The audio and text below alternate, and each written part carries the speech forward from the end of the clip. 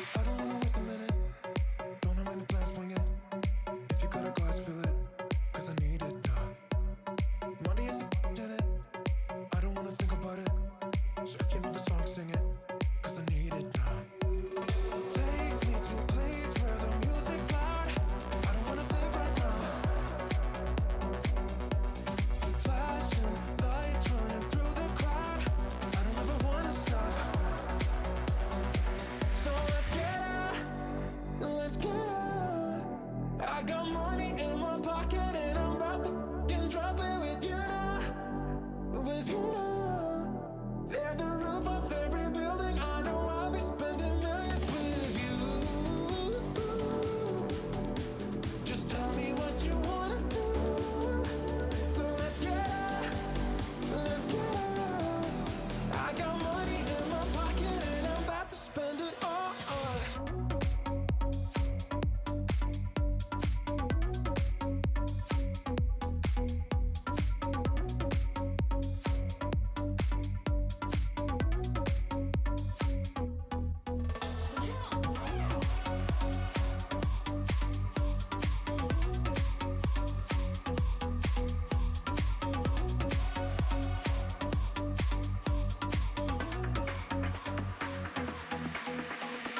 I don't wanna waste a minute. Don't have many plans, wing it. If you got a glass, fill it. Cause I need it now. Monday is a in it. I don't wanna think about it. So if you know the song, sing it. Cause I need it now. Take me to a place where the music's loud. I don't wanna think right now. Flashing lights running through the crowd. I don't ever wanna stop. So let's get out. Let's get out. I got money in my pocket and I'm about to fucking drop it with you now. With you now. Tear the roof off every building. I know I'll be spending millions with you. Just tell me what you wanna do. So let's get out. Let's get out. I got money in my pocket and I'm about to spend it all.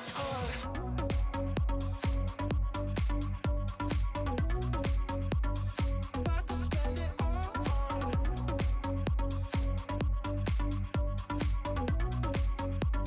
About to spend it all.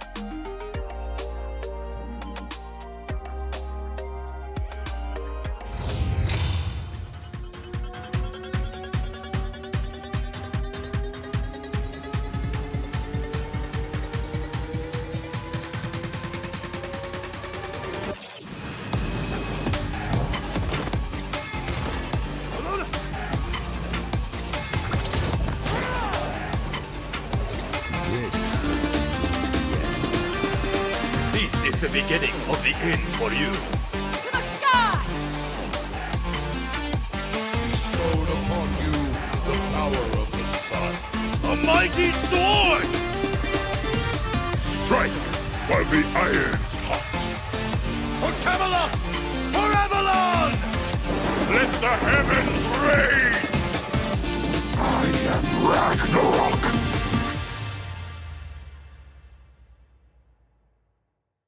It is a beautiful Friday morning here in Alpharetta, Georgia, and it is my pleasure to welcome everyone watching here into Season 9 of the SPL, the Kickoff tournament happening this weekend. My name's Gormizer, and of course, it is going to be a lot of fun. You also probably noticed a lot of birthday stuff. It's Smite's birthday.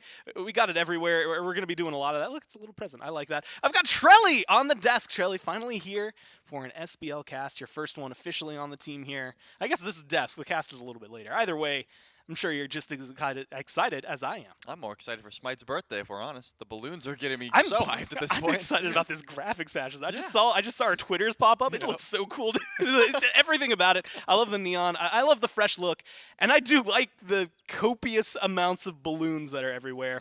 It's going to be a really, really fun day for everything that we have going forward. Again, it's a kickoff land, so that means we have a bracket to look at here, and of course, you're going to get to see every single SPL team, quarterfinals, best of 3, all single elimination, and then tomorrow we're going to be getting into the best of 5s for the semis, best of 5 for the finals, and there's a third place match there on Sunday as well, so make sure you tune into that. And of course, all of these teams facing off against each other. You've got new teams making their way in. You've got a team making their way back in the Warriors. You've got world champions. You've got some who just stuck together. I'm looking at you, Bolts, to see what exactly is going to continue throughout this year. A good first look at a lot of these teams, but of course, the first matchup that we do have on the day is that Leviathans versus Valkyries. And Trelly, I mean, you've got world champs going up against new blood. It's going to be a very interesting test, I guess is the way I would describe it. A really fun match to see what these teams have. I also think it's worth mentioning that throughout the day, we're going to be having a lot of fun. Again, it's the birthday. And while we're watching all these fun sets, and of course these are the sets that you're going to see throughout all of them, Dragons and Bolts, I'm excited for that one because we got Pagon coming in for the Dragons. Scarabs and Kings should be really interesting because I have a lot of trust in the Scarabs, and of course the Titans and the Warriors will be the last set of the day. But throughout the day, not only are you going to be getting good Smite, you're going to be getting, like, I guess, like a weird, the only way I can describe it is fun memes. We've got a cake, right? Again, it's the birthday. So we are going to be celebrating the proper way. And we've got a cake that is going to be showcased throughout the day on the weight screens and I guess in various other positions. We're going to be decorating it throughout the day, and you can see how fun that's going to be. So you're going to get to watch us as we celebrate it. It is a giant, just white brick right now of icing and delicious. And of course, there's Mifflin with the augural, I'm going to say, decoration on it. I can see that there's sprinkles on there now. They didn't show up very well into the lights, but there's sprinkles on there now. That's going to be going on throughout the rest of the day. So again, make sure you do that. And of course, there's like gym sales, there's events going on in the game right now. So if you want to go play, definitely the time to do it. Trelly, though, we've got to talk about this. Yeah. World champs versus the new blood on the block. It's going to be a lot of fun, but if we hone in specifically on the guys behind me, the Leviathans, this is a team that was really good in Season 7, but faltered when it came down to lands. Then really good in Season 8 and won the whole damn thing. Yep.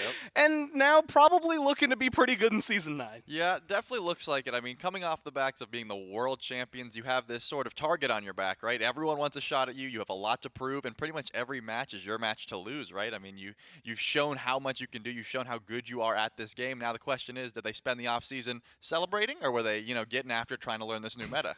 That's just, their version of celebrating is just to play more Smite. Yep. That's it. That's the thing with this team. It was fun to joke about it. And because like Zap, first off, has got a haircut. I don't know if everybody caught up on that. We had a media day with him recently, and I believe he was even asked about that. But he did get a haircut, despite the fact that I think he originally had said he wasn't going to cut it until he lost Worlds again. But so maybe that's the curse, right? Maybe he cut the hair, and this year everything just falls apart. No, I'm excited because this is a team that, again, just has always looked good. They've got a lot of good players.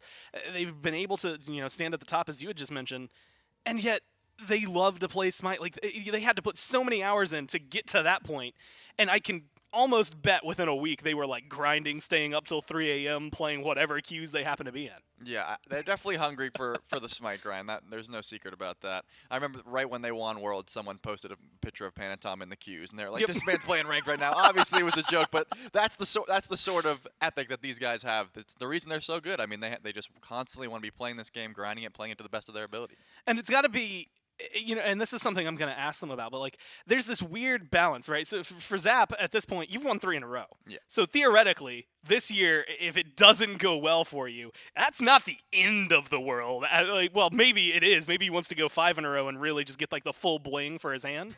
But like for everybody else, it's this, dichotomy of like, well, you just won Worlds. Do you need to do it again? And also, well, you just won Worlds. Like, is there a lot more pressure on you to perform to that standard? And I think today, especially this first set, like, you're coming in. We've seen what this Valks team is capable of in the past, but like this is going to be their first chance to like strike at a top team. And we'll see whether or not the Leviathans are worried about that. We've got Hardcore standing by. A nice MVP pose ready for you. The last time you were, I think, in this room, well, that's not true. We had the media day, but the last time it was SPL-oriented in this room, you were lifting a hammer, feeling pretty good. So the last competitive set you played was at Worlds. How does it feel to be back? I mean, it feels really good. I think we are excited for today. It's been a really long break. It's, 2 months, maybe? Yeah. A little bit more. So, I mean, I think we're excited to play today. I'm excited to watch you play today. I think everybody is.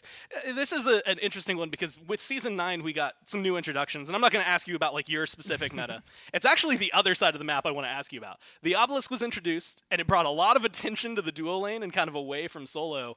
How do you feel about that dynamic? Like, has your lane changed that much, or do you think that it's just the same old, same old? Yeah, I think it's a little bit different. Like, for example, in my lane, there is only 1 flower now. So, I mean, it's not like the big impact that you can have. But I think in general, it's a pretty like good objective to have and to like just play around it. Like when you're playing your ranked game and you see the other support stealing like your obelisk, you're like, yo, what is this guy doing? So I think it's a really like cool mechanic to have. Before I let you go, I do want to know, you're world champs. Are you feeling any pressure this year to perform to that standard? Not really. I think, I mean, at least myself, I'm just going to play like I haven't won anything and I have a lot more to prove still. So that is what I'm going to do this year. To be fair, you kind of did play 2 competitive roles in one season and won that champion. I guess for you, yeah, just keep doing what you're doing. I don't know if there's a lot of pressure. Thanks for your time, man. Good luck in your games. It's going to be exciting to watch as we get into, again, Trelly, this matchup of the Valkyries, which is an interesting team to try and take on. Again, this is a team that beat the Titans 3-0 in the finals. They beat the Kings at 3-1. They've looked really good across the board. Whereas you're looking at this new Valkyries team. It is worth mentioning, brand new Valkyries team. I'm still keeping track of like total stats, right? So technically they're inheriting a 20-set loss streak from their predecessors, but this is a fresh look and a fresh team, especially. But they've got a lot of competitive experience behind them. It's just whether or not this SPL jump, at least for some of them, Aquarius, Wowie, they've kind of been around the scene, is going to be as big as we've seen in the past. Yeah, it's definitely a big leap to take, especially as your first time as a unit playing in the SPL. Of course, a few players have their own SPL experience on the roster, but as a team, as a 5-man, it's going to be quite the jump to take. But I do think, this is a young team that has a lot of talent. I think they're definitely able to perform at this level. They've proved that time and time again. So they might have a little bit of rust to shake off, but after they get into the group, I think they definitely have what it takes. And I'm just excited to see what they have to offer today. There's a lot of avenues that can come in when you're going up against a team like the Leviathans for them. But they've always been, I want to say, like when we've watched them in the SEC, when we watch them even in the SBL plans, they know how to play the meta, but twist it just enough that it fits their style. And so I'm excited just for what picks and bans could be, because like even here, like the highlights, granted we're watching Gamma, this was very duo lane meta-esque. I can't help but be drawn to, like Benny Q's playing Raw. You've got a Fenrir over there in the solo lane. Like they're willing to adapt to whatever is going to make things cleaner for them as a team. Yeah, if you're not playing to their style, I mean, you're definitely doing it wrong. They know how to change the meta into their favor, as you've said. It's very difficult to target them in picks and bans, especially in that mid lane specifically. I mean, Benny Q is going to bring all sorts of picks that you're not expecting, and if you're not ready for it, I mean, they're going to roll over you. They've proven it time and time again, as we see that beautiful double snipe line up there. So they got to anyone they're facing right now, they got to make sure they're bringing it. And I think that this is maybe the perfect example of a highlight for this team, because they were able to go up against the Warriors. They didn't end up winning that set, but they made it competitive the entire time, right? And if you get a team like that, you're coming into this fresh. The Warriors looked competitive against every team in the league sometimes last year, and I think we got to see them at their best during the play-ins. So I do think that we are going to get to see a lot of fun today from what this team has to offer. And I'm just excited to kick it off. I think this is a fun, like, you get a fresh team, you get the world champs, you get everything here right in the very first matchup. Makes things incredibly interesting. What are you looking out for on this team, though? Right now, I'm looking for some early mid pressure. That's what I want to see right now. I want to see some great fights, some 3v3, some 2v2s early. Of course, it depends on which start they want to go for. Obviously, if the jungle's going to hang around solo lane or mid lane regardless. But I want to see some fun smite, some interesting picks, and I want to kick off the SPL. And, well, the good news is we can at least talk to the Valkyries about how they're going to feel kicking things off. We got Benny Q standing over here. I will warn you, it's the scrawl of a madman, because originally you were going to be Aquarius, which is not the way it was. This is the first time as a team for you guys playing an SBL set. How's everyone feeling this morning? I think everyone's really excited. We're not too nervous. Not that many expectations against the world champs, so we're feeling good. You are going to be going up against Shinto. And, there's a lot of things to talk about. Like, mechanically, he's a really good player. Obviously, returning world champ. Farm-wise, Shinto is just insane. Like, I feel like Panatom is eating literal scraps to make sure that Shinto gets levels up. What's it like going up against, and, like, in your mind, how do you prepare to lane against someone like that? Kind of just have to focus on my own farm, try to keep up as best as I can, and make some plays, I guess. Just make the big plays, easiest thing. I want to know, like, you're the fresh team technically coming in this year. What do you see as the biggest challenges you're going to be able to face? Just not taking losses too hard to start the season, and I think we'll just improve pretty quickly. Just kind of take them with a chip on your shoulder, do whatever you can to learn, continue moving on. Well, it sounds like you guys have a good mindset. Sounds like you're excited for today, and of course, I'm excited to see what you guys have to offer. So thanks for your time and good luck in your games, man. Thank you. And Shelly, it's just that easy. Sometimes you just got to, like, again, well, admittedly, learning to take a loss can be kind of difficult early on.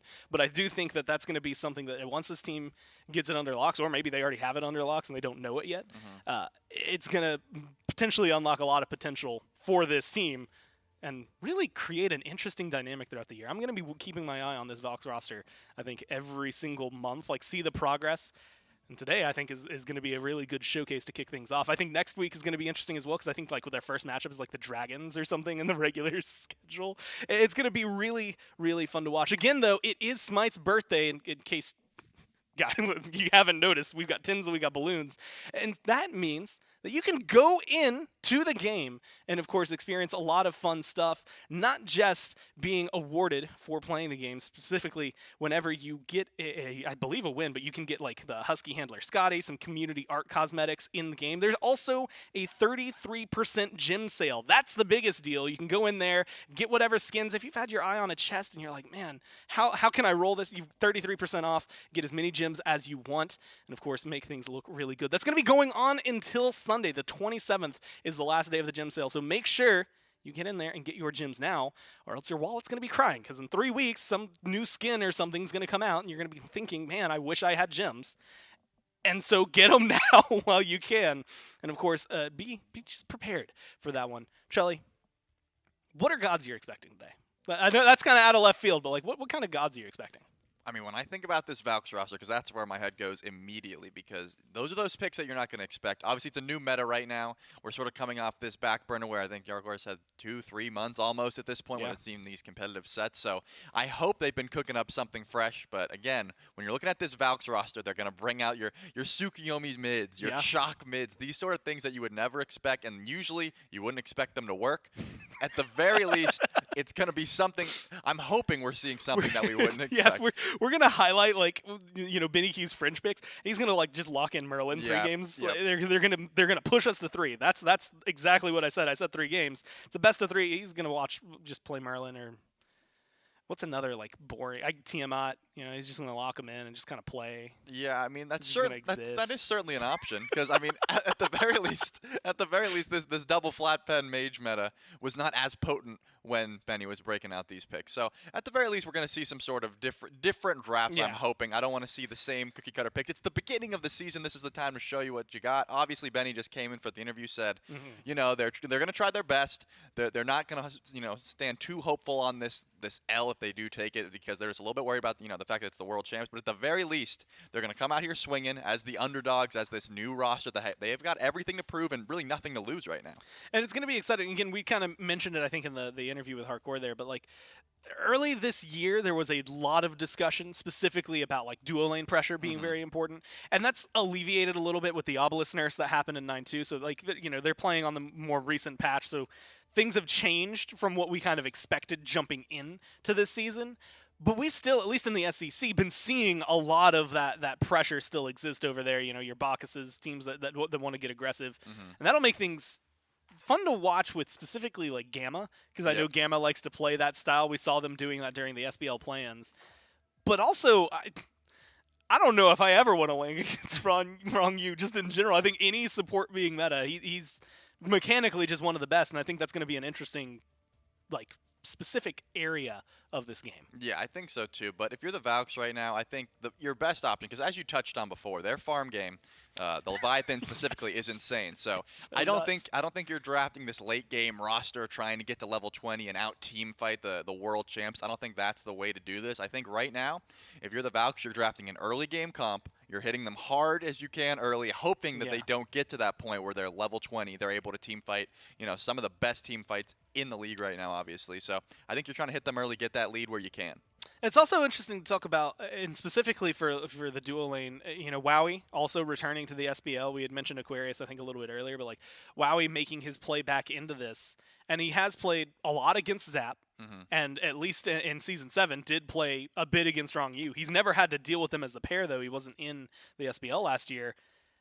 Is that something, like, are you maybe a little worried about that, or do you think the Valks are going to be at least adaptable enough that it's not going to, like, trip him up completely? I mean, I think if we asked him, he'd be lying if he says he wasn't a little worried. I think true. I think Everybody should be a little worried. I think anyone should be a little worried, but you're not going to let that get to you. I mean, the name recognition alone should not be enough to falter Wowie at this point. He's been around, he's been in the scene for a while. Yeah.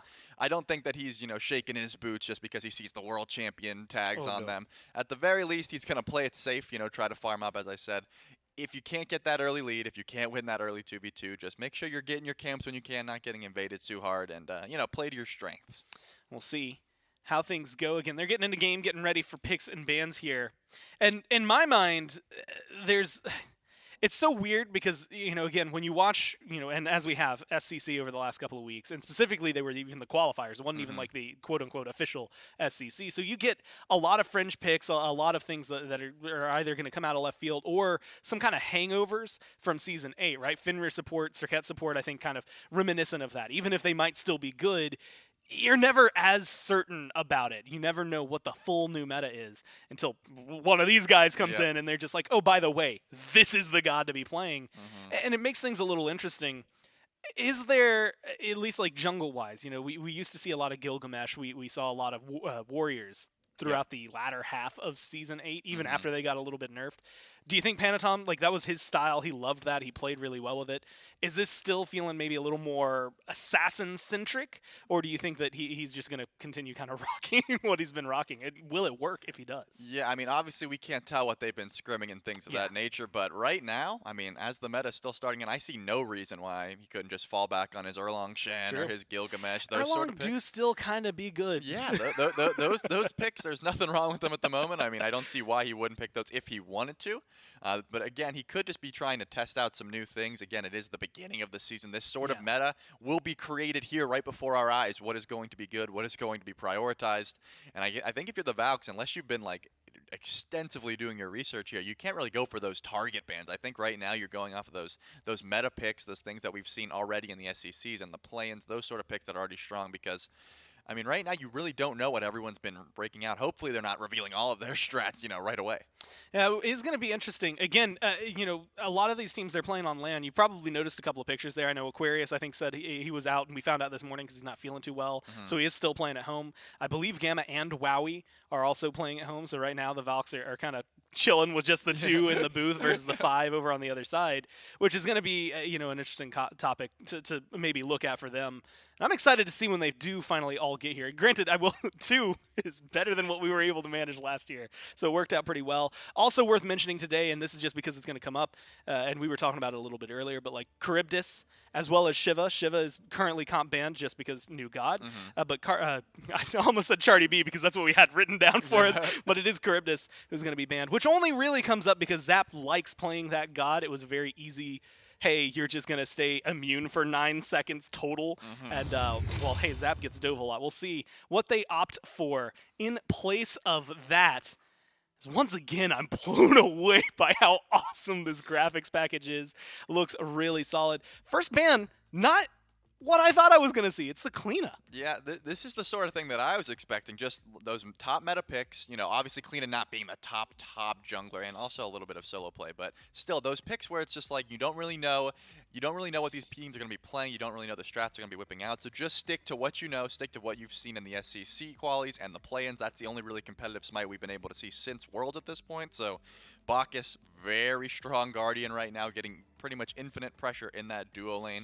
Kleena, solid jungler. We saw, a little bit of success on the Kleena as well as, a little bit, again, her pick right now is she's going to be something you don't expect. You can't really outplay this Kleena when she's in the wall, things of that nature. So I think these are the bands I would be expecting right now, just those top sort of picks, nothing really targeted right now. Now, here's the interesting conversation. I think everybody else, and I'm going to list them off. You had mentioned the Kleena, the Bacchus, Serket, banned out here by the Leviathan. Zeus, Artio get banned out. Those all make sense, especially if you've watched anything the Leviathans have been able to make. You mentioned Erlang Shin earlier. We'll probably break into that, but that is the first pick of the season. But the Umoja is where I want to go into because I've been seeing a lot of rumblings from top tier players saying they weren't feeling too hot on the Umoja. At the same time, wrong use Umoja is deadly, so it's that weird trade-off. No, that's a wrong you target ban. I've never seen one. Anytime you're ever facing Ronnie, or at least versus him, anytime that this pick is on the map, you're getting riptided. You're getting pulled into the Rivers of Buke.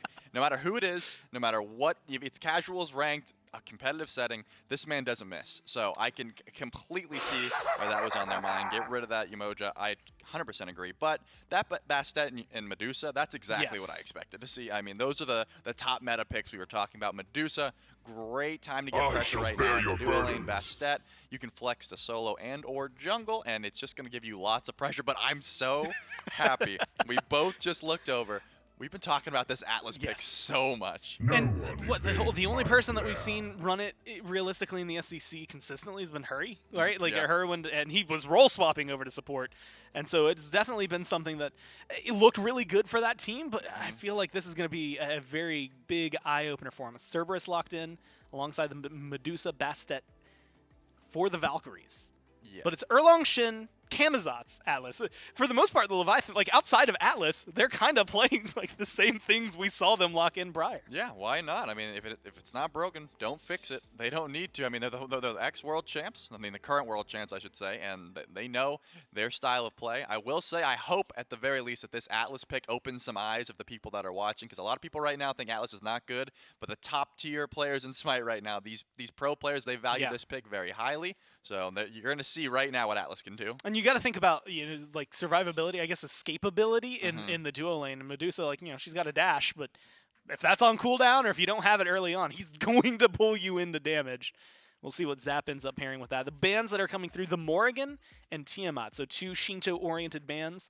Although, Tiamat, yes, but admittedly, the Morrigan was one that Shinto wasn't I need to preface this. He is not bad at the Morrigan. Yeah, but she was not in the top 3 gods that I think of when I think of Shinto. Right. So it's definitely an interesting band to me. Yeah, I think right now it's probably just because of the double Camazotz or the double Bastet. In this case, it's a not little a double scary. Bastet, but getting Bastet pulled back in after you have a Bastet, you never really want to give that away. And obviously, Bat Out of Hell, just a very solid engage or escape tool. So giving a mage that much survivability, I think right now, not your best option. So just taking it off the table just in case he was thinking about that Morgan. You're telling me you don't want to give Shinto a really survivable mage where he can just get even more farm on? I don't know, Trelly. It's I don't know. That's going to be a winning pick for you. The other bands on the other side, Fafnir and Ares, so a lot more specific. Like, well, assuming that the Cerberus is going over to solo lane like we've seen in the past. Right. So the Leviathans are on that train of thought.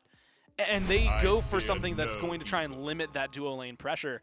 And if you were trying to, I think they've successfully done it. They get a Ganesh over there, not necessarily known for his first few levels of play. Yeah, I think the Bacchus is going to give you way more pressure than that Ganesh. The Fafnir, at the very least, is going to provide so much objection shred, and that early hammer is going to be pretty detrimental. And the Ares pick, to me, that just says, hey, we don't want our Erlang to get shut down by these chains. Let's just get rid of that right away. And I like the way that they are, trying to make sure that they themselves can hover up. I was excited because there was a Persephone hover. Leviathans, it was right before she got her remake. They were like the team, like Shinto just looked absolutely insane on this pick. And then he hasn't played her that much. I think actually maybe even at all since then. And if we were still in Season 8, I'd see an ESET hover, and I'd be talking to you about how, oh man, this is going support. What does this mean for Atlas? But ideally, that's not happening anymore. They're the team that beat it at Worlds. And so it does make things even more, I want to say spicy. I mean, she can do a lot, and she can do very little. It just depends on the position she gets put in. If she gets locked in here, how do you feel about ESET? I think that it's very easy to dive her, but obviously that circle of protection is going to make it very difficult. Of course, you do have anti-heal on You did it. You have a lot of anti-heal actually drafted by the other side. Obviously, Medusa and Cerberus are just going to apply that whenever they're around. So, ESET, with a solid team around her, with a good amount of space control, I think, obviously there's going to be no short of issues here. I think Shinto can just do whatever he wants on this pick. The space is going to be created. He's going to be setting up the CC. He's going to be peeling, but he's also going to be doing crazy damage. I see no reason why an ESET shouldn't be solid here with as much lockdown as they have on this Erlang, on this Atlas. And I'm excited, I think, just to see what Kurnos is going to do. I want to talk about ESET with Shinto's experience lead, because that sounds like it's going to be deadly, and it's something to maybe chew into. But Kurnos is locked in. Like, we saw him a few times last year, but he was not considered meta. He was not in the top 3. And from what we've been seeing over the last month or so, when we've been watching these games, he hasn't really been on the short list of hunters either. Yeah, he's definitely not in this great spot right now, but I think CERN into Medusa is a pretty solid matchup. His dash, on the other hand, cannot be stopped. Medusa, you can body block that dash. CERN, he could dash right through Medusa to block that dash if he needs to. So CERN has a pretty sick 1v1 in this regard, but the Dharmic Pillars could be a trouble. You're not jumping over those in any regard, so you are going to be taking that damage, or you're going to be sitting in the little cage for the full duration. So I think that, at this point, Zapdos is going to draft a lot of damage. Yep. CERN did get that buff recently where his 2 now cripples the Bramble, so that's going to be solid if he does opt to just try to stop that Medusa from dashing away, or the Bastet specifically. Yes. That could be very annoying if the Bastet opts to go for that. If Kirmi goes for Blink instead of Beads, they're going to need that CC immunity to jump back. I think all of those are pretty solid into the Bastet specifically. It's a Persephone locked in there. And you know what? I think it falls right in line. It's not necessarily an eclectic BNQ classic pick, but it is not necessarily, again, at the top of the list. So we've got this Persephone locked in. How are you feeling about that versus the ESET, especially when it comes into the 2v2? I'm assuming it's an Erlang jungle alongside the ESET. Right. I think Persephone is going to have a rough time with how much dive they have. Again, she only has that 1 jump for peel, and then she has to use her ult or just try to, kite at that point. So Persephone, crazy damage output right now. Obviously, the double flat pen meta favors her very well.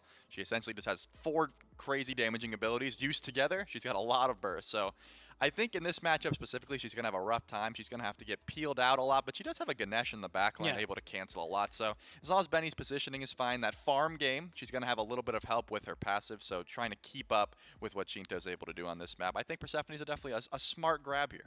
Now let's talk 5v5s, right? There's a lot of in duo lane, specifically, Kernagos can have a good matchup versus Medusa, can help stop ganks from Bastet, but when it comes into an FG fight, you know, I see Camazotz, I'm thinking, okay, well, someone's backline's not going to be happy. Like, they are going to be uncomfortable.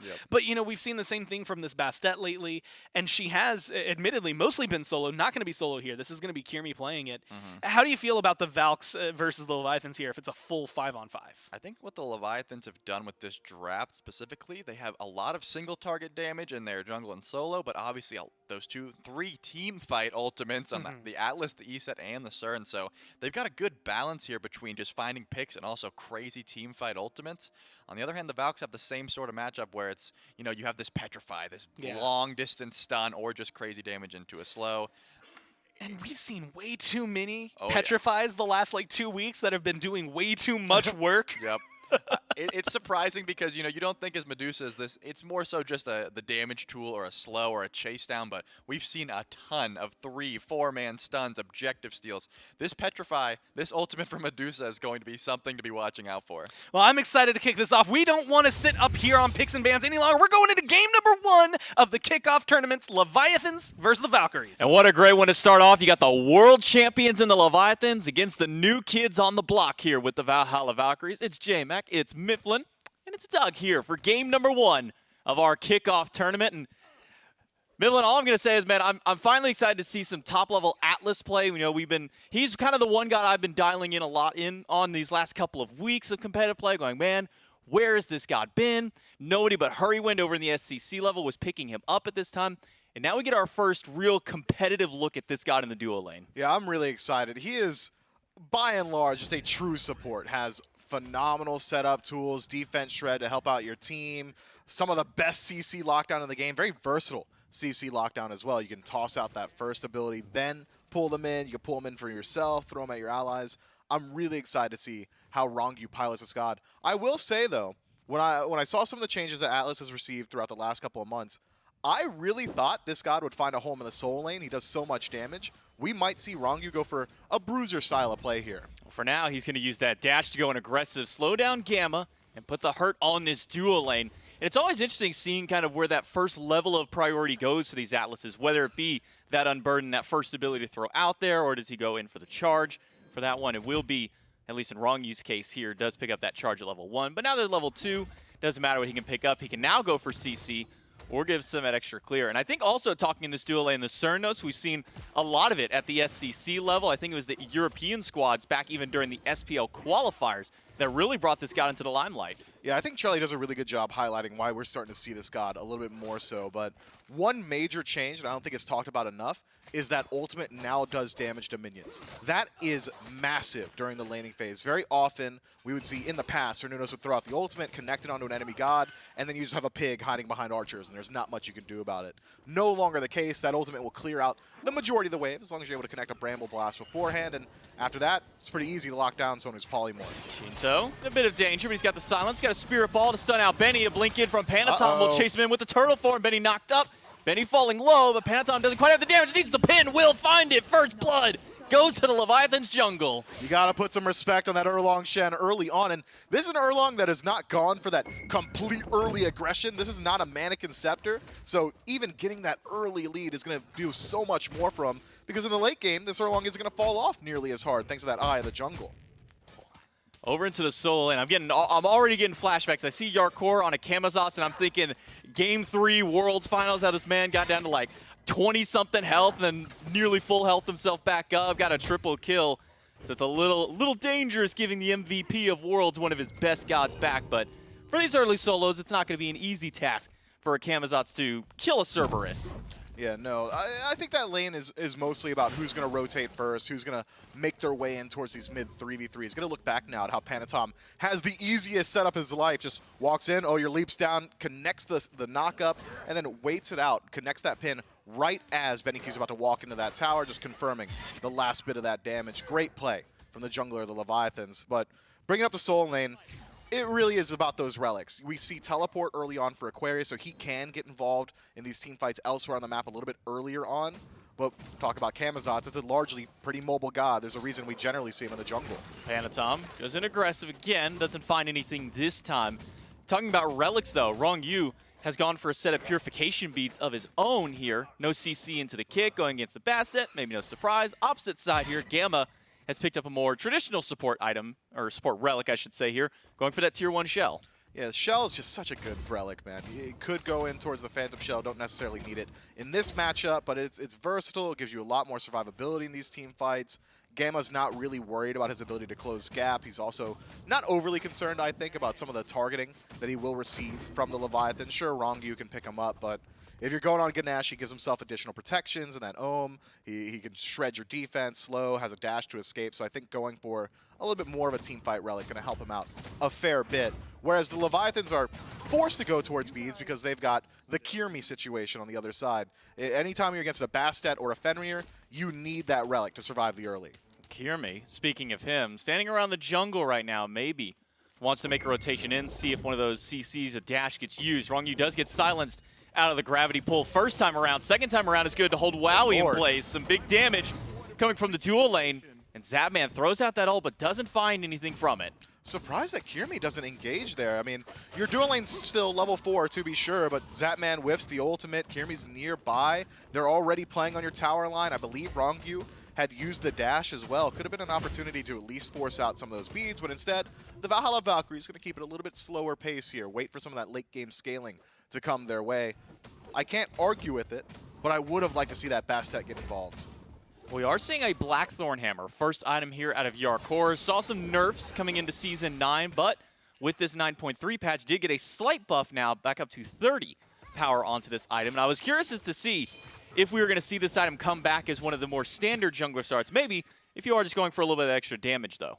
Yeah, I think Blackthorn's just in a really good spot, man, especially for some of these guys that really do facilitate these HP builds, but 30 power is just enough, I'd argue, to say, hey, the rest of those stats are really, really good. Might as well pick up that relic, or item, rather. Aquarius, though, I was expecting a Jade Emperor's Helm in that first slot, considering some of the buffs that had received recently, but instead, we're going for the Legion. Still a lot of power, still a little bit of survivability, and he's already inherently getting some of that lifesteal / healing away from Yarkor. I think Aquarius is just fine. Gonna have a good deal more kill pressure, I'd argue, if you can get Kirmi to rotate over. Yeah, man, this Legion Helm has become the hottest pick for just about any magical user that basically is in the support at this point. They're one of the only ones not actually grabbing this item up here. But a slow-paced early. I mean, we got our first blood on the side of the Leviathans, but since then, it's been relatively quiet throughout the map here. Kirmi is really falling behind on some of his jungle farm, though. Level 6 versus level 8 on Panatom.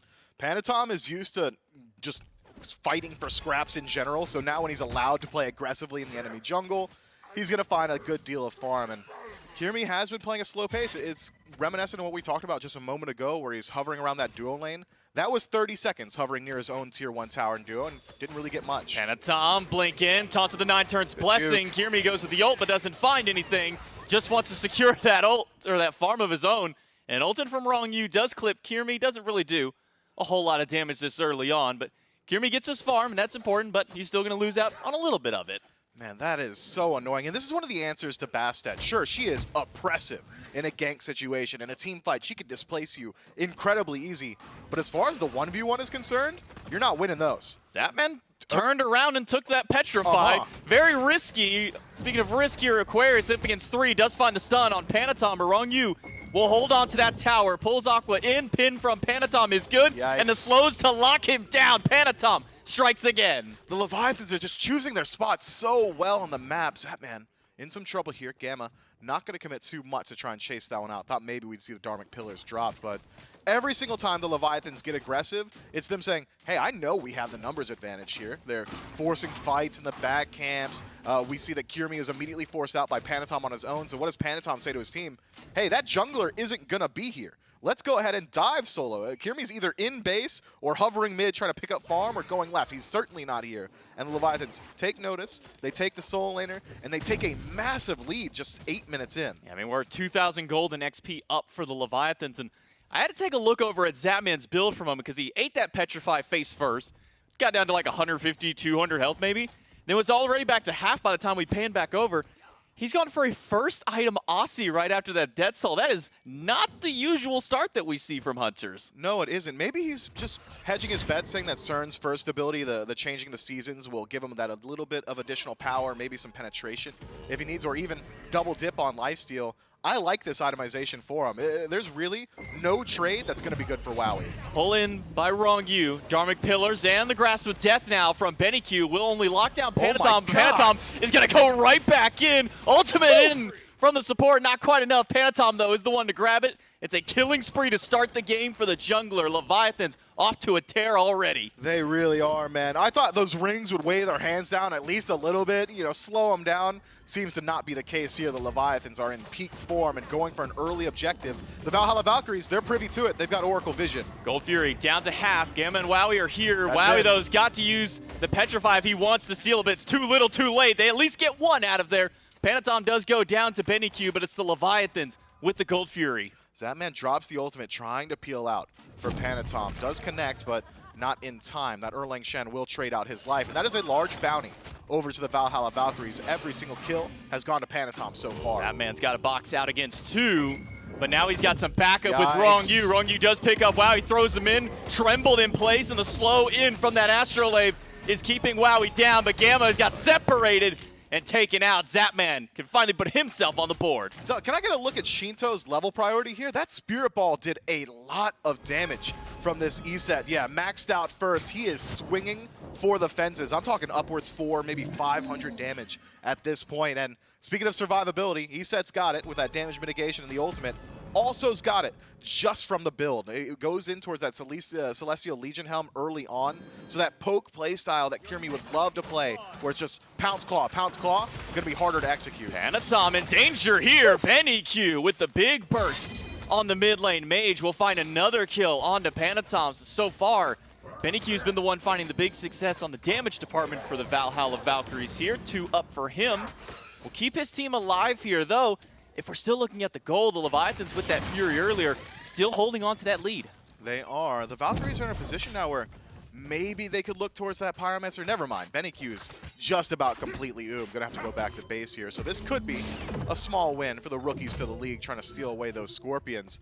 But we're not completely worried just yet if you're a Valhalla Valkyries fan. 3,000 gold is essentially that indicator that I like to say is, all right, things are looking tough. If we can slow it down, it's just fine. Once you get to that 5,000 mark, that's where team fights really start to favor the other side.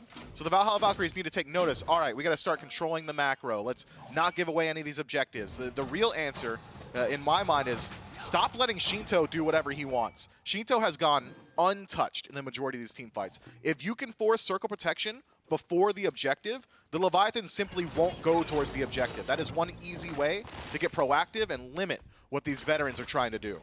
Rongyu wants to keep going for these pulls, but that Ohm out of Gamma on the Ganesh is at least slowing him down, to say the very least here. And I know we were getting some level priority on Shinto, and we can see how much damage he's swinging for. Rongyu going for a pincer maneuver. Gamma is just getting soloed by this mage. Dharmic Pillar is through, but the pull in by Rongyu. And another Spirit Ball. Gamma is going to go down to the circle of protection out of Shinto. Kirmi, goodbye. Not a chance to stay in this fight. Man, the Leviathan, Shinto's just doing it on his own at this point. Gamma did not have the proper response there. Once he takes that initial burst of damage, it's dash out time. It's not dash in, not at this kind of deficit. Now the Atlantis Leviathans have officially pushed themselves to that gold lead that I was so concerned about not even 20 seconds ago.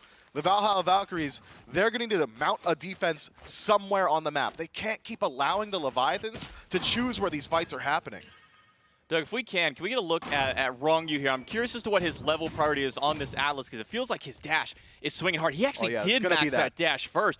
Curious, though, because we do see kind of that back and forth of, do you max the dash first to get that big burst? Do you go for that Astrolabe? But it does seem like this support Rongyu wants to get that big burst dash. Look, I think it's like 80% of the time you want to max the dash, all right? You're using Astrolabe mainly for just facilitating kills, applying that slow, getting some effective CC. Whereas that dash, the burst damage, is deceptive, especially if you start to get some power rolling through, and that's exactly what Rongyu has done early on in this build. Sure, it's more so a bruiser item Pridwin picked up for the support of the Leviathans, but even then, that scaling, this dash is probably doing upwards of like 350, which is a lot at this portion of the game. It's a ton. Zapman takes the 1v1 up against Wowie. Will turn away from the Petrify, but then Panatom sneaks self in, takes that kill away from Zapman, and we'll put a 7th one now on the board for the Leviathans. It's just a completely different pacing. For the Smite fans at home that have been watching the SCC where the Valhalla Valkyries had been dominating, this pace is so much faster. The Leviathans brought the fight early and have not let off, and the Valhalla Valkyries have not found their footing since that initial skirmish. There are some changes on the map now. It takes a little bit longer to steal away these flowers, so Rongyu going to be hovering for a good while, but who's going to step up and stop him? Well, Kyrmi's going to try, but Kyrmi is only a level up on Rongyu and is doing basically no damage to him at this point. BennyQ in danger by Panatom will trade out in a 1-for-1. It's Kyrmi who gets the credit for the kill onto Panatom. But at this point, I mean, Panatom level 14 on this Erlong Shen, 6 kills to his name. And you got Shinto as backup right here on this level 16 E set. That's the quick. Leviathans have complete control of this map. Shinto's been allowed to free farm the entire time. That's the MO of the Leviathans since day one. Ever since the Seguin days, it's, hey, can we get Shinto some farm? And the answer's generally been yes. And so far, it's still yes. 16 to 14 up against BennyQ. Shinto is massive. I almost wanted that Spear Ball to hit just to see how much it would do to Would've been a a lot. non-tank out here. I mean, it was quarter healthing Gamma earlier on. Got to be getting close to half health, especially 3 levels up against Kyrmi. Kyrmi has really been struggling to get this farm in the jungle. He's been falling behind almost since minute 1. He's been able to catch up to Panatom thanks to a couple of nice breaks and getting a couple of kills here. But outside of that, man, the real deficit is coming from this mid lane, 2 levels down there, a level and a half-ish on each of the dual lane as well. I mean, Leviathans are just farming more efficiently right now. They are, and it's all around their mid 3v3 / dual lane side of the map. Yarkor is about even with Aquarius, but we're not concerned about the soul lane just yet. Neither one of these guys has rotated out, which means that the fights generally will be on that left-hand side, and that is where the lead lies for the Leviathans. That's where the objective is as well. Zatman has gone for crit very early on, so you better believe this Oni Fury is going to fall pretty fast. Oni Fury is pretty much a foregone conclusion at this point. As soon as the Leviathans decided it's time to take the Fury, it's going away. Oni Fury goes down very swiftly. Gold now up to 5,500 for it and the experience. The Leviathans have amassed here. Gamma can't even attempt to try to walk through that lane because there's an entire barricade of Leviathans waiting for him. Yeah, this could be a tier 1 tower push here for the Leviathans. They've got that kind of lead. Kyrmi hovering nearby, as is Wowie. It's our first engagement. Gamma not going to get pulled in by that gravity pull. Kyrmi is here on the side, but Panatom will try and chase him out. Luckily for Kyrmi, he's got some backup with his solo laner. Aquarius gets taunted back in by Panatom, and Yarkor will leap on out. Shinto throwing out that silence just to make sure that path gets cut off. But meanwhile, in mid, a skirmish was happening, and Zatman able to drop BennyQ down to just below half HP. Should open the door to take down this tier 1 tower. Kyrmi loses out on his own ultimate, so the ability to displace anyone from the Leviathans is lost out. Aquarius, though, still hovering nearby, has Blink and Stygian Torment available. It's just whether or not he can find his placement, because the Leviathans are just on a death march right now. Rongyu, no respect on this tower line, just stepping up. No way they go for a tier 2 this early, though, right? They very well could, but with all 5 of the Valks here and not all of the Leviathans, they won't be able to. Instead, Panatom split push the right tier 1 tower, and that Pyromancer is just about to come back up. So Leviathans could just march there, or maybe just march right in for an extra kill of their own. Beats by Zatman, some big damage onto Gamma. Aqua, though, finds 3 with the ultimate and throws it through, but Spirit Ball is keeping the team alive. No, Zatman goes down. BennyQ credited to the kills. Gamma yanked back in by that gravity pull, but not much more beyond there. But the Valkyries have at least been able to strike back. The 3-time feeling himself a little bit too much. Pre-beats, dashes forward saying, hey, I don't care, I'm ahead. I might be able to just shred Gamma. Simply not the case. Dharmic Pillars is dropped, and Aquarius says, oh, word. This turn doesn't have beads anymore. Stygian Torment drops him on the electric fence. The Valhalla Valkyries strike back and take an objective. Not the cleanest Pyromancer I've ever seen, but still something back for the Chaos team. Close up that gap just a little bit. We still have 20 seconds left on Zatman's respawn.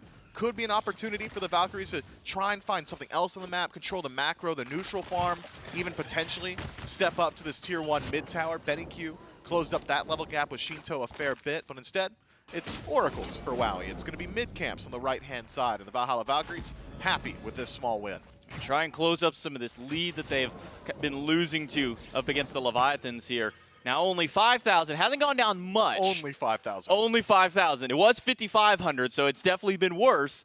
But at least slowing things down a little bit and getting a kill for themselves, probably the most important thing, to give them that little boost of confidence. Like, yeah, these guys aren't immortal at this point. We may be down, but we're not out of the game just yet. Kiermi up against one, shouldn't have anything to worry about since it is just Wrong You here. But talk about Wrong You. Second relic picked up after the beads.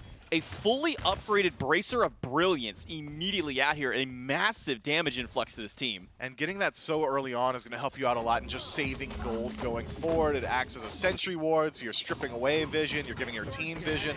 The earlier you can pick up this relic, if you do decide to go for Bracer, the more value you get. Benny Q's got a beads away from the 9 turns blessing. That pin puts Benny down to the half health threshold. Shinto, level 19 on this E-set, not even 19 minutes in, should be hitting that 20 before 20 at the rate that he's going here. And like you're saying earlier, I mean, this has just been the game plan of the Leviathans forever. I mean, there's a reason that Shinto was top GPM by a mile compared to anybody else in the SPL last year. Yeah, surprised that Shinto even allows Panatom to have those back camps, man. We got to talk to him during the Hanging with the Pros day, and Shinto said, hey, back camps belong to me. Those are kind of just mine. And Panatom solemnly standing nearby just says, oh, yes, sir. Yeah, whatever you say, sir. And that generally is the game plan here. But I suppose being level 19 already, Shinto's allowed some splitting on the rest of the map.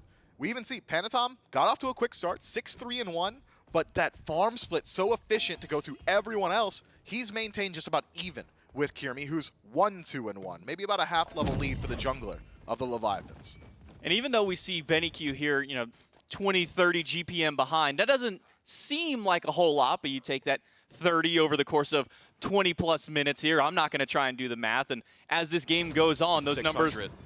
Okay, well, I won't do it, but Mifflin will do it.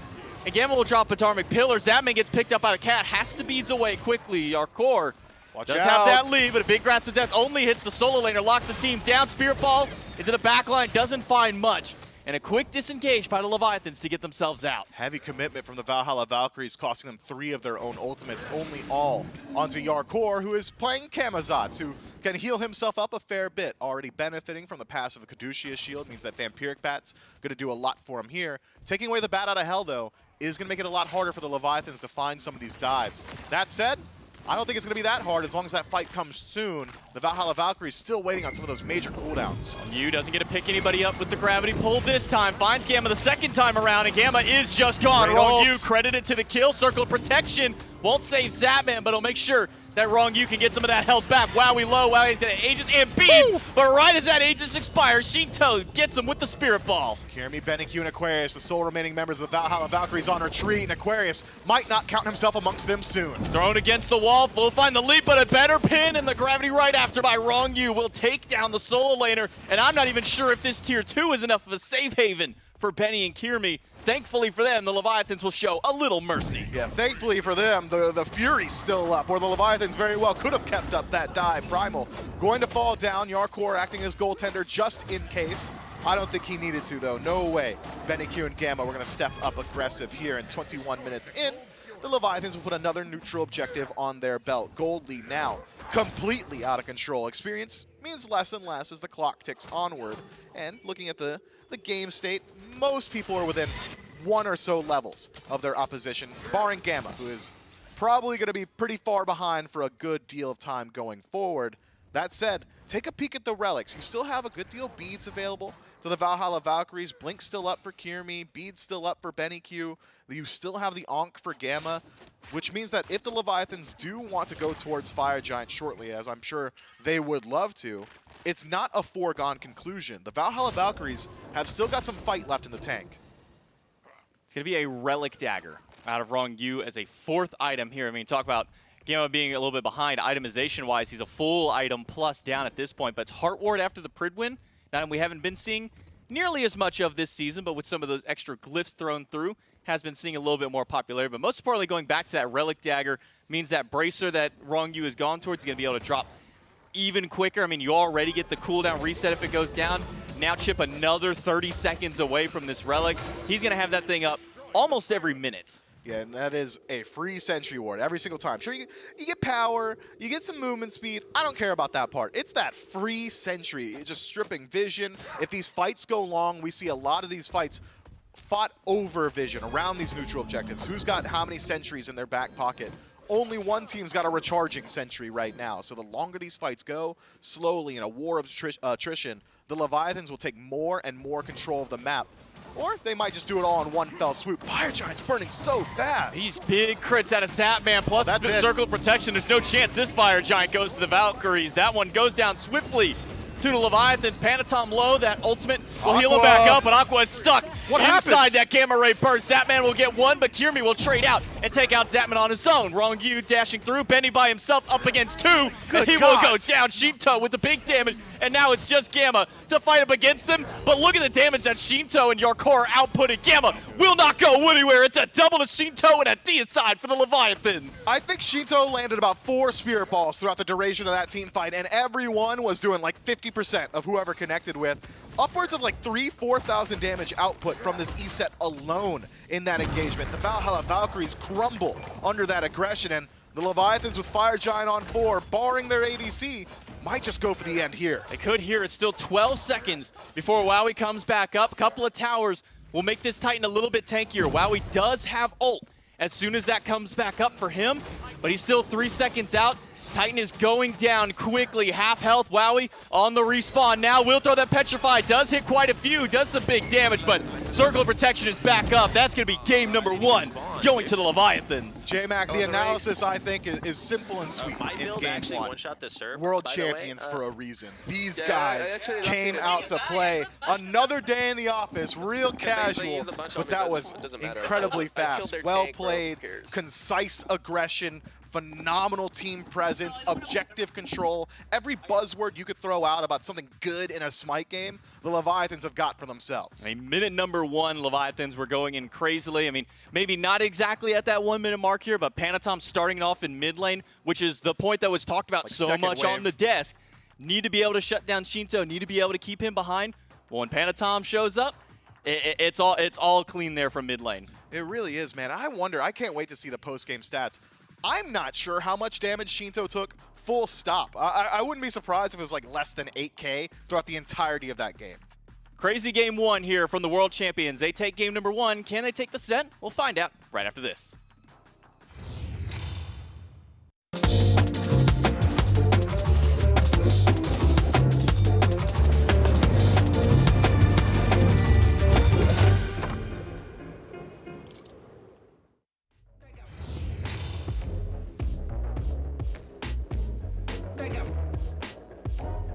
They got problems on problems on problems on problems on problems on problems. I solve them. I run through the money. The pressure be calling. Left on my blessings. I feel like I'm falling. The birdie is back. Tell me I'm garbage. I'm going through something. That's why I ain't calling. Phone and progression is all that I wanted. The phone and affection. I summon and dub it. Cause I got problems on problems on problems on problems on problems on problems. I solve them. I run through the money. The pressure be calling. Left on my blessings. I feel like I'm falling. The birdie is back.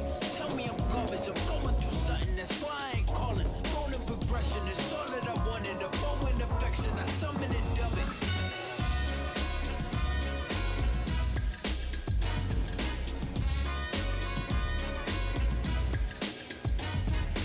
Why you be all on my line about nothing? Why won't you go get you a dollar or something? Don't hang with it online for nothing. I see that we different, you riding, I double. My double discussions on bragging about hundreds. On go to your places, I know that they sunken. Don't call me your brother, I barely could trust you. I talked to a shorty, she bagging the bucket. And I'ma need all of my dollars on corporate, so hand me the money, I give you the pie.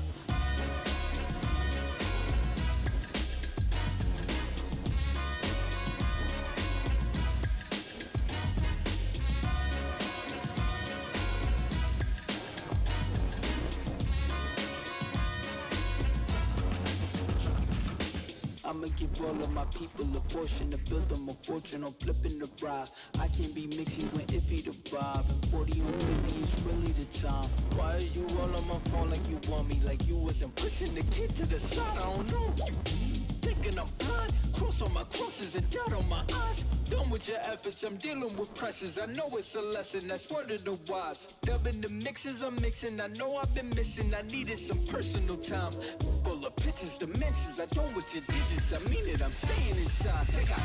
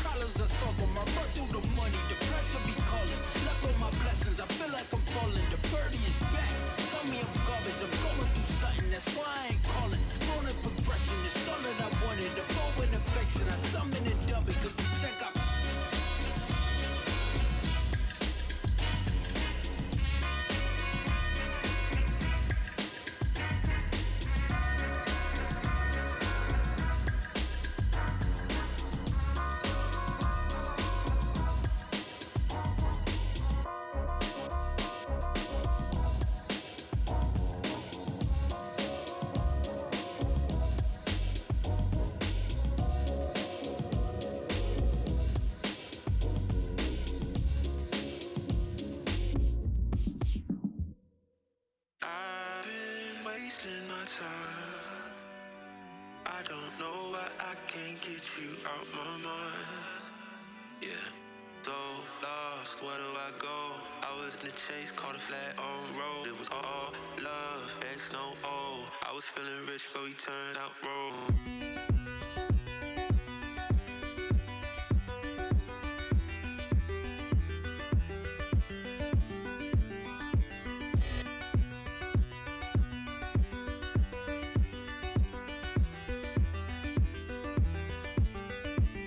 Guess I let my feelings take control. Guess I let my demon take the wheel. Used to think that we be growing old. Now I can't believe that it was real. It was back in late December when I did it. I just wish I could forgive. Cause I hate how much I love it. Oh, I hate how I just love to catch a feel. Yeah. I've been wasting my time. I don't know why I can't get you out my mind.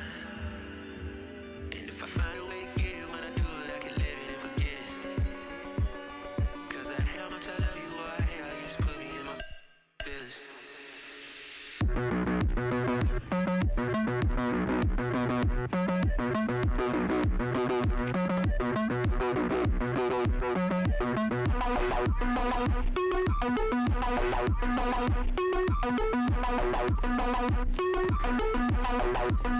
Guess I let my feelings take control. Guess I let my demon take the wheel. Used to think that we be growing old.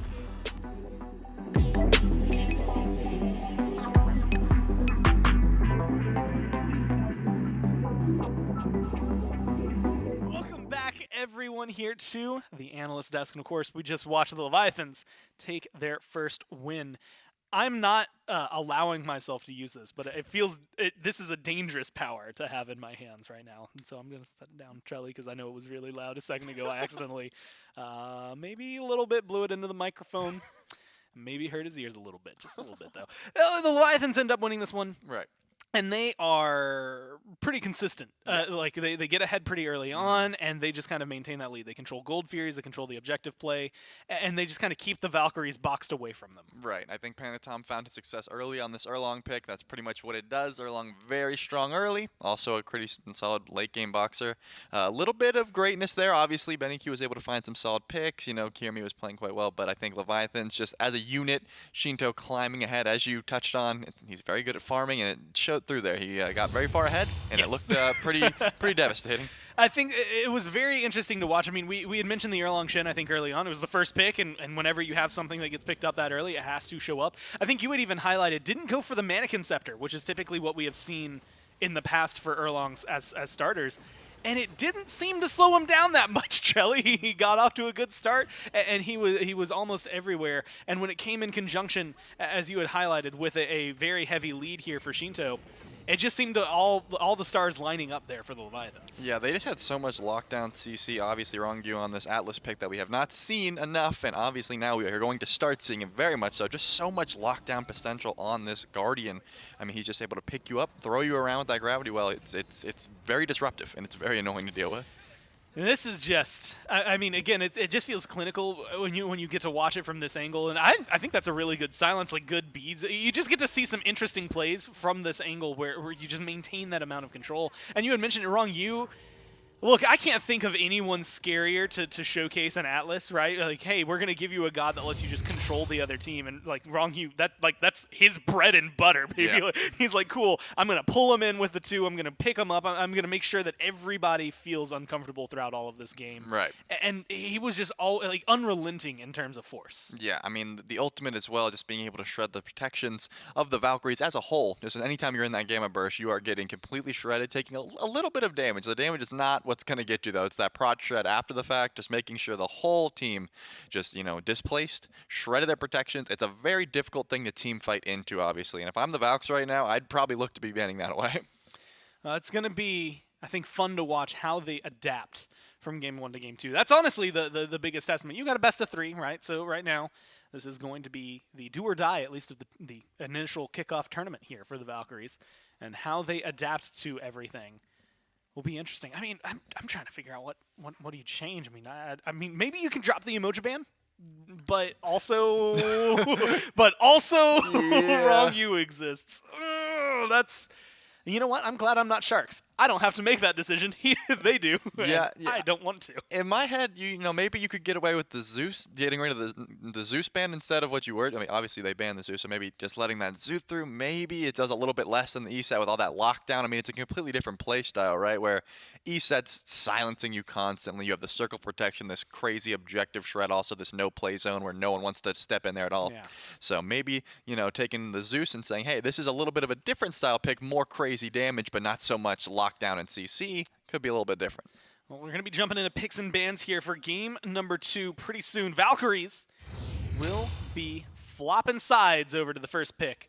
So that is going to make a hefty difference. I mean, last time it was this, you know, Erlang Shin first pick initial. And so the Valkyries having that power do get to try and shift things up if they so please. Zeus is still their first ban. The Kleena comes back from the other side on the Leviathans. And that's where things get interesting once again, is when you look at, you know, Zeus. Shinto's scary on anybody, but this says something, I think, about what the Zeus could be in this current meta, that the Valks are worried about it. The E-set gets the respect ban up here, and it's starting to feel like the Leviathans are going, well, at least experiencing what they're used to at this point, where Shinto might get 3, 4, potentially even 5 full bans towards him. Yeah, and it looks like the Leviathans are going to take Erlang off the table. Obviously, they are not at first pick anymore, so they're not going to let that one through. A lot of early pressure. It found first and second blood last game, so even if Panatom's not piling it, this pick is definitely solid, just making sure no one gets that. Sticking to the Kleena. Obviously, I think it's just one of those things where they don't really want to try to play against it. It's one of those picks where it could be very oppressive, not really any counterplay when she's in the wall, like I mentioned. So just sticking to that, probably a solid idea. And it looks like they are going to take a page out of your book and say, you know what? Bring us that Yemoja if you want to.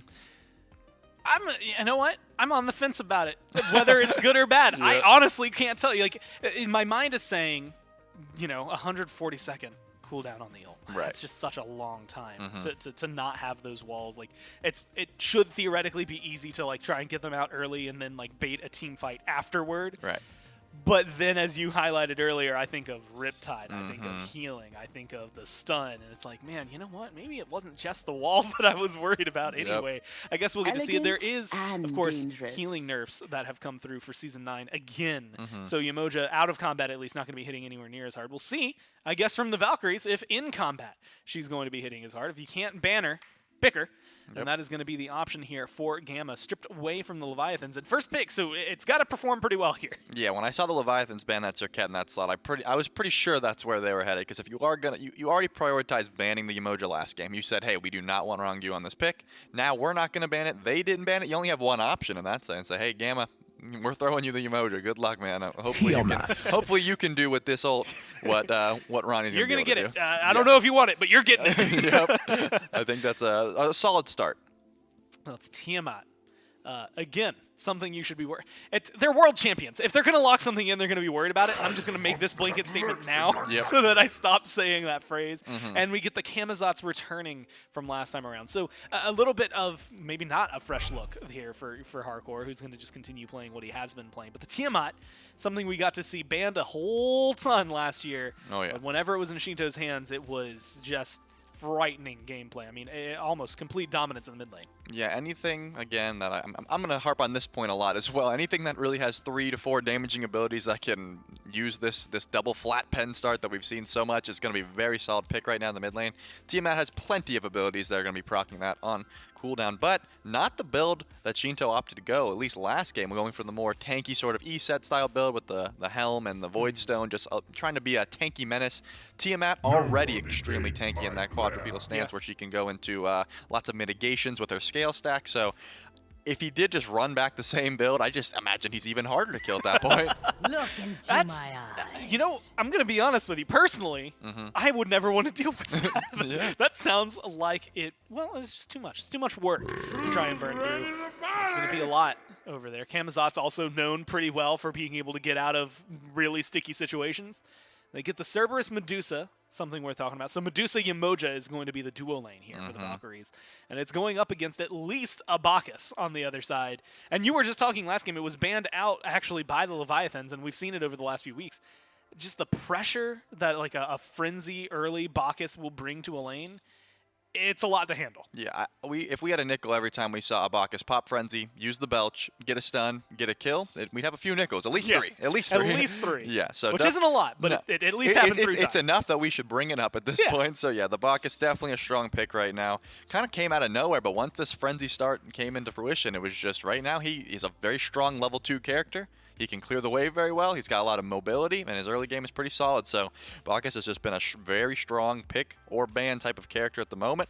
Obviously, they're going to be banning away the Gilgamesh and the Persephone, so not wanting Benny on that Persephone again. Good amount of lockdown. He was able to find even a solo kill on Panatom at one point in that game. So the few shimmers of greatness the Valks did center from this Persephone pick that Benny was on.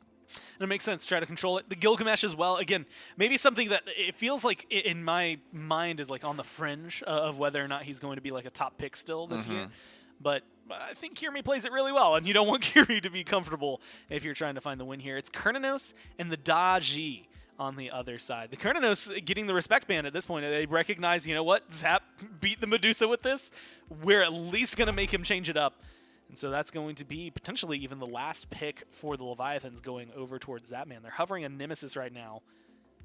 But the Daji feels like a very smart ban as well, just to not only something that Panatom plays incredibly well, but Medusa could get out of it with her ult. I guess Cerberus probably has a window in there, but it feels like that's indicative not only of the skill on the other side, but specifically what they might be wanting to pick up, not necessarily matching too well into the Daji. Yeah, where Ares is sort of the pick where you kind of just pick, oh, they don't have any CC immunity, we can go this Ares home, there's no escape, pull them back in. Daji has insane damage on top of that Palau, so even if it isn't like a Daji style draft, you can still pick her into pretty much anything. But right now I think Gamma would have a rough time positioning on this Shimoja with the Daji out there, obviously having to go into the purification beats if it doesn't get pulled every time, because let's be honest, Phantom's not missing those Palau shots. So unless you have some pretty sick Riptide jukes, I think you're going to be getting pulled back in. So smart ban there just to take that away. But it looks like we are going to see the Rama, which, I mean, it is very safe. You have a lot of stall potential. The River's Rebuke comes up. You go up to the sky and you say, hey, I'm going to stay up here for a while. I'm not going to be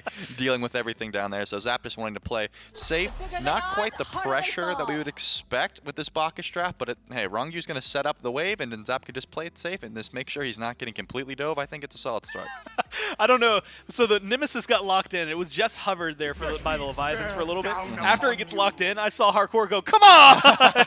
in the camera behind him. And we're going to be getting the patented Benny Q Raw. Again, there are a couple of people, I think, in the league that have made a name for themselves on this pick already.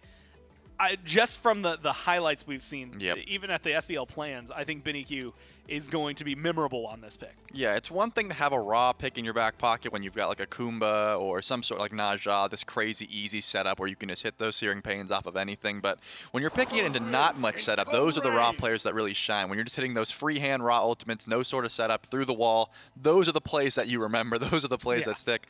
I will say it's going to be a little difficult into the draft specifically. I mean, you can outrun the Kamazots. You are slow immune, but that Bacchus CC, you're going to be feeling the brunt of it. And it kind of feels like, again, you highlight like a lot of the highlight plays, but like, you know, Tiamat, Kamazots, Bacchus eventually, like, it's going to be a lot of tanky people. Like, you're going to hit, you're going to do decent damage, but you're probably not going to be making the highlight reel this game, right? Like, you're going to get the damage out there, you're going to set things up. Maybe if Nemesis throws out her ult and Medusa, like, chunks some people down early, you'll be able to find it. But it definitely feels like this is going to be some interesting setups. Susano is the last pick here for the Leviathans. So you get all 5 of them.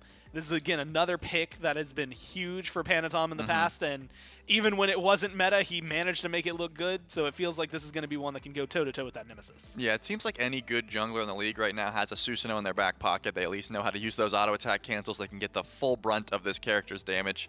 I mean, but Susanoo is able to do crazy things when you can utilize his kit properly, so even if Susanoo's not in the meta, all of these top-tier junglers that know how to work this map and they can get to quick farm, they've got a Susanoo pick that can do out some crazy things. And you have people, you know, with the Riptide, you've got a jump, you've got Medusa's dash, things like that, and all of a sudden it's like, well, hey, guess what? He just found somebody who can stick to every single person on the Valkyrie. It's going to make things even more complicated, I think, for them to try to escape. Ra himself, not necessarily known for his capabilities of running away. He's got that movement speed, but it only gets you so far. How are you feeling? Like, I want to go over to the duo lane because we talked about this Yemoja early on. Medusa got locked in with that. The Bacchus Rom, I mean, and you had kind of highlighted some of the things Rom can bring, but like, Is that enough early pressure from Bacchus and Rom, like together, to maybe even get that first blood? I think Medusa and Yamoja's fight right now in the early game is probably too strong, but it really just depends on how quickly you can clear, get to that wave, and then there's another coin flip in there. Do you have Frenzy? Does the enemy have Frenzy? Yeah. So it's how quickly you can get that wave, get to that level 2 spot, and that's where your fight really is going to be able to take off. Yamoja, not the strongest level 2 in the game, and Rama, also not the strongest, so they kind of go toe-to-toe, where Bacchus brings this pressure, Medusa brings this pressure. Rama, not so much, Yamoja, not so much, but I think personally the Bacchus is enough to make sure the Leviathans will have that wave cleared ASAP. Rama does have some pretty solid wave clear, just the fight potential is not there. It almost feels like this weird balance where like Bacchus can leap on Medusa and they're both going to just chunk each other, and then Yamoja can get back to Rom and they're just going to kind of like lightly tap each other for a few levels. Yeah, maybe we'll see some spice over there in the duo lane. Maybe it'll be something spicy happen over in the mid lane. Again, I'm keeping my eyes on this Ra, despite the fact that maybe it's not against the Tiamat specifically that is going to happen. I think a good Ra shot onto the Susanoo. Who knows what'll happen? Who knows what the Valkyries have to offer here as we jump into game number 2, Leviathans versus Valks. Valks definitely need a pick up here to take game number 2 and see if they can bring themselves back in this set up against the world champs of the Leviathans. Game 1 was a rather swift victory there for the Leviathans, to say the least. Pretty easy performance up out of here. But Mifflin, as we're jumping into game number 2, my eyes are going to be moving back towards this mid lane, especially for Benny Q, just because Benny Q's back on the Raw that kind of got him into the SPL. Yeah, he earned the nickname Big Differ with this Raw pick, right? So I'm excited to see what he's able to bring. Consistent snipes. I don't think he's going to miss very often. My only concern for the Valhalla Valkyries and their draft this time around is their ability to transition into that mid to late game. In game 1, the Leviathans took control from minute 1. And I would argue the Valhalla Valkyries have not got that much of a stronger early game. You've got a great dual lane for pressure. Your kill presence is certainly there between Medusa and Yamoja, but Ra, not exactly the highest pressure mid laner. Nemesis going to take a couple of items before she really starts to hit her stride. So as long as the Valhalla Valkyries can survive the early, I'm with them. I'm totally fine with everything we see here. But getting to that mid-game point is no easy task, especially against the world champions. And Zapman going for this similar style of build that he went last time, Death's Toll into a Balance Blade to start things out. So he's going to be, or Short Sword in this case for now, will be going potentially up into the Aussie that he started up last time with the Cernanos. So we'll see how it pans out now that he won't have essentially 3 forms of lifesteal just for being, just for existing on the map out here. But it won't be a frenzy from either of those supports. That was one thing that was talked about a lot with this rise of Bacchus, has been this frenzy rush. But Rongyu doesn't want to go for that one. Instead, he opts to get a very early Cursed Ankh. Get a lot of early pressure here, though, in this dual lane still. I mean, you're always going to get that effect. As long as Yamoja is around, you are always going to be able to apply that Ankh, always get that benefit of dealing additional damage to whoever you're anti-healing. So I think you're just right to do so. It's pretty easy for him to say, hey, all right, I'm engaging, and Yamoja just can't be choosy with the heals. Damage in the mid lane. Benny Q gets pulled in. A leap in by Shinto. Benny Q's going low, and the knock up after will be enough to take him down. First blood goes to the boys in red, but Panatom is low, and Kirmi with a double dash will strike it right back. Panatom, no respect with that positioning, just walks back up, did not have any abilities left over after that first blood going the way of the Leviathans, and a great strike back from Kirmi. Phenomenal recognition of just saying, hey, you can't stand here. Belly flop by Rongyu. Gamma in danger. Stun will hit 2. Cursed Ankh comes out. Wowie cannot find the damage. Zapman using those minions to body block himself and stay out of the grasp of Wowie. But now, with Zap and Rongyu both low, with no minions to their name, they'll have to back themselves back up to this tier 1. But look at the potions still available. You still have 2 for Rongyu. 1 just now popped. Zapman still has an HP pot as well. So Sustain favoring the Valhalla Valkyries by nature of having Yamoja on that side. Despite dropping both Leviathans low, I think the dual lane can stick around a little bit longer. It's not completely out of question. But that pressure that the Valkyries do establish for themselves opens up the door for just this purple buff invade attempt. Similar to Izanami, Ram is able to clear out these minions pretty easily with his autos. Instead, it's just going to be a trade between supports and hunters, but Zapman's on the wrong side of the fight. Good belly flop, though, from Rongyu. Holds him out, and a late beads from Wowie may have just spelled the difference between a kill and a drop. Man, Wowie just tries to walk past Rongyu, realizing, hey, I've got Viper Shot ready. Benny? Meanwhile, Benny in mid, before I can even break down the fight, falls down to Panatom yet again.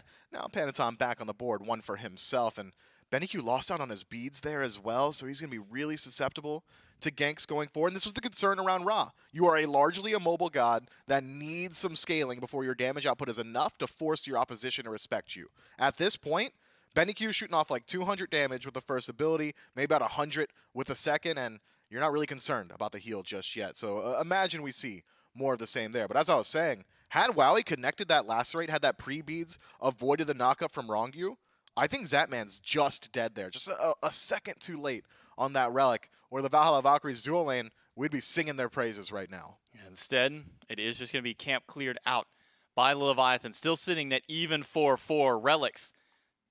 Pretty much same state here, though we'll be coming back up a little bit sooner for the Leviathans. Only a few more seconds on that Cursed Dong. Beads for Zapman are still down, but Panatom is here to save the day. Gamma can't find it in, but a Petrify around the corner of the wall from Wowie will find a trade-out kill, support for Hunter, but Wowie in danger, needs some help. Luckily, he's got Kirmi as backup. All Kirmi has to do is show face, and that's enough to say, hey, please stop chasing my Medusa. Wowie able to walk himself out of there and at least pick up some farm in the jungle, get some vision for himself as well. But the Leviathans, yet again, have established a pretty sizable lead throughout the early portions of this game.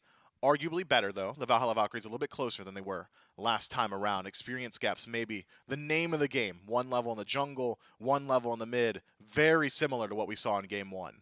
Was there a Tiamat minion trap that's in there? Kirmi just kind of stood on the side of that mid lane for a few seconds there. It must have been something that Shinto had set down. But I mean, talk about Shinto, that first blood went his way, and he's already been able to expedite his build. You see a Divine Ruin right out the gate to answer to this double healing comp that the Valkyries have put together.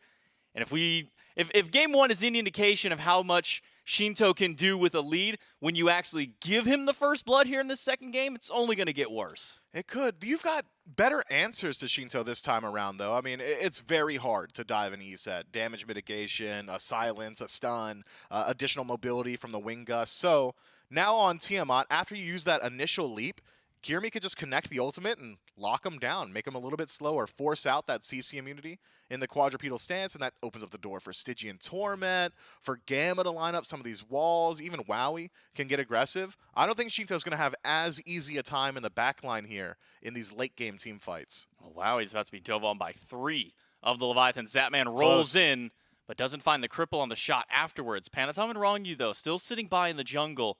I don't think they're going to be able to get anything here, especially with the fact that Wowie has gone back to base. So he'll save himself some trouble and pick up a Crusher first item. So not going down that same route that Zapman did in the previous game. No, Crusher is going to give you a lot of damage early on. Aussie's helping out a lot with your sustain. You can stick around in these team fights, even look towards neutral objectives.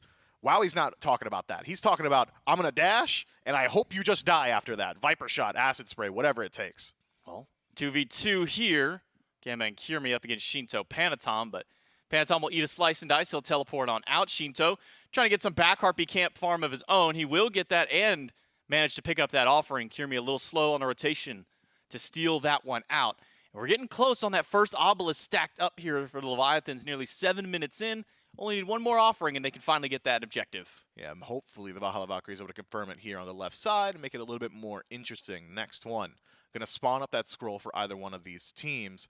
I'm expecting a fight to happen relatively shortly, especially considering the Valhalla Valkyries have got superior objectives secure. Kirmi has similarly just hit a very nice power spike for himself with that Jotun's Wrath. This could be an opportunity where you look for that combo, where you just trust BennyQ to find that ultimate and confirm some of these kills, because the experience, while being left alone, is continually going in favor of the Leviathans. Shinto doing Shinto stuff, just taking every back camp. Panatom fighting for scraps in the jungle, but you wouldn't believe it looking at the levels, because we're about a level and a half up for Panatom, who is sitting at 9. Kirmi just now taking over to 8. Large rotation by the Valkyries over here towards this left-hand side by the Fury. And we'll see if anything comes up from there as we go to a brief pause in the action here for these two teams. But Leviathans already with a 1K gold lead up over the Valkyries just off that first blood, get the initial bounty, and then a little bit more efficient farming. Trades out for the kills here, 3-2, at least on the side of Leviathan. So they still hold that kill lead, still hold that golden XP. Most of that, though, is just coming from that mid 2v2. That mid 2v2 is going heavily in favor of the Leviathans. Both jungler and mid laner benefiting mightily from every single engagement that we've seen so far, but that was to be expected from P's and B's. I would expect the Tiamat and Susano to get the better end at least around that level 5 to 10 mark. Once we start approaching mid-game, third item slot, Nemesis is really going to become a threat on the map, has some decent matchups, some pretty strong 1v1s. Not against Panatom. You don't want to take that because the shield will just never work for Nemesis. But otherwise, some other targets you can look towards. This Ra that we know BennyQ is very capable of piloting. We know this guy can find game-changing ultimates, make game-changing plays on his own, will eventually hit that inflection point where he hits enough items that the ultimate is a threat, where he can start looking towards these objectives. The Valhalla Valkyries just need to bide their time. For now, we will be able to jump right back in. Wowie already with a Petrify up on Zapman, but that roll will be able to get Zapman right back to safety. No problem, no harm, no foul, except for Rongyu, who's left in up against That's 3. big. Kill goes to the Valkyries. Can they find anything on the back end for the Leviathans here? Wowie falls down to half health. Panatom charges up the Typhoon, and now that Shinto is rotated in, it's curtain calls for Wowie. He goes down. It's now 1 kill up in a trade out for the Leviathans. BennyQ able to confirm the purple buff and put some significant damage into Panatom. That should be the stopper of the Leviathan's aggression. Had that ultimate just connected with purple, wouldn't be surprised if we see the Chaos team just start barreling forward, say, oh, BennyQ's isolated in the purple buff. We just saw the ultimate drop. Let's try and chase him out, at least force a relic. Instead, though, BennyQ finds the collat and stops that fight in its tracks. The Valhalla Valkyries doing a very good job of mitigating loss on the map right now, rotating in, turning these fights into trades, confirming their own buffs, and it's reflected. Golden experience a lot closer than what we saw in Game 1. It's interesting that Benny is the one who's holding the scepter right now. Valhalla Valkyries were able to get that last offering, sneak that one away from the Leviathans and grab it. And they decide to put the buff from it on the mid laner here, as opposed to usually where we see it go on, you know, the junglers, the supports, the ones who are going to get very active in this early game. Maybe just trying to keep Benny alive more than anything else here in this mid. Yeah, I suppose so. I mean, heal up a tower, I guess. A Divine Light applies a slow, so you can stick close to your enemies, but BennyQ's gone for the damage style of build, doesn't have that Breastplate of Valor, that survivability that would allow him to get the full value of that scroll. I think maybe it was just more so a necessity. Like, yo, Gamma probably not going to get to this. I'll just take it myself. For now, they'll put it to use at least taking out this Greater Scorpion, so the Valkyries are able to claw themselves back in a little bit closer in this Goldie, what was 1,000, slowly dropping itself down to about 800 right now. But now your core surrounded by 2. Aquarius will have to leap away. A rotation in from Kirmi, who's still down versus Panatom. Kirmi with that shield will heal a little bit back up against Yarkor, who is just holding W key against this team. But up against Aquarius, he's not going to get as much value from that heal. Leap in from Aqua to get himself out. Gamma now belly flopped in, falling low. But that ultimate from the Nemesis might be holding him out for a while. Yarkor up with the bat out of hell. Needs a lot of damage to take out Gamma, but he misses. And instead, it's going to be Shinto to pick up the pieces right after. But Nice BennyQ with a big snipe to take down Yark. But unfortunately for him, it's Shinto and Panatom to seal the deal here and take out 3. The Leviathans, that was a long fight. That was not, hey, we're looking for a pick, we're going to go on somebody squishy. It was, all right, so I'm going to apply some damage to Gamma. Oh, no, BennyQ's behind me. I got to do it to him. Kirmi has stepped a little too far forward. And it was just this weird, long chase from the Leviathans until eventually the Valhalla Valkyries group up a little bit too hard and allow a double knock up from Rongyu, a double pull in from Panatom. Yarkor left alone in the back line. Thank goodness for BennyQ, or that fight goes even more south. That ultimate confirming that kill is massive for the Valhalla Valkyries, but it still goes heavily in favor of the Leviathans, not only in the kill department, but also off the neutral objectives. And desyncing neutral objectives is always valuable in Smite, especially when you've got the lead, and the Leviathans have got that in spades 11 minutes in. So once we see what I'm assuming is going to be the Leviathans aggressing onto the Cold Fury shortly, there will not be an answer from the Valhalla Valkyries on the opposite side of the map. It's, can we defend gold? If yes, defend gold. If no, I guess that's just a further lead for the Chaos team. If we look over here in the solo lane, Aqua's got about a level and a half up over Yarkor, which is the only spot that they have a real lead right now. And one thing that was noticed in Game 1 was Aquarius wasn't really getting very active in these first 15 or so minutes of the game for the Valks last time around. This time now, finally able to get into some of these fights, get some of that gold up, and put Yarkor down here. I mean, he's got 2 full items now on this Cerberus, both in that helmet tree. But all that solo lane pressure is not going to do anything if the mid 2v2 and the rest of the Leviathans are just going to walk over to a Gold Fury. Yeah, there's your if statement, and the Valkyries said, no, we cannot defend the Gold Fury, and so we will not defend the Gold Fury. The Leviathans take that one easily. Panatom pulled just off the mark because of the beads from Benny. Panatom will dash his way out. Snipe from Benny just a little off the mark. Shinto will leap in place for Reverse Rebuke. Will lock down Shinto, but Shinto is not concerned at all in that quadrupedal stance. Whoa! But Wowie finds the 1v1 up against Zapman and gets a little ray of hope out here for the Valks. That is massive for the Valkyries. You need this Medusa to establish pressure. That is what you picked this god for. It came a little bit later than I think the Valkyries would have liked, but better late than never. And finding that solo kill against the 3-time is massive for the Valkyries here. 15 seconds left in the grayscale. Potentially a tier 1 tower. Global Golden experience means a lot. They're not going to be able to get much on this tier 1 with Rongyu and Panatom standing by. Intoxicate out of Rongyu just to help clear the minions out and make sure that you don't get to do any of the damage to the tower there. But nonetheless, a solo kill by Wowie helps get a little bit of extra boost here towards the Valks dual lane. 3-1 so far on this Medusa. That is exactly what the doctor ordered for the Valhalla Valkyries. You need a lead somewhere on the map, somewhere you can play around, and having both side lanes now with a pretty significant lead is going to give them opportunities, the Valhalla Valkyries that is, to look towards these subsequent objectives. Unfortunately for the Valkyries, it's going to be a while till either one of these spawn up. Pyromancer and Gold Fury taking a little while, taking a little break on the game. But once they do respawn, Aquarius with a lead can create space around the Pyro. Wowie can do this all over again. Well, we get to see the actual 1v1, and Wowie simple just outboxed him. Plain and simple, clear as day. I mean, losing the latter half. Okay, maybe not as much now. We kind of gassed him up a little bit right at the start of that fight. He was really manhandling Zapman in that 1v1, but then Zapman got those big autos. You see where that sustain plus crit early really came back to help out Zapman. Unfortunately, not quite enough as well. He was able to end out that kill. Yeah, had Zapman been like, I don't know, 10% luckier, one more crit, could have very well changed the face of that fight, especially with that Aussie passive procced. You're healing upwards of like 60, 70 HP per auto attack when you are critting, whereas Wowie had not had any crit chance available to him just yet. I guess Zapman just hedging his bet saying, hey, I might just get lucky here. Unfortunately for the 3-time, not the case. Fortunately for Wowie, both land all their auto attacks. Medusa simply just does more damage. Zapman will clear out the left side camp and get another offering now up for the Leviathans, but it seems that the Valkyries will be able to get this second Obelisk as that last one does go down. So once again, Obelisk control, that extra global golden XP to the team, is really keeping the Valkyries in this and keeping them from being too far behind. This 2K, 1,700 gold lead's been sitting here for about the last 5 minutes of this game. And that's exactly what the Valhalla Valkyries need. Bide your time. Get to that point where your team fight does start to become incredibly strong. Once this Nemesis can stop that frontline aggression, because it's a pretty simple engagement from the Leviathans. Yarkor playing a little bit more so a damage role, going towards only bruiser items so far for his defense. No real dedicated tank items, means that it's going to generally just be Rongyu starting these fights. Zapman surrounded by 4, rolls out, gets to the sky, but how much time will that buy him, as now all 5 of the Valks are here to shut down the 3-time. They said, not this time, Zapman, you're not coming through.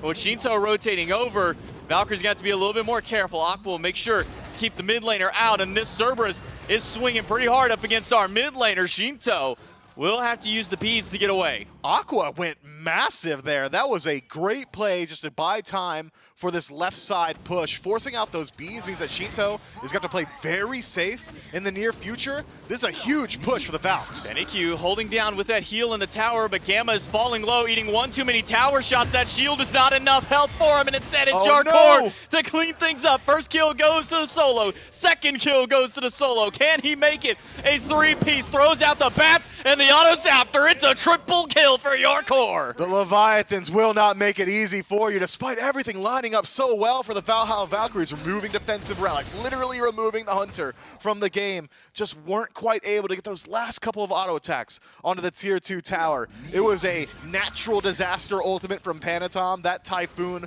went massive 3-man knockup despite having Gamma separate the fight. Just that CC to keep the Valhalla Valkyries there for a couple more seconds with enough to buy time for Yarkor to rotate in and put the stopper on that engagement. Now, 10-6, the Leviathans, they may have let that gold lead slip for just a moment, but they've taken it all back. Gamma is just holding on to that tower for so long. Hold on. Sure, you've got Whoa, the shields. okay. And Aquarius will just walk up and steal the Pyromancer away from the Leviathans. Get themselves a little bit of extra gold here.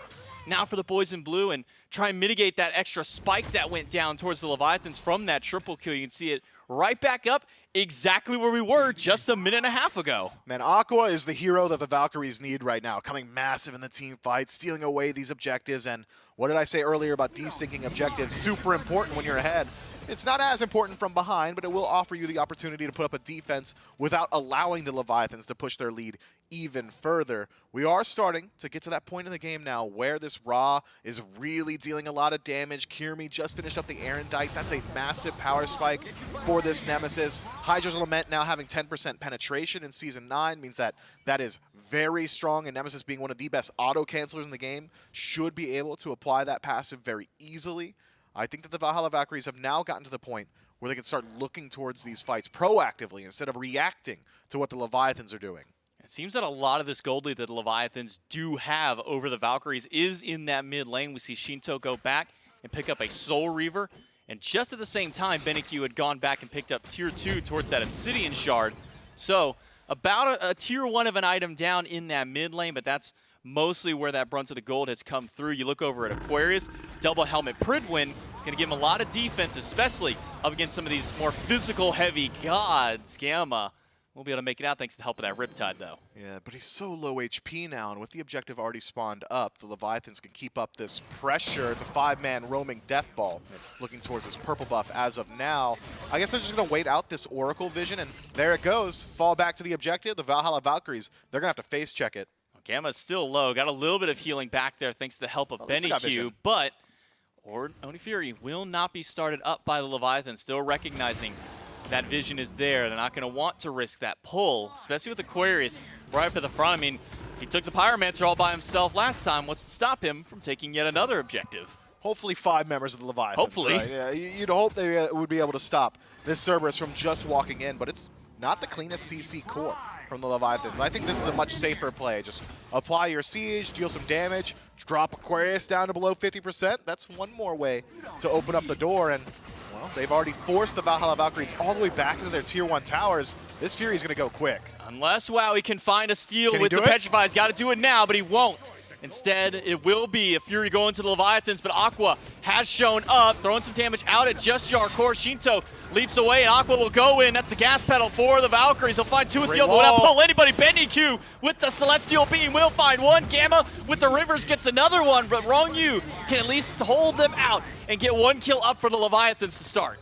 Panatom still hovering nearby, no ultimate available. Yarkor forced to go up into the air just to escape the onslaught of the Valhalla Valkyries. They started it earlier, they're gonna finish it now. Tier 2 tower in the dual lane will go to the rookies of the league, and the Leviathans, they may have got the objective, but that fight afterward was costly.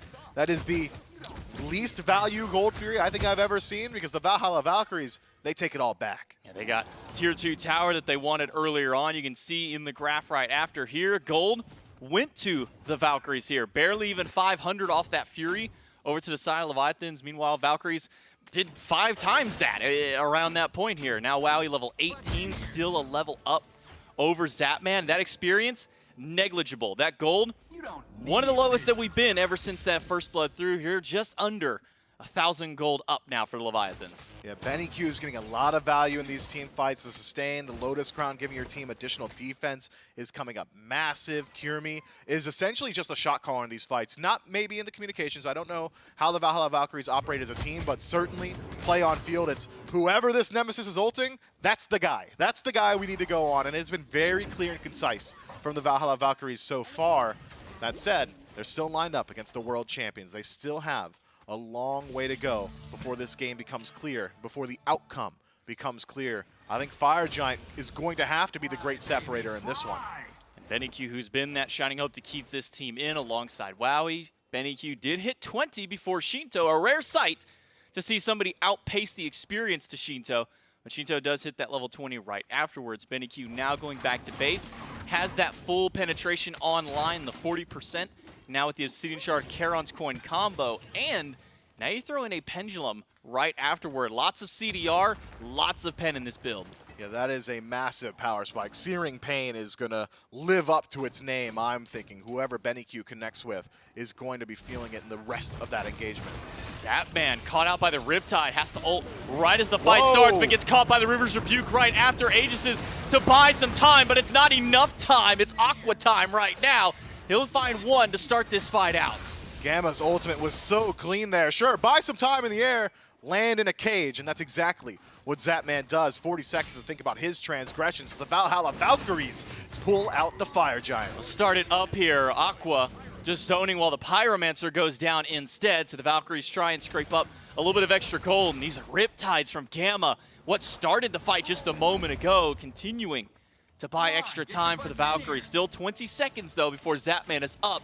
And the Valkyries will start up the Fire Giant. Rongyu is here, but it could just be a bait from the Valks to see who they can pull forward. The answer is Rongyu, who's belly flopped himself in place, but Aqua is getting shredded by the backliner. Shinto finds one. Rongyu with a big intoxicating Yarkor diving into the backline. Now bat out of hell, but he's not going to find any big targets out of this one. He'll swipe through 3, and Gamma all by himself in the back gets taken out by Panatom. Pull in by Panatom, finds Benny for the double. Man, and it's not over just yet. Wowie gonna drop the Aegis. We used to call that the Zapman Aegis. This time, it goes over to Wowie. Loses out on that relic and his life immediately afterward. That fight was clear. What changes that entire engagement? It's Panatom's ultimate, man. That decimated the Valhalla Valkyries. Connects with 3, locks down Aqua, who's left alone in the backline. Man's tanky. Man's been doing a lot. He can't do it all, though. Just gets shut down. Now the Leviathans from the brink, from a fight that was looking so good for the Valkyries. They started off by removing Zapman.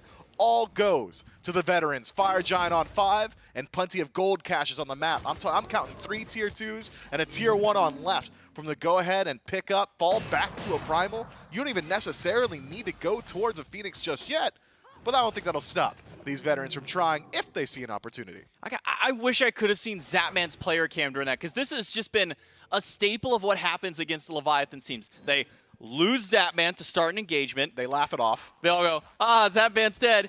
And then they just win these 4v5 team fights, and Zapman the whole time's going, man, I wish I was a part of these fights, but good job killing them all, guy. You did a really good job. This is kind of sitting in there as that moral support.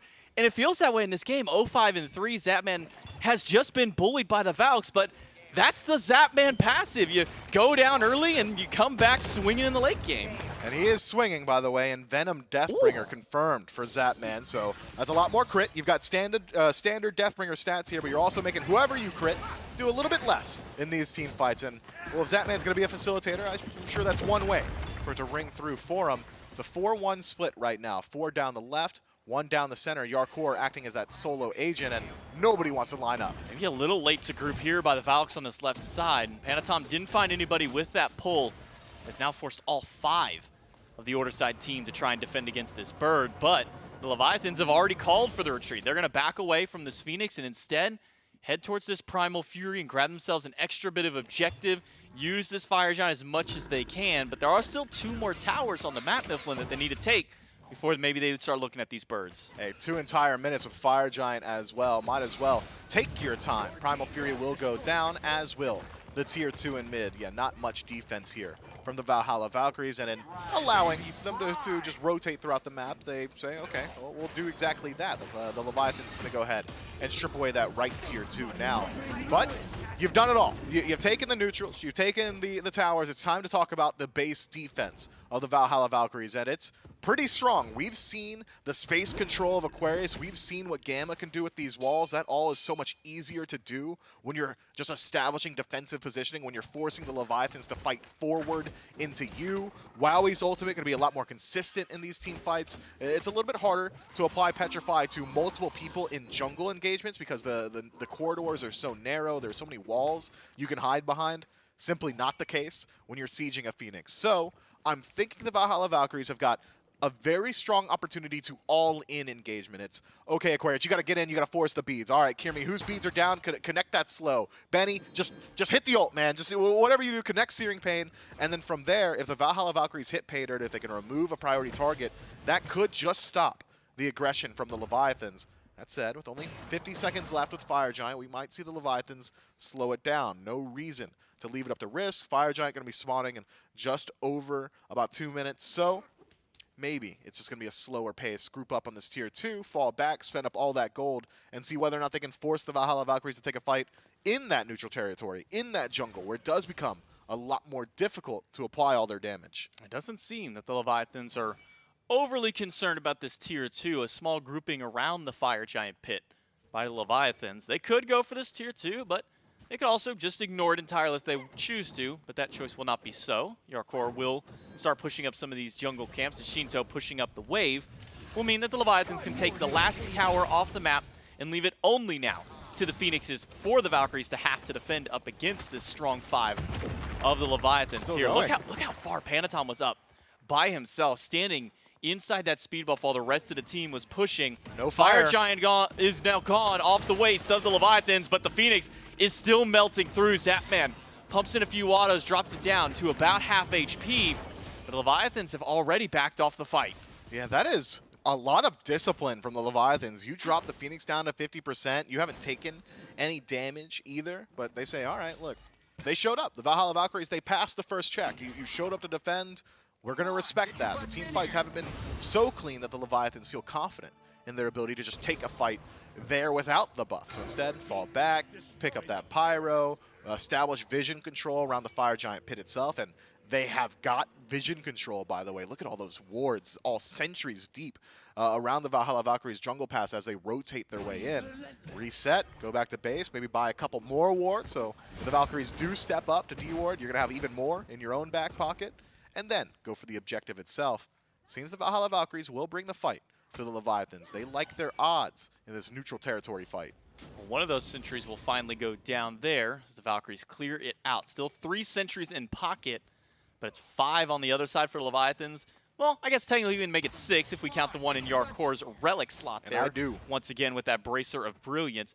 Fully upgraded shells on both sides. One of them will try and get them out of these Umoja walls. Aquarius in the backline to separate the carries out from this Fire Giant, but Benny Q has been isolated by Wrong U, by Yarkor. Zapman able to find one. Panatom takes down Kirmi. It's Wowie and Gamma left, and they don't have much time left on this earth. It'll be Wowie going down, Panatom with a double of his own, and the Leviathans can close out game number 2 and the set with the deicide on the Valks. It ends looking a lot like game 1 did, but you got to talk about the path that got us here, and I would argue the Valhalla Valkyries made major adaptations off of just one game in the SPL. That is their first SPL tier match so far this year, and I think they look pretty strong lining up against the world champions. Yeah, Titan does not stand a chance here with the minion wave in. The Leviathans can close out this set and put their first win of the board here for the SPL in Season 9, though it won't affect them too much more beyond here. It's at least a nice little kickoff to get them started and get their hopes ready for Season 9. Yeah, if that's a heat check, the Leviathans are looking hot, all right? I'm not going to mince words. They look confident. Seems like this was the outcome they were expecting. But I think the Valhalla Valkyries did enough there that they earned my respect. I'm sure the rest of the league is saying, yo, there might be some threats there. Yeah, we could see some very spicy stuff out of the Valkyries as this season comes. Again, even when the full team is able to be here ready to go, that will also change things up. That communication does always change when you have 5 in the studio versus only having a couple of them out here, though. Again, a strong performance. Not the easiest opponent for you to face off first for your Season 9 debut, though. No, I'm sure the Valkyries will have some choice words with the admins like, yo, really? You got to give us the Leviathans? Are you sure? Like, can we get anybody else? But again, I am proud of what I saw from them, and considering that they were the SEC representatives who just now jump up to that SPL caliber play, they look good. They've already made their home here. Good show by the Valkyries, but a better win here out of Leviathans. Net them the first set of the day. We'll take it to a break, come back to the desk right after.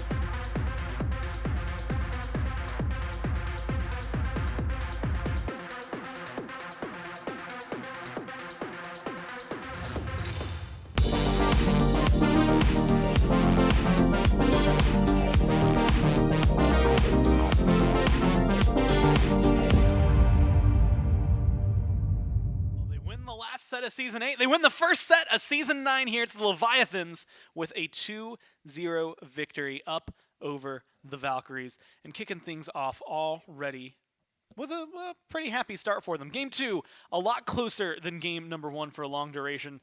Unfortunately, it was about 22 minutes, finally a fight that ends up going over towards the Leviathans. We were memeing Zap a little bit. He had very low player damage for a long time. I think there was a point, Trelly, we were talking about it, where he was like 0-5. He's just kind of vibing. Like, it was very typical Leviathans of Zap is just constantly getting slaughtered, and then everybody else would clean up. Yeah, it did seem, in Zap's defense, besides the one solo kill that Wowie was able to get, it did seem like a lot of the Valks were kind of dogpiling on him in his lane, trying to make sure they at least put that lane ahead, because you got to play off what's ahead. Obviously, Aqua had a small lead, and of course, Wowie did get a little bit there. But besides that, I mean, the Leviathans looked very crisp, and they were able to run away with that one once they got to their team fight presence. And it was, again, very fun to watch the first few minutes. I think we got to see really good adaptation from the Valkyries, from the, like, again, initial game 1 to game number 2.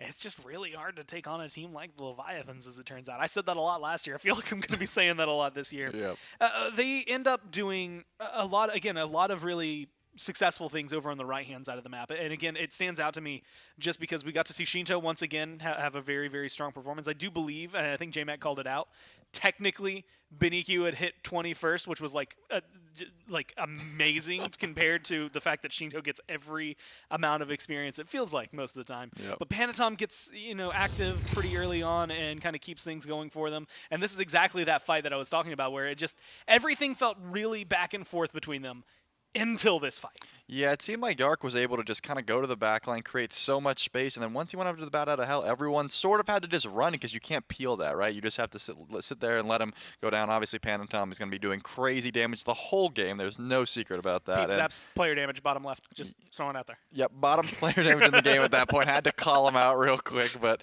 just perfect play out of the Leviathans. That's what you come to expect from this team. Well, and it's just exactly what I come to expect from their style of play. We talked about it a lot last year, but depending on who was getting dove the most, whether it was Shinto or Zap, in any given team fight, what would end up happening is whoever died first, the other picked up the slack. And unfortunately, when you're dealing with Harkon and Assassin, you've got Panatom playing the Susano. There's a lot of other places for your deaths to come from than just the two backline carries than you're used to, and we got to see that out of the Kamazats as well. It's just a pretty clean play from both Shinto, from Panatom, and of course the frontliners there. And then you know what? Zap looked really good towards the end of that game, so that's really where we got it. And he's the 3-time, man. He's got it going for him. We've got Shinto standing by, though, for our interview to ask about that set. And I'm going to skip the games first. Now that you've played them, though, and you can take those games into factor or not, how do you feel about the new Valkyries? I'm pretty sure they have a lot of potential. They need to adapt to how SPL is played and the meta and all and everything, but I think they're going to be a pretty good team at the end of the year, or maybe. Well, it's going to be really fun. You guys kicked this year off with a big win, and there's a lot of focus around mid and left, right, around that obelisk. Do you feel a little more pressure in your lane? Is there a lot more presence from other players? Nah, I feel like it's the same in mid. I mean, you are picking up the flowers in mid cam and stuff, but I feel like it's kind of the same for mid at least. You played the Tiamat game 2. We've seen you play Tiamat plenty of times already, and she still seems to be pretty good. ESET game 1, where did she come from? I feel like ESET is really good right now. You can literally boost every single objectives, and with the helmets and Boystorm getting buff, I feel like those two items are really good for ESET. So I feel like it's good. With the jungles and that's still kind of up in the air as what assassins are going to be there. But does their lack of mobility hurt her too much? No, if you need to go defense with her, and you're gonna be fine, 100%. Well, and you know what? You showcased that, right? You were pretty fine throughout all of game 1. Congratulations on your wins, man. It's a good way to kick things off. We'll see you in the semifinals tomorrow. Thank you. Thank you so much. And again, Trelly, they're going to be moving forward. Again, kickoff tournament, single bracket elimination. All 8 teams come in.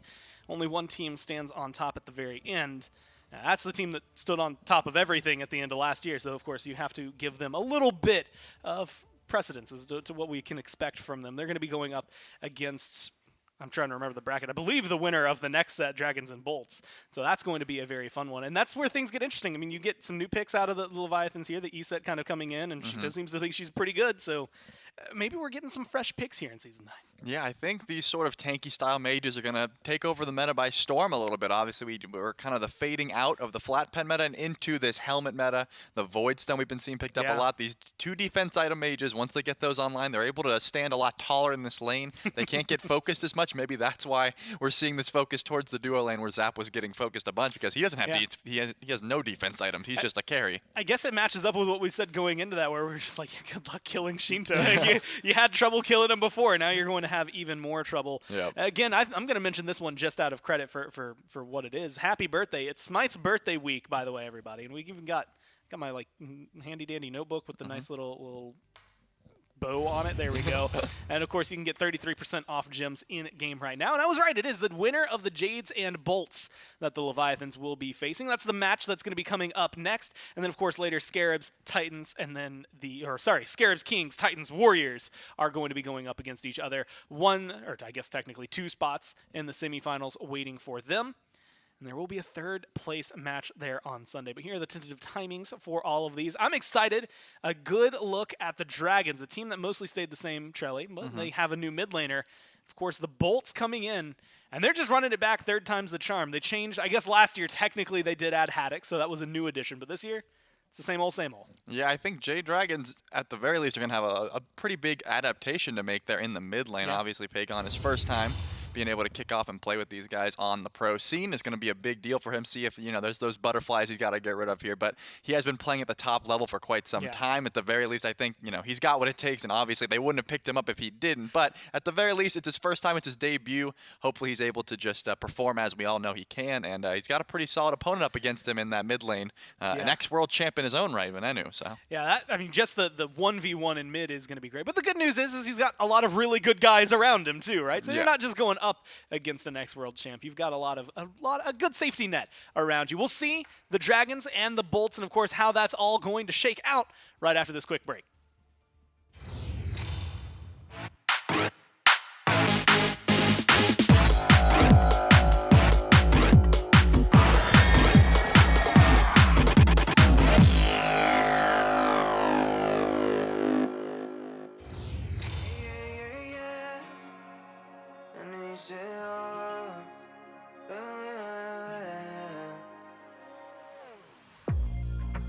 Promesas una más, que solo palabras, y si no las cumples, se van a desvanecer.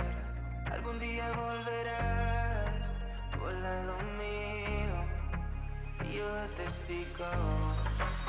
Vamos 1, 2, 3, sin estrés, muéstrame sus pasos, te cuento hasta 10 y ven. Yo sé que tú quieres moverlo sin pena, ven, sin estrés, muéstrame sus pasos, te cuento hasta 10 y ven. Yo sé que tú quieres, conmigo, amor, de todos esos placeres que brinda la vida y que nos hace tan feliz. Sé que tú quieres conmigo, amor, de todos esos placeres, como acariciarte y conocerte de raíz.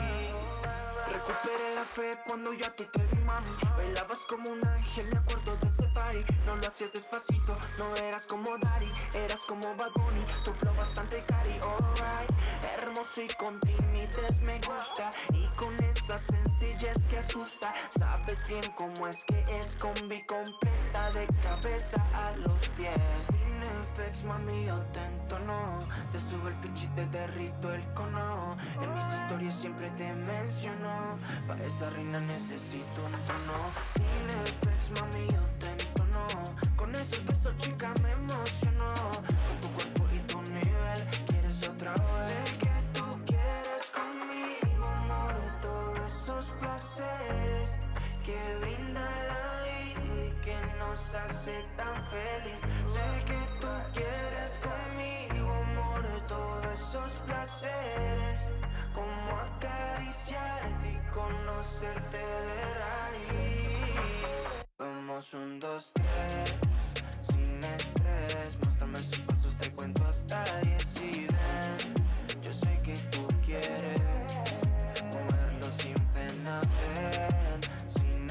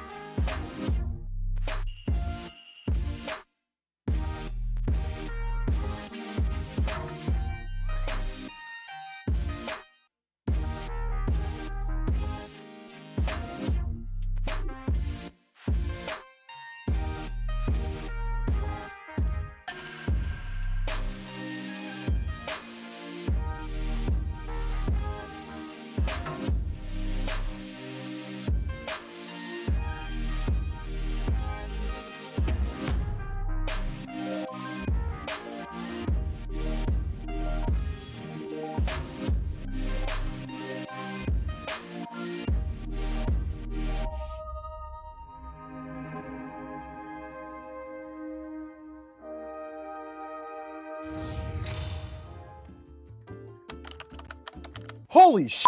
It's Smite's birthday! I have to get everyone a card.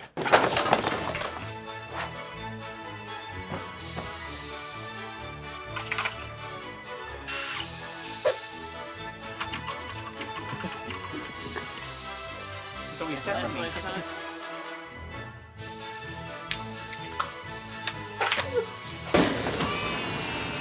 Oh, come on. Again?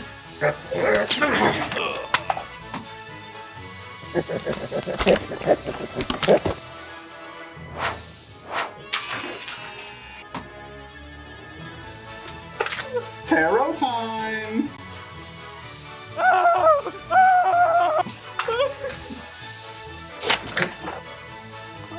A card. Uh-oh.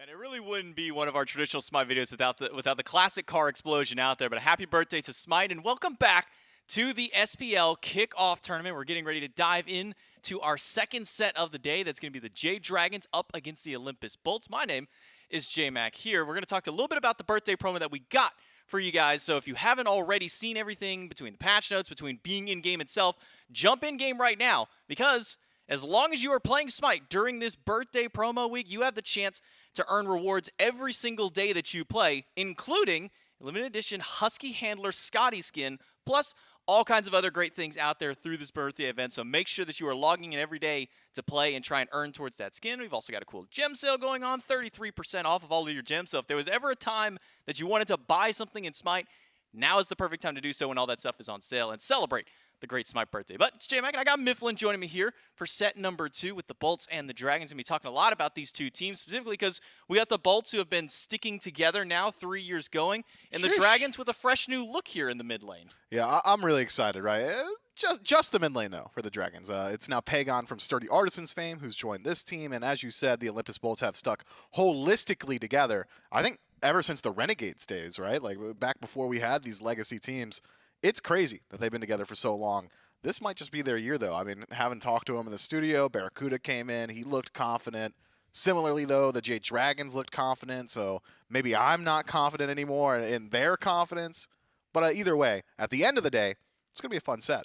At the end of the day, though, only one team will move on for all of these brackets as we take a look at it. We had our first set of the day with the Leviathans and the Valkyries. Leviathans got a nice little 2-0 to start off their Season 9 debut, and now the Dragons versus the Bolts. Winner of this will face off against the Leviathans in our second set. That'll happen up tomorrow on at least. And we still got Scarabs Kings, Titans, and Warriors. As you can see, our full schedule for just today. I mean, this is only games that we're showing today, and there's 4 of these best-of-3 matches. You know, J-Mac, I just keep looking at these new graphics, They're man. sick. I feel like we could just like turn them into neon signs and sell them, dude. Like, I would love to have all this in my room. I'm gonna be honest. The first time that we panned from this one, I kind of forgot that that was just a graphic and not an actual neon sign. Oh, you're right. The brickwork that's right behind it, the brick That's a real really gives it brick. a real nice touch there. But man, what a great new set of graphics! What a great new set of teams that we have out here. New players jumping into the league, teams jumping all the way around. And talking about teams that have new players into the league, specifically the Jade Dragons. Talking about mid laners more than anything else here, Pagon, now a fresh look to this team. Hurrywin no longer here with the Dragons in that mid lane. It has been replaced by the SCC powerhouse in Pagon. And it's one that a lot of players across the league, whether it be the SPL or even amongst the SCC, a lot of these players have been really hyping up this mid laner. Yeah, I had thought Pagon was SPL bound since we saw him way back when, right? He's been dominating the SCC for years. He's a kind of a standard monolith of whatever is meta in mid lane, I'm going to be rocking that. You're probably going to see a lot of Merlin clips. Wouldn't be surprised if we see some Tiamat here. Depending on how far back this goes, we might see some Raijin as well. But Merlin generally seems to be the pick that he is most dominant on. He's very comfortable on this style of play. And that's something I think that the Dragons have not had in recent years. Back when Twig was playing for them, it was a very aggressive style mid laner. Raijin jumping in aggressively, like jumping in a tower at level 3 was the meme around the Jade Dragons. Once Hurrywin joined the squad, it was, okay, well, we got the Yanis guy. He's going to play these like assassin styles, facilitator, unselfish mid laner. Now the Jade Dragons have got themselves what I would consider to be just look mid laner up in the dictionary. You've got it. This guy has got that standard play through and through. And I'm excited to see how that changes the rest of this squad. That said, the Jade Dragons last year got off to a roaring start, kind of petered out a little bit as the year went on, and then found themselves around upper middle of the pack. So with growing pains, are we going to see a team that comes out roaring again? Are we going to see them still around where they were? Are they going to have to take a little bit of time to wind up?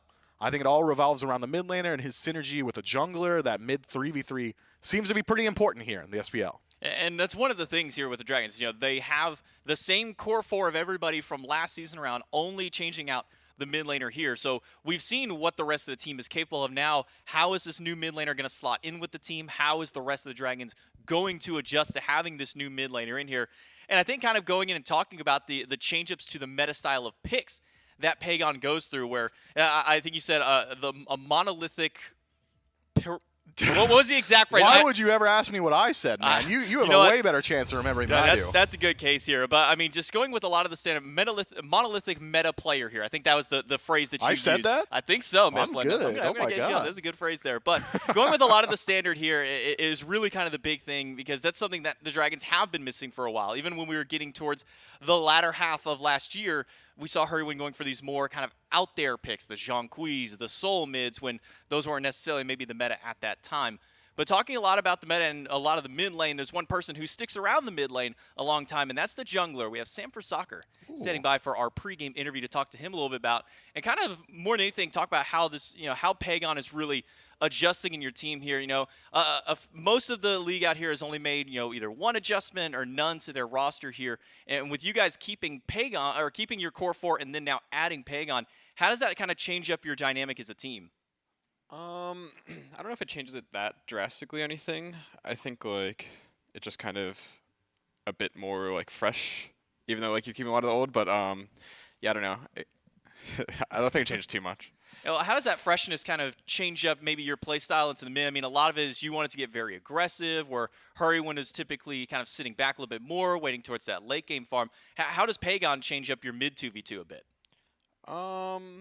I mean, I don't know if it's that different, like I said again, but like Daniel definitely likes to fight a lot, We'll probably be getting in there, and yeah, it's just what we do. Just doing what you guys have been doing for the last couple of years, and now that your team has stuck together for such a long time, do we think that this is finally the year of the Dragons out here, Sam? Yeah, probably. I think we're gonna have a pretty good year, to be honest. I think it was a lot of unfortunate things last year, and yeah, I think just inherently it's just going to go better. But yeah, I'm pretty confident how our year's going to go. All right, well, Sam, thanks for sticking by for our pregame interview. I'll let you get back with the team so you guys can get started up. Mm-hmm. Thank you so much. And kind of one of the big things that Sam's talking about here, just to kind of reiterate, is even though they have a new mid laner here, because it's still their core 4, not a whole lot of things have really changed out here. No, not a lot. It's something that the Dragons have been very used to, just replacing that mid laner year in and year out, adapting them to their style of play, and making sure that they work together well as a team. But, J-Mac, you asked Sam if it was the year of the Dragon.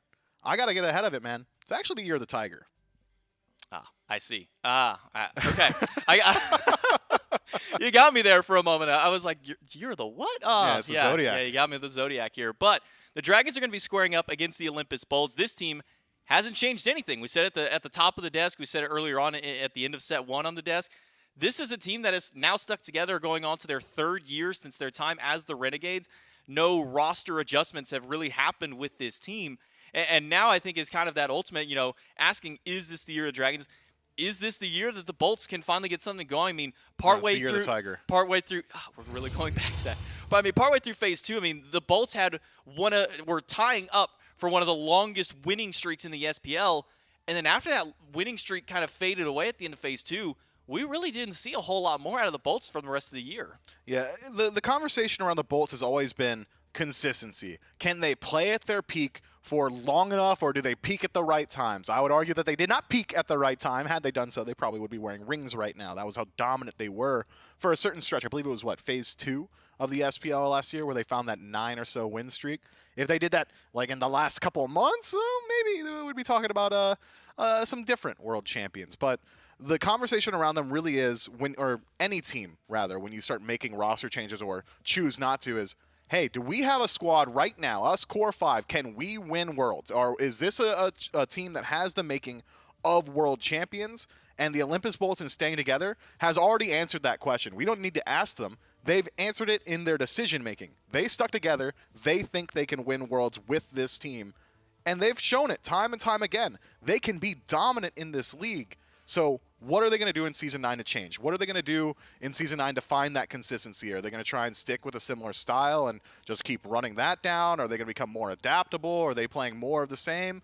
I'm very curious to see how this squad looks. Today going to be a great heat check to what version of the Olympus Bolts we're going to have at the beginning of Season 9. I mean, heat check of a lot of what they've been playing against throughout these years. I mean, the Dragons, again, are a team that have been sticking together for the most part, only making small changes here and there. Now with the Bolts getting a good look at the Dragons, maybe whether it be through scrims or anything else like that, they've gotten their opportunity to have some moments to kind of see what the Dragons are able to bring out here. But I think a lot of it will come down to this mid 2v2. That's where the big plays have been happening. And we saw it in our very first set with Panatom Shinto up against Benny and Kirmi, just to kind of see where a lot of that control comes through here. Ven and Lasbra sticking together yet again and really kind of dialing in on these. I mean, the mid meta has been one of the most back and forth ones so far this year. I mean, we've had, 2 or 3 different metas already evolve in mid lane. Yeah, I wouldn't be surprised if we see the mid meta change completely based on some of the itemization changes we've seen in recent patches. Those helmets go crazy, man. You shouldn't be allowed to buy more than one. You've only got the one head, unless you're like Agni. So when you go like Celestial Legion plus Jade Emperor, I think that opens up the door to things like the Zhongqi, where you can be that quadrupedal Tiamat just running it down the center of the map. And I think that is a style that will really fit with Venenu. He loves playing that aggression. He wants to get in your face. I am of the firm belief that he was a solo laner in a past life, man. That guy just loves getting involved, and now with some of these items, I think he can do so a lot more safely. Well, maybe solo in a past life, but a mid laner here in the present time. We'll go ahead and talk to Venenu just a little bit for our pregame interview. Kind of get your thoughts here, Ven. I mean, we had 4 teams not make a single change this year as far as their rosters. 3 teams only add 1, maybe 2 little adjustments out here. With your team sticking together now for the 3rd year, was there any discussion during this offseason of any kinds of changes to this roster? No, we were pretty fine with everything that happened at the end of the year. We were completely open with each other. If people wanted to go elsewhere, just be honest and open with the team and stuff like that. But throughout the whole year, we thought we played pretty well. We just kind of made mistakes at bigger tournaments and stuff like that, where you just got to learn and grow from it. So we're going to take this tournament kind of just practice for tournaments and stuff like that. And, see how it goes. We've been practicing hard on the offseason, and, Yeah, well, you're going up here against a rookie talent to the SPL as far as the mid lane is concerned, up against Pagon. Mm-hmm. Has there been any kind of adjustments maybe to your play style to try and adapt to this new rookie? No, we've scrimmed him a couple of times. He's a good player. He's been playing ranked for a while. He's been around the scene for a while, so I expect good things out of him. It's just going to take some time, I believe. And, hopefully this is a nice, fun little tourney. Well, now that you're here on your 3rd year, do you think that this is the year of the Bolts' 3rd time the charm? Hopefully. We're putting in the work still. We appreciate each other's company and everything like that, so hopefully it is. Well, hopefully so for you. Thank you so much for staying by for the interview. I'll let you get back with the team to get ready. All right, thank you. Yeah, scram. Get out of here. Hold on, you say scram to him, but not to Sam. Why would I? Some people are more scrammable than others. We've talked about this. That's my mistake, even trying to ask about the scrammableness of another person out here. But confidence out of Venenu, and one of those things, as I talked about, was a lot of teams didn't make adjustments or made very few ones. These are two of the teams that have made little to no adjustments, specifically with the Bolts making none. And I like what he said about the openness of the team is, if you don't think that it's going to work out, let us know, and we'll find a replacement. We'll make those adjustments as needed. But these Bolts players are confident that this is the team that can hopefully get them that ring this year. Maybe third time is the charm, because they haven't made those changes. We'll see how things look, though, as far as the playfield is concerned. And kind of dialing in on Lasbra here, we had the changes to Cirquet, the massive rebalance that came this patch. Yeah, the Lasbra pick. I was going to go right there. This is like Lasbra's quintessential pick. This and Pele. When I think Lasbra, I think Cirquet and Pele. And with the changes that we've seen to itemization, with the changes now specifically to Cirquet, do we think that this is now high priority to ban those gods maybe specifically against Lasbra? Well, for those of you who have not read the patch notes or read the changes to Circuit, I understand it's like 1,000 words. It's crazy, the mathematics behind it. The TLDR is Circuit tank or bruiser is no longer as strong as it once was. If you want to play Circuit, you either go full tank and you deal no damage, you become a CC pillar for your team, or you go full damage in the jungle and you start one-shotting like she used to upon release. But you're a lot squishier, and how her ultimate works, last breath, you kind of lock yourself down a little bit, makes it very easy to return that damage. Also, maybe the most major change is the change to Circuit's leap. Now it has 10 less units on it. Used to be the longest leap in the game. Now it is more so in line with every other leap in the game. For all Circuit players in the chat, I know it's so hard. You used to have some of these leaps that you were used to going over walls, no longer works. So whether or not I want to see it banned against Lasbra immediately, I don't think so. I think you heat check it, because when Lasbra played it, it was that bruiser style, was that tanky initiator. We'll see if he can play it the assassin way. Well, we'll see if that Circuit does make it through here. Picks and bans for game number 1 between the Olympus Bolts and the Jade Dragons here in our Season 9 kickoff tournament. It will be the Bolts on first pick with a... Normally, I would probably at this point just kind of call this a Benny Q ban here, Raw. The first one taken off the table by the Bolts here up against the Jade Dragons, the Erlong Shen. Doesn't really raise any eyebrows or questions here. That's just a very standard pick out here. But the Bolts are going for stuff that we wouldn't really imagine being first ban. No, these seem to be targeted bans, or maybe they're trying to hide a little bit, you know, save some energy for the SPL proper. But removing Ra, I think Ra is legitimately very strong right now. Again, the helmet build fits him very well. Ra's a god that wants to get a little bit closer range with that Divine Light. Also makes very liberal use of every helmet, actually, even Lotus Crown, very strong on this pick. So it's a very survivable god as well. So no arguments from the bans so far, but that it has left a lot of priority up and available. Things like the Yamoja come to mind, the Bastets of the world. We'll see if Fenrir sees similar levels of priority as well. I'm excited. First up, it's the Kleena. It's a lot of damage. It's a lot of structure damage. It's a lot of objective damage. It's a lot of god damage. Not a lot of CC, though. This god is just here to put the DPS out. Yeah, so that's going to be a first look now at Kleena in Season 9 for the SPL. Looking at some of these other bands, I mean, Gilgamesh, even with the hits that he's had to all of his kit, basically has been adjusted at some point. Every time this god sees nerfs, he still comes back into this, finding a way to creep himself back in this meta. And also the Artio ban out here by the Dragons. I want to kind of hit that one, because Artio's been around for such a long time.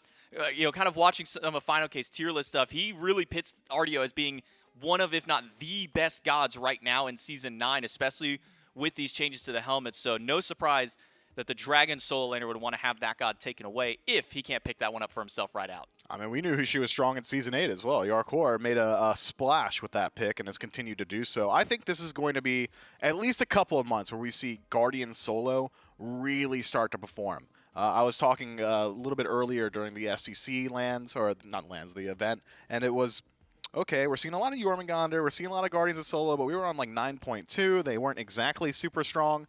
If we saw Jormungandr today in the Soul lane, I wouldn't be super surprised. That is how strong Jade Emperors is, like, just in general. That's how strong Celestial Legion is in general. It really has just made these Soul lane Guardians that much stronger. But that extends to every mage. I mean, those are items that you're picking up full stop, and ESET counts herself amongst those that will make pretty strong use of this. It's got great flex potential for the Jade Dragons. We could see it go into support. We could see it go into mid. I think it might likely be headed for support, just because I know it fits PBM style, but haven't seen it from them just yet. We haven't seen it from this team just yet. So maybe that we're guessing is going to be an indicator that the Bolts are guessing as well. Potentially so. I mean, even talking to Shinto at the end of the last set there in his post game, he was just talking, singing the praises of this Ise. It's a god that you cannot give an inch in that mid lane just because she will take a full mile out here. But couple that Ise with the Uller, so still leaves a little bit of flex up in the air here for the Dragons, but no flex as far as the third pick out of the Olympus Bolts. Scotty right out the gate for the Hunter on the Bolts here. Barracuda, probably one of the most known Scotty players out here in the league, probably even one of the more known Scotty players out in the world as far as that's concerned. And tailoring that with a Cabrakan, so maybe some jungle Cabrakan, but we've been seeing a lot more of Cabrakan going towards support role as of recent. Yeah, support, solo, anywhere you can get some of that defense available to you. I would probably prefer to see Cabrakan in a role where he can go more so towards that bruiser role, because if you play him in the jungle, just by nature of his kit, he needs to go that glass cannon, needs to be just, hey, I'm in there, I use my Polynomicon, and I've got a whole lot of power stacked up. So stun, you're dead because of an auto attack immediately afterward. But if it did go into the jungle, that would likely leave Kleena in the solo lane, Scotty acting as the only duo laner here for the Bolts so far, and that's not weak at all. You could very easily have Kleena clean up in the solo lane. She's got great damage output. Again, the ability to go towards those neutral objectives is incredibly strong just because of the double tear the veil. Even if she does go for a little bit more so of a survivable build with some of that defense, Pyromancer still needs to be worried. All you need is a jungler over there with you, and you can immediately move in towards it. We do get a light shined on the Jade Dragons draft, though. Tiamat locked in, and now we get a much better look at this E-set. I'd be doing us a disservice if I don't say, hey, maybe it could go into the jungle, but I think it is very much so more so slated for that support role. Tiamat very likely headed towards mid, and then Ul will be matching up with E-set in that long lane. That is a very, very aggressive duo lane. You do not need the axe for Uller. The axe is just to set up Hail of Arrows, Bladed Arrow, right? That's the combo. Do it off Spirit Ball. Do it off the slow from Dispel Magic. That is a lot of range setup for the Jade Dragons. The poke battle should favor them. And as we jump into the second round of the bans, it's Nox and Ares. Interestingly enough, seeing the Nox out there, but kind of maybe shines a little bit of light as to what we saw during the World Championships, where E-set support was picked up by the Bolts, and then the Dragons countered it with the Nox support right after that one to really shut it down. So not wanting to fall into that potential trap up here. And then on the other side, the Odin and the Daji. Daji, I mean, you look at the first three gods there, and that's a field day for this Daji. But as those bans finish out, the Jade Dragons will instead lock in Achilles as their fourth pick here. We've seen some flex to him in towards the jungle, but I'd be doing a disservice as also saying that this is a more common solo lane, especially tail end of Season 8 was one of the top solo laners. It is. The Jade Dragons jungler, Sanford Soccer, is ever the contrarian and loves playing these picks in the jungle. He says all the time, if you're even nearby and willing to listen, I'm like the best Achilles in the world, I'm the best Mulan in the world, like I want to get out there and get active in the jungle, and that's a pick that I could see piloted by him, but more so likely for solo lane. And if you are worried about Cabrakan going into the solo, because that generally is going to be the flex. Now that Ymir's been locked in, we can pretty confidently say that it's going to head over to Jake in the duo lane. So it's either Kleena jungle with Cabrakan solo, or the vice versa, Cabrakan in the jungle with Kleena solo. Either way, Achilles is a pretty strong matchup into both of those picks. You can stop the channeled ability of Kleena, that Screech, with your own stun. You can stop the channeled ability of Cabrakan with the stun as well. So I'd argue the Jade Dragons do a very good job of playing around that flex potential from the Olympus Bolts, making sure that no matter what, you're at least a little bit confident for Final K. I've seen a lot of change-ups in the mid lane over the course of this season alone. I mean, 2 to 3 different little mini metas to popping in between the flat pen meta. So we were Do not forget the now name that flat pen has Morgan been Le nerfed a bit. Fay. So we've been seeing a lot more of this Tiamat kind of pop her way back in.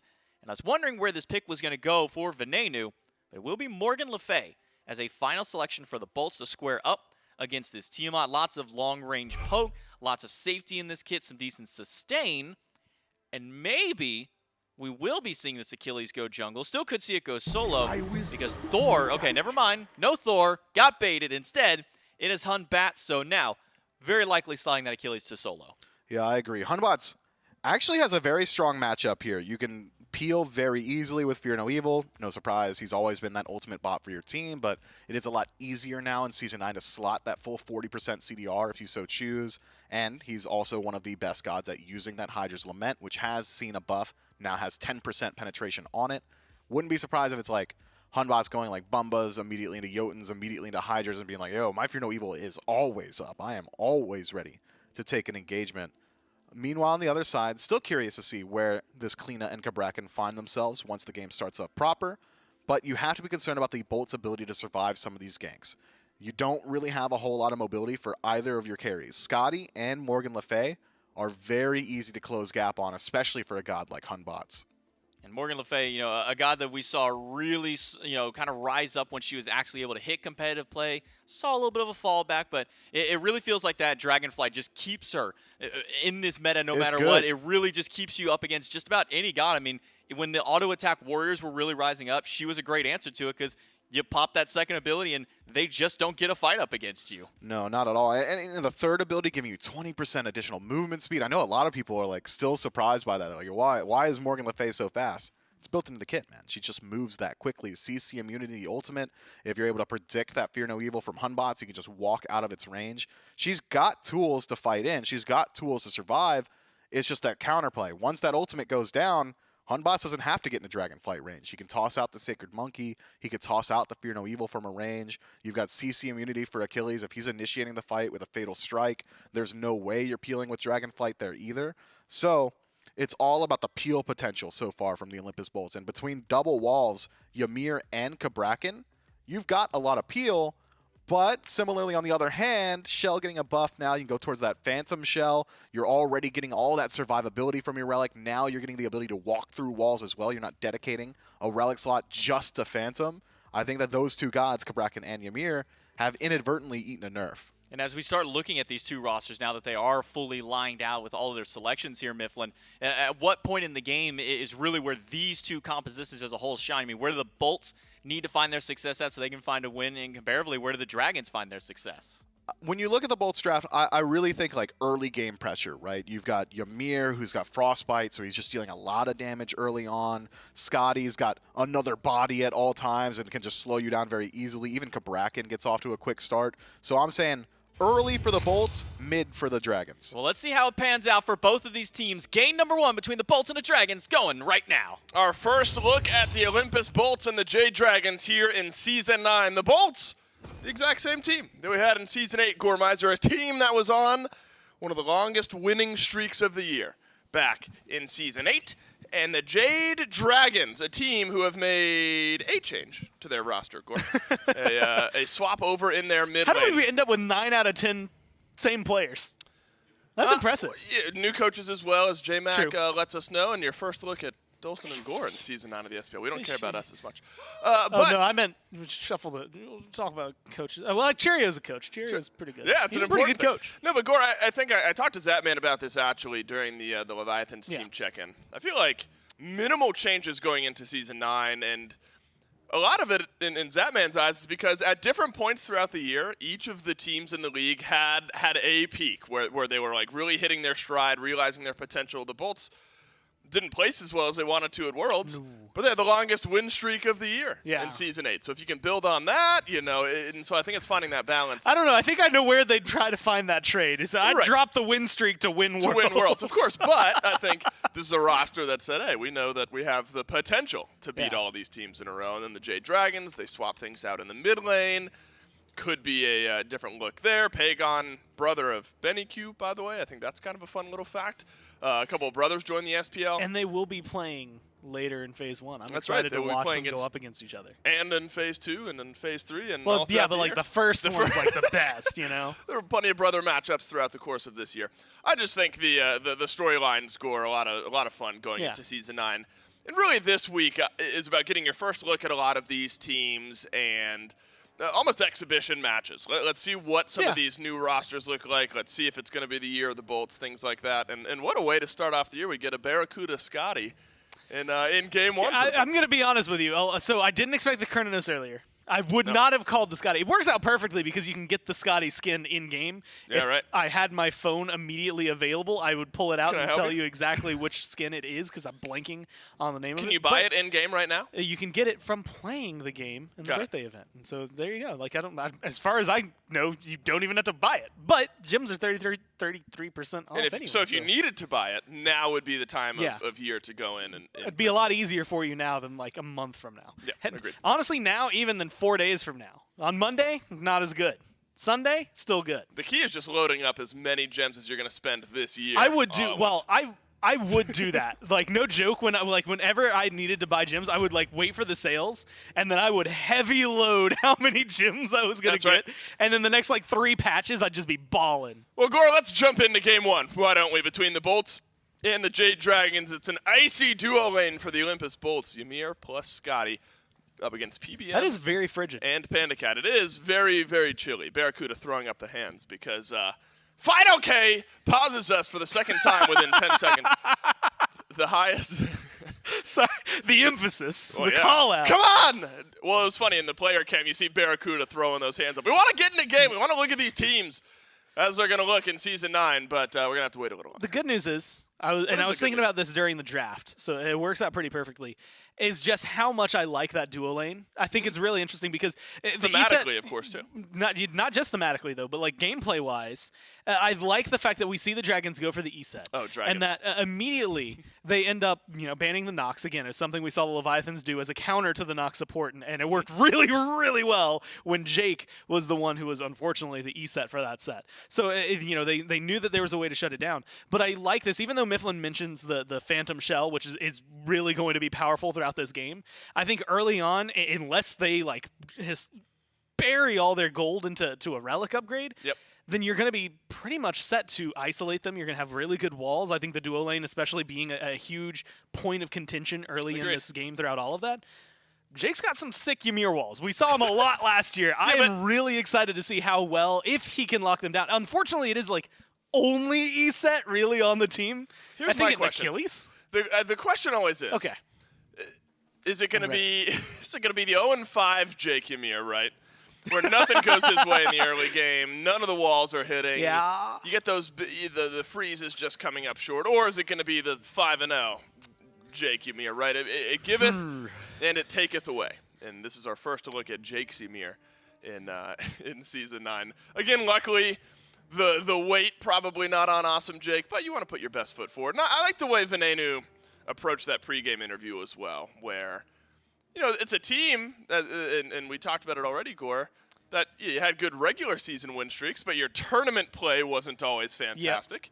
And so you've got an opportunity at the literal start of the year to warm up the tournament wheels a little bit, get the tires warmed up going into season. It feels like no matter what, that has to be the case for one team, right? Because in Season 7, that was the Leviathans.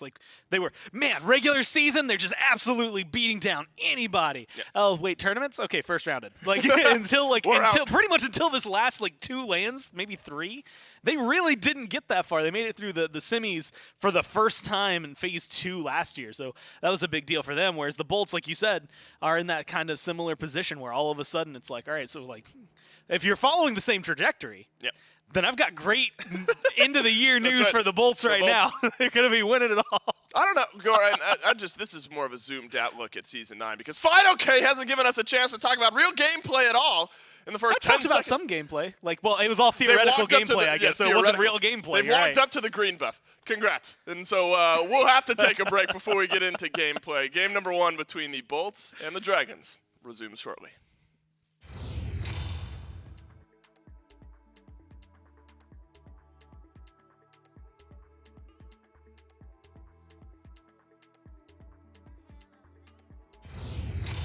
This is the shortest pause of all time, and we are into game number 1 between the Bolts. You weren't kidding when and you the said Jade quick Dragons. break. It was lightning fast because Bolts. I'm sorry. I'm sorry, man. Oh, God. Oh, that hurt. Nah, actually, that was pretty spot on. You know what's even better when afterward you explain the joke? That's what makes it really funny.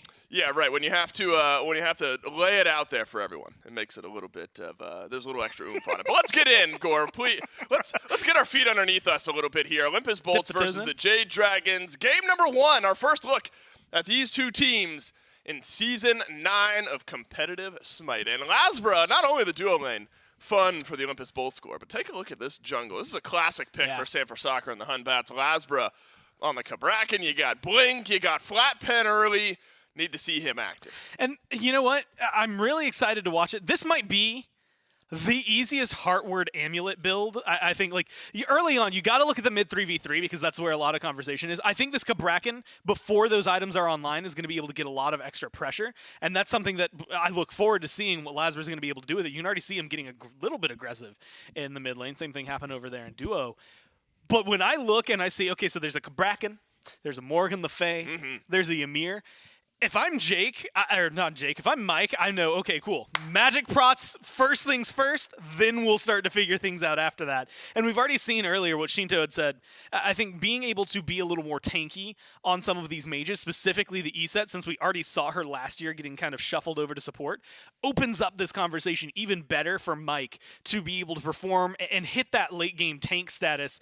Maybe not as tanky as Ymir's going to be, but still enough that you're not just going to get shredded the minute you show up. And so I hope to see some of that, after a little bit of farm. Yeah, agreed. Solo lane matchup. Interesting as well in this one. Gore Achilles for Fine OK, and Haddix taking a note out of the playbook of some of the SCC teams that we've seen as of late. And the Oni Warriors, of course, during that SPL qualifier tournament. You throw Bastet or some other assassin-y type over in the solo lane and just build them like you would an assassin. And Haddix, the one doing it now.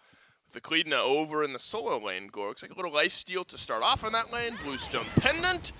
Should be some damage there for the bolts. And again, I think it's perfect balance, right? Because if you look at it, Jake and Lasber are going to be really tanky just by merits of Guardian. Lasber doesn't even have to build that tanky. He could throw like one prot item on, even like halfway through the build, and he'll be fine.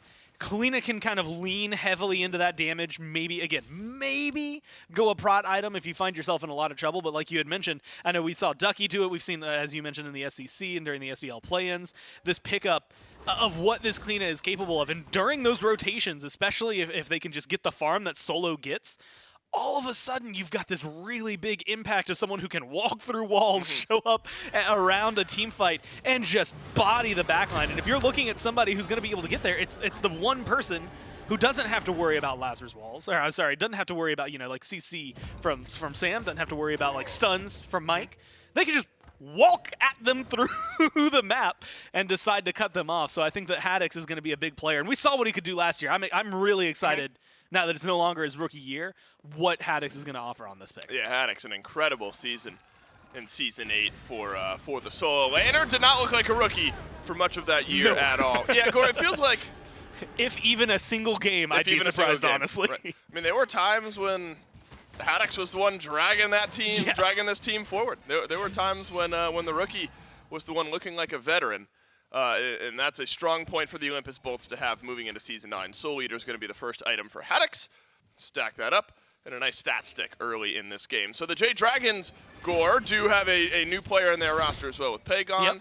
And so early synergy ends up being a topic of conversation. Again, this tournament, good for establishing a baseline, getting some live practice with some of these new rosters, working out issues with old rosters.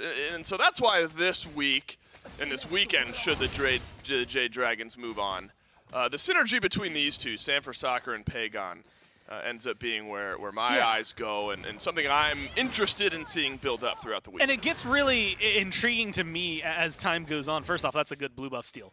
Just needs to be mentioned from Haddix. But it's as this week goes on, and realistically as the season goes on, I'm curious as to how Pagon's going to perform. Not because of a lack of faith in Pagon. In fact, if anything, I remember last year rumblings of Pagon being somebody who could join the league. Right? Yeah. People have been looking at this guy for a while, and they're phenomenal when it comes down to mid lane play. But the question is, as a mid laner for the Dragons, that seems to be the hard role to fill, right? Go back a couple of years. Twig, pretty solid when it comes down to mid lane, fits the style I think the Dragons needed, but didn't quite always get the a lot of credit, right? He was playing setup. Herwind, I think a fantastic mid laner, but last year, you kind of have to fill that facilitator role. You're not necessarily played as the carry. And in some metas, we've seen the mid laners be the guy that has to carry. And sometimes that works in favor of the Dragons, sometimes it doesn't because they like to funnel through Sam, through Fine, through Panda. And so how Pagon meshes with this team is, I think, actually an overarching season discussion because sometimes, like, I think Pagon's absolutely going to be able to pop off, but I'm wondering how well the Dragons' play style with mid is going to fully connect. Of course, it's been an uncharacteristically slow start for both of these teams. Jade Dragons love getting aggressive early. Olympus Bolts, awesome Jade. Cough, love doing so as well. And here's your first fighting in the Jade Dragons. One's coming out on top. Polar Bear Mike alongside the rest of the Jade Dragons, except Fine-OK. Put down first blood here in game 1. Did you need 3 ults for it? Maybe not, but they dropped 3 ults for it anyway. A Circle of Protection, a Fear No Evil, 2 that are huge around objectives and huge around team fights, but you don't need them early on, right? There's not going to be a huge team objective, team fight, anything like that going on, except maybe a Gold Fury, and we don't see most of those before 10 minutes anyway. And then you have Pagon dropping down the Minotaur as well. It's a lot of good damage. It's an unfortunate spot to get caught out. If you're Lasbra here, not only is that a huge chunk of CC, maybe you don't have to worry about it, but he doesn't have beats. So the next time those combos come up, they can run it again. And then the next time it comes up until he lets level 12, they can run it again. They've got at least 2 to 3 ult cycles on the Dragons that Lasbra is going to be easily susceptible to that. And as you saw, I mean, Cabrakan, he's a Guardian, but he's not that tanky right now, and if he falls too far behind Sam, we were just talking about it, but they play through Sam a lot. Yeah. The Sunbats, if he gets the farm and gets a lead, that becomes really deadly. And Goro, you know, we're still at the point in the year where all of the anecdotes we have on some of these individual picks are from the SPL play-in tournament, from the SEC qualifiers, and so I think like the last couple Cabrakan jungle games I've seen in how yes or no, you know, 1 or 0 those games have been. Yes. I've Cabrakan jungle going 0-5 or 5-0 is not unheard of, and so a early death for Lasbra, not backbreaking in the sense of the entirety of SMITE, but doesn't establish the early momentum that you want this style of pick to end up grabbing. Does end up establishing some good momentum for the Jade Dragons, and gives Mike a good footing on the early part of this game. Barracuda into the Transcendence here, Goremizer. So the Olympus Bolts have already stacked up one of those stacking items. So Leader working on the next with the Gauntlet of Thieves, and Barracuda with the 3rd stacking item for this Bolts draft. Gonna need a little bit of time to get some of that extra power on. At least he's matching up with Panda Cat, right? Like, they both have Transcendence. They both have Transcendence. For him, he's at least in a good spot. And he's ahead by 5 whole stacks. And you know what? He's gonna keep pushing. I think that limb mid is fine. Okay, a little bit of poke thrown his way, but I like this. I mean, both the Uller and the Scotty are pretty ability based, so it's not too surprising to see them go for a kind of a different build than what we've seen elsewhere. Plus, some of the other items that we see, you know, really show off on some of the others. You know, the Crusher comes to mind, things like that, still work well on them. So I think watching them as they go along, specifically watching Barra, because the Scotty I think has a little more question marks around her than an Uller does. It's going to be, you know, fun to watch how that fully shakes out. What I'm really excited about, and I can watch as Jake runs around, is the Heartward Amulet getting picked up. I called for it earlier, and I was like really banking that Mike was going to go for it. But because, again, it's just so much physical damage, he's also already upgraded the shell. And so he funnels all that gold in there. And because we didn't see a lot of like hyper early aggression, as you had highlighted from Jake, really, you've given Mike the opportunity to now have a good counter build for the 3v3, at least to make him and his teammates tankier, and a way to deal with the walls. Yeah, I think that's like the easiest Phantom Shell purchase ever. In SMITE, right? Yes. Maybe Haddix on Odin instead is probably a little bit easier. Haddix on Odin, and then somehow if you could work Yamoja into the combo. Right. Ymir or Yamoja mid? Which would you rather have? I'd rather have Ymir mid. All right, and then Yamoja support might be the most Wally type composition you could have. Here's a wall from Awesome. Jake catches PBM out.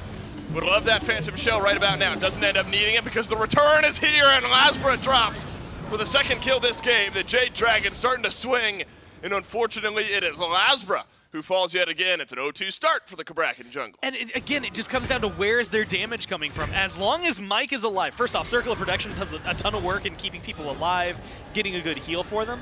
But whenever he's alive, you've got this aura that's making all of these otherwise still tanky targets. I mean, Tiamat already tanky, you know, Hunbat's maybe not necessarily tanky, but at least good at surviving. All of a sudden, they're taking less damage from this Heart Ward, or because of this Heart Ward. And so you're really creating a problem if Venenu and Lasbra are the only 2 who are in the area to do a lot of the damage. So you need, you know, Barra or Haddix to get more aggressive with you in scenarios like that.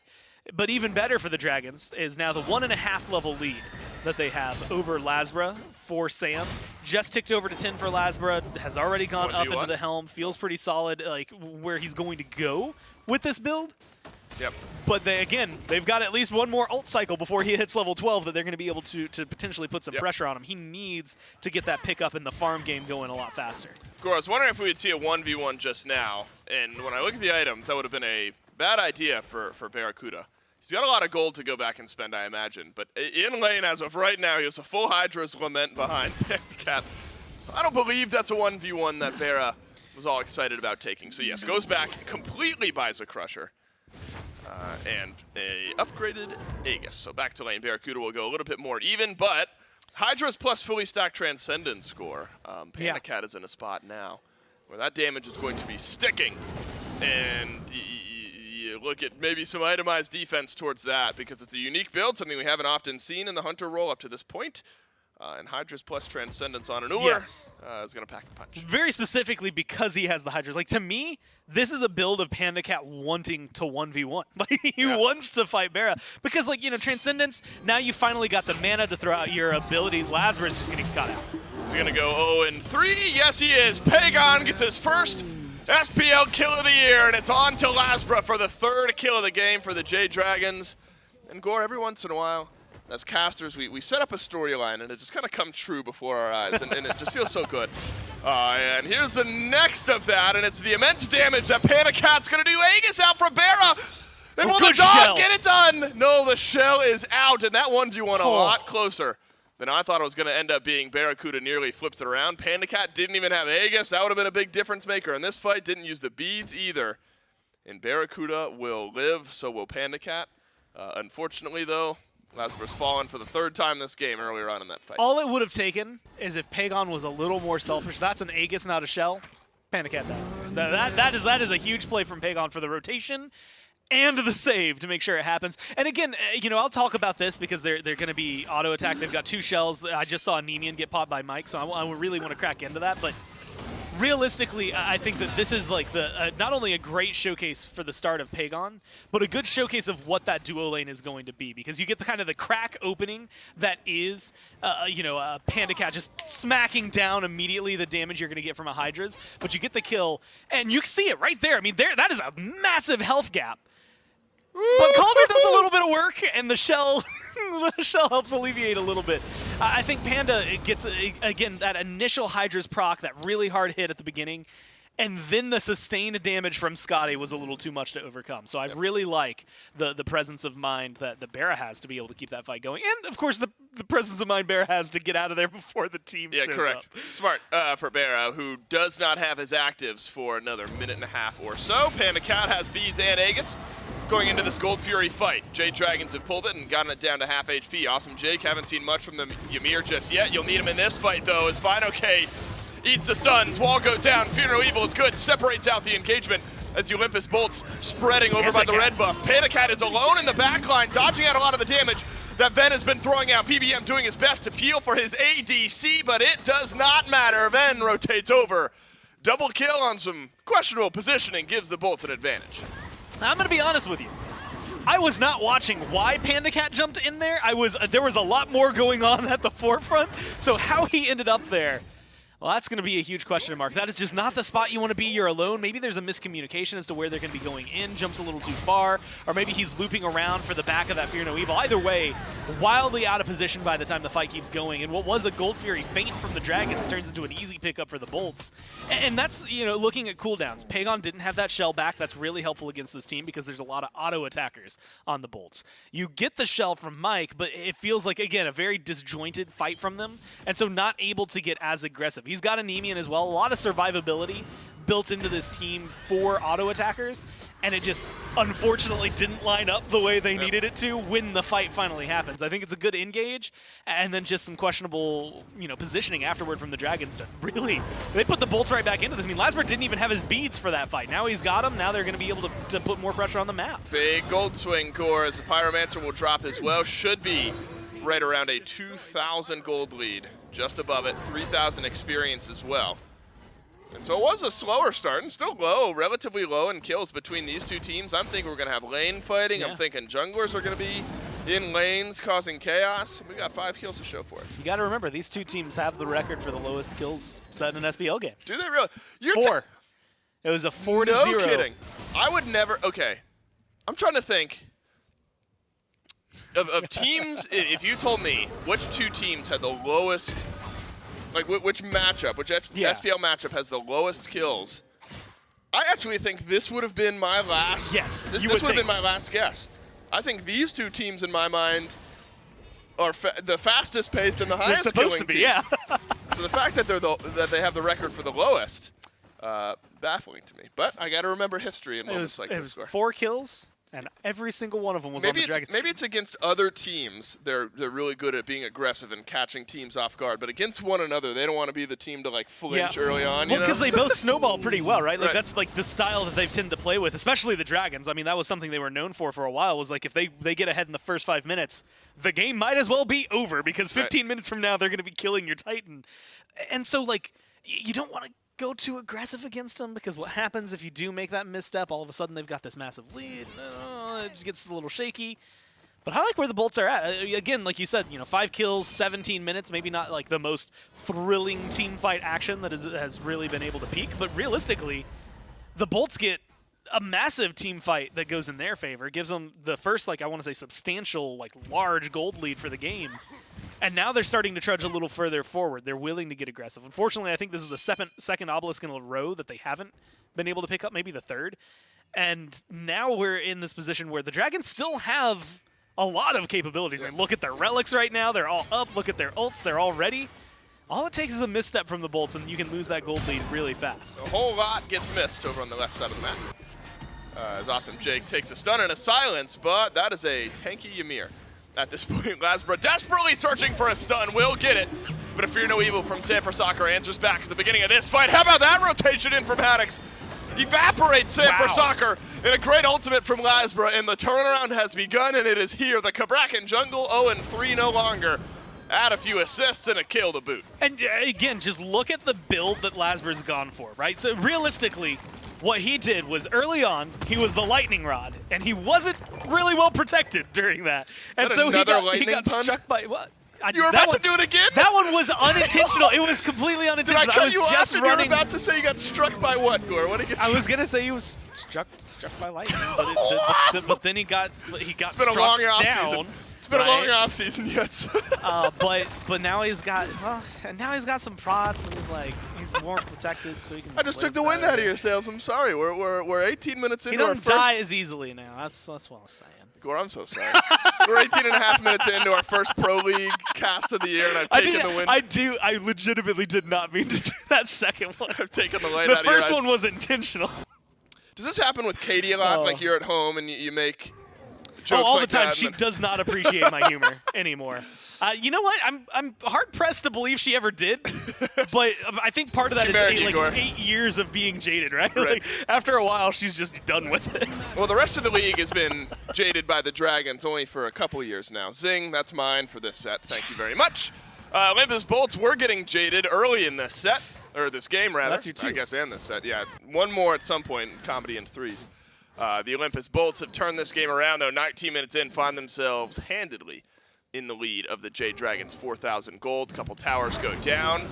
Open Phoenix on left and open lane in mid. As Polar Bear Mike is knocked up and shut down by the Olympus Bolts. There's just too much CC, too much individual instances of CC Gore for Mike to be able to live through that. And we talk about, again, relic timers being important. That shell had 20 seconds before he comes back. Like, 20 seconds from now, and Mike is able to at least walk away towards his team. Now, no, just a free kill for them. The Frenzy has been picked up, though, here for Mike. And so, again, I'm looking at this team as someone who can get aggressive in the next couple of team fights, right? You've got Circle of Protection. Theoretically, you're going to be great in team fights. But they haven't been able to get it full strength. I mean, every time the first big one we see, they're widely separated. Second time we see one, unfortunately, they're just easy pickoffs overall. I mean, even now, like there's not a chance for a team fight because by the time the rest of the team is there, 2 people, 1 person has already been burned down. So the Bolts are doing a really good job with these walls. I mean, I thought they were going to come into play a lot earlier. And then because we saw the Phantom Shell, I thought they were going to fall off a lot faster. But instead, it's been pretty much the inverse of that. They didn't make a difference early on. And it wasn't until the shell was built that they really started making the big impact plays. I imagine we'll see Phantom Shell for Pagon at some point upgraded as well. And so a bit of a timer for the Olympus Bolts, because once Pagon is able to Phantom Shell himself and likely Panda Cat, since both the carries will be in a very similar spot to one another, that could free up Mike to operate elsewhere in these fights. So double Phantom Shell, a nice little power spike for the Jade Dragons whenever that does end up rolling around here. But the Olympus Bolts, if they're able to keep their foot on the gas, which they want to do around this Pyromancer, they're in a good spot. Awesome Jake has now picked up Oni Hunter's Garb, not something that I'm used to seeing. I'm not used to seeing that red bit of armor gore in the item slots anywhere, but Awesome Jake has picked it up here. And you look at power spikes, Rod of Tahuti for Lasbra completed. Now Soul Reaver plus Obshard for Ven plus Charon's Coin. Percent Pen, huge. And so all of these big power spike items score big for the Bolts. I love Oni Hunter's Garb. I'm actually glad you brought it up because this is one of my favorites to build. Because not only do you get CCR, which is that's maybe the biggest stat against this team. 20%'s a good bit. But you also get a lot of damage mitigation as well as in this slot, because he needed it at this point in his build, some magical procs and some health already. So realistically, every single number that you see in front of you is beneficial here for Jake. But the CCR against Hunbats, against Tiamat, against Achilles, against an Uller, against an Iset, that just pays off so much in terms of dividends as the game goes on. But then getting those mitigations, the more people that are around you, all of a sudden you have to start looking at the range. Like Iset has some decent range, but for wind gust and things like that, you do have to get a little bit closer, and Mike's probably going to be at the front of the fight. Panda Cat has range, but then you've got Achilles, you've got Hunbats. A lot of people that are going to be getting close to you, giving those mitigations and making it a lot easier for Jake to just kind of withstand all sorts of damage being thrown his way. And when you're Ymir and running at people, that's like one of the best things you could have going for you. I think that's just like a Jake item. Regardless of Ymir, I think Jake should just build Oni. He should just always have it. Just always have fun. Oni's in his back pocket, I think, for Awesome Jake. Fire Giant pulled by the Olympus Bolts as the Jade Dragons will fight into this objective at a pretty hefty deficit. Lasbra wailing those arms around, looking for the stun. Won't end up getting it. Had Blank Stand chose by not it. Worst to use feeling in Smite. I tend to agree, Gore. I tend to agree. Missing constantly the stuns on Cabrakan. Close to the worst feeling, if not the worst feeling in Smite. Ven, I didn't see what chunked him down to half HP, but that's a we gotta go signal now for the Bolts who back off of the FG. And this is a good spot. Maybe not a Fire Giant opportunity for the Dragons, but you get a little bit of farm. I'm still looking at Pagon's Relics. When that becomes presumably a Phantom Shell, that's going to be a good leap for them. But any chunk of change that you can take away from the Bolts is going to be a big deal. So being able to get the Tier 1 in right, the Tier 1 in mid, those are huge openings for them all of a sudden, especially when you consider 3 towers are missing now for the Dragons. All of a sudden, you not only need that gold because of the economy, you need that gold because you need the map state to be a little more equal. And so you really have to consider those. You have to consider relic timers, and I think if Pagon is able to get the farm necessary to feel confident, upgrades his starter here instead of the relic, that's going to be a huge thing for the fight. Luckily, Fine OK is real tanky, and so a lot of stuns and damage connecting onto Fino ends up just being an ultimate out with the Fatal Strike. Tier 1 on right goes down for the Bolts. Another decent wall from Lasbra. Oh, wow. Phantom Shell used by Mike, and there is no Phantom Shell upgrade yet from Pagon. And so Gore for 2 minutes now. Double wall between Jake and Lasbra. A big threat to the Jade Dragons. I think this is the opening, right? I mean, if you wanted to start up a Fire Giant, if you wanted to really make the play for it, I think this might be your best time to start a fight. Unless you're going to get good walls like that from Jake where can really kick things off. Whoa. All of a sudden you lock down everybody. That's a big wall from Lasbra in the back. 3 members of the Jade Dragons locked in place, but Lasbra and Sanford Soccer, Haddix rather, and Sanford Soccer on the left, brawling out with one another. But how about this damage from Barracuda? All of it connecting onto Mike. And Ven deals the final blow. Haddix will get taken down in trade, but Awesome Jake walking forward, getting max value out of his Oni Hunter's Garb. Venanu has taken a lot of damage from Panda Cat, though, on the other side of this fight. Both teams fighting with 4. Lower health, though, on Awesome Jake, and he will not get into the ultimate. As Fine OK has executed him down. The Jade Dragons at a massive gold deficit have fought back into this fight, and they will deicide the Olympus Bolts. It almost bait themselves. Lasbra gets a huge wall. 3 people in there. no follow-up. By the time they finally get the damage there, the Dragons are surging forward. They wanted the fight at that point, and it becomes a huge deal. Relics get used, beads were down for Venenu because of the last time he got poked out, so all of a sudden, he's not able to get any of that immunity necessary. Now they're back up, but it's a little too late for that. Damage bonuses that come out for the Dragons because of their last back really assist them throughout that fight, but it is the isolation. It's pulling Haddix away from the fight and limiting the damage down. Again, as long as Mike was around, that Heart Ward's doing a little bit of work. Maybe not as much as it was early on, but Bear is the only person who was engaged for the majority of that, dealing a lot of damage. He gets some good ones out, and then unfortunately is one step too far, falls down, and it becomes an easy resurgence for the rest of the Dragons. And of course, I think real MVP has to be shouted out. FinoK's Assassinate, being able to just completely execute anybody and everybody that was standing there. I mean, otherwise that's maybe 2 more seconds you have to spend killing Jake, a few more seconds you have to spend killing Lasbra. Being able to just execute them, get them off the board, this Achilles opened up some opportunities for them to really snowball that fight into their favor. You know, Gort, when these two teams have matched up in the past, and they have matched up a lot in the past, it's just about Bolts and Dragons. Feels like in a lot of these tournaments, they end up going up against one another. We've seen very snowbally games one way or another. Whether now, outside of that 4-kill, you know, very slow game that we've seen between these two teams. Snowbally sets, I should say.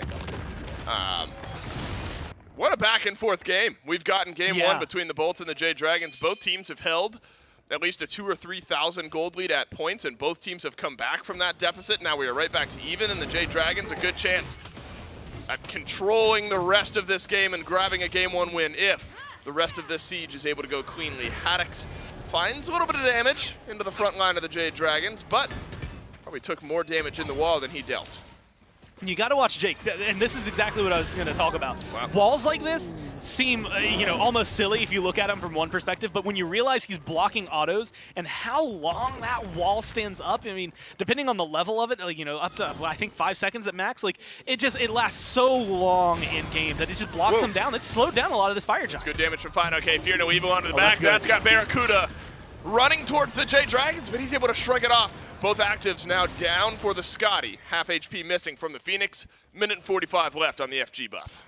And this is where, again, those small little timers can make a big difference if Jake decides to play it properly. Good wall can also isolate him. Whoa! But they've got 2 Phantoms. That might not work well. Haddix walks into a stun, and it's Polar Bear Mike dealing the damage. Shell on out, but Venenu's got the range. And Polar Bear Mike, the first casualty of this fight. The defense looks all right for the Olympus Bolts for now. Half HP on every one of the J Dragons, and here's your fight back from the Bolts. Nothing's easy in this game. Double kill for Venenu. Save for Sakura and Panicat, the last 2 alive. They're still going for the chase, too. And honestly, Haddix might be able to close the gap again, even walk through walls if necessary. And that's going to be able to make it maybe a little bit easier, not having to go through some of those turns. Yeah, but this is where things get, again, a little awkward. Do you bite off more than you can chew? With 30 seconds left, let's say 20, because PBM's going to come back, you should be able to poke down the Phoenix. We're about to go for an hour. This is where things get really timid for me. Maybe actually, right? I mean, Jake, do you go for this? I mean, Phoenix, sure. Yeah. It's fine, okay. You don't win. Yeah, you don't win the game. I mean, if you can really stagger still these feels 2 risky. out, I don't know if you try to defend if you're Sanford Sakura and Panicat. Maybe you do, because you can delete Barracuda and Sanford Sakura on his flank and behind. And now we leave. That is a lot of damage that Barra did not have the actives to deal with. And now there's no threat of Phoenix or the game ending. I'm going to be honest with you. I think if Barra, unless his Aegis is going to last like 6 seconds, I don't know. I don't know if that's still going to help him there. The beads would have maybe been helpful, but that's that Hydra's proc, right? I mean, you get the hard CC into a huge smack from Sam. That's where things get a little shaky. The good news is, again, you know, you watch this around.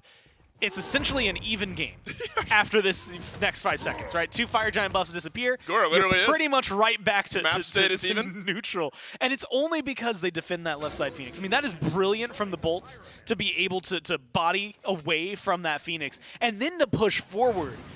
There was a certain point where it felt like it was, you know, you were either full committing or you were falling back. They full committed. But now they have to wait. You know, Bear's going to have his relics back. It's looking like a really good and promising team fight for the Bolts by the time the FG's back. Every relic should be up for them. Meanwhile, you're going to be missing beats from Sam for sure. And they're going to be, depending on how quickly they get engaged, Fine OK Pagon probably going to be missing theirs. Panicat will have like just gotten them back unless things kick off way too quickly. And so this is like a good spot for the Bolts to be in, knowing that they have an advantage, at least for the next like 20 seconds, to really press forward into the Dragons and cause them a lot of trouble. Really hoping to see something out of the Scorching Blink rune that Lasbro's just picked up. Gore, I think that's one of my favorite. Oh, wow. It's one of my favorite relic upgrades just in all of Smite now. First of all, it's a fun let me just vocalize that I love the change.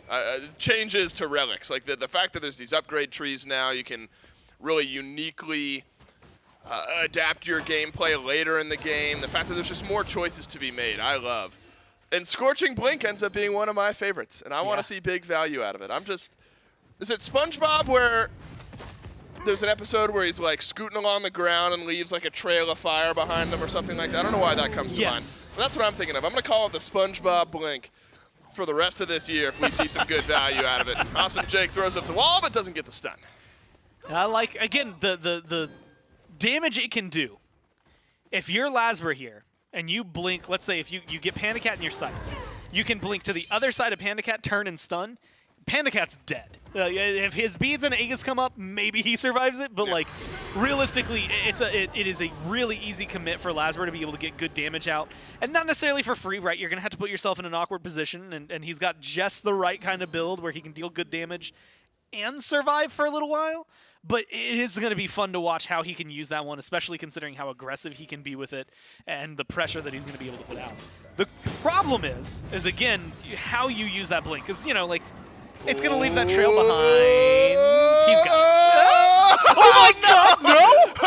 Oh, no! Not all the Primal Fury's huge! What does this mean, though? Like, seriously, what are implications here? Panda Cat's That's dead a fire for giant! minute. Oh, no! Now the Olympus Bolts walk into the right side of the map with a one-man advantage, and Panda Cat's huge. I mean, look at the items Panda Cat has. That is a massive impact that is now off the map. The gift that keeps on giving is Pro Smite Gore, and we get a Fury kill onto Panda Cat in game number 1 between the Jade Dragons and the Olympus Bolts, the third competitive Pro Smite game we've gotten this year, and Panda Cat has died to the Fury, and that's given the Bolts some legs to walk forward. Unable to finish off any kills. Now Sam for Soccer in on the 3-man. Fear no evil, but he is alone. That's huge. And now he's dead for a minute. I mean, my brain is melted, man. Okay, yeah, no. I mean, this, again, it becomes a free fire giant. That's enhanced too, oh no. I don't know who is more certain of Panda Cat in that scenario, him or me, because I did not think he was going to die, and obviously he didn't think he was going to die. First of all, Doug, let me round of applause to Doug on that one, because everyone is over on the right side of the map. The wherewithal to go over to Panda Cat, then zoom in perfectly. And that's and Billy on the replays were nuts. We're coming out swinging at the start of this year. All right, so watch. I hope it'll show up on the bar, but like when the debuff hits, that's really where it is. And you can see the effects on him. He's taking chunks of damage there, and that's if you're ever wondering the proper time to really like balance away before you get hit with that. That's when you leash it to your tank because you want to make sure that you're not getting smacked with that if you're a carry. And then they staggered out Sam. He was gone for another minute, man. That was the freest fire giant in the world. Look how changed this game is now. You lost Enhanced Fire Giant. The right side Phoenix has got another swing. How long has it been since you've been to Six Flags, Score, here in Georgia? The roller coaster theme park, for those of you unfamiliar. Senior year high school. Have you ridden the Goliath? A decade. Have you ridden the Goliath? Is that the one that has the 70-meter drop? Yeah, the huge one. Doug, if you could bring up the golden XP charts, because it really is feeling like oh my God, that is exactly what the roller coaster is. Right. in both directions, too. That steep drop-off at 25 minutes down towards the Jade Dragons is the same height that you also climb up at the beginning of the roller coaster, and it feels like we've been on a roller coaster, literally, throughout this game. And the Jade Dragons are going to pull the Primal Fury while an Enhanced Fire Giant buffed up Olympus Bolts walk into the left side of the map. Will a Fury give over the game and the Enhanced Fire Giant a moment ago to the Olympus Bolts? The Jade Dragons this time able to disengage, but Lasbro blinks forward, drops the wall in the back. The double wall is kept fine okay right where he is. It's a lot of relics used for the Jade Dragons disengage. will live. Yep. It's a lot of relics, and specifically, only one Phantom Shell, so maybe that's the benefit. But you lose your Frenzy, you lose beads that are picked up there from Pagon. becomes a lot easier. You don't have to worry about your minions. You had mentioned it, but this is Enhanced Fire Giant. Panda Cat's revenge tour on the Primal Fury doesn't seem to be going well for him. Whoa, Sanford Soccer silenced out as Haddox nearly wins the 1v1. Awesome Jake tosses up the wall over on left. That's going to put Panda Cat in a spot to find some damage onto the frontliners. Left side Phoenix now gone as well as Fire Minions tickle a little bit of damage into the Titan. And the Olympus Bolts now Gore right back in control of this game. This Primal Fury is cursed. I think I leave it. That's what I'm saying. If I'm the Bolts, I leave it up for the Dragons to go against. I thought the Jade Dragons were about to lose the game, pulling that Primal Fury while the Olympus Bolts walked forward. I thought that was going to be the game. Yeah, you don't want to lose on your revenge tour. No, you should. Panda Cat has a vendetta right now against that do. specific objective. That's right. This is Panda Cat's revenge tour throughout the rest of the year. Haddox has just been obnoxious, making such good use of the walls around these Phoenix sieges. Fear no evil from Sanford Soccer. What does it get? Nothing but death as Venenu on a killing spree. 3-man stun on the other end, but Lasbra will answer back with a kill on a pig on mid lane. Phoenix is an afterthought, and so are the rest of the Jade Dragons. Olympus Bolt as 5 complete the turnaround, and in 36 minutes take game 1. In a game as back and forth as this one, it's not often that you end up in a position where you can say, all right, so where is the moment where things went wrong? This one, it's pretty damn cut and dry. It wasn't for a while. No, and then it was. For like 30 minutes of this game, it's back and forth. No one knows who's going to win. You got a Fire Giant, you're assaulting a Phoenix, doesn't mean anything. All of a sudden, you get one line, very, very bold, full font, like just context. Here. This is where things changed for you. And you got to think, I mean, Panda Cat gets that Primal. You've got a full Dragons team. He backs, right? Heals up, comes in. Full Dragons team, an easier Fire Giant for them to be able to kill off because he got the Primal, and a 5-man fight. Now, maybe when he gets it, the Bolts get aggressive anyway, and they can find a pick in a fight that's a 5v4. But worst case scenario, you still have backup on the way. Right. He falls, then it gets a stagger kill, and then they go for another Primal Fury. That, you know what? Honestly, they needed something to get him back in, and I like that they showed some poise there, but it just crumbled. I mean, I've never seen a game go from, oh man, this is so intense back and forth, to, oh no. You're right. It kind of undercuts the tone, doesn't it? I'm like losing my mind laughing. I can't believe it.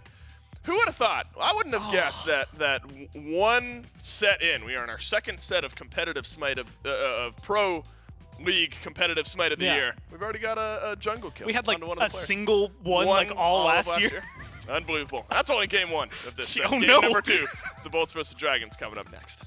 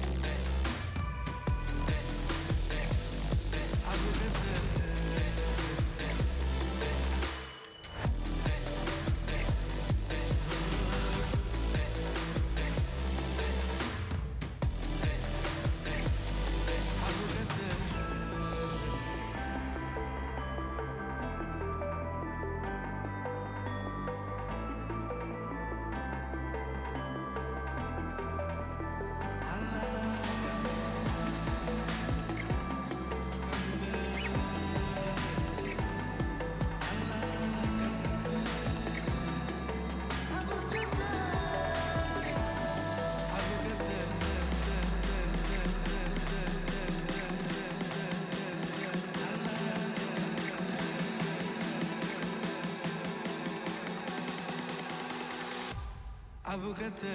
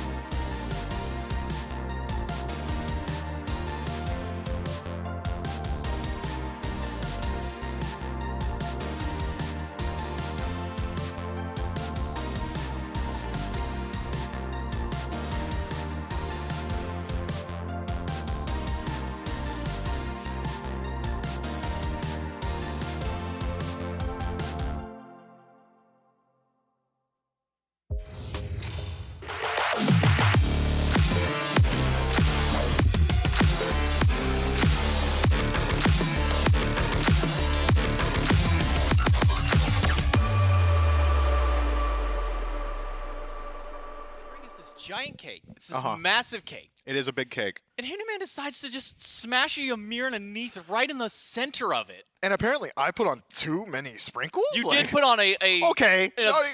You put on an obscene amount of sprinkles, Mifflin. They bought a bucket, man. I'm going to use it. You know what I mean? Spread it evenly through a cake. You have a giant pile of it in the middle. I have like over 80% of that bucket of sprinkles left. I'll spread it evenly eventually. Eventually, when the entire cake is nothing but sprinkles. That is even. Team that wishes they could get some cake here in this game, though, is the Dragons. A very tight-knit battle, back and forth throughout the entirety of the game, and then right at the tail end, at that Gold Fury. Yeah, who was it? Panda Cat. What'd he do? Tried soloing the Gold Fury, and instead he got soloed by the Gold Fury.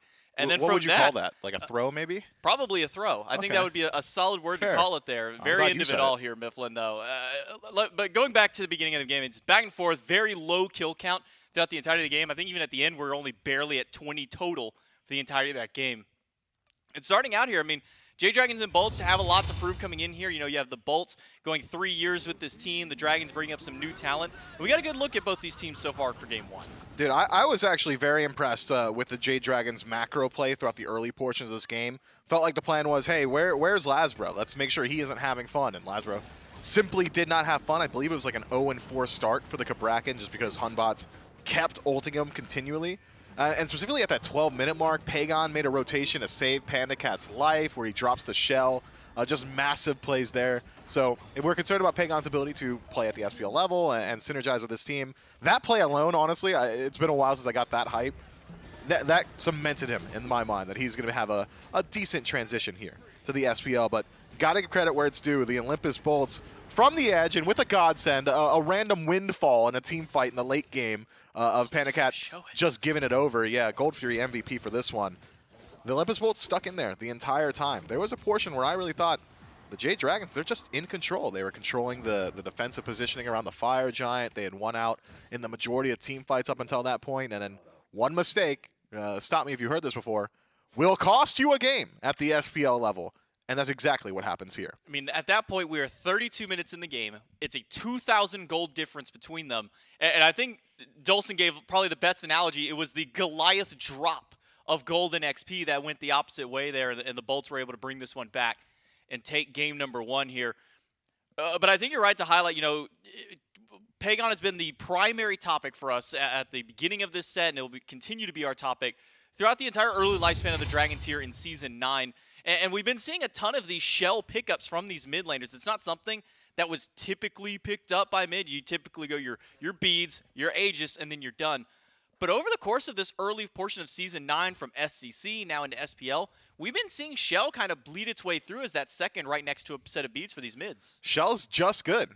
Very often you're going to get similar value to Shell, even if you're trading out a little bit more HP, just having that be a defensive relic for your entire team is so impactful. It allows you that path of, okay, well, maybe I pick up a Phantom Shell if I need it. Maybe I pick up like a Hasten Shell, and I'm all of a sudden moving faster. Shell is catch-all, I think, probably the best relic in the game besides Beads. Beads is always going to be the best, just the ability to invalidate some play from the other team, like, oh, you hit your CC? Just kidding. Do it again in like the next minute or so. Maybe I'll get CC'd. Shell, next runner-up. And I think masterful usage from Pagon and something I'm expecting to see a lot more of. That relic is just incredibly strong. A little bit of happy cheers from the side of the Bolts here, especially from Barracuda smiling faces across the board as they get ready for game number 2, as they were kind of handed a victory right at the end there of game number 1 by way of the Gold Fury. But it doesn't seem to be gloomy faces anywhere across the board here. Even the Dragons still looking fairly confident. You know, one play, you can get upset about one play, but it's one thing that you don't let linger over your head. I mean, these are early sets in the year. These ones, as previously mentioned, these don't reflect the standings of Phase 1 of the SPL. So while these ones aren't as important in that instance, you do want to, you know, try and put your best foot forward out here, but still happy across the board for these guys, though. Picks and bans for game number 2 between the Olympus Bolts and the Jade Dragons. Winner of the set moves on to face off against the Leviathans. Loser, well, they don't get much. They get to sit back at home and watch as the rest of the teams continue playing on. Hey, that's nice too. You know, they get to take a little break and save some strategies for the SPL proper once that one starts up. But I'm sure both of these teams would like to move on and get to test themselves against the reigning world champions. I think that as far as picks and bans are concerned, even though the Bolts find a win there, I think they're going to be the ones more concerned about adapting to what the Jade Dragons were doing early on in Game 1, because the Jade Dragons were getting the better end of the majority of that early game. Had they been able to transition it a little bit more solidly into objective play or just not dying to Gold Furies, they probably would have been in a much better position. So, if anything, I think we're going to see the Bolts, specifically around the jungle, probably try and shift up that pick. Lasbra really just got accosted throughout the early. It was not a fun start of this game for the Bolts jungler here, but as first bans come through, Erlong Shen, Gilgamesh, and Kleena. So that's our first adaptation to what happened during this set. But it's out of the Dragons, but because they're first pick, they're going to go for this Artio, which from Final K, from all of his content out there, has been saying that this is probably one of, if not the best gods to be picking up in this lane right now. And on the opposite side, bans for the Bolts here for the Khepri, Fafnir, and the Raw. But talking about Guardians in the solo, Cthulhu making his way back into the meta here, making a nice little rise for these solo laners. Yeah, Cthulhu so early on, though. The answer to that likely going to be Nemesis from the other side. That seems to be the generalized answer to that Descent into Madness. Just strip his defense and kill him while he's a massive target. So going towards Cthulhu this early on might open up that door for the Jade Dragons if they decide to take that pathing. J-Mac, I want to ask you a question, though. The Bolts bans, aren't those exactly the bans we saw from the Jade Dragons in Game 1? I feel like that's the exact same. I think that was actually the ban that the Bolts threw out there. there. They copied their own bans. I believe so. I flipped them in my head. You did. They Thanks. also flipped sides here in this one, so that's what got you. That's what got. That's what got you there. Thank you for giving me the out, J-Mac. You I had a little appreciate bit of a flip there. Artio Geb, which might be one of the more interesting ones out here, because Geb, with his change to the Cataclysm, became the most popular support out there. Now that your Cataclysm can actually kill people instead of just doing a percent of like 5% of their health and not being able to get that killing blow. Plus that, the Stone Shield, always a great ability, I should say, out there. One of the best abilities out there in the game for any support to have. Then he just kind of fell off, and nobody was really playing Geb, but now we're seeing him picked up here a couple along Artio. Still has the ability to stop Medusa from doing her favorite thing in the lane, which is lacerate into your entire HP bar. Geb can say, hey, yo, Stone Shield, he's not stuck there anymore, and also can at least mitigate, throughout the early portions of the game, at least one of the Viper shots. If you put some points in that Stone Shield, all of a sudden that all-in engagement style for Medusa is going to take a major hit in efficacy. So I like this pick in general, but it's not exactly the style of pick that I immediately associate with Polar Bear Mike. When I think of Polar Bear Mike, like Hercules, Fenrir, Yamoja, Atlas, like these things that just get in your face and are super annoying, kind of reminiscent of how Jeff Hinla used to play, just that North American aggressive style of support. Geb more so finds himself in the traditionally European, like IRAF or Godpool, where it's, I'm going to sit back, I'm going to facilitate, I'll wait for that one golden moment, blink in, Cataclysm, open up a team fight, right? It's that eye of the initiator.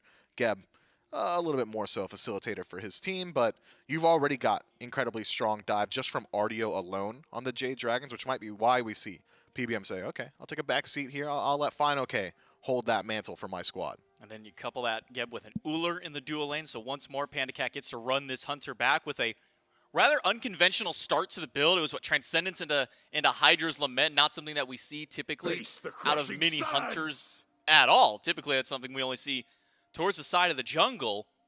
And talking about jungle, or solo, or carry, I mean if we just want to throw it out there and say maybe this Medusa goes mid, Set locked in third here for the Bolts. Not the pick I would have expected third overall.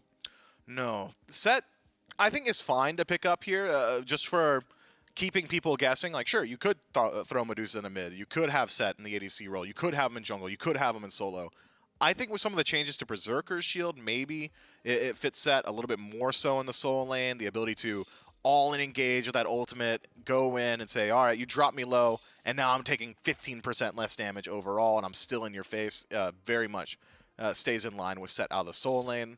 With itemization changes, I think that he really can find his home there as well. But I am curious to see where it goes for the Olympus Bolts. Similarly, jungle, I think you could still go for that Berserker Shield early on, maybe around third slot instead of first, and still find that value in the team fight phase. But Set is a pick that I agree. I wasn't exactly expecting to see this early, but it's not too much of a head scratcher. He's going to slot in, he's going to flex, and he's going to keep the Jade Dragons guessing in the bans. Dodgy, Cabrakan, Ymir, no surprise really on these three, specifically the Cabrakan Ymir up against the Bolts for bans from the Dragons. The Hopwa might be the one that sticks out the most here. One small buff to him this patch, and I can't even really say that's a small buff. It was a massive change taking the self-root away from his third ability, so now he can have his full range of motion at all given times here. But maybe still a little curious as to seeing the ban out here by them. Alongside the Dodgy and the Hubwap bans, the Olympus Bolts will pick up Morgan for that mid lane. Yeah, Morgan is the Bolts' go-to, right? When I think of the Morgan, Ven is immediately jumping in my mind. It's him and Paul that really love going towards this pick. And got to talk about the transformations when you've got Morgan on your team. And there are some good ones. Got the age-old classic. I forget what we agreed to call it. Cthulhu? Cthulhu? Depends on who it was. Aggro wouldn't call it anything. Well, yeah, Aggro, he didn't want to play ball with I the was goofy on stuff. I was on the Cthulhu 2 train. All right. So I'll play devil's advocate. Cthulhu. Definitely available to the Bolts here. No great answer to Descent into Madness on the Jade Dragon side of the map for just one Cthulhu. I mean, Uul doesn't really have that auto attack consistency to shut him down. Susano essentially can't do anything besides just the damage to this Cthulhu. You've got decent DPS if you're able to lock somebody down, like Uul, Susano, Poseidon.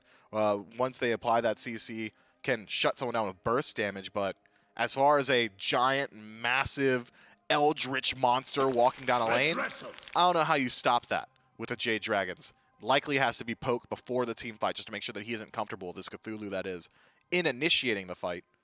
And then you still have to concern yourself with a second one or even potentially a double watery grave if the Morgan decides to turn into Kuzumbo. This is an incredibly annoying draft from the Olympus Bolts. Like, top to bottom, everything's going to be unfun for the Jade Dragons. Yeah, I think annoying, unfun, a nuisance, probably three great ways to describe this draft the Bolts have put together as you highlight that Kuzumbo, a final pick for the Bolts. But going back to the Dragons, Susano, we saw success from it at a Panatom in the first set. Poseidon has a really weird stigma around the league with him. We see him pop up every so often. He sometimes does great. Sometimes does absolutely nothing here, and the Dragons are more often the team than not that are the ones picking up this god here. So how do you feel about the Poseidon when you have the gods surrounding him, this Artio, Geb, and Susano to try and set him up here? How do you feel about this Poseidon as last pick? You've got good initiation, so Gab can either start off the fight with Cataclysm, follow it up with a knockup. Knockups are undRable CC, so you should be able to reposition yourself, get ready for that Kraken pretty easily. Even Susano can pull them in a little bit closer. But as far as like just being your main primary source of magical damage, your burst potential, I think that Poseidon is a little bit hit or miss, right? You land the Kraken, sure, you've found something in that team fight, but finding multi-man Krakens is pretty inconsistent. His ability to survive on his own, especially against the dive that we're already seeing from the Bolts, is going to be largely limited. If Set closes gap, going to be very hard for Poseidon to peel off that. If Kuzumbo gets in there, Poseidon really doesn't have any answers to that one either. So I am concerned about this Poseidon's ability to scale into the late game, but as far as finding abilities, at least finding one guy with that ultimate, I think that's going to be very consistent. And then going up against this Bolts, I mean, you got Cthulhu, Kuzumbo as the front line for the Bolts, and one of the things that we always talk about Cthulhu is the ability to burn this god down. Things like kin size is always brought up here. Do you think that a kin size is an easy slot-in item for this Uller to maybe build to try and chop away at him? Well, when I look at Uller, I want Transcendence, I want Crusher, I want like the whole Mace tree, like all that. Like I want to be that ability focused. I throw out my axe, I connected my axe, so somebody died, and that's generally how you play this Ull. But it is easy to forget that in the bow stance, once you max out that fourth ability, you do get free attack speed, so he can be that auto attacker for your squad. But Ull has never been the best kin size user on the planet. I don't think that has changed at all in Season 9. It's going to be a big game here between the Jade Dragons and the Bolts. Bolts are one away from moving on. Can they take it away here in Game 2? It was pure chaos in game number 1 between the Jade Dragons and the Olympus Bolts. A little bit of everything in that one, Gore. We had everything but objective steals, I think. We had team Objective fights. deaths? Objectives deaths is the word I was looking for that you've already helped me out on.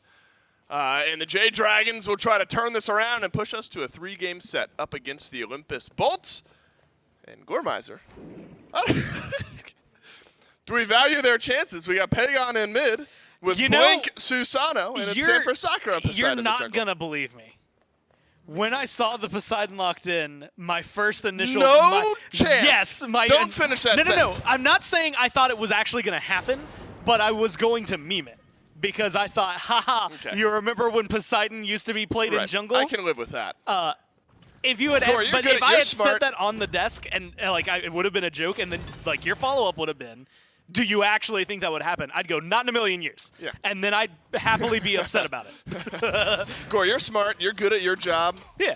No shot anyone's predicting. No one's predicting it. You can meme it, though. Mifflin would probably come in here and say that he would have known that was going to be the case. Yeah, at but any rate. Mifflin has that air about him. Yeah, right. He just gives off that vibe, doesn't he? It's unbelievable. Is he still in here? No, it's just J-Mac decorating the cake. So luckily Miff wasn't in here to hear all that. We were in here to see Jake use his blink and Barracuda use his beads over in the duo lane. So mitigated pressure and defense for the Bolts in the duo lane for the next couple of minutes, whereas PBM and Panda Cat have both. But that's not going to stop the pressure of a Kuzenbo plus Medusa going into a Geb and an Uller.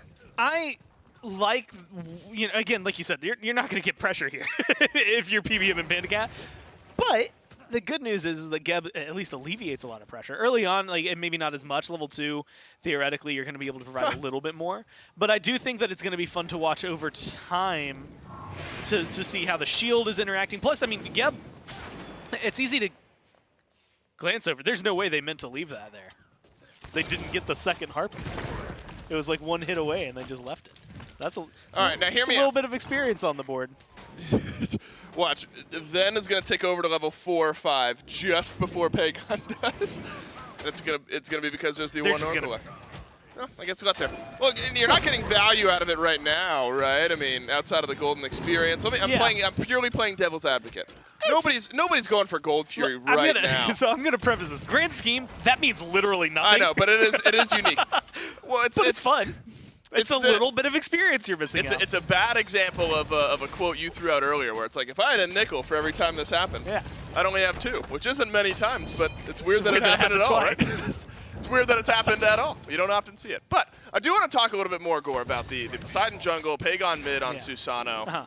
I think you're going to make me analyze it. No, I mean, to your credit, I think Poseidon jungle, to me, is maybe less weird than Susano mid Now, is. Hold on. That is Benny Q's brother. Yeah, I was going to say, Benny Q's brother is Pagon, so this is something Benny Q would probably Yeah, I was play. going to say, and there you go. And now it makes more sense the longer we talk about it. You're right. Maybe it just makes sense for we the just J-Dragons. talked ourselves into the Dragons draft. Yeah, I'm bought into it. All right, but in reality, once the team fighting starts, once you get to mid to late game, things like that, I mean, it's effectively the same. You got a Poseidon that just happened to be played by Sanford Soccer and Pagon on the Susano. It's really these early moments of the game, Gore, where Mage, Jungle, and Assassin mid is going to be made to feel a little bit different in the game. I was going to jump onto that train, but I'm really interested. Lasper has a much better gank attempt, and he's going to go for it. Could be a big crack in here for Sanford Soccer rotating in, but it's first blood over to the Olympus Bolts, and Sam now doesn't have the opportunity to rotate back into this lane. The timing just a little bit better from Lasper. But look at Sam. This is why, if you were wondering why we were saying, Poseidon jungle? He is cruising. Look, it's day 1 of SBL, and these guys are out here talking about this, and not only is it locked in, it's something that could happen, but it's because his movement speed, you pop your 2, you've got this speed buff, you just zoom across the map. I mean, your gank potential is really high, only because you could show up in right lane, and then within a few seconds it feels like being left all of a sudden for that Kraken. And again, it's just little things like that. So I'm going to watch Sam more for his movement speed than anything. And then if Pagon is making these rotations alongside him, the conversation really is no longer, you've got a Poseidon jungle and a Susano mid. It's you've got this roaming mage assassin combo that just 100 to zeros you in the blink of an eye if you get a Kraken, a Whirlpool, and a little bit of damage. Panda Cat shoved against the wall by Awesome Jake. PBM and Jake both still level 4, so no Cataclysm. I was going to say no Watery Grave, but there it is. Barracuda doesn't get the stun. Therefore, PBM's going to walk away. This is a downfall of an Assassin mid. Able to be jumped on somewhat quickly. You got to get an auto attack range of those minions. Lasper is nearly able to grab a kill onto Pagon, though Pagon nearly got a kill onto Venenu just a moment before. So the ebbs and flows of the mid lane certainly there.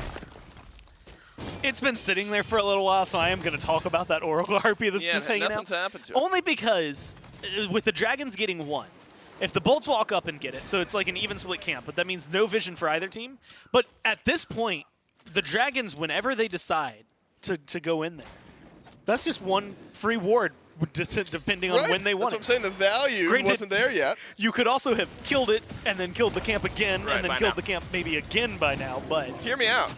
A moment ago, when Awesome Jake had Watery Grave and PBM didn't have level 5, Well, maybe that's why. I'm looking at you while Pagon's grabbing a kill on the end. There's a good Kraken out of Sanford Soccer in the jungle. Lasper being chased beneath the tier 1 tower, but he will live on. And it's a 1-kill swing in the mid lane. Jay Dragons even it up. I like the B, again, just a little bit of pressure there, all of a sudden being able to pick it up. And specifically on Vin. Vin has been in a little bit of trouble for a lot of the game so far. Pagon goes in, gets a little bit of damage, backs off. Goes in, gets a little damage, backs off. And there's been times where, it specifically happened the last time Pagon backed, you had highlighted the kind of opposite of benefits, because my mind is blanking on the word. Detriments, there we go, of being an assassin in mid.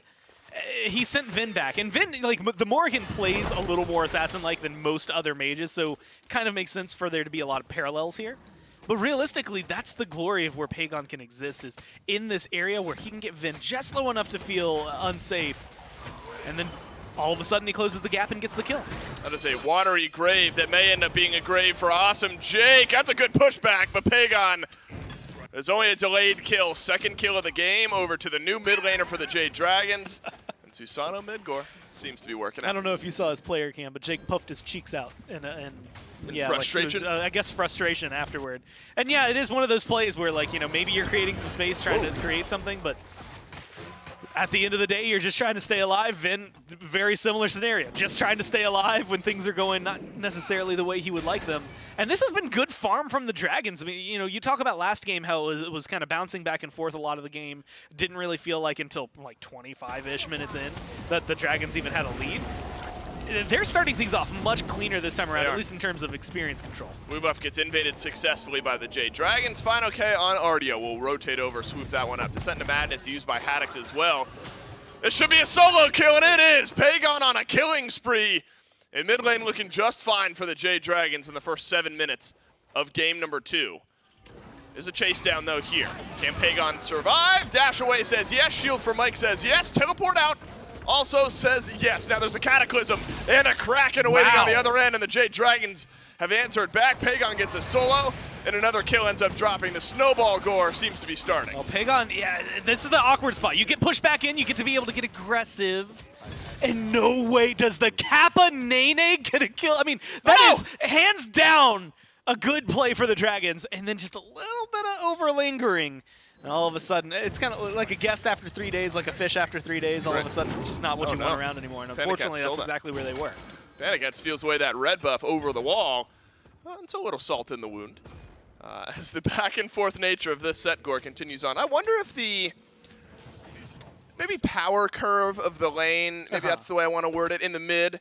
So think about playing like a hunter or a mage solo, right? Where it feels like early on, you're just fine, like you can kind of swing in that lane. But eventually, the solo laner you're playing up against, the warrior or the guardian, gets tanky enough where they can just kind of chill in lane.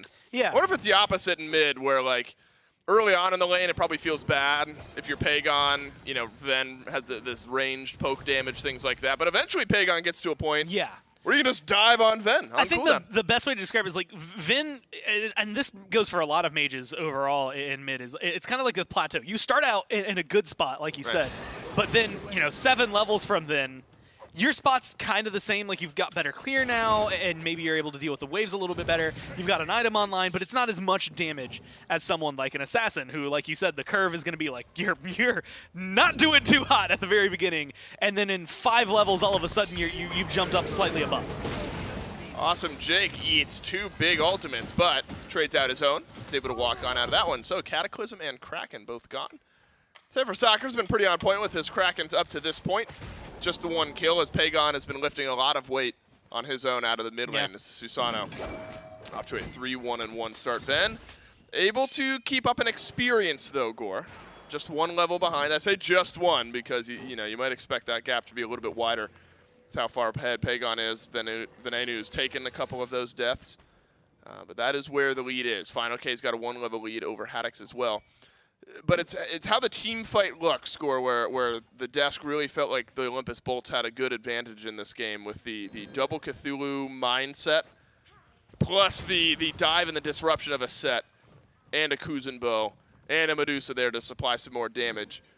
That's where the Olympus Bolts maybe still put some of their confidence. Yeah, no, I think rightly so. I still think that in the middle of a team fight, when you've got all of the disruption the Bolts have and dive potential, there's a lot of conversation to be had about distractions for the Dragons, who's going to be able to protect like Panda Cat, in all of this. Granted, you're going to have to go through a Kraken, a Whirlpool, good slows. Sam's still a mage, though, right? And one without a leap or anything. So, like, Sam trying to start things off. Like, Sam's not going to... He doesn't have Blink yet. I'm going to put that caveat on there in case he gets it at 12. But he doesn't have that close gap that other junglers have. And so being able to find the aggression from him is maybe a little less likely than what we saw in the Hun bouts, right? What we can see out of Pagon in this game. And so he really is going to be almost role swapping with where we expect to see Pagon. Pagon's going to be going into the deep back line, looking for those fights, blinking in, finding ults. And I think Sam is just going to be looking for big damage to set up everybody else. Yep. The hit or miss nature, literally, of a Poseidon jungle called into question here. We'll see what Sanford Soccer is able to get done as the game goes on. By the way, Oracle update. Other one did get taken down, I believe, by the Jade Dragons. Actually, I have no idea, but it's gone. It's respawning. That's what's really important, Gore. Is the oracles have been cleared, and will be respawning here in just a little bit of time. And here's how I can tell you it's the bolts. There's no vision over that Gold Fury. There you go. And that's all you need to know. That's all you need to know. Or the oracles were split. There's no way. I was going to say, or there's some weird timer thing where if you kill one oracle and then like 10 minutes later kill the other, it doesn't. No, it's going to be clean. Now they can pick them up if they really wanted to. And there's your experience, Oracle baby. Watch 2022 continues as the Jade Dragons walk in towards the Gold Fury, and the oracles are taken fully now as by we the check Jade in with the Dragons. oracles. We're dead. That's the check-in. They're dead and keeping watch over the Gold Fury now for the Jade Dragons. The Olympus Bolts show up. Don't want to give that early objective over cleanly, but kind of this passive income has started to build up. Gore. Jade Dragons 1 kill lead, but about 1.5k gold in the lead.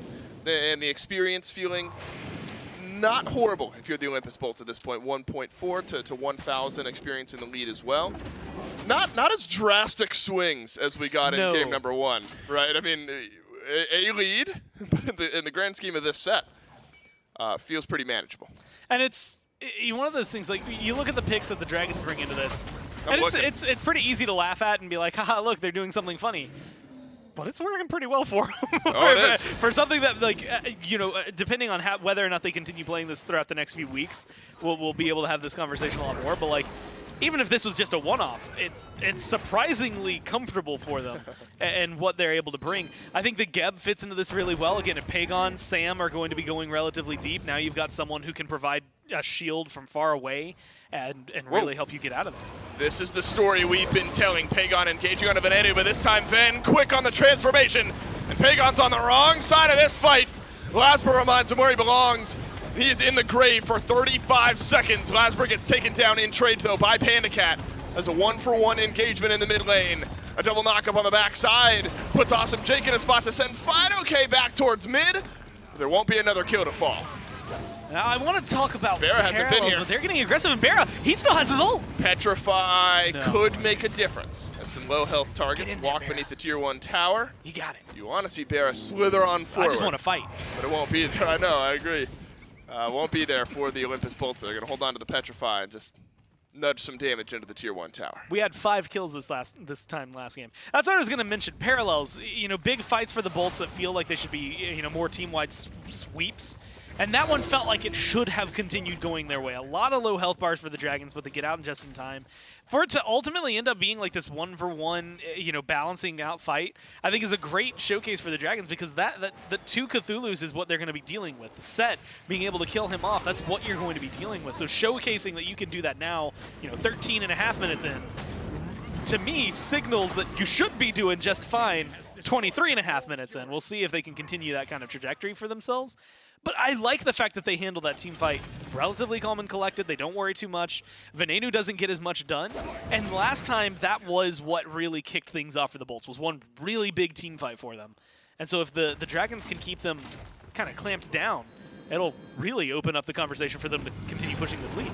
Laspra is dead on the other end of the fight. When you're committing that much into Laz, there's no chance that he survives. Aegis gets used, but probably could have held on to that one. Dead either way in that fight. Sanford Soccer drops the Kraken. Cataclysm out from Polar Bear Mike as well. And then continued pressure over on the left side of the map. Good rotation over by Haddix here. You're going to save the life of this tier 1 tower on the left. And Gore, I think that's important. Keeping things just a pick onto Lasbred, and you're not losing that much global pressure. And realistically, again, any amount of pressure you can get in a match like this is important. You're only 2,000 gold behind. That's not anywhere near that big of a lead. Are you feeling the pressure, Gore? Again, it comes from those Furies, and not really. No. Like, from what? Just life? Let's have an existential talk, Gore. Okay. What a perfect time for it Yeah. in Game 2 of this set. No, Well, things have lulled out. This things is have the lulled out. exact No, time. you're absolutely right. No, but the pressure shouldn't be there for these teams. The SPL officially kicks off next week. I tried to pull you down. Gore, because you know I would dive in there with you in a moment. I could talk for an entirety of a game about existential things. We don't have time. Haddix is being engaged on by Fine OK and Sam. Thanks, fellas, for not forcing me to discuss life. And Awesome Jake is going to do the same as he takes half of his health and damage. It's a Tier 1 tower in mid lane under the eye of the Jade Dragons here. Fully stocked up on ultimates are the Olympus Bolts. Waiting for those last couple are the Dragons. But Tier 1 tower at this point, Gore, not worth fighting over in the Bolts. Now, if you're looking at it, again, map state, when you just say, like, Tier 1 to Tier 1, that makes things relatively even. That mid-Tier 1 is worth more than that solo Tier 1 right now. It just gives you a lot more pressure around the jungle bus. I mean, look at where the Dragons are. That mid-Tier 1 is standing. You don't get this aggressive because they have a little more safe havens available to them. But now you're able to walk in, steal some Obelisk offerings. You're able to steal a purple buff. Apparently, you're still able to steal a red buff. And you do it all without anybody from the Bolts really looking at you. I mean, look at where Barra is. He's essentially hiding in his own lane. I feel like this is something we've seen from the Jade Dragons a couple of times this game. Over on left, just one member. Last time it was Lasbra. This time Awesome Jake here for a little support, but he's all on his own. That's a good watery grave, except he's nearly going to die. He has to leave this fight, though. Awesome Jake has to go back to base, so it's going to be a 4 versus 5 on left for the time being.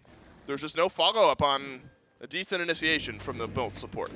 Again, I think that's going to be some of the biggest problems they have right now is just, you know, how aggressive is Jake getting, and then is there anybody there? So far, there's been a lot of that. I think last game there was a lot. Specifically, you'd see good walls from Lasbra and then nothing, or you'd see a good wall from Jake and then nothing. And it still seems to be a little bit of a problem here. Not as easy setup, I think, for the Bolts this time around as they did in Game 1. The walls were pretty easy to just decide, yes, I'm going to go ahead and create a fight for us if we want it. And now there's there's an assassin that you have to deal with. There's a lot of damage from this Poseidon so far. And I think that Sam, I mean, as someone who should and could get punished a lot harder than he has been coasting along really comfortably on this Poseidon. And, you know, I kind of joked about it earlier, like how Ra has his movement speed and his passive, and admittedly, like, that gets you moving places, but it doesn't necessarily get you out. Look at him go. Poseidon is just covering the map, and it makes things so much easier for Sam. Like, you don't need a leap if you're moving twice as fast as anybody expects you to. Oh, my God. That's almost like a goofy level of speed. He is going so fast. He's just zooming around with the it's not even you know, crazy high from what I saw there. No, just like it. Just I think it's the way he glides, right? It just glides along. It's the way it looks. Just wait till he hits his 2.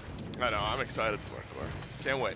It's like the I was like a Vulcan build for a little while. You just immediately build Doom Orb on Vulcan, and he just like flies around the map, and it's like impossible to catch. I guess that's anyone building Doom Orb, but I'm surprised maybe Ven didn't go for Doom Orb, Gore. We usually see Doom Orb somewhere with the Morgan, don't we? But I guess Flat Pen strong enough right now that that Ven is more focused on dealing damage than he is the movement speed. Doom Orb has big stats outside of that, but we'll see how that build plays out here for the Olympus Bolts and Veneno around the Pyromancer. Some early poke damage finds its way into the front line of the Bolts and into the front line of the Dragons, but no big commit just yet on the Pyro. And I like this play from both the Bolts and the Dragons. The Dragons not committing heavily to a Pyromancer because, yes, you've got a lead. No, it's not big enough that you can really just, you know, waltz up and demand the objective. But the Bolts as well, like, being cautious. They can't just walk at the Dragons and expect success. They've got to find good picks, and this is not a good spot to be. Pagon has already soloed Ven this game and nearly gets a solo on the Lasbra, and the Kraken will finish the job. Now the Jade Dragons are able to fight with a one-man advantage, and Awesome Jake has been learning the hard way that Panda Cat has a whole lot of burst in that back pocket. Awesome Jake desperately waddling away. The blink should secure his escape, and the Nene as well. We'll put the icing on the cake. Pyromancer under the eye of the Jade Dragons. I know, I want a piece of that cake. Jade Dragons take down the Pyro and get another kill on the last. Hold on. Now that I'm looking over there, somebody took part of my canvas. I was going to write something on the front. Somebody else already did it. I'm kind of upset about that. Either way, I think that this is, again, a good showcase. I think, I think you saw me, but I was holding up my hands as scales, right? Where it's like, okay, you drop 2 ults, but you kill Lasbra. Is that in and of itself worth it? And maybe at base, not as much. Then you almost kill Jake. You get him out of there. You get a Pyro. You get another Fury for your pockets. All of a sudden, I don't care how many ults you drop for it, right? Because you are continuing just an iron grip on the neutral objectives across the map. I mean, this has been clean play pretty much from top to bottom for the Dragons. They got a couple of deaths. But Pagon, it's almost expected because of how deep you have to dive. And the same thing, Sam going down just once, to me is actually more impressive just because of the fact that it feels like he should have been able to get taken care of a little more often. But unless the Bolts really figure out a way to clap back in some of these team fights, and specifically on the engages, I mean, Lasbra in a 1v1 versus Pagon was not dealing pretty much any damage to the Susano versus how much he took. And so things like that are where the shifts need to be made. If you're going to get in that 1v1, you can't just get 100 to 0. You got to figure out how you're going to get your damage off, dodge out some of the abilities, which is way easier said than done. I acknowledge that. But you need to be able to survive some of these. Awesome Jake uses Watery Grave, and the Jade Dragons will watch it happen. That is just threat from Polar Bear Mike. It's the Olympus Bolts without big initiation ultimate. They're going to send Lasbra away around the backside. Objective shouldn't be a concern for the Jade Dragons here. And as far as Secure goes, you've got a Kraken. But Haddix also takes a big chunk of damage. Panda Cat is just slamming damage this game, whether it's Haddix or Awesome Jake or Venenu who's transformed into the Cthulhu. Damage has not been an issue for Panda Cat. So Lasbra is around the back here. Sends some damage towards the Jade Dragons, but now his position is revealed. Fire Giant is reset as PBM, Panda Cat, and Sanford Soccer get out of the FG pit. And still cautious scorer are the Jade Dragons, despite having that Kraken for objective secure. It's just risky. Theoretically, the Bolts have Kraken for objective secure, if they so please, yeah, right? I guess like, that's true, right? So it's that, normal conversation. Most of the time, it is, we have the secure, we shouldn't worry about it. And I think in this case, is Vin going to be like poised over Poseidon most of the time? No. God, no, absolutely not. But being able to become an Artio, being able to become a Cthulhu, starting a team fight off, force the Kraken out early, maybe makes Sam a little more uncomfortable. Or, like I said, if you just straight up turn into a Poseidon and steal the Kraken away from him, it could create an awkward position for them. And this is, again, a very different dynamic than what I expect. I mean, with this amount of a lead, there's a lot of respect being shown by the Dragons to not get aggressive. I think maybe partially earned from last game after things went so topsy-turvy for them. But I think there is, there's a moment where you're going to have to start getting aggressive. You're going to have to start kind of pushing the advantage you have while you have it, or else they'll start catching up in gold. They'll start catching up. I mean, experience isn't even that different between the two. Awesome Jake, luckily able to dash away for his sake, as the Jade Dragons had set a bit of a trap. Double Heartseeker, one for Pagon, one for Panda Cat. So you're wondering why a lot of this damage is connecting onto the front lines. That's one example of why. Oh, Panda Cat also has a Hi-Rez and a fully stacked Transcendent, so that's also. And a Crusher. He's just got a really good build. Awesome Jake has to use the Watery Grave. This time there is some follow-up, though. Haddix sends into madness. Awesome Jake lives on the back line of the fight, but Venenu barely gets into his own ultimate. Petrify out from Barracuda on the backside of the fight as Haddix runs down Sanford Soccer. The engagement is split, and teams are winning their respective engagements. Panda Cat gets one, but Awesome Jake answers back with another of his own. 1-for-1 trade support for Solo. For a while there, that fight just was not what you want. And 1-for-1, losing Haddix probably hurts more than losing Mike, just because level 19 versus level 16. Mike's crying right now. He's going to be able to come back in. Yeah, no, well, he'll acknowledge it. He'll say, yeah, no, kill me, please. Yeah, you're probably right. Right? In terms of trade to kill off Haddix, it's absolutely worthwhile for it.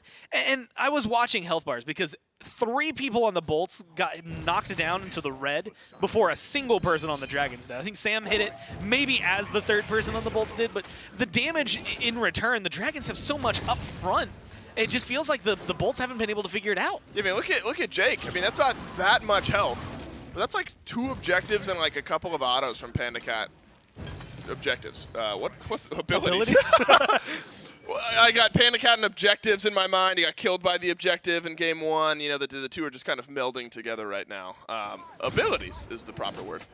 Panda Cat's connecting a couple abilities onto Awesome Jake, and it's chunking down that health bar. It's just been awkward.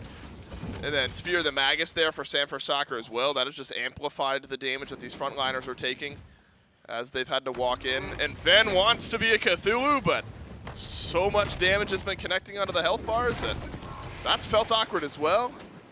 I don't know if we've seen the full force of a Bolts fight where the Bolts initiate, the Bolts get 2 Cthulhus at the start of the fight, and it's not defensive. It feels like the Jade Dragons have been the ones calling the shots.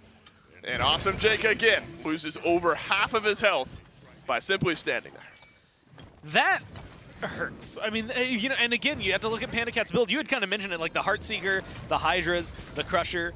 The trans lets him get more mana, more abilities out, and everything else in there is you've got pin and damage. Just hit real hard, real fast. I mean, look at this fire giant. It is burning. Kraken confirms the FG as Ven and the rest of the Olympus Bolts watch it go down. But there's an initiation. Lasbra has chosen this fight, and he's chosen his fate. The Jade Dragons disengaging as hard as they can, but they've got a winning numbers advantage on the other end of this fight should they go back in. Haddix has to dash away here. There's 4 members of the Bolts back up. Petrify out from Barracuda, but did not do nearly enough damage. Watery Grave from Jake as one by one the Bolts are going in. At this point, I mean, you keep things going. You might be able to get Pagon. No, there's a shell. It's just enough to keep him going. The shield's so good. And Fido K's got a kill on a Barra in the meantime. But the backline dive continues. Haddix, Ven, and Jake continue their onslaught. Another great shield from Mike. Keeps the health bar nice and topped off. Ven de-transforms. And he's got damage awaiting on the other side. Fido K gets a double kill. And the Olympus Bolts will not get what they came for, and the Jade Dragons will. There's so many things to jump at. I'm going to just start from the very beginning here. It's a very good place to start. Pagon gets killed off, but it's from Lasbra's over-aggression, right? Lasbra has jumped in, and this is what kind of distracted me for that fight. Lasbra's done 10,000 damage. Now, at the time, he was 4th on the player charts. Now he has dropped drastically down, but that 10,000 does not reflect to me what we see in the KDA. 2-5 and 2 hasn't been able to get as much done over there. And so I keep looking at these numbers and he keeps going in and he's just not dealing the damage. I mean, and you look at his build, you know, Jotun's some power there. Now the Heartseeker, some power there. But everything in the middle, not as powerful of a punch as let's look at Pagon's build, right? The other assassin on the board. And so realistically, Lasbra's getting in there, and you'd think with some of the survivability he has that it would mean something, but oh my God. At the end of the day, he hasn't been able to contribute that much. Granted, still more damage than we've seen from Sam, so at least jungle to jungle, he's matching there, but I think as an assassin, he's just not able to do almost anything. And then, you know, you're pointing at it a little lower on those charts. Vin has hit, you know, 3 Cthulhu knockups and some slashes, and I think that's all of his damage. None of that screams to me where the Morgan typically is. And so it just feels like the damage numbers from the Bolts there are just, they're not lining up with what these gods are capable of, and realistically what this team needs is for those two specifically to step up for the next team fight if they want to win. Jade Dragons have just gotten their initiation figured out, and their disengage/re-engage figured out. The Olympus Bolts have not had their feet underneath them really at any point this game. Pagon controlled things in mid. Was 3-1, now 3-3, so there has been a slowdown. The Olympus Bolts have identified a target. Pagon's having to go in a lot just by nature of being Susano. But the answers elsewhere have been there. Panda Cat is just swinging this game. Primal Fury goes down this time. No casualties in the meantime. And the Jade Dragons, they've got Fire Giant buff gore for a little bit longer here. Next Fire Giant will be enhanced if we get there. The Olympus Bolts are going to have to defend. Panda Cat has double the damage Barra does. And that could just be a mic drop. He's done twice the damage his opponent in lane has been able to do. But just I mean, he's 6,000 up on his own team, for God's sake. I mean, I think Panda Cat is doing so much from the back line, and he's 4-0-2, right? He's getting the kills. He's not necessarily quiet about it, but it feels like he's not getting almost any attention on him. I mean, look at this. No damage, not a lot of pressure put onto him. That last fight, he did almost go down over towards right. So there is at least an acknowledgement from the Bolts that he's definitely a problem. But I think if you can get rid of him, if you can, put Lasber in a spot or Vin in a spot where they can kill him off, that makes this easy. Could be the fight for the Olympus Bolts, the one that either saves the game or ends it. The Jade Dragons desperately sprinting away. Pagon is going to send out the Whirlwind, but doesn't do anything. Doesn't get any knockups. You can't knock up Haddix while he's in his ultimate. But how about this on the back? It's a Kraken, it's huge, and it's got everyone on the Olympus Bolts reeling as the first kill drops, and it's Lasber who goes down. Panda snags 2. Sam for Soccer has lived this entire time because Polar Bear Mike with the shielding has been absurd.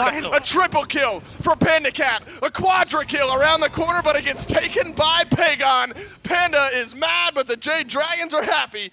And it looks like they'll take game 2. Yeah, with the fire minions already in there, they don't even need the Phoenix on top of that. Look, Sam, it does exactly what you need. Good Krakens, good base damage.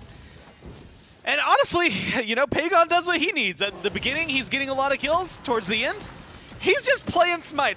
Granted, some of that Smite was being played at him. He didn't get to do as much. Panda just relaxes, does a casual 27k damage like it's nothing on the Uller. Chill, 7-0. I'm worried about that one, right? I think, not for the Bolts overall. We saw what they could do in Game 1, a lot more back and forth. I'm terrified for the Bolts. Let's end the season now.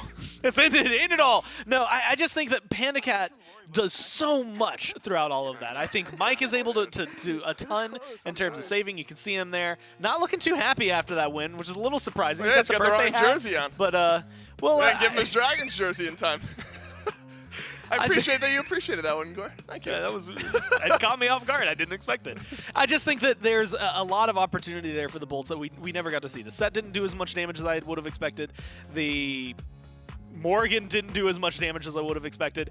And meanwhile, the rest of the damage was all being dealt by Panda We'll see how long we can keep this balloon up. Can we keep it up through the break? Stick around and find out.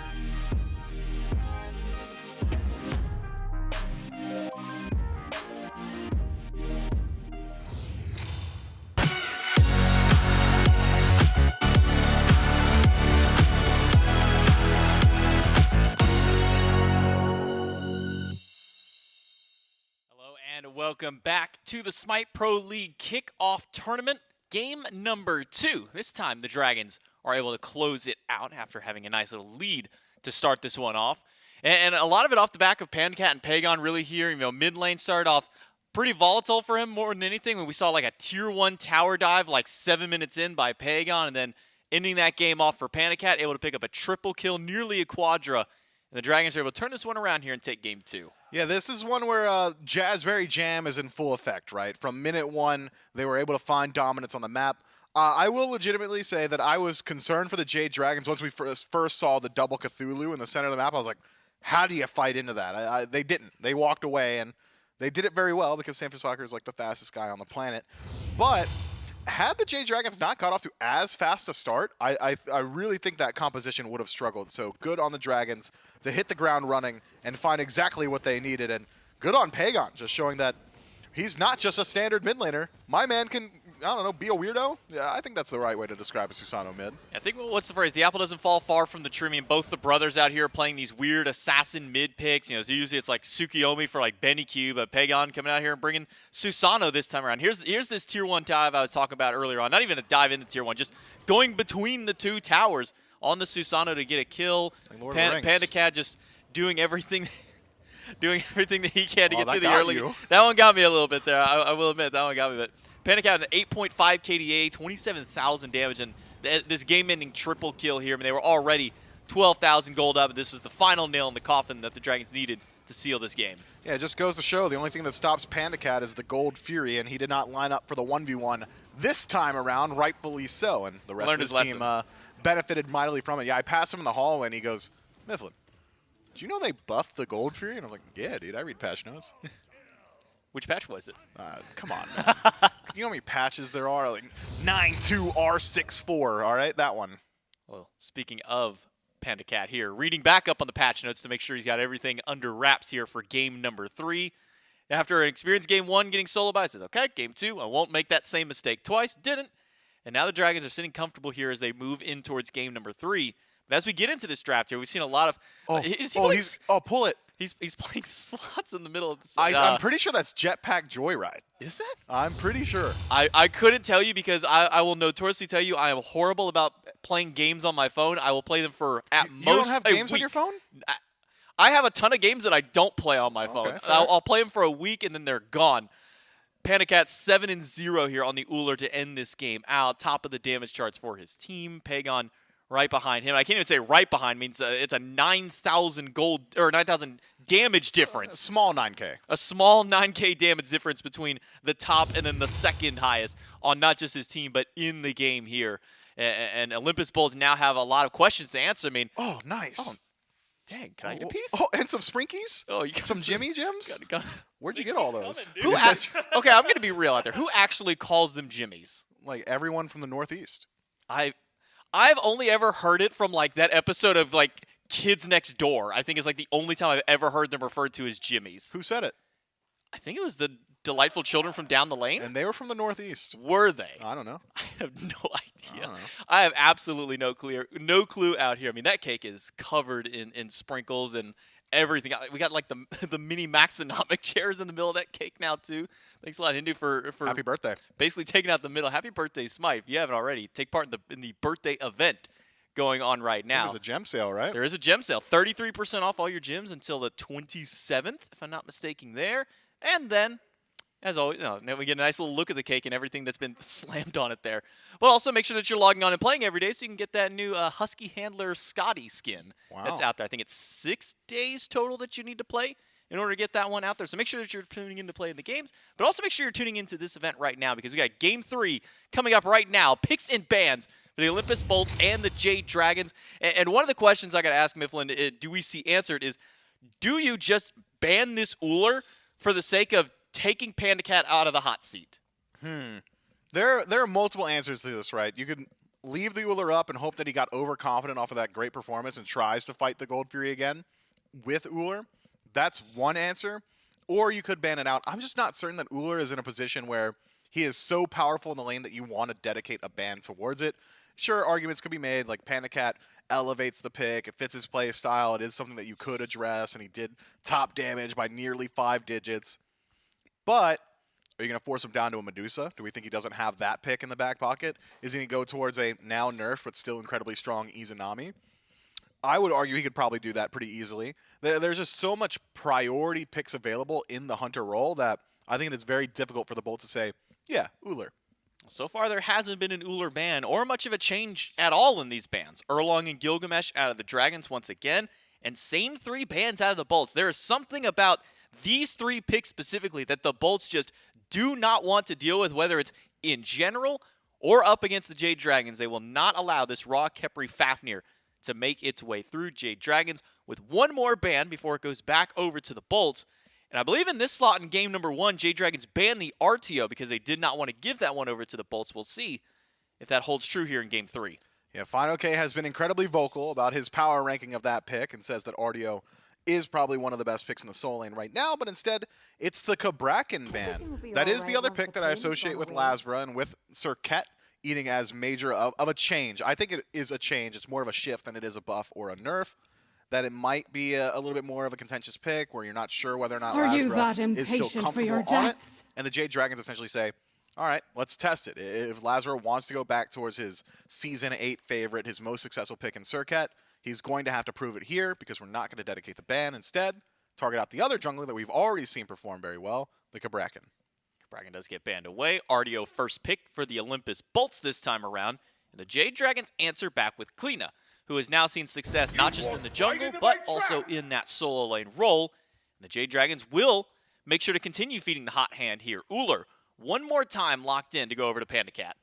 It's the exact same pick. It's hard to break down the same pick 3 times in a row, but I'm going to do it because it's my job.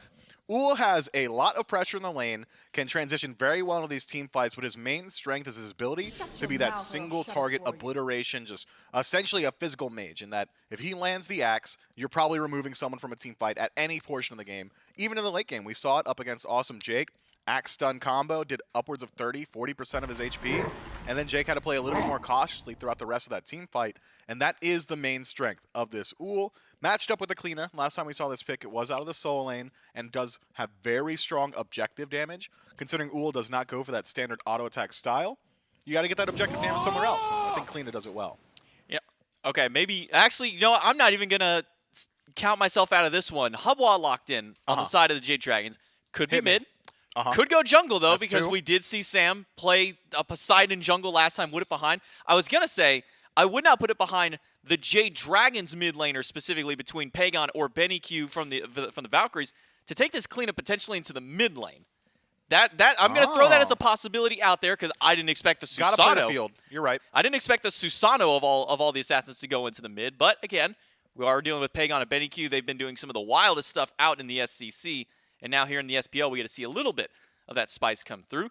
Thoth actually being banned out here by the Jade Dragons. Maybe a little surprising, because now with the changes to the flat pin, it seems that some of those hot gods from the previous patch toned down just a little bit. Just a little. Just a little bit, but I still think Thoth is incredibly strong. I mean, sure, it's not that same level of damage output at second item, but like third item, it's about the same, right? You slow down your power curve a bit, but Thoth's ability to just get involved from a massive range, to poke out some of these gods, is incredibly high. The Thoth ban for me does slightly indicate that it might be Hubwa in mid, just because Hubwa has one of the worst matchups in a Thoth, full stop, right? I mean, Hubwa is essentially a magical assassin in that every single one of his abilities generally is going to be relatively close range, except for Water Spout, and that's just one of them. Does a lot of damage, worth noting that it no longer roots you, so you can keep moving.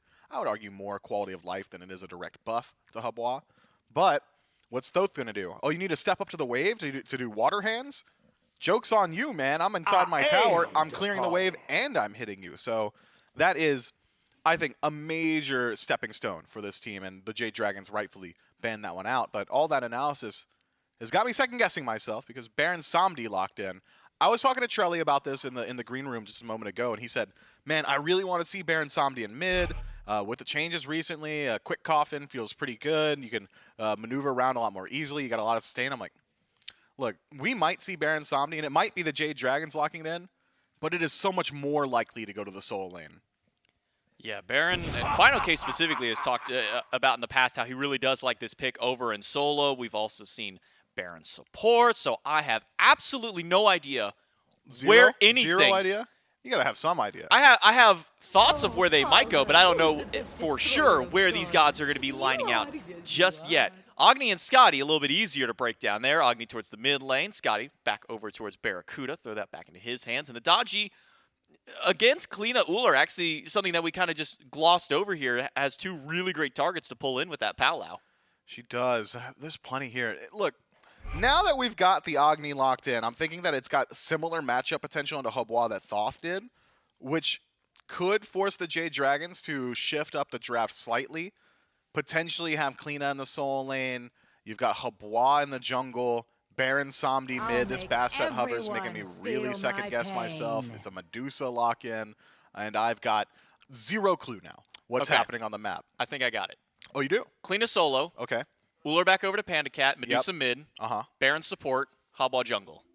Yeah, I can get behind that. I think probably where I'd put most of it. I think that's where I'm going to hedge my bet on, is that spot. Yeah, and I'm that guy at the party that signs my name on your card at the gift. I'm like, yeah, and Mifflin.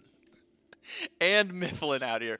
But with this rather unorthodox style that the Jade Dragons have drafted over here on this right side of the screen, let's kind of look back over to the left side, talk about some of the strengths here of the Bolts. I mean, the very high CC that the Dodgy and Geb are going to be able to provide out here. Great beads burners, even Ardio even. When you're looking at a comp like the Jade Dragons and you're looking down the barrel of what the Bolts have drafted here, what are those moments that the Dragons need to kind of get their highs up before they can really be comfortable going in the game? Look, when you have got an as eclectic a draft as the Jade Dragons, there is one simple answer that I can always give you that will make any draft in Smite work. It's a secret that's been kept in my family for generations. You have to just win the early. Any draft with a massive lead is simply going to be strong because that's what more gold and more experience can do for you, especially when you are completely lacking a front line.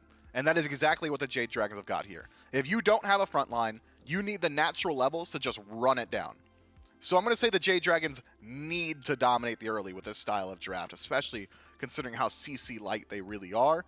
Whereas the Bolts, on the other end, have just got a normal composition. They are just playing Smite, so their win conditions are much simpler. It's, can we just stay even until the point, like a late game team fight and a 5-on-5, or where our standard Smite draft is just going to be better by nature of having CC, by having a front line, by being that just classical Smite knowledge. So, TLDR, Dragons need to win early. The Bolts just need to survive. Bolts, if they can make it there, will be big. Winner of this one moves on, and they face off the Atlantis Leviathans tomorrow in order to try and have a chance to make it into that final day of play out into this tournament here. Olympus Bolts, as you said, a very standard comment. It feels more like this is like the 5-6 p.m. draft that you see in your normal games on the side of the Bolts, and then the Dragons are like your 2 a.m. we're just going to run it down kind of a comp, man. Yeah, it really is. I mean, that's the Jade Dragon style. They'll say it more than any of us will, that they love to just run it down. This is a composition that can do that.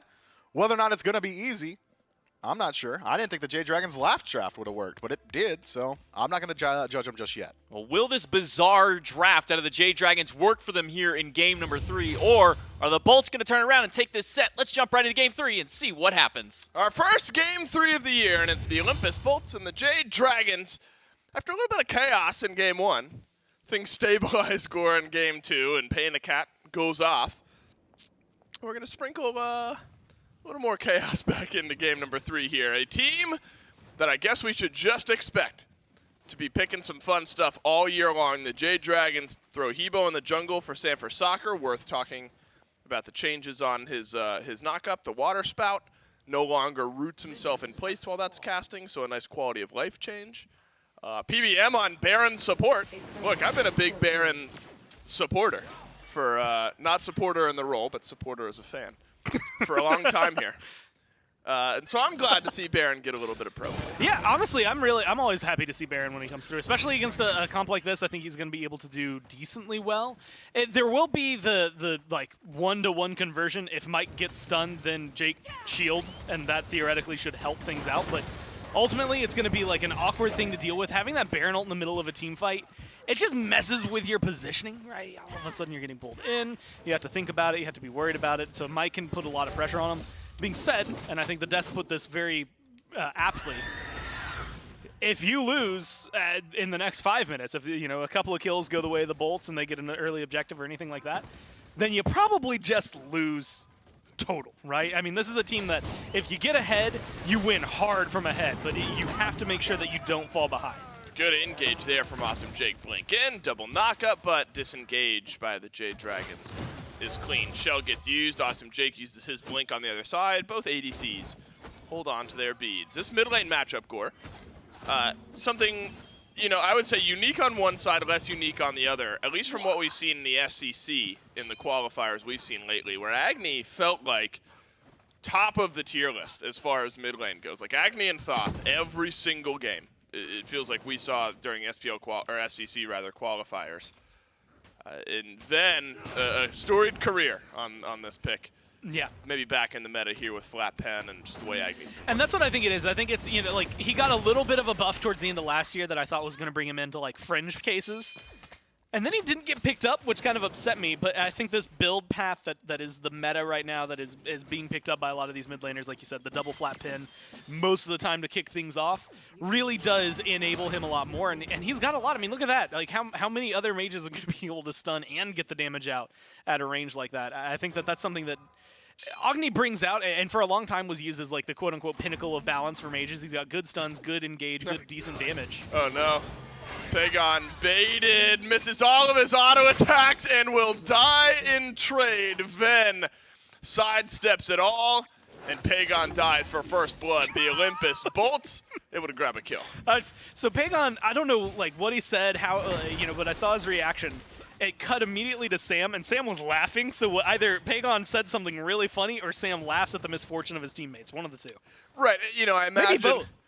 It's it's kind of like a welcome to the league type of moment there for Pagon. They're hazing. Right, you step too far forward, Ven dodges everything, and then Lazarus grabs first blood. So Pagon, honestly, Pagon stood out to me today, I think, and he stood out of position there. Out of position there.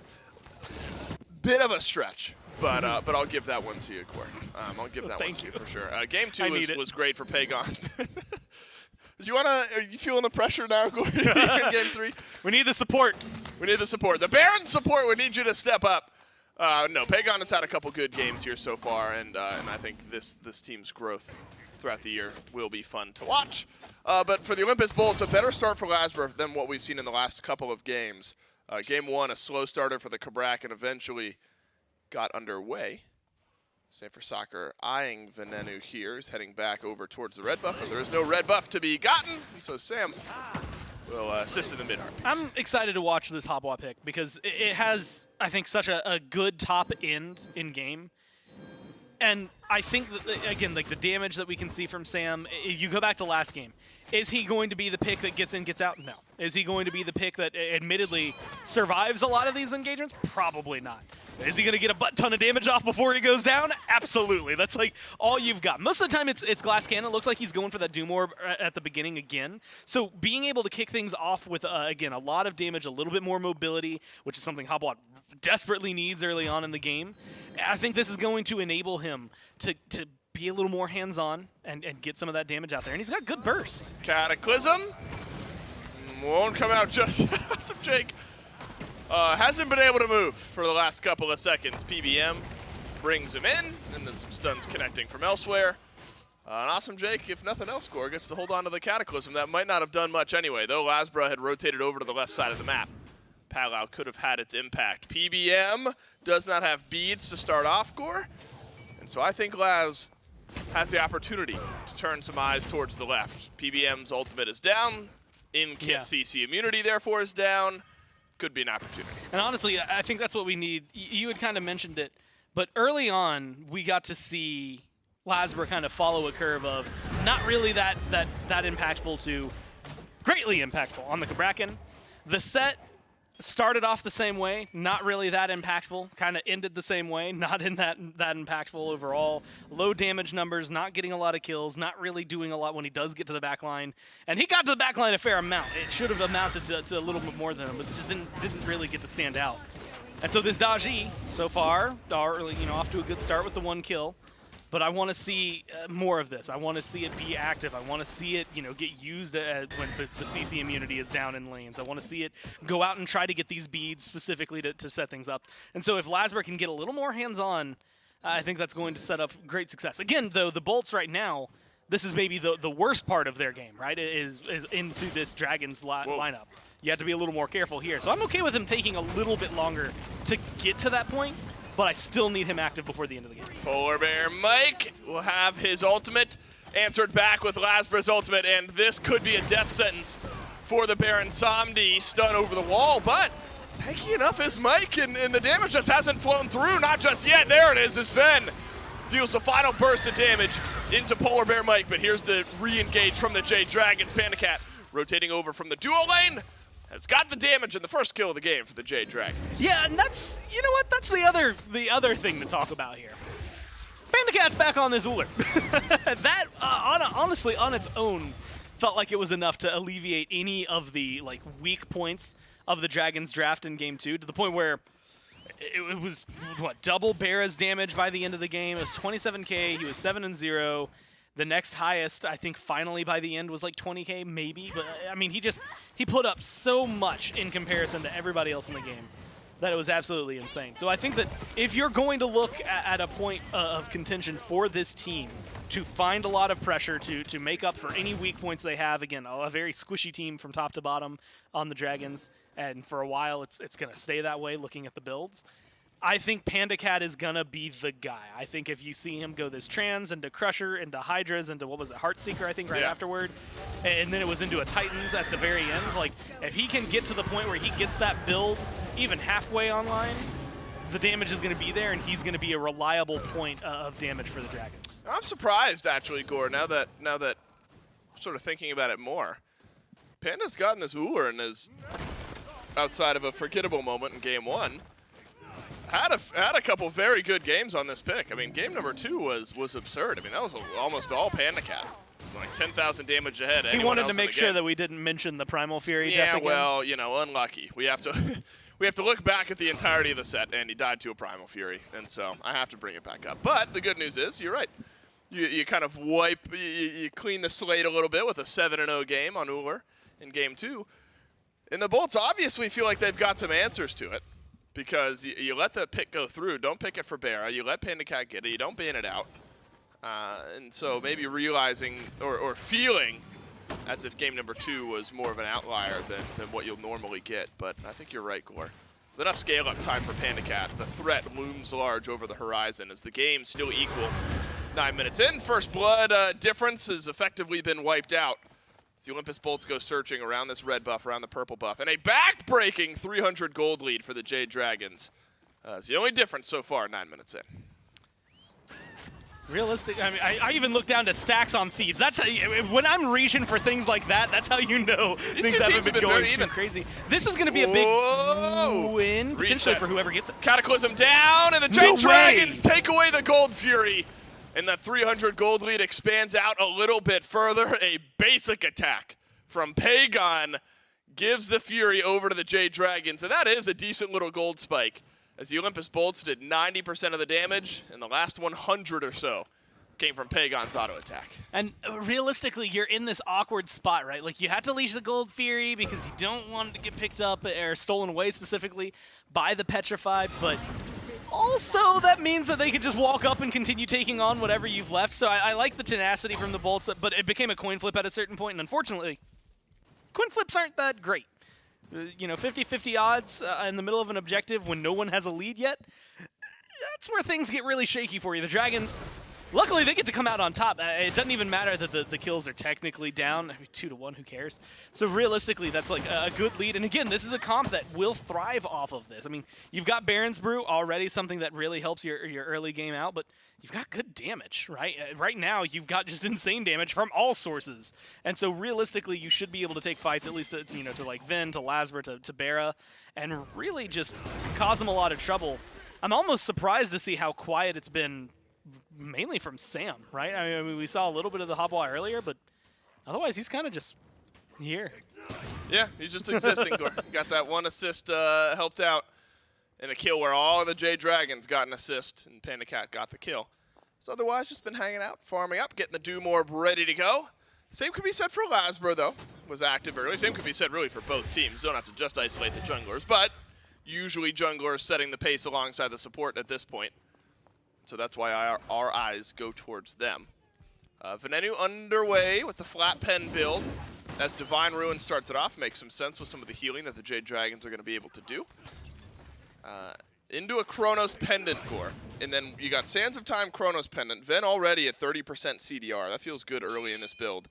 And I think this is something we've seen some of the mid laners go towards. Flat Pen, usually Divine Ruin, Chronos Pendant, into maybe something else for Flat Pen, or you just abandon and start going into percent pen depending on how the itemization starts to look. Awesome Jake. Needs some tankiness here. Pulled on in. The Jade Dragons won't have the follow-up just yet. But PBM been liberal with his use of the Life of the Party. Yeah, and honestly, I like that. First off, with a name like Life of the Party, you got to be using it as often as possible, right? Well, but Mike also is that. The fact that, again, it just causes a lot of disruption. Whether or not like you're getting the pull feels really good, but the stun, 3 people right now don't have beads on the bolt, so either you're going to get a kill or you're going to force them to feel very uncomfortable. The 2 that do have beads, cool, now you got their beads pretty freely at that. So I think PBM being willing to throw that out as often as he has really set things up, I think, again, for late game. It'll open up opportunities for Sam, for FineOK, for Pagon to be able to find something. Pyromancer is the answer for the Olympus Bolts. This time, nobody from the Jade Dragons will be in range to steal it away. I'm trying to count up CC. And I think you saw, like, I'm thought sitting you- here, no, like, counting to myself. I'll keep going then while you... Well, no, while it's you just, you know, if you think about it, because Life of the Party is pretty heavy-handed CC. And you get a little bit more from Baron all around. But you have, what, a knock-up from Habwa plus a slow, a conditional stun, and a root from Medusa. A stun from Panda Cat. And then a little bit of CC from FineOK, but none of it's, like, hard CC. So realistically, Mike needs to be the one. Goodbye, Jake. Says Sanford Soccer as the kills have been even back up. Felt like a matter of time before that happened. It feels like Awesome Jake has been CC'd all across this map, and now only dies for the second time. Felt like a matter of time before another one of those kills rolled through, because Jake has just been looked at so often by the Jade Dragons up to this point. And this time, FineOK and Sanford Soccer are the ones sending their ultimates towards Awesome Jake. Second death of the game for Awesome Jake as well. And the Gebgor is now falling a little bit behind, 2 levels down to PBM. And that's a good spot for PBM. Right? Again, this is a comp, and Geb is still going to be capable at level 9. The biggest difference for these two in terms of level is going to be second Relic when it comes down to level 12. But most importantly, Baron's still going to be dealing damage. Whoa, up into the ultimate goes Lasbra. Panda Cat doesn't die, not just yet, but Lasbra's going to have to crash down. Petrify out, shielding good enough from Awesome Jake to keep Lasbra on the map. Sanford Soccer on the chase, doesn't have his ultimate. Not just yet, but Venenu's got the damage. Drops it on the head of FineOK. The Olympus Bolts grab the only kill of this fight out of the solo laner of the Dragons. And again, get 1 kill, walk away. This is a team comp. The longer it takes, the better it feels for you. I mean, Dave, you know, you talk about that Fury earlier on, especially the fact that it goes to the Dragons. Very unfortunate scenario for the Bolts. But at the end of the day, I think that's where they're lacking, right? Is their objective secure. Burn should be there, and Teamfight should be there. Sam's got to learn that the hard way. Oh, stun, but knock up from Sam doesn't do much to Ven. The wave is out, and it doesn't look like Haddix is going to be able to reinitiate. Sanford Soccer will live the onslaught from the Olympus Bolts. But this, again, is the threatening point of Ven and his build. You get Divine Ruin, Chronos Pendant, plus Sands of Time for 30% CDR on the flat pen, and then a nice power spike ore in the tier 2 Ob Shard. Now they can start this up. And again, this is where their strengths are going to be. Petrify's down, the Habwa ult is down. You've got pretty much free reign on this Fury in terms of secure, or it will be a 50-50 unless you go for the zone. And so FineOK can create some pressure. Same thing for Mike. Fino doesn't steal away the only Fury this time. The Olympus Bolts make no mistake. There is a slight chase here from the Jade Dragons.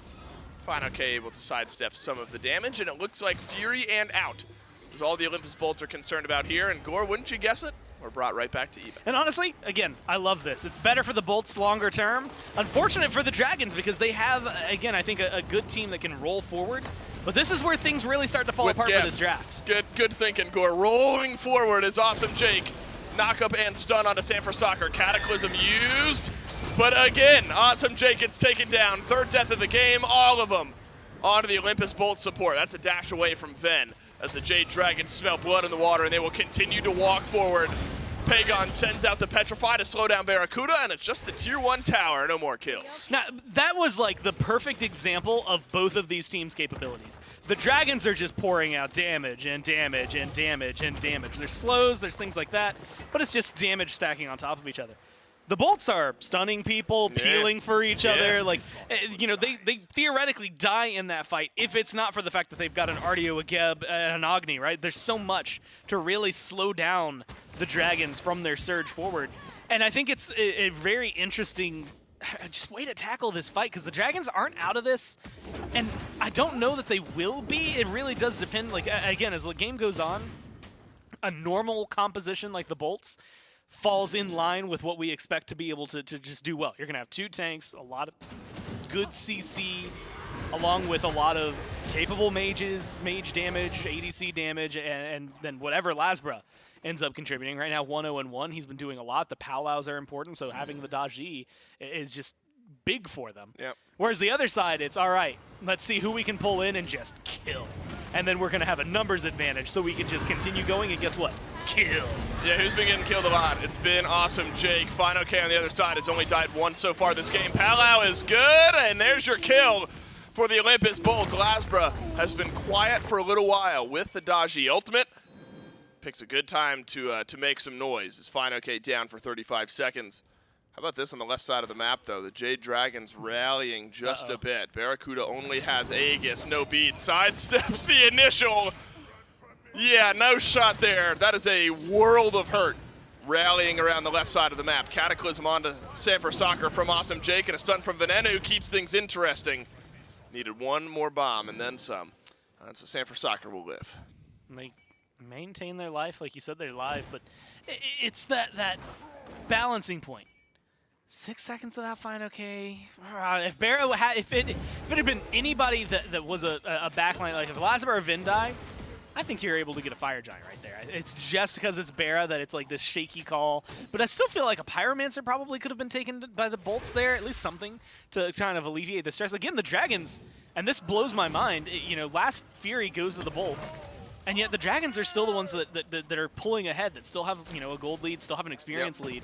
And so I think that the Bolts, especially losing out on something like the Pyromancer there, that's a huge deal for them. This comp, and especially the scenario they were just in with everybody over on left, should have at least gotten you some sort of neutral objective or some sort of steals. And so it feels like they're playing a little too, almost too safe, right? You're not going for some of the risks that you need to go for. Right. And you're missing out on the opportunities that could get you a lead. Been a pretty quiet game, Gore, damage-wise. Only a couple of thousand gold, 18 gold damage, separating everyone else from, and then Fine OK is way up top. But it feels like all the other roles have been pretty closely knit with one another. Further down the damage charts, though, is Lasbra. Again, the Palau has had its impact. You'd hope for a little bit more damage with the way that his build has started to take shape. But it's in the next couple of minutes, as you've detailed, where Jotuns, Hydras, Brawlers, damage could start to stick for Lasbra on this Daji. Gold Fury about a minute from spawning. Would be a nice avenue back into this game for the Olympus Bolts. And that would just be like peak this set, wouldn't it? The Olympus Bolts like cleanly get the Gold Fury plus a kill, and then we're brought right back to even 20 minutes in. I'm so used to seeing these two teams, not necessarily even against one another, but just in general, win or lose a game in like 20 to 22 minutes. The fact that we've gone 30 in back-to-back games, and there's a possibility that we do that again here, an awesome way, I think, to start off our weekend. I am throwing this off the top of my head, but I know at least for Season 7, That's the impressive. longest game of the year was these two teams for like 65 minutes. Was that the 65 minutes? That better not have been the 4-kill game. No, God help whoever was casting that. This is 4-kill game of Season 8. The Season 7, like, and it was, again, it was Renegades at the time, but the same 4 outside of Haddix that were there. Yeah. And so the Bolts, you know, the Dragons roster, mostly the same. Say it was Twig instead of Pagon. They're willing to and capable of pushing each other very, very far. Back and forth Fire Giants, back and forth Furies, back and forth team fights. I mean, even things like this aren't really guaranteed when you get a good engage.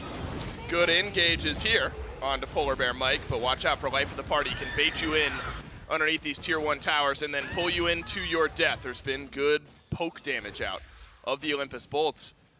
You wouldn't think the Jade Dragons are the team with the 2,500 gold lead, though this is the power of Ven, isn't it, Gore? When you get this far into your build, 3 completed items, looks like a Soul Reaver after, there's just no range that can fully compete with the amount of, you talk about a little bit of poke from Fino, a little bit of poke from Sam, Panda Cat's got some as well.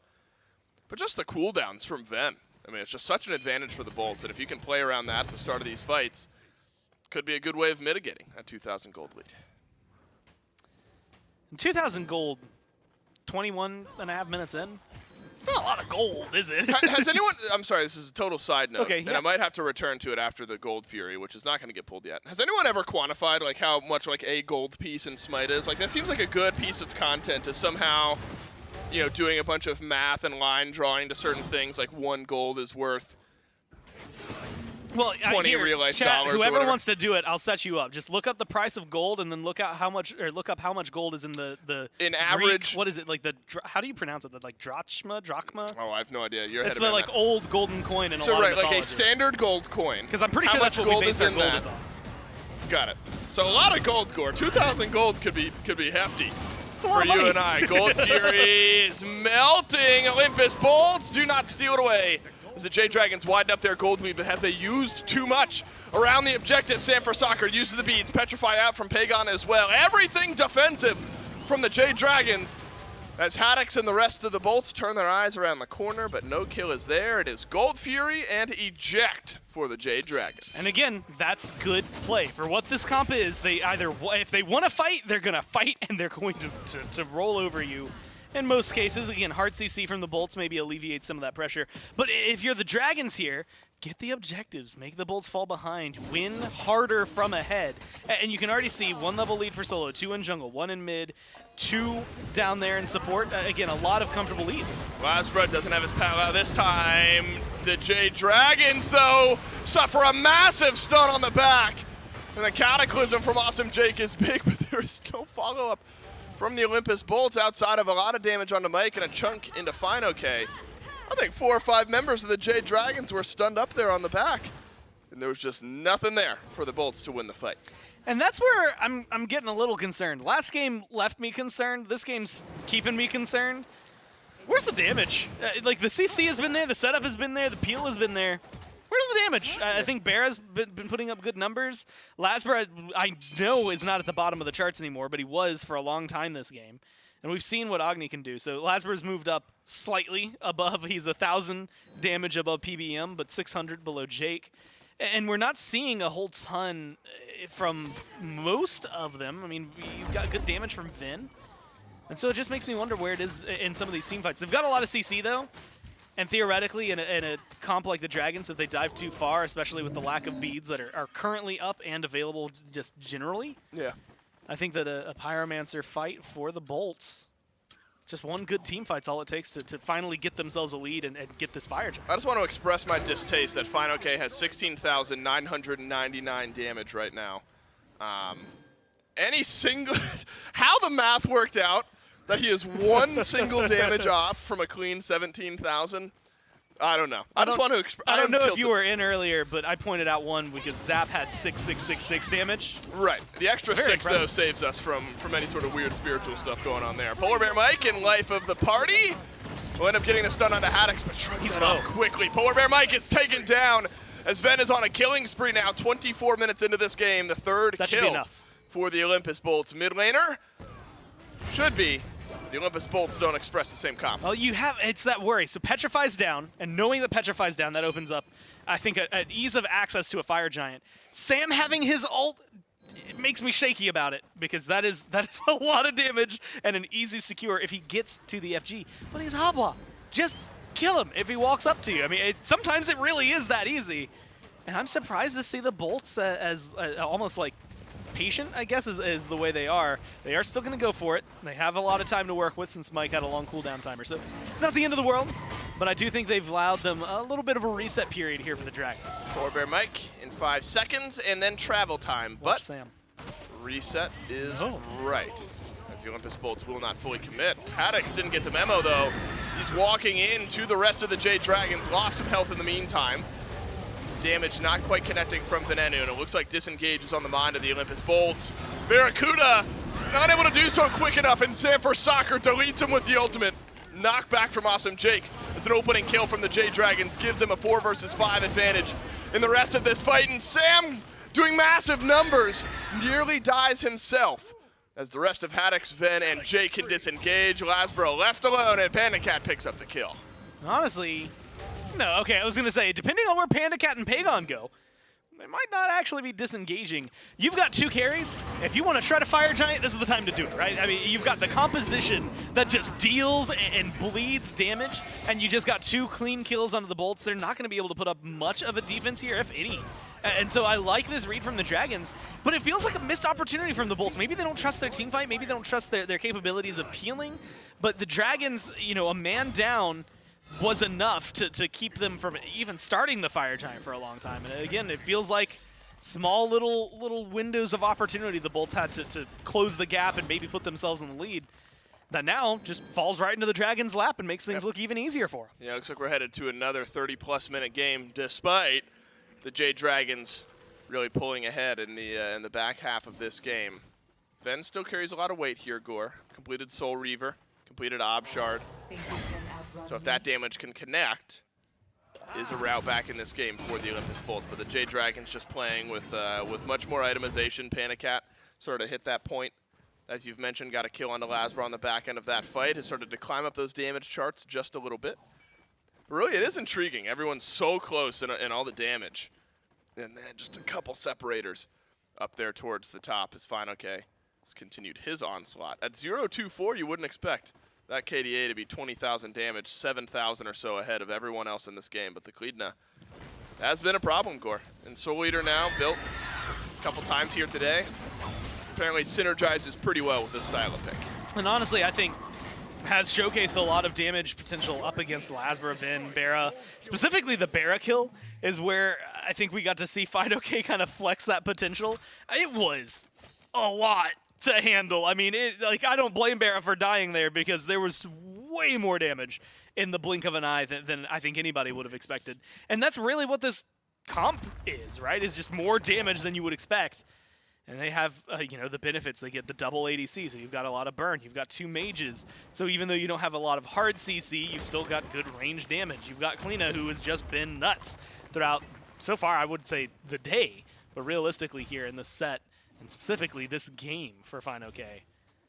So I think it's a lot easier for them to continue looking good, especially when I roll back to looking at where the Bolts have been, and unfortunately, again, it's just like where they're going for endgame. I mean, Haddix, you know, you get a root, even if you get a stun here, what's the point, right? Nobody's following up. Maybe you get a little bit of poke, but you're not doing a lot of damage. And that's where it just feels like they're missing out on a lot. Lasbro is, you know, still relatively low on the damage charts, just, again, next to last, and hasn't been as active as I really would have liked to see this Daji. Gore, the difference maker, the SpongeBob Blink picked up by Lasbro. The Scorching Blink is going to be the big difference maker. I can feel it. Laz is going to blink through. He's going to get just absurd damage numbers. Haddix is definitely not going to die here. Neither is Barracuda. It's a nice Cataclysm, though, from Awesome Jake to turn around the initial bit of damage that the Jade Dragons had thrown out. Polar Bear Mike just further whittles down those health bars. And this time the Olympus Bolts will live, but the left side Phoenix will not. Once again, small place from the Dragons, right? It's get aggressive, get the beads, get the Phoenix, get out, right? You don't need the kills. You can whittle their health bars down as low as you want, but then you just wander away. And when you look at it, it's relics used for Haddix, so that becomes a much easier target to try and burn down next time. But specifically beads down for Barra, that means he needs to be incredibly worried. You've got a fortifying shell there for Mike. The Frenzy is going to be down on cooldown. Beads down for FineOK. So this is a good window of opportunity for the Bolts to try and surge forward. Minute and a half before there's a Fire Giant respawned on the map, though. So even if you are able to walk, right now you can get Pyro. Like you walk forward and you get maybe a neutral objective, assuming the Dragons don't come up to fight you for it. So, you know, map state-wise, where everything lies, the Bolts are just, they're stuck in this like really uncomfortable position where there's there's not a lot of farm for you. Jake needs gold a lot to just be able to catch up, but he hit 17, so at least he can upgrade his starter. But you don't have anything on the map to help give you some sort of benefit jumping into the next fight, save for that pyro, and so far they haven't even made a move towards it. Surprised, Gore, that Mike hasn't been under more pressure. And I think this is shout-outs to Mike. And the life of the parties have been well-timed, set up for 4 of the 6 kills that the Jade Dragons have. Granted, he's died twice out of 5 kills. That's, around half of the Olympus Bolt's total. But with no beads and only CC immunity in that ultimate, you feel like Mike, might have been under more pressure from Laz or Jake with the Cataclysms, even stuns, some setup from Haddix.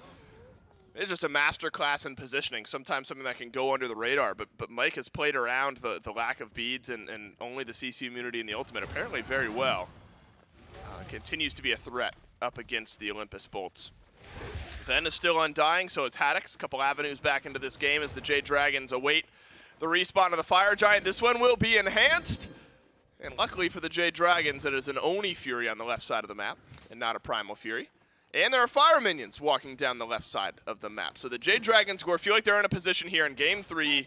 Massive 13,000 gold lead. Fire minions pouring down the left. You can buy your time, grab this Fury, or Fire Giant rather. Maybe end this game, but Awesome Jake has got something else in mind. Final case stunned and chunked down by Ven. But Awesome Jake burned down by Pagon. Frenzy gets used on the other end of this fight as Haddix was desperately searching for an engage, but it just was not there. Barracuda sends damage back in, and here come Haddix and Laz, and they're re-engaging, but the kills have just not fallen for the Bolts, and everything is there for the Jade Dragons as they lose both of their frontliners. And this is where we get to, I never thought I'd get to talk about this throughout the year.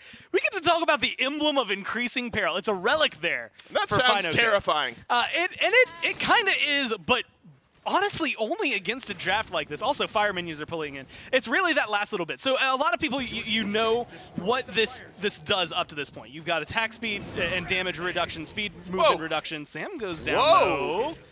Dave, this might just be game. Yeah. I want to talk about it. It's such a cool round. No, you're not allowed to, Goris. The fire minions might just end this set. It's Barracuda plus Awesome Jake. This game will end. The Jade Dragons don't need an FG. They just need the fire minions. And in the base they walk in Game 3. Emblem of increasing peril. You'll have to wait for another day to be analyzed. Oh, no, I'm still going to talk about Dragons. Okay, fine, go ahead. I'm going to do it right now. Okay, go ahead. Whenever your team's receiving damage, and I think it's 10% of your HP or your teammate's HP, which I don't know if you know this, but they were very squishy, so 10%, really easy to hit that threshold. Then all of the debuffs from that relic increase by 10%. So if you're getting hit with that in the fight, all of a sudden every damage you dealt to a squishy comp like the Dragons, you're getting worse and worse at team fighting as it goes on. And look, I'm gonna highlight it. They already weren't doing a whole lot of damage on the Bolt, so having that get taken away from you and things like that, I think really, again, it's a small little relic, but I saw it used there towards the end, and I like the way that they managed to fit it in. I think a lot of that is just they take a lead, they find a lead, they continue to pushing the lead, the Bolts don't try to take back the lead, and then eventually the Dragons just kind of keep doing things that team does from ahead. Gore, it really feels like the Dragons and the Bolts is starting to just become a classic matchup here over the last few years, Season 7, Season 8, and already here in Season 8. I know Vonnie had mentioned it on Twitter earlier, but was trying to figure out what is El Clasico of Smite. It's got to either be Bolts versus Dragons or Barra versus Zap. That's the two it could options. be, right. If you're doing team-dependent versus player-dependent, plenty of arguments to be made. It's been a lot of fun years of Smite over the last few years. Happy birthday, Smite, by the way, just in general, as a game. You bring us awesome competitive action like this. The Jade Dragons win this one in 3. We'll take a break. When we come back, Dusk will break it down.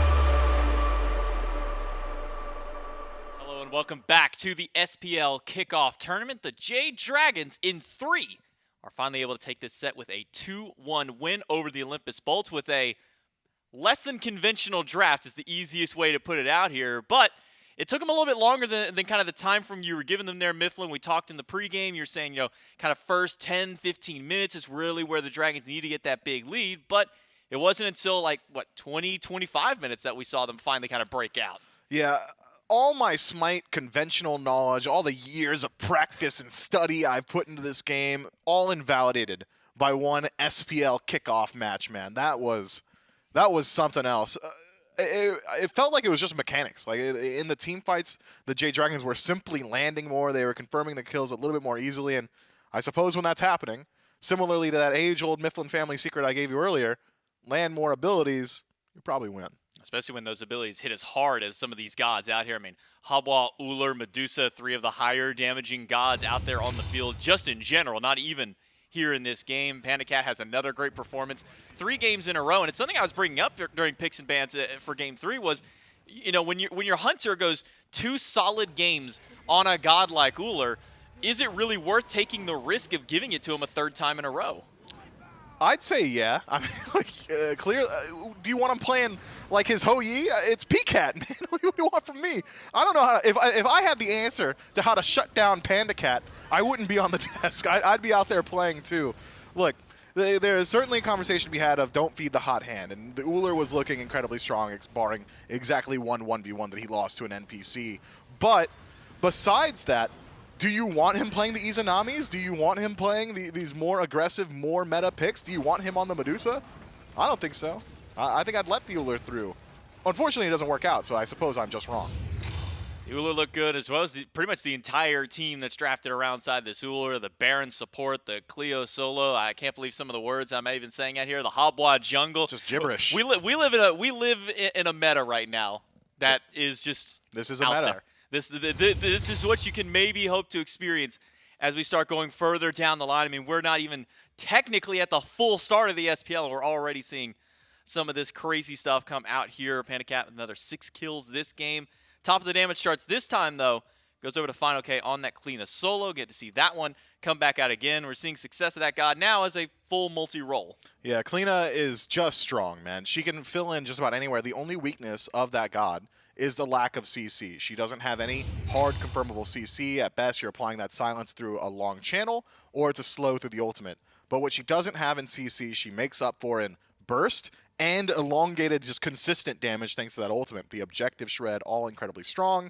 And we know Final K just doesn't want to play tanks, man. He wants to be on the Bastets. He wants to be on the Kleenas. Keep him happy. Nobody ever wants to play what the meta is. They want to play whatever they want to play out here. And, well, Panda Cat, our pregame interview, got to play Uller 3 games in a row.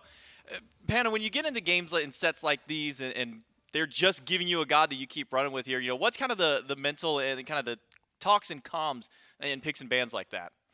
I think it's nice, especially for a tournament like this where we don't want to show too much, so I'm just playing the same character 3 times in a row, so whoever's watching, they're like, I don't know, maybe he loves the character, maybe he's just playing it for fun. So it's nice to hold some strats, and he's just fun, so, like playing him. Yeah, can never go wrong with just being able to play something fun. And again, like you said, not having to reveal anything, especially for just day 1 of the tournament. Now that you've had your first real competitive set out here with Pagon over into the mid lane, how's it kind of feel meshing with another carry out there? Oh, Pagon's a beast. I was one of the people who vouched for him really hard in the preseason, and getting to play with him in the past couple months and just figuring out what he likes to do and how he does it, I'm very proud of him, and I think he's going to be a very, very good teammate this year, and I think he's going to pop off. Saw that you were kind of reading through some of those notes to figure out, the buffs on the Gold Fury out there. Maybe a little bit ready for it in those next couple of sets coming up. Listen, sometimes you get got. Gold Fury got me, and then I got them the next 2 games. So there you go. At the end of the day, That's your so team's sick. the one that comes out with. Hey, that was a pretty slick one out there. Thank you so much for taking your time. I'll let you get back to the team to celebrate. Congrats on your win. Thank you. Sometimes you get got. He's just so much and this cooler. time he got it.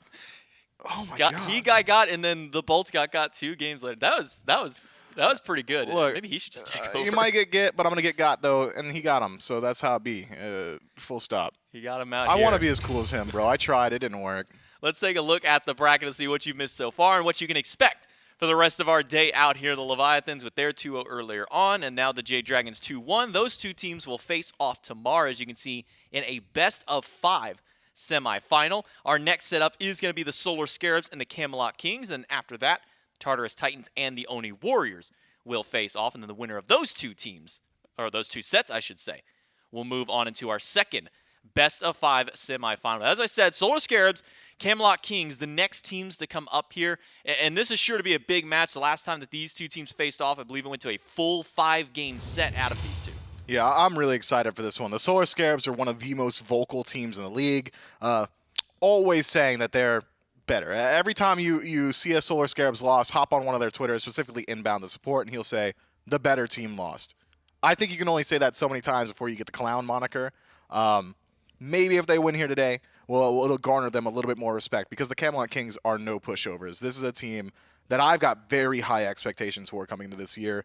I wouldn't be surprised if they find themselves like top 3. If I'm going to give you a sneak peek at the Mifflin SPL Power Rankings, I really think the Kings can do it. Well, two teams that got knocked out in the semis during Worlds last year are now going to face off to see if they can make it to the semis for this tournament. We'll see what happens in the next set right after this.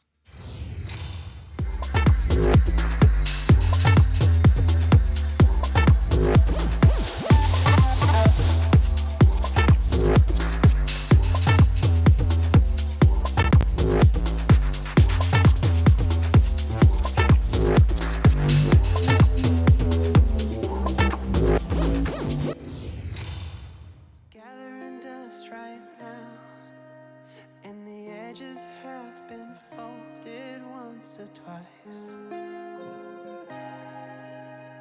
It doesn't look the same no more, 'cause the sun has made it pale. I used to have it hanging on my wall some time ago.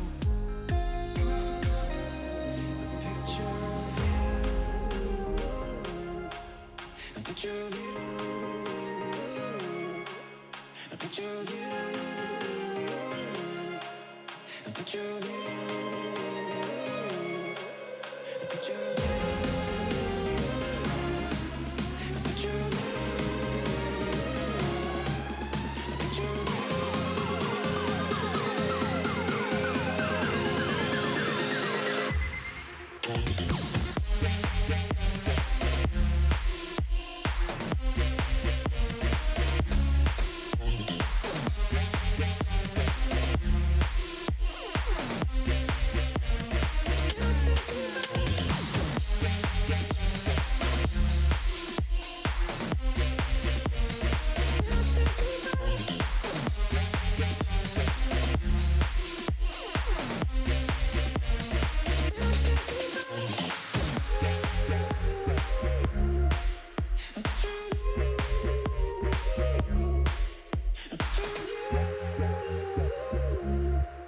a picture of you. I could talk to you for hours, and we stay up all night. And when morning came, we'd make breakfast in bed. I don't know why I threw away what we had. What's wrong with me? I don't know why I threw it all away.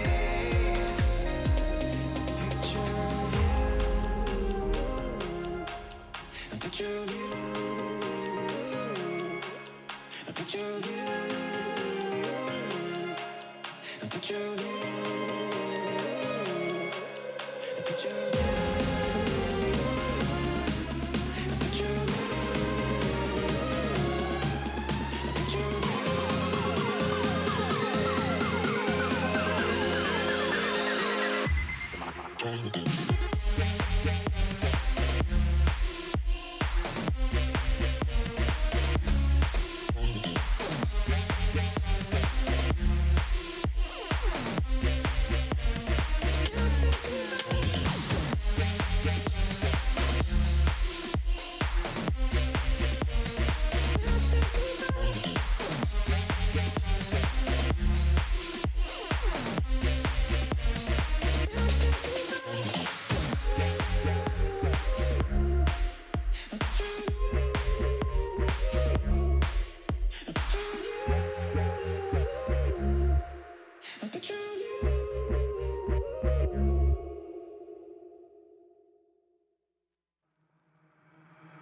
lights are out and you stumble in the dark.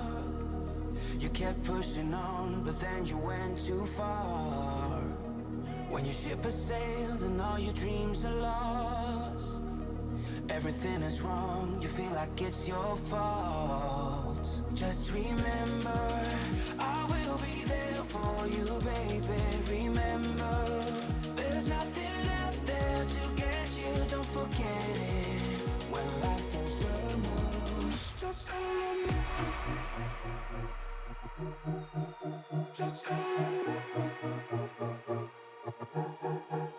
Just call me.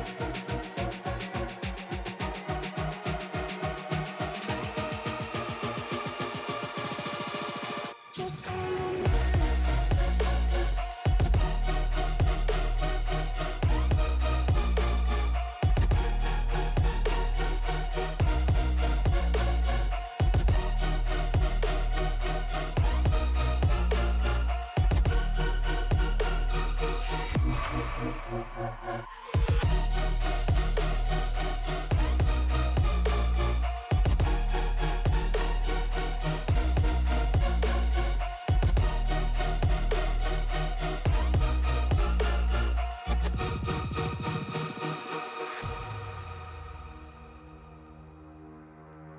You're stronger now than you ever been. You gotta leave now, it's time to catch the wind. You will climb up high and look through the clouds. And when you're feeling low, I know you'll bounce back. Oh, and just remember, I will be there for you, baby. Remember, there's nothing out there to get you, don't forget it. When life throws lemons, just call me. Just call me. Just call me.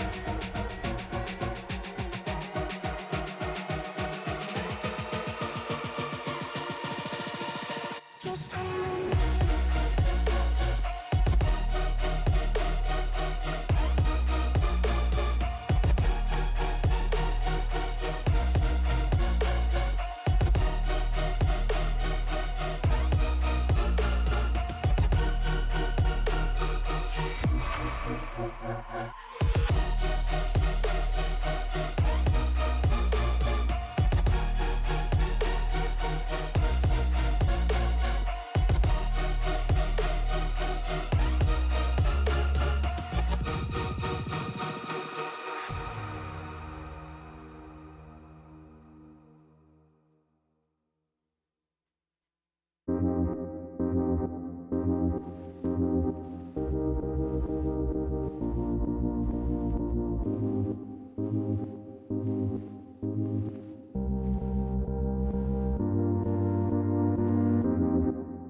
I'ma make you mine tonight, pulling your hair, baby.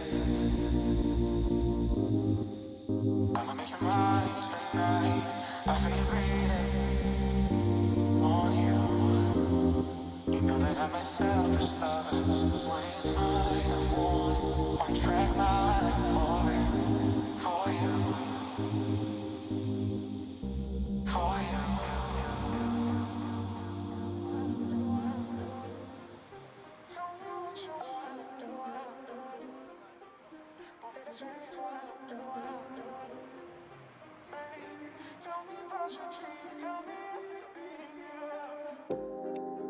I'ma make you mine tonight, pulling your hair, baby. I'ma make you mine tonight, I feel you breathing on you. You know that I'm a selfish lover. When it's mine, I want it. One track mind for it, for you, for you. Tell me what you want, tell me what you need, baby. Tell me about your dreams, tell me everything, yeah. Do it, I'll do it, I'll do it.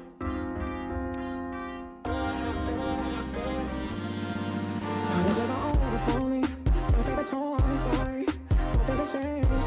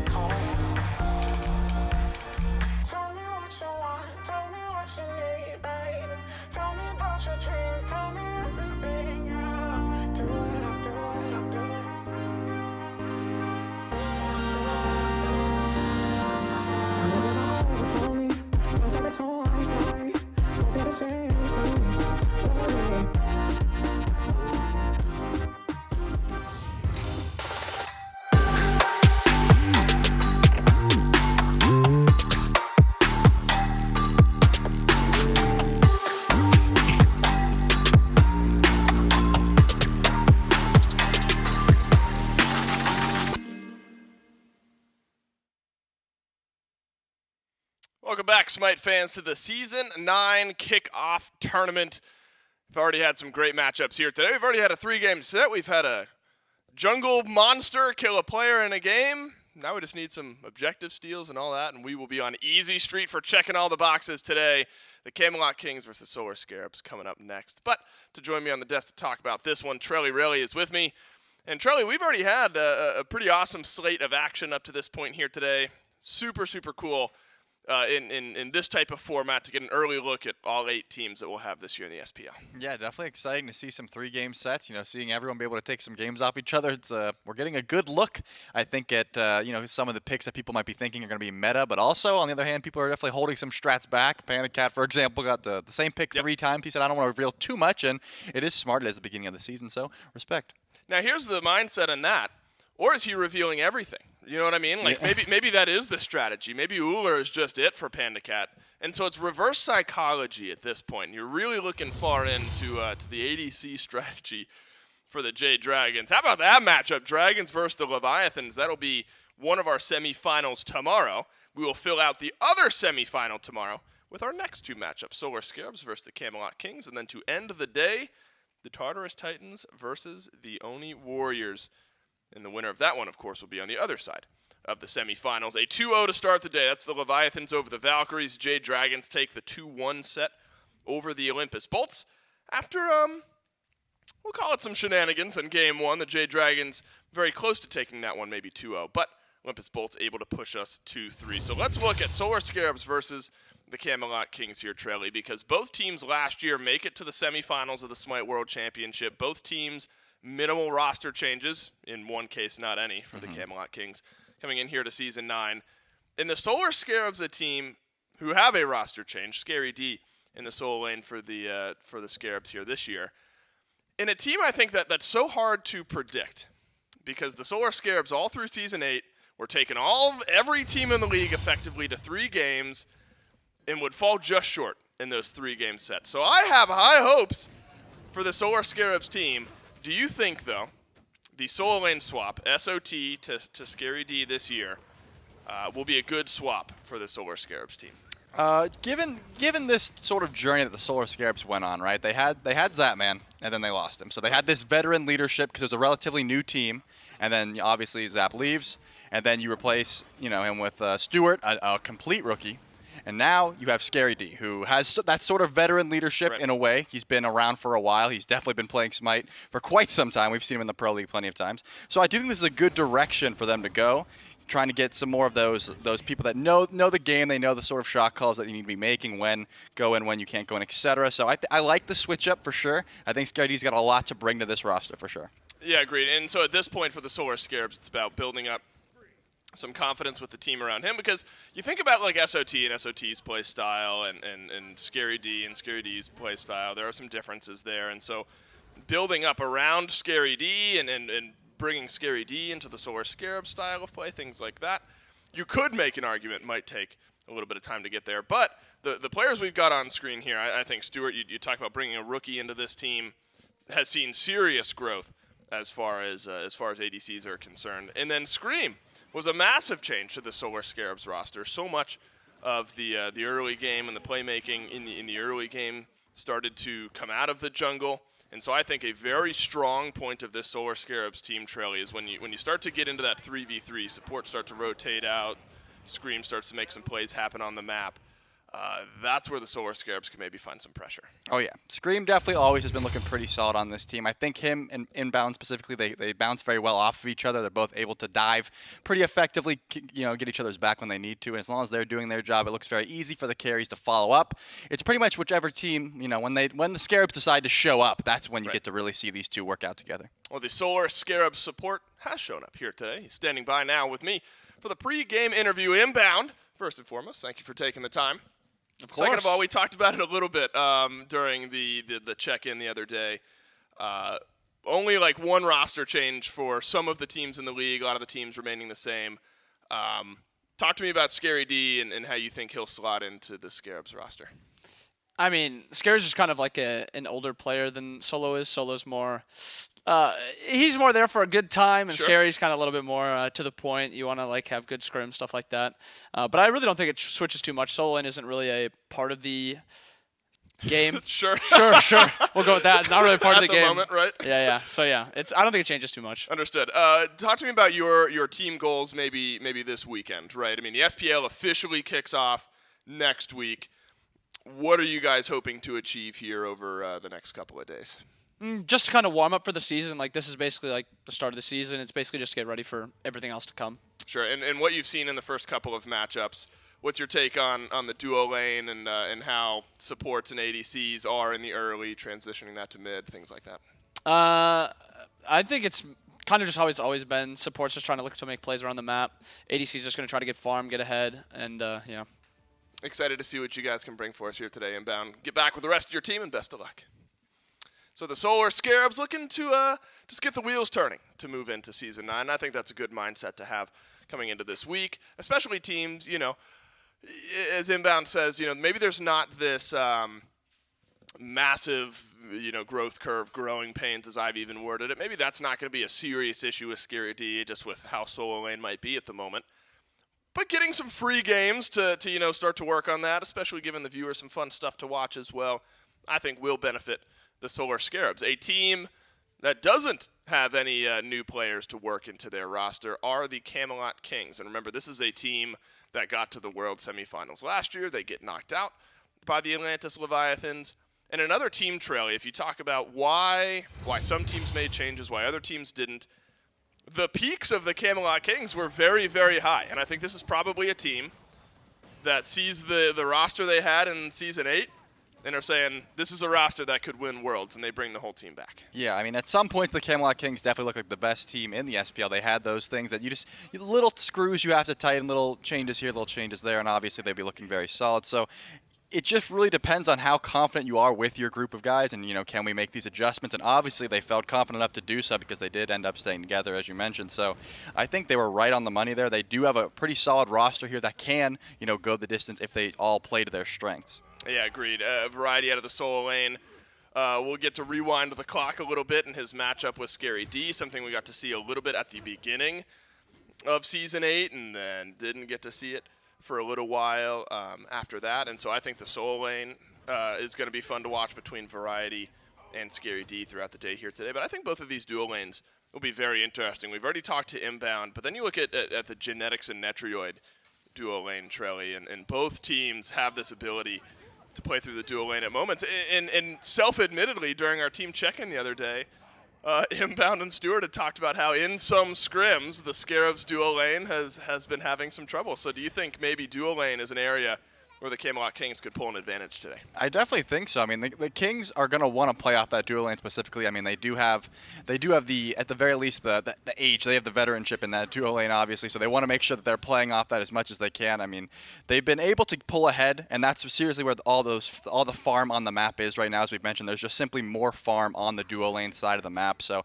I think they are going to want to focus their attention and try to get, catch Inbound out early, make sure he's not able to make these plays, not sure he's able to get these invades off, and if they are able to do that, it's going to be definitely difficult for the Scarabs to react to that. What's your main role, Trelly? I'm a mid laner. Gotcha. Okay, so you're not loving the fact that all the farm is in the duo. You'd love all that farm to be centered around the mid lane. Yeah, if I could just play like Shinto does, where he just eats up all the farm on the map and just puts everyone else behind, I would do that every game gladly. Because we lose Aggro, who's a mid laner. Yep. And then we immediately replace him with another mid laner. See, I'm a hunter, so I'm not very good at it, to be clear. But I don't mind sitting back in lane, farming up, and then just swinging as the game goes on. But don't worry, mid laners. We've got a spokesperson on the caster team, still for the mid lane here this year. But I like the topic of conversation there, the dual lanes between these two teams, and I think the growth that we saw in the chemistry build between Genetics and Netrioid as the year went on last year was a treat to watch. And now we've got a whole nother year to watch those two lane together, and we'll talk to Genetics right now. Pre-game interview, the support for the Camelot Kings is Genetics standing by with me. And Genetics, first and foremost, happy to have you and the squad back. No roster changes for this Camelot Kings team. Minimal roster changes across the rest of the league. Don't have to go super in depth, but give me a little glimpse. Was there ever any conversation about not sticking together going into this year? Well, I tried really hard to lead the team, but no one wanted me, so we stuck together. And yeah, I know we were pretty happy with how last year went, but with the amount of time we had as a full team on LAN, felt like we could definitely do a lot better and end up winning some stuff next year. So that's why we stuck together. So you look towards season 9 then, and do you think you approach this year any differently as a team, or is it really just getting more LAN experience, more practice under your belt, and that's the big next step? I think we learned a lot going into Worlds. I think especially Biggie stepped it up massively, and I think when we apply what we learned going into Worlds for this year practice, we're going to be pretty dominant the entire year. How about you maybe microscope me, zoom me in a little bit on the duo lane specifically between you and Netrioid. Is there anything you feel like moving into Season 9 that you guys want to improve on, or just building up that chemistry again? Just being able to do things without comms, I think it's really important to know each other, what each other's going to do before they do it. Yep. I think a lot of duo lanes like Pandacat and Mike, for example, have that. I think when teams get 2 years together, I think they pretty much guaranteed get that. So I'm looking forward to getting that with Royd this year. Yeah, excited to see what the Kings are able to do in Season 9. Thanks for your time, and best of luck in your first matchup. Thank you. Camelot Kings, a team that are returning the entire roster from Season 8. Hoping to build up that chemistry and push that forward into success. I seriously can't wait, not only for the Kings and their build-up throughout this year, but just Season 9 of the SPL in general. I mean, there's, of course, always fun in the big shakeups and all these teams getting rebuilt. And we had that a few years ago. And going into Season 8, there were some change-ups, things like that. But I think there's something uniquely fun and exciting, Trelly, about these minimal changes where you're going to get a real good glimpse at how teams can grow from one year to the next when you're able to establish a little consistency and establish some of that chemistry. And I think Season 9 could end up being one of the more competitive years we've ever had. I agree with you 100%. I think having these teams that don't just completely drop their roster every time a bad season happens, or even a not a great season should be said. If you don't win Worlds, it used to be you just broke up. That sort of thing was kind of the norm around here. But now it seems like these teams all realize that they have that skill, they have that talent on their team. It's just sort of, do you put in the manpower? Do you go in and grind these scrims hour after hour, and do you make the changes necessary to put together a strong roster and just work together as a unit? I think that's pretty much what we've seen here. Very limited changes, and there's a reason for that. And I think you're right. It's definitely going to be a very competitive year if everyone was able to, tighten those screws. Right, and I think that's such a continued almost theme that I've brought up. And again, Zapman's really the architect of this. He was the one who kind of put this into my head. But thinking about it from a perspective of, it feels like every team, all of the 8 teams at points in Season 8, had high points, right? Had something to hang their hat on. For the Scarabs, it was really coming together at the end of the year, making their way to the World Semifinals. For the Camelot Kings, it was, we had to play off of LAN, remotely for half of the year, and we still came in and made it to the semifinals of Worlds. And for every other team, Leviathan's literally won Worlds. So I think for all the teams, there are these moments where you can look at and say, all right, we had these moments. These are the things we need to fix, and moving into Season 9, making minimal changes could be interesting. Of course, we've mentioned Scary D, the new solo laner here for the Solar Scarabs team. So one of the few changes that we've had in the SPL. And I'm excited, not only for Scary D. We did the team check-in with the Scarabs, and the team had sort of been talking, Scream had been talking about how Scary D felt like he really had something to prove coming into this year. So I think this is a great opportunity for Scary D to sort of show us what he's made of, get a team that can kind of rally behind him, and hopefully a good year for the solo laner. Yeah, absolutely. I mean, Scary D, when he did make that role switch to jungle, I thought he was one of, if not, he was definitely in the conversation of one of the best solo laners in the world at the time. Right. and then he role swapped to jungle. Not really because he wanted to, more so because he was forced to if he wanted to stick with that squad. Right. And I think that was sort of taken from him in that series, right? He wanted to be a solo laner. He is a solo laner through and through, and that's really where he flourishes. And I think at that moment he had to make that switch. It's sort of one of those spots where it's like, do I want to stick with these guys who I know can probably win? Sure, I'll try the role swap. Obviously, it didn't work out, and now he's got a chip on his shoulder. He's got to be able to prove I can still compete at the top level in this specific role. Absolutely. I mean, Scaredy is one Worlds in that role, and so now the Solar Scarabs will hope that some more of that veteranship, someone who has been there and done that. I mean, Scream is on this roster, for God's sake. So you're starting to add some more of that to the Solar Scarabs, where you lost a little bit of that last year. I think the Camelot Kings, a team that you look forward to Season 9, and that guy right there, unfortunately not Biggie, the one who's sitting in the chair, but the picture hanging on the back, Big Man Tings, I think quietly put together one of the best mid lane years we've had, where we sort of flew under the radar, but such a consistent force for this Camelot Kings team. And I think getting him here, getting the rest of this team on land, playing around that mid lane is going to be a very strong spot for the Kings this year. Yeah, I think that's a great way to put it. BMT was kind of just always consistent. It wasn't like he was making these huge standout plays. He was always making those solid plays, always doing what he was supposed to be doing, always in the right position, which kind of gets underlooked, I would say. Like, you look for these big, Paul, Scylla ults, things of that nature that go in the highlight reel, but BMT's just always in the right position, always farming well, always doing what he needs to be doing. Definitely one of the best mid laners that we have right now in the league, and he's always able to perform no matter the circumstance. Yeah, agreed. And up there in conversations with a lot of the biggest mid laners here in the SPL. Don't worry, we'll get into picks and bans for Game 1 here very shortly. These two teams. I've tried to gather the sort of mentality of the teams, how much you revealing, how much you working on, things like that. I don't think teams trailing up to this point have hidden all of their strategies, but by any, I think it's a healthy mix at this point as far as what we've seen and what truly will be the strategy going into week 1 of the SPL versus maybe some more eclectic picks. I was really surprised with Pagon in the last set and some of the variety of picks that were there, and the Jade Dragons and their ability to mix things up a little bit with some of their draft strategy. But then I start to think about that with the Solar Scarabs and the Camelot Kings. Both of these teams feel, Trelly, like they're very comfortable with the meta and the way that things stand. That's not a bad thing by any means.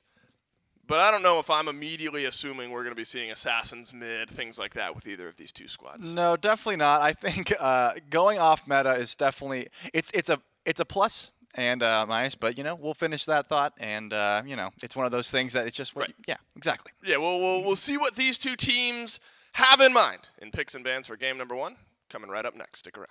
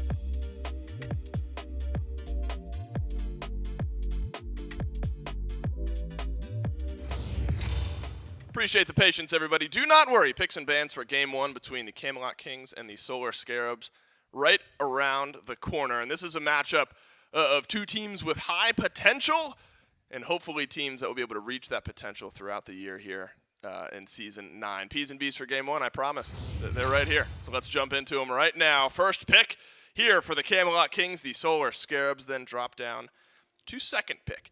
And I would say, Trelly, we haven't seen a massive detraction from some of the priority that we saw in like the SEC play-ins and the SPL qualifiers a little bit before that. Some more individual bans maybe because these two teams just, and all the teams in the SPL really with how unchanged a lot of them are, simply just have more data on one another. Kabrakan's still been prioritized. Yemoja, I think, more prioritized in the SPL than maybe SEC qualifiers. And Inbound over time has proven that he's got a Yemoja in the back pocket as well. But how about this Osiris ban? Is that something that catches you by surprise? Yeah, that's definitely a target ban towards variety, right? I mean, Twig also does like to jungle it every once in a while, so that could be either one at this point. But with how strong auto attack warriors are in the solo lane, with how much pressure you can get, just be completely dominant in that lane, I think that's got to be a target ban. They're trying to shut down that solo lane, at least a little bit of variety. Can get ahead very quickly and create a small lead into a big one, so I think they just want to stop a little bit of that snowball there just ahead of time. Even if he wasn't going to pick it, they're just saying, you know what, we don't want to deal with it. And again, we have seen Twig have some success on that jungle as well, so a good target ban for either of them if they want to go that way.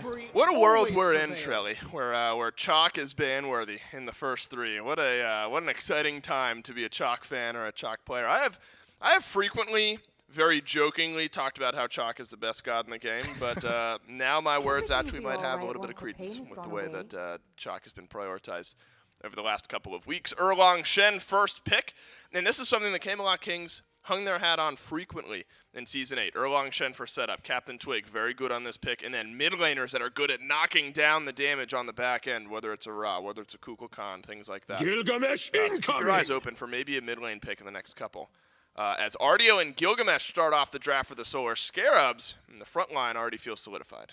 Yeah, I mean, you have this Ardio pick that's just going to be solid on the solo lane. Pretty much is a good matchup into most people, but dealing with this Erlong, crippling that dash, making sure that he can't use pretty much his best damage tool, besides the stim on his one, obviously, is going to be pretty annoying for the jungle of Camelot Kings. I'm assuming Twig is going to be piloting that Erlong, so it's going to be a little bit difficult. Anytime that Ardio is around, you're going to have to be watching your engage at the very least. But a matchup into Cerberus as well, stealing a little bit of your healing. That's sort of just a slap fight right now. The solo lane, when you have two Guardians, you don't see too much action. It's mostly just kind of clearing the waves and healing off each other, that sort of thing. But that's the exact sort of pick that you were talking about. BMT on this Merlin, very consistent. Yep. Very very scary, I will say. When he gets online, 2-3 items, he's able to do some crazy things on this pick. Yeah, agreed. Merlin and Big Man Tings, two names that feel pretty synonymous with one another. Not something we saw all that much during Worlds or even towards the end of Season 8 specifically for the Camelot Kings, but it's always that style of pick that's just in the back pocket, right? And it always feels like a Merlin can make sense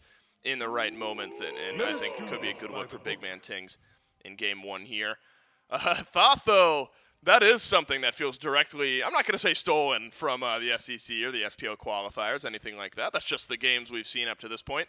And Thoth has been, alongside Agni, Trelly, as maybe the two most prioritized mid laners. Yeah, these sort of artillery mages that can stay back and just pump out as much damage as possible from a range are heavily prioritized, especially because of how well Thoth utilizes this double flat pen build with the flat pen built into his passive. So always a solid pick, going to be able to do a lot to Merlin. However, it does struggle a little bit against this Erlong Shen. You know, getting your final judgment knocked up is always super annoying, and just being able to close that gap can be a little bit difficult. But as long as your tanks are making space, I think Thoth can really flourish in any sort of comp.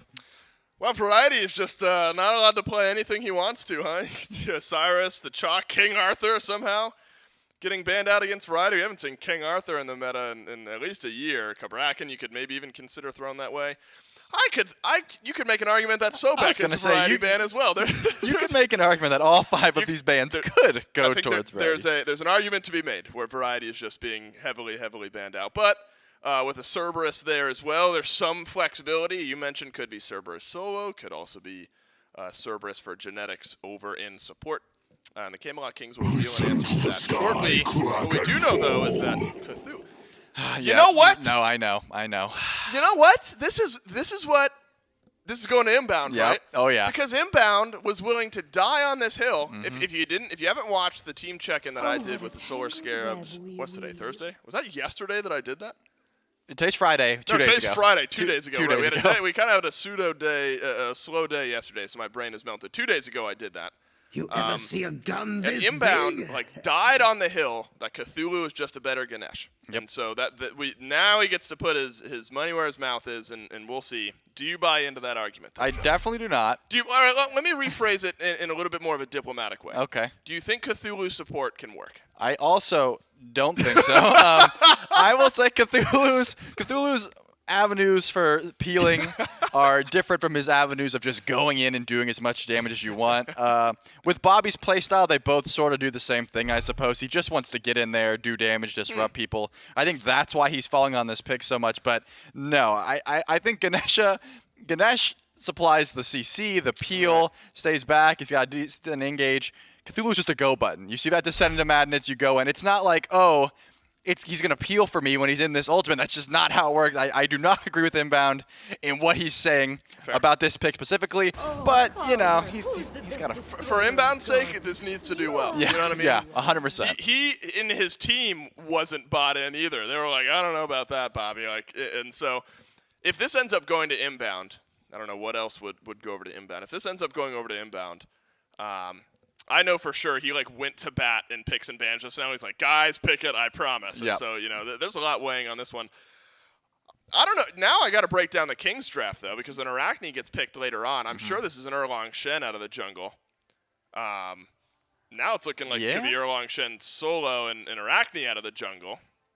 And Cerberus support. And so the Camelot Kings as well, throwing us for a bit of a loop. I mean, there's a few different options we could see here. I think the Arachne, you don't really want to see in the solo unless you get a really solid Golden Blade value pickup. I just don't see her clearing the wave too well. You got pretty great confirm on Totem of Ku, I suppose. But besides that, I mean, her wave clear is not the best. And if she is poking you, she's not clearing the wave. If she's clearing the wave, she's not poking you. So I think it's fair to assume that's a jungle Arachne.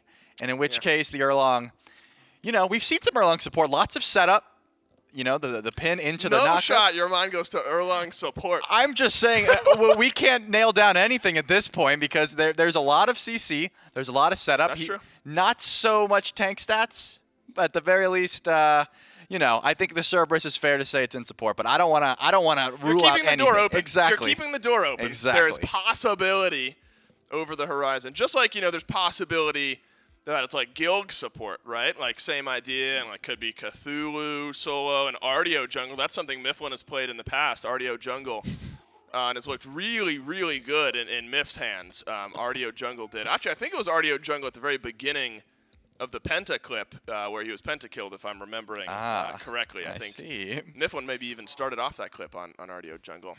The funny thing is none of this even matters, and I'm just ragging on Miff for no reason because it's not going to be an Artio jungle, but could be possible, as Miff has played it in the past. Camelot Kings versus the Solar Scarabs. Trilly, before we go into game one, does either draft get you more excited?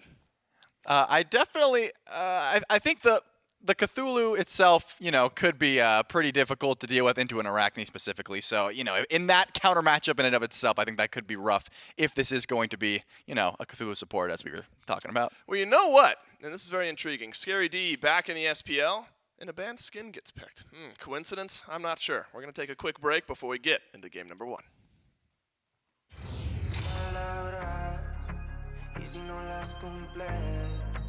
Se van a desvanecer. Algún día volverás tú al lado mío y yo de testigo. Vamos 1, 2, 3 sin estrés. Muéstrame sus pasos, te cuento hasta 10 y ven. Yo sé que tú quieres moverlo sin pena.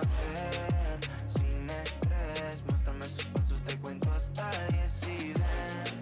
Yo sé que tú quieres, conmigo, amor, de todos esos placeres que brinda la vida y que nos hace tan feliz. Sé que tú quieres conmigo, amor, de todos esos placeres, como acariciarte y conocerte de raíz.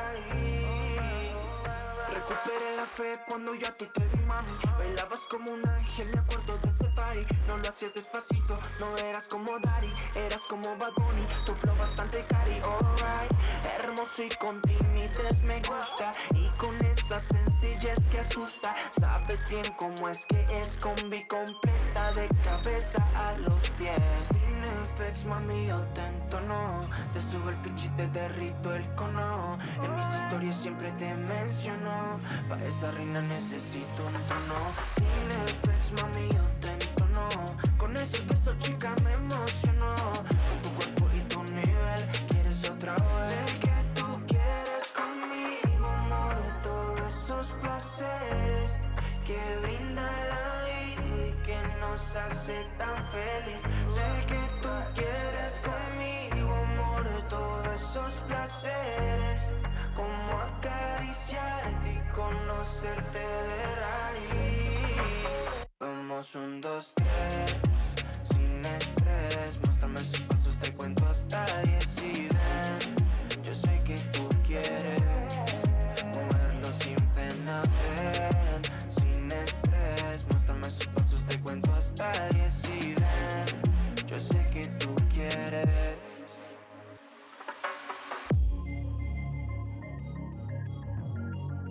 Quieres conmigo, sé que tú quieres. Quieres conmigo todos esos placeres.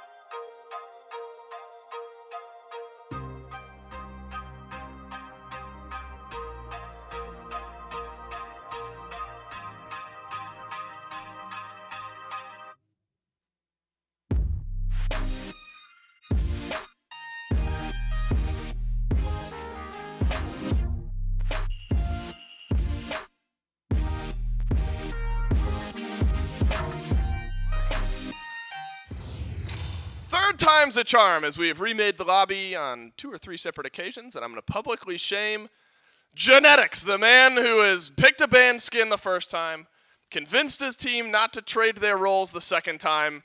It's all on Genetics, and so we're blaming him for this, but here's the good news. Third time is the charm, and the third lobby means that we are going into game here. At any minute, we get one more look at P's and B's Trelly before going into game 1, and I still think the deciphering we've done on the Kings draft probably ends up landing Arachne in the jungle or along Shen and solo and Serb support. That looks like how that would end up. But I got to admit, I still have a lot of eyes on this Cthulhu support. We're assuming it'll be Cthulhu support, just because of how heavily Inbound went to bat for it. Yeah, I think Cthulhu support is one of those picks that doesn't really have a solid early game. In late game, it probably gets worse, too, if you're getting shredded by an Arachne and a Danza. So you better have a pretty solid middle ground play style going here, I think, is your best option. And if you don't, then, you're not going to have much appeal for this Thoth or this Scotty. So you're just going to be sitting back and probably trying to just steamroll at that point. I'm glad you mentioned Scotty, because it's something you might be able to say, well, that's just a Barra pick. Barra loves Scotty, right? Yeah. We saw Scotty a couple of times in our second set of the day that just happened. Now we get another look at Scotty for Stuart. Are we in a world in your mind, Charlie, where Scotty is actually a good pick? Do you think we expect to see more Scotty in the coming weeks? I honestly hope not. I think that Scotty is my least favorite. I hate the duo lane of the Scarabs. Just put it out there now. The Scotty Ice, I think, is the most annoying ability in the game. But, in her own right, she does bring a fair bit of 1v1 potential. So I think that may be the reason you pick it. Try to get some 1v1 matchups, that sort of thing. And it brings a little bit. Well, the good news is we are delayed no further. Camelot Kings versus Scarabs, game 1. Now let us wait no longer to see how this all lines out. Is it going to be the Cthulhu support? The answer is yes. So we have a Cthulhu-Scotty duo lane here in game 1 of the Kings and the Scarabs. It's J-Mac, Mifflin, and Doug to bring the action here. And there was maybe some confusion as to where this Erlong Arachne Serb was going to line out here, but it will be Twig on Arachne jungle. Now, Miff, you're the jungler amongst us. How do you feel about Arachne right now? I think Arachne is better than we give her credit for, but not good enough that I would be picking her. The strength of this pick is that she is allowed very unique jungle starts. You can see that Twig has already set up spiders on those bat camps. They should be able to solo those right side bat camps, so he's going to farm that on his own. No split. Still goes mid to meet up with his red, and well, they should be able to clear that one out too. This means that Twig should likely already be level 2, and this is exactly what you do with Arachne. This is the rank start. He's going to walk into the duo lane and get real cringe. But Netroid is the one falling low very quickly. Inbound chasing him out. Beads already expended, but Captain Twig is going to the back line to find Stewart. No mobility, and the beads already popped out there. Stewart will not be stunned, but the spiders and the dot from Captain Twig are enough to put the Kings on the board first. And Inbound still in some trouble. That's Manic and Scepter. Stun connects, and Inbound will follow his ADC to the grave. The Solar Scarab's off to a very rough start over here, and Twig misses out on absolutely nothing. There's no comeback mechanic where Scream can walk into the back cams where you would normally see a cringe gank in the duo lane. You could just invade on the other side. Not the case. Arachne already did that, and she's invading. So Inbound can't even go to his own back camps for some farm because Twig already did that one as well. This is going to be a tough comeback here. A single small Harpy left and then taken by the spiders, though. Twig now He's done. surrounded by 3. Should be a kill. Over towards He's Scream, done? but the extra mobility, not quite enough. Scream will be able to jump on top of his head and take him down. Finally, the Scarabs are able to bounce back off the greedy invade from Twig. So now Scream is ahead, but the duo lane is still behind for the Solar Scarabs. Scream could try and rotate over and match some of that pressure, but not the greatest matchup into Dance of Taunt back in by Netroid, and one more basic to take it down. The Camelot Kings duo lane is out here to play, and they've already started off with 2 kills on their Hunter and 1 for Captain Twig off that early rotation. Yeah, and you don't really pick Scotty for her ability to play from behind. It's not exactly the best. Doesn't have a traditional mobility ability, so won't be able to escape a lot of this aggression. Doesn't have any peel coming from his support because it's Cthulhu, so won't have that going his way either. Stewart has got a long uphill battle to find his footing in this game, and what have I always said about Danzaburo? He is the god of winning harder. The second this guy has his rocket available to him, Netroid is just going to W key. And, well, what's the answer for Stewart? Beads, and then again, what do you do after that? probably just die. Those beads are still down for another minute. Genetics going for a solo invade, but he doesn't come up fruitful in that sense. He will lose out on stealing away the purple, but that gives Netroid an entire wave to himself to hit level 4 onto this Danza, and he can just go back and clear up his own purple buff. So far, the Solar Scarabs do have some light here, you know, with the early spill on Captain Twig, and maybe with another rotation from Scream, they can keep this solo lane ahead. Nice drop kick from the jungler of the Scarabs. Will put another one on the board. It's a tale of two games now. Wherever Scream is, things are going well for the Solar Scarabs, and well, the dual lane it just simply is not. Not to harp on Stuart too much here, but an 0-2 start 3 minutes in, up against this very aggressive dual lane of the Camelot Kings, with Twig hovering nearby as well. It's going to be pretty hard. So, the Solar Scarabs have two avenues ahead of them. They can say, well, Scream's got a lead. Maybe he can come over and share some of that lead with our dual lane. Or what I think is slightly more likely, Scream's got a lead. He's going to avoid the dual lane like the plague. Twig is back. A blink pass. Bead's already burned out of Stuart, but Twig is diving the tower, and he will get the credit to the kill. But once again, Scream has returned to trade fire, but it's 2 down on the Scarabs for only 1 on the side of the Kings. Yeah, I mean, I don't want to harp on Stu too much, but we are now 0-5 in this dual lane. 5 kills for the Camelot Kings, all up against this Scotty Cthulhu lane. Look, this is a foregone conclusion, essentially, where Netroid is just going to maintain pressure, especially considering Stuart just lost out on his beads again, and it doesn't even cost Netroid his own ultimate. 3-0 for the Danza Burrow already. Keep your eyes on Scream. If you're a Solar Scarabs fan, it's on him. Right now, his eyes are on Big Man Tings. Drops the Winds of Shamash and will chase out Big Man Tings, and the burst from Baronic is enough to take him down. Baronic now on the run, gets the root against Captain Twig, but Genetics with the ultimate will be enough to take him down. Drop kick, just a little shy from the stun out of Scream.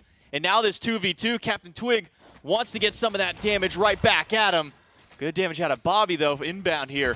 We'll be able to turn this thing around, but Captain Twig now falling low. Scream, big damage. Drop kick just off, but now Netroid is back in with the rocket. Captain Twig goes down, though, and it's a massive swing around here in the mid. Netroid now up to 4-0, and one of those kills being on the only one with a bounty on the Solar Scarabs. That kill on a Scream is massive for the already ahead Danza Burrow. Somehow, though, Stuart has remained level even with his opposition. Both ADCs sitting at level 6, so maybe not as doom and gloom as I once thought for this dual lane. Gold, though, heavily in favor of Netroid. This 1v1, Stuart's winning it so far, and with the help of Inbound, should be able to get a return fire here. Descent into madness, and Netroid should be dead under this tower. Will go down to Inbound, but Netroid doesn't land a hit onto Inbound, so that kill will only go to the tower. That is massive for the Solar Scarabs, and we are, what is that, 13 kills in 5.5 minutes? This is a crazy pace to game 1 of this set.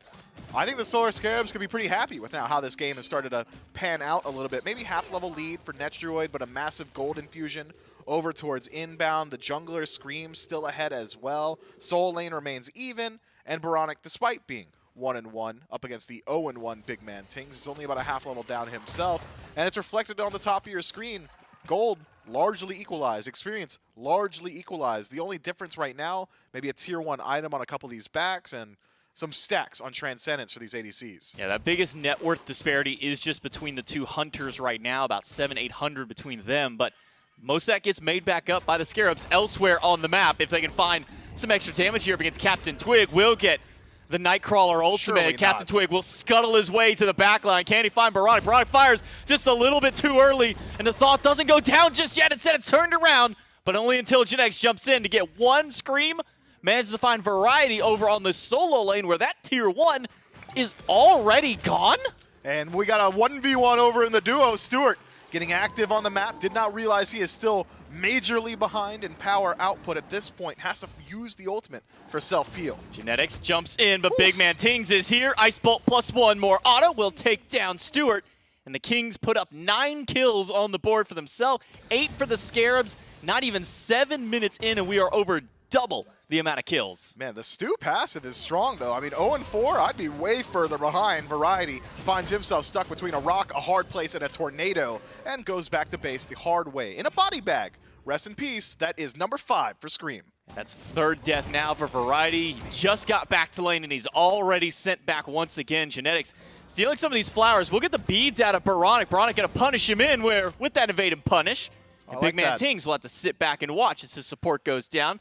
But Silver lining, I guess, for Genetics. He did steal away enough to get their obelisk online for the Kings. Captain Twig getting aggressive. Baronic doesn't have much left in the tank. Just needs to connect a couple of auto attacks, but does not get the third. Poison, no good. Doesn't get the punish out there. Instead, he needs some help from Stewart. A blink for Captain Twig, but Big Man Ting's on the other side of that blink. He'll find Baronic, but inbound is here on this Cthulhu, swiping away, and it's Scary D from the solo lane now, picking up a kill. Netroid going for the boxing match against Stewart, throws out the rocket, and it's the AoE that takes him down, and he'll fight to the very end before it's Scary D to pick up the double. Double kill and first impact on the match. Scary D coming up in a big way here. Now 2 levels up over Variety on the opposite side of the map, and you got to think once he shows back up, Variety will be forced to leave. Maybe an opportunity to return that tower kill if he's quick enough, and it seems like he might have that chance as long as Genetics is able to stop this rotation from Scary D, but simply not the case this time. Scary D allowed to walk himself very easily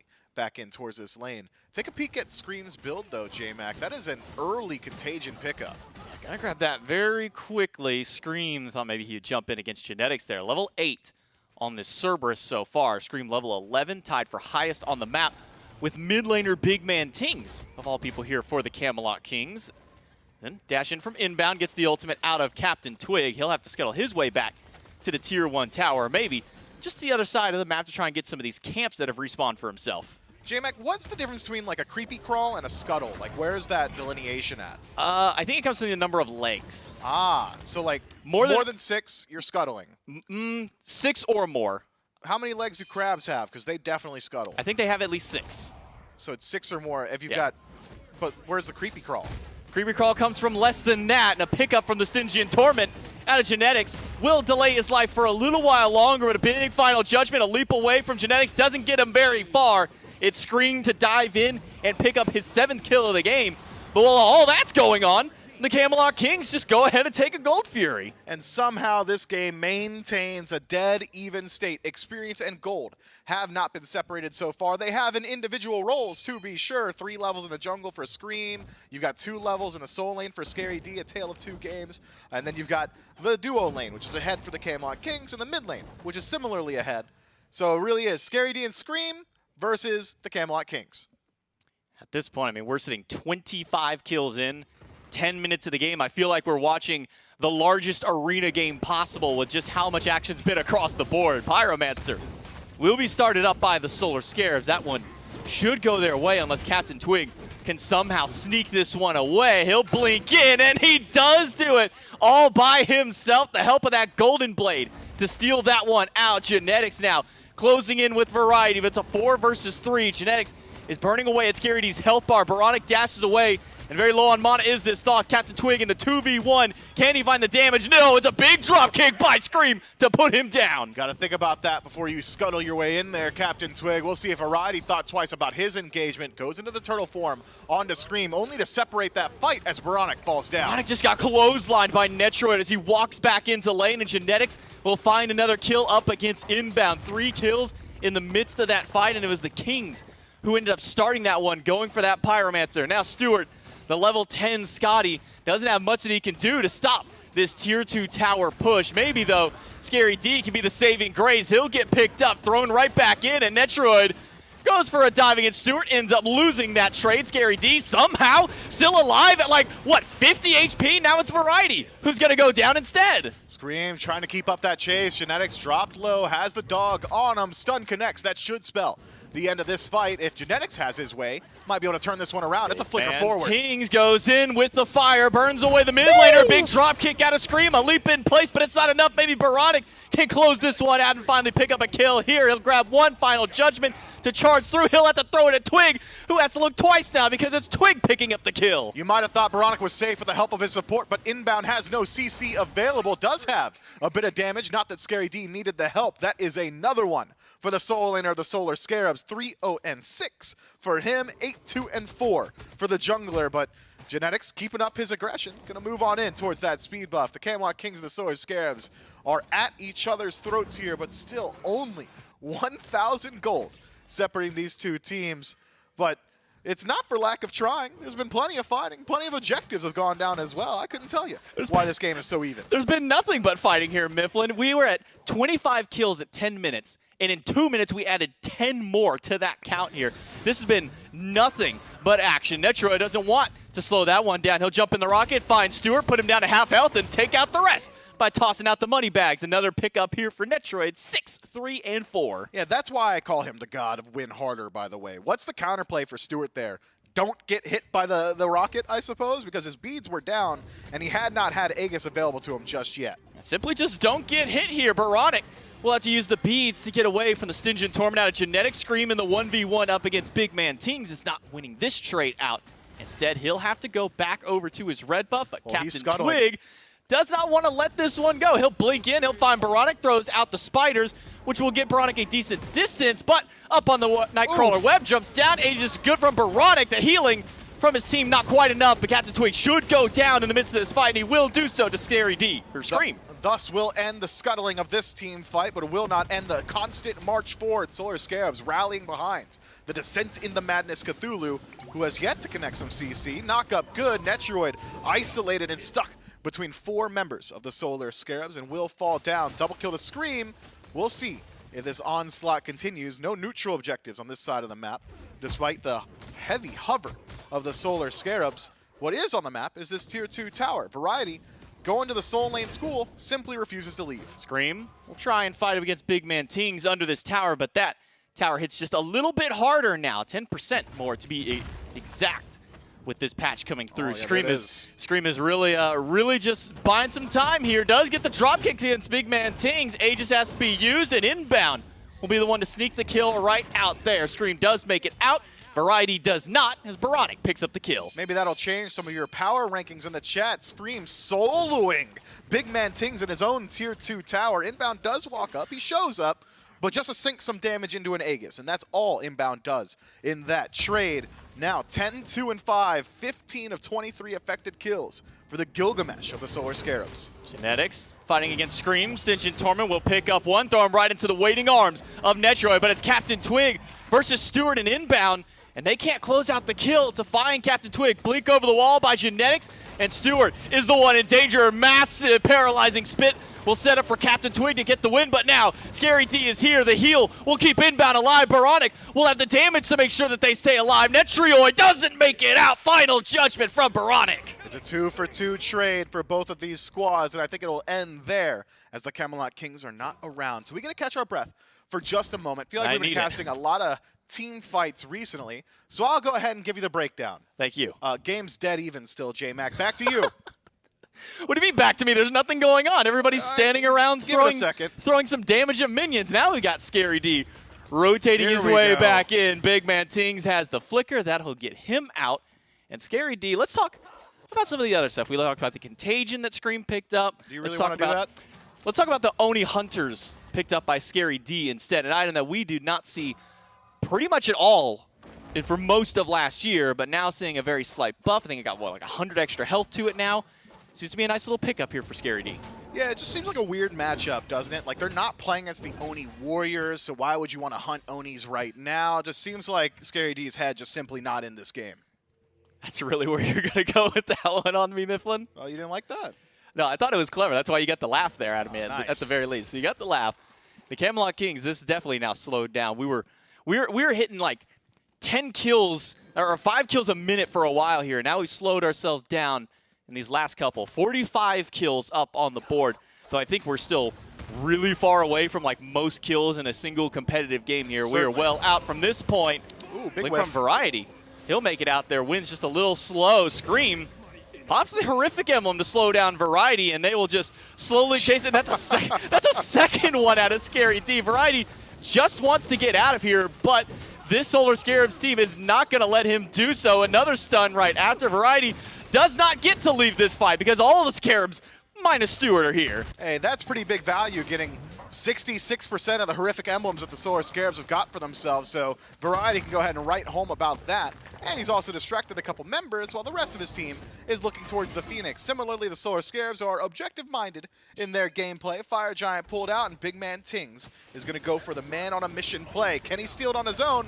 Yeah, I don't think so. I bet he's dead. Yeah, he walked in and thought maybe they had it done a little bit further instead. There he's looking at a near full health Fire Giant and a 4 healthy Solar Scarabs, though not so much more after walking through that ring of fire.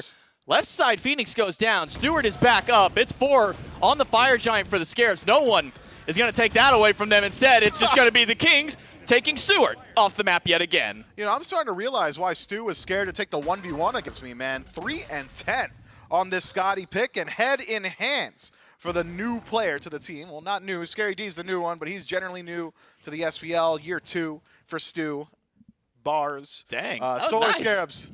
They may have Fire Giant, but only on 4 and not on their ADC, so good luck clearing out all these structures still standing. 5 total for the Camelot Kings.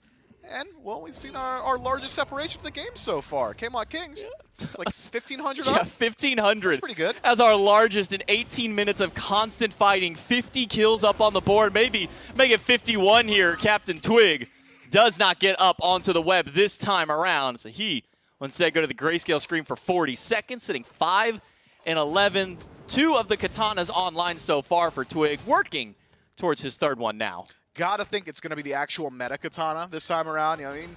We'll see a stone cutting sword every now and then, but serrated edge is literally 20% penetration, plus power, plus lifesteal, plus movement speed, plus passive. So you gotta think he wants that, right? I'm keeping my eyes on it. Maybe he messes with us. It's Maybe like a he Hasten does. Katana. Maybe. I mean, that's the only other one he could get at this point through. Blink in by Variety. Woo! Finds 3 with the ultimate. Rocket gets cut off by Scream in the backline. Final Judgment.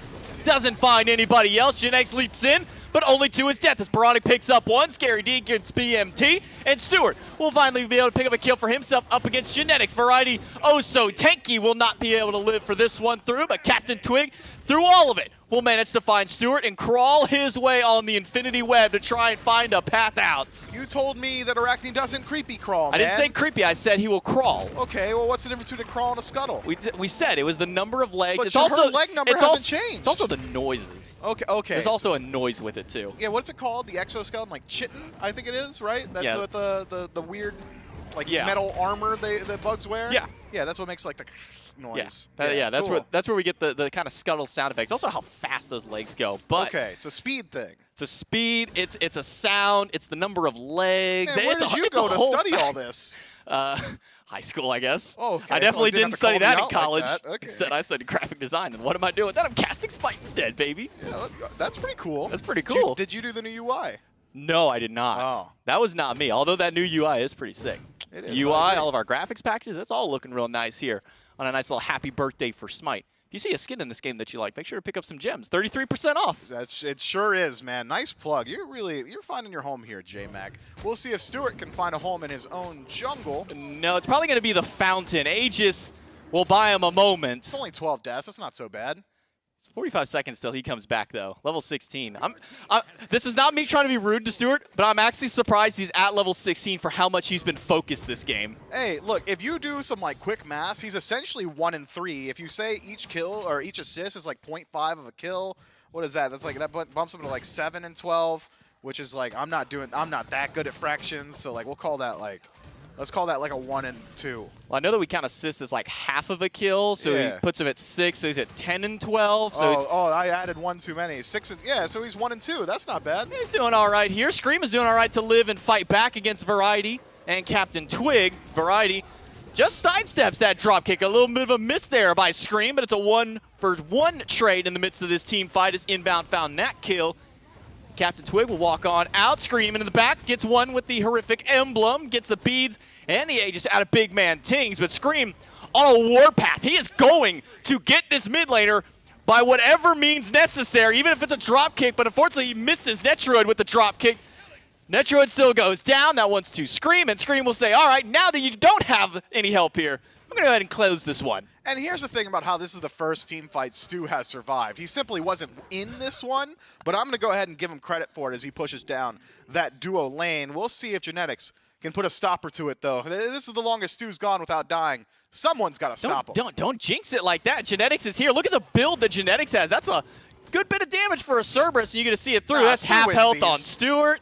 Stewart Stu doesn't have any stand your ground. He doesn't have any lifesteal. What's he gonna heal off of? How's he gonna fight back? He's gonna need some help here, and that's why he called for Scary D, the big guns of the solo lane, the level 20 RDO, and now the rest of the Scarabs are here. Stewart says, I need the cavalry to arrive right now. He got it. He almost walked back into his own death. Let's go, Stu. But Stewart is the one to get that credit, so there we go. He got his kill. Yeah, now he's at like actually 7 and 12 if we were to do the quick maths, and I'm not good enough at When did fractions. Mid-Phoenix go down? It's been a while. You didn't see that?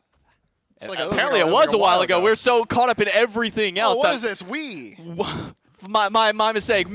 I was caught up in all the other team fights happening there. We also had the left side Phoenix go back down on the side of the Solar Scares because all that fighting has been going through. No one was able to keep those lanes pushed up far enough. Stewart still hovering on the left side of the map. Thought maybe we'd see Variety and Captain Twig shut him down for the 13th time this game, but simply unlucky for all the viewers at home who are rooting, praying on the downfall of Stewart of the Solar Scarabs. I would not count myself amongst them, but I will sing their song, as it were. What's their song?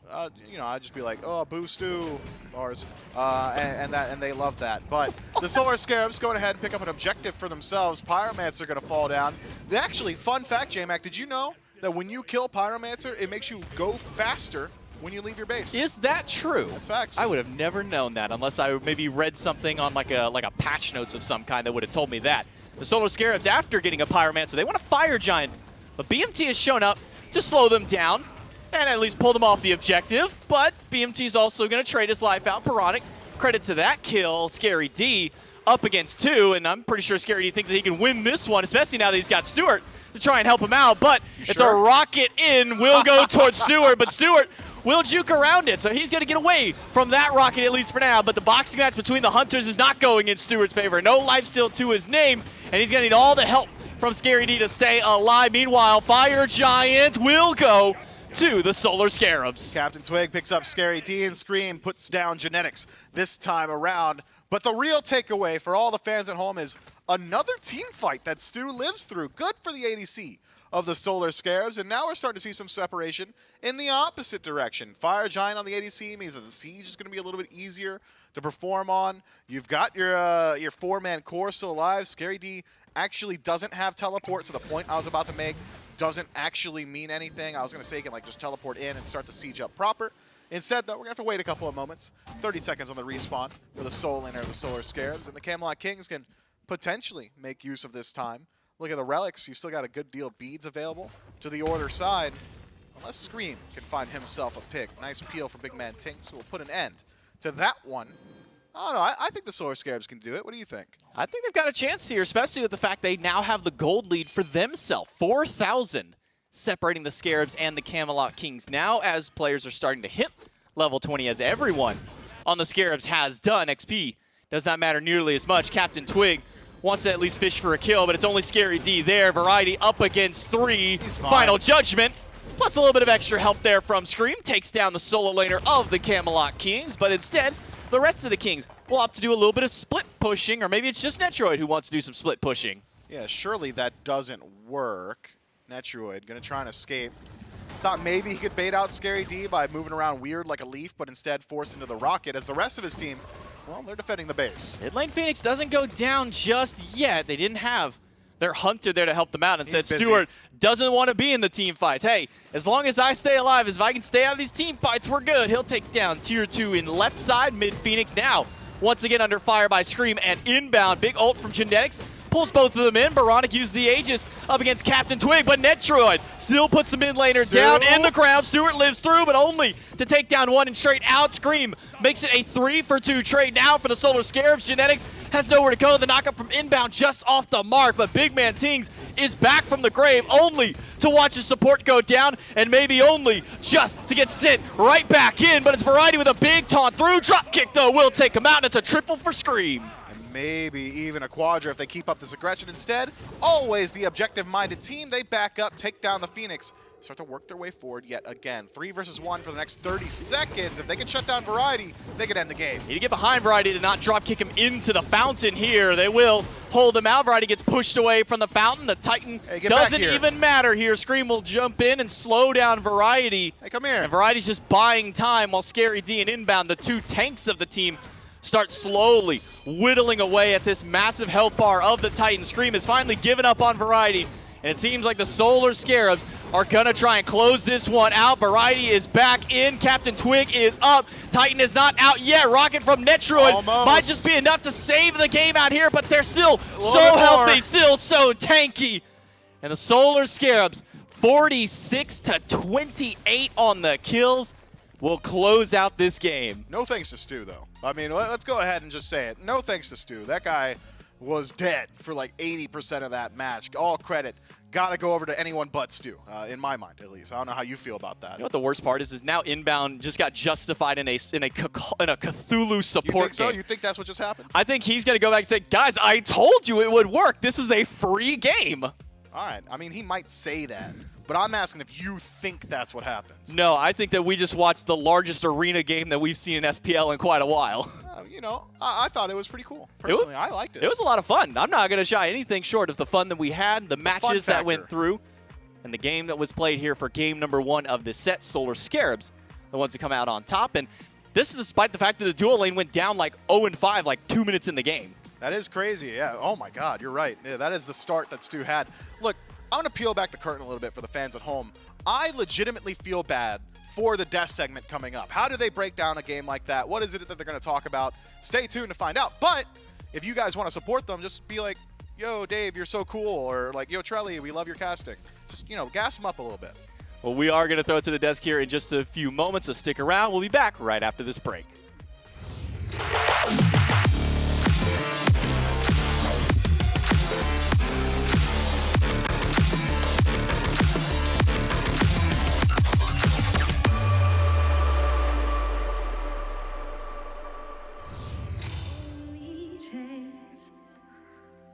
I'm not here to waste my time on yet another bad romance.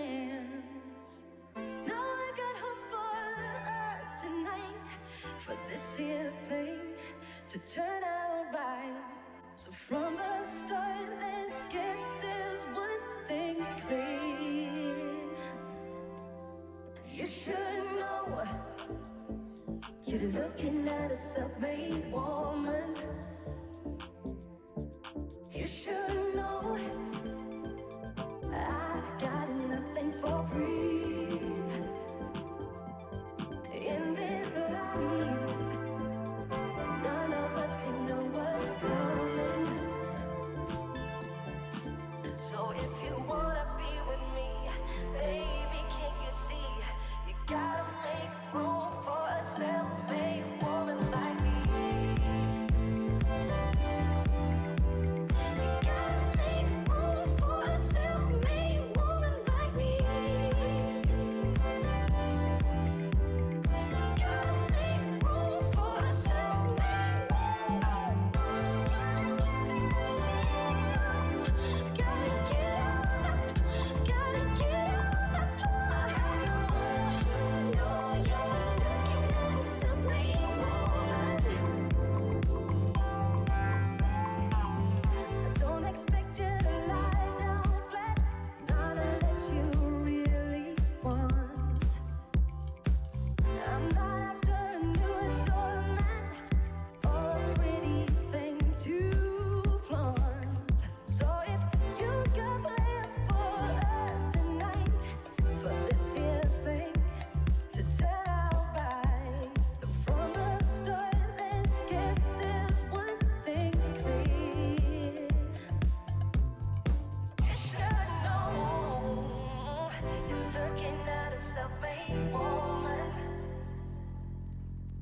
You should know I got nothing for free. Oh, in this life, none of us can know what's coming. So if you wanna be with, wanna be with, wanna be with, wanna be with, wanna be with, wanna be a self-made woman like me. Gotta make room for a self-made woman like me. Gotta make room for a self-made woman.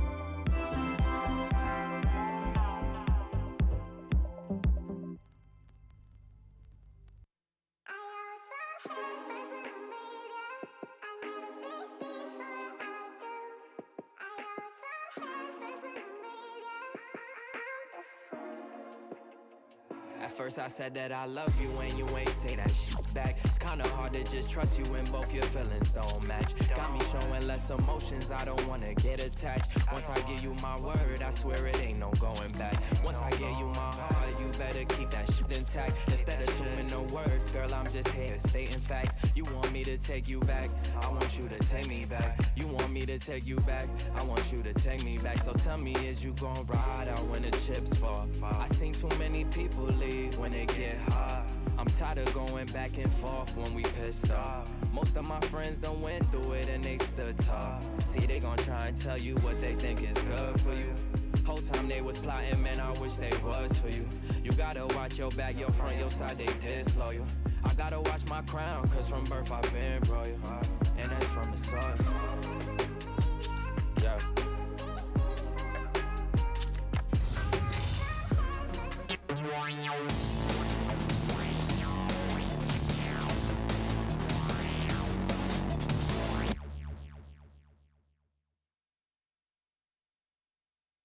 That sure was a game of Smite, wasn't it? Game 1 over to the Solar Scarabs. The Camelot Kings put 20-something kills up on the board.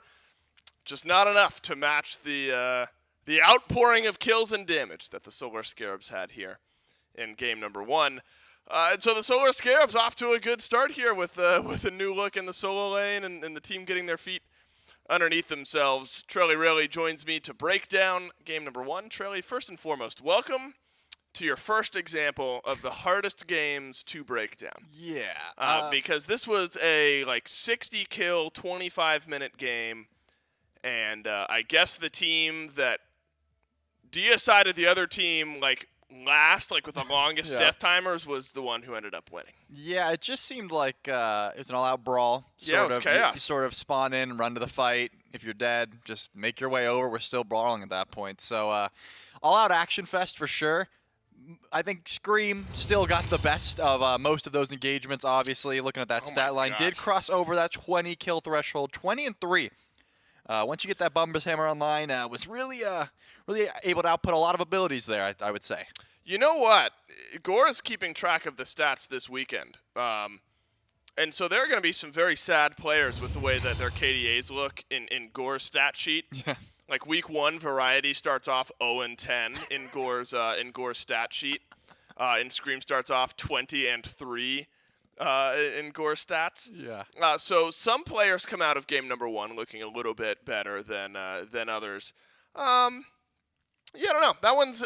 It's hard to glean a whole lot about the way that the entirety of the year is going to look from the way that that game 1 ends up going. Cthulhu support for inbound was the pick, and it ended up looking all right. Let's see what the picks and bans look like here for game number 2. Now, I think, to be fair to us, who are ragging on Bobby a little bit, yeah, I think if we can't glean very much about the way the year is going to look for these two teams from game 1, I don't think we can put a whole lot of stock in Cthulhu support being very good from game number 1 either. That's only fair, right? If we're not going to say the Scarabs are going to go 20-3 in the jungle every single game, when we can't say that Cthulhu support works every single game, I'm just going to try to take that away from Bobby any way that I can. I can still take it away Finish, because him and Stewart both died at the very early on. That duo lane started off 0-2. This is real analysis for a difficult to analyze. I remember that specifically because I wanted to be able to harp back on this and say that not only did the Cthulhu support not look great early, which is when I said they should really get aggressive here. I think we both said that, actually. Yeah, right. Yeah. It also, but once Scream opened up the playing field and it turned into an all-around arena match, of course Cthulhu's going to look good. He's able to just put out a bunch of damage there. He's able to just get his swipes off. So I think if you're taking away that early falter, then yeah, sure, it looked fine. But if we do harp on that, then I'm still on board with what we said. Yes, let it flow through you. Good job. I agree with everything you say and more. Let's catch up, though, with the P's and B's for game number 2. Camazotz plus Erlang Shen for the Solar Scarabs. And so, again, it could be Camazotz or Erlang, both jungle and solo, respectively. Those two can flip-flop from what we've seen, although if 0-10 is now the standard for solo lane, maybe we're not running that one back quite yet. Cerberus, Tsukuyomi, Merlin for the Camelot Kings. And how about this? We don't get a whole lot of Neath. But Stuart, we assume Stuart, unless it's Baronic playing Neath mid. And the rest of the Solar Scarabs figure Neath could be a good pick. Yeah, I mean, Stuart did like a lot of those magical ADCs, but ever since, the ADC sort of meta changed, the dual lane meta specifically changed, I don't think we've seen too many of those slide through, but it's always an option there if he does want to fall back to that Oleron or that Freya or even Kronos, but I don't think so. I think right now the Neath, could be looking very solid in that dual lane, just being able to help out your team globally, because obviously last game, the Scotty was not having the best game against the Donza. Netroid was kind of being able to solo him off cooldown for a bit. He got very far ahead early, so the duo lane specifically wasn't looking too good for Stuart. Maybe he just wants something safe and being able to help his team. So now, once we see that Janus, that is definitely a Baronic pick, so we can pretty much safely say where that needs to go. Yeah, I was wondering if Neath would end up in mid, but Giannis for sure goes over to Baronic. And actually, Baronic, when you think about the Giannis meta at the beginning of Season 8, where Hurrywind was playing this pick all the time, Baronic started to play the Giannis a little bit and actually looked pretty good on it. And so I think could be a strong pick for the Solar Scarabs going in to game number 2. Oh, God, Scary D popped out of nowhere. Freaked me out. I'm assuming. That was a good bit. Thank you very much. Camazotz, I would assume solo lane here if the Solar Scarabs are not interested in running back the 0-10 Erlang Shen that Variety had from game number 1. And so that would mean Camazotz for Scary D if it ends up dropping down that way. I might get a little bit more clarity throughout the end of the draft here. Support Mindset and a couple of the final bands, Ari and Umoja, both taken away. And on her for Netrioid. I mean, this has been a popular Netrioid pick over the years, and maybe something that pairs well with a Cerberus, as an Osiris solo lane seems more likely. I just think the on her Netroid just wants to fight, man. He's very strong in the 1v1. He values his skill, and he says, hey, if I catch you alone, we are fighting. On her is one of the best 1v1 gods in this lane specifically. You get to jump in whenever you want, look for an impale, just start sending those spears out. So I think he wants to fight, and that's a pick that does very well. Also, into the Erlang, you have a good bit of self-peel with your pillar and your impale, respectively. So I think he just wants to be able to brawl on his own, not really rely too much on his lane partner if he's going to be, just trying to fight in this lane. All right, we're rounding out the draft here. I need everyone to pick correct skins, and I need everyone to properly slot into their character slots, or else we will have very personal words. None of the players can hear me say that, but I'm just going to vocalize it. Let's make sure we get things going here for game number 2. Serket Hubbard. Serket has received some changes here as of late, and we will get to see how Serket looks here. 25% ban rate. Hasn't been picked up just yet. Do you think Serket Trelli is in a spot to still have an impact? They might just be a little bit worried about how she's going to translate into this as a support pick currently. I think as long as her kit still does what it does, as long as she still has complete anti-heal and crazy amounts of lockdown and early CC, I don't think we see Serket going anywhere. She could be picked up more in the jungle, obviously, but still, the support Serket, this tried and true full tank Serket build, I can't imagine it's going to be going away just yet until someone proves how to stop it. What do you think about the overall team fight here for the Solar Scarabs? You got 9 turns Blessing, Neath some conditional CC, Yana some conditional CC, Serket some sort of conditional CC. What do you think the Solar Scarabs draft aims to do here in game 2?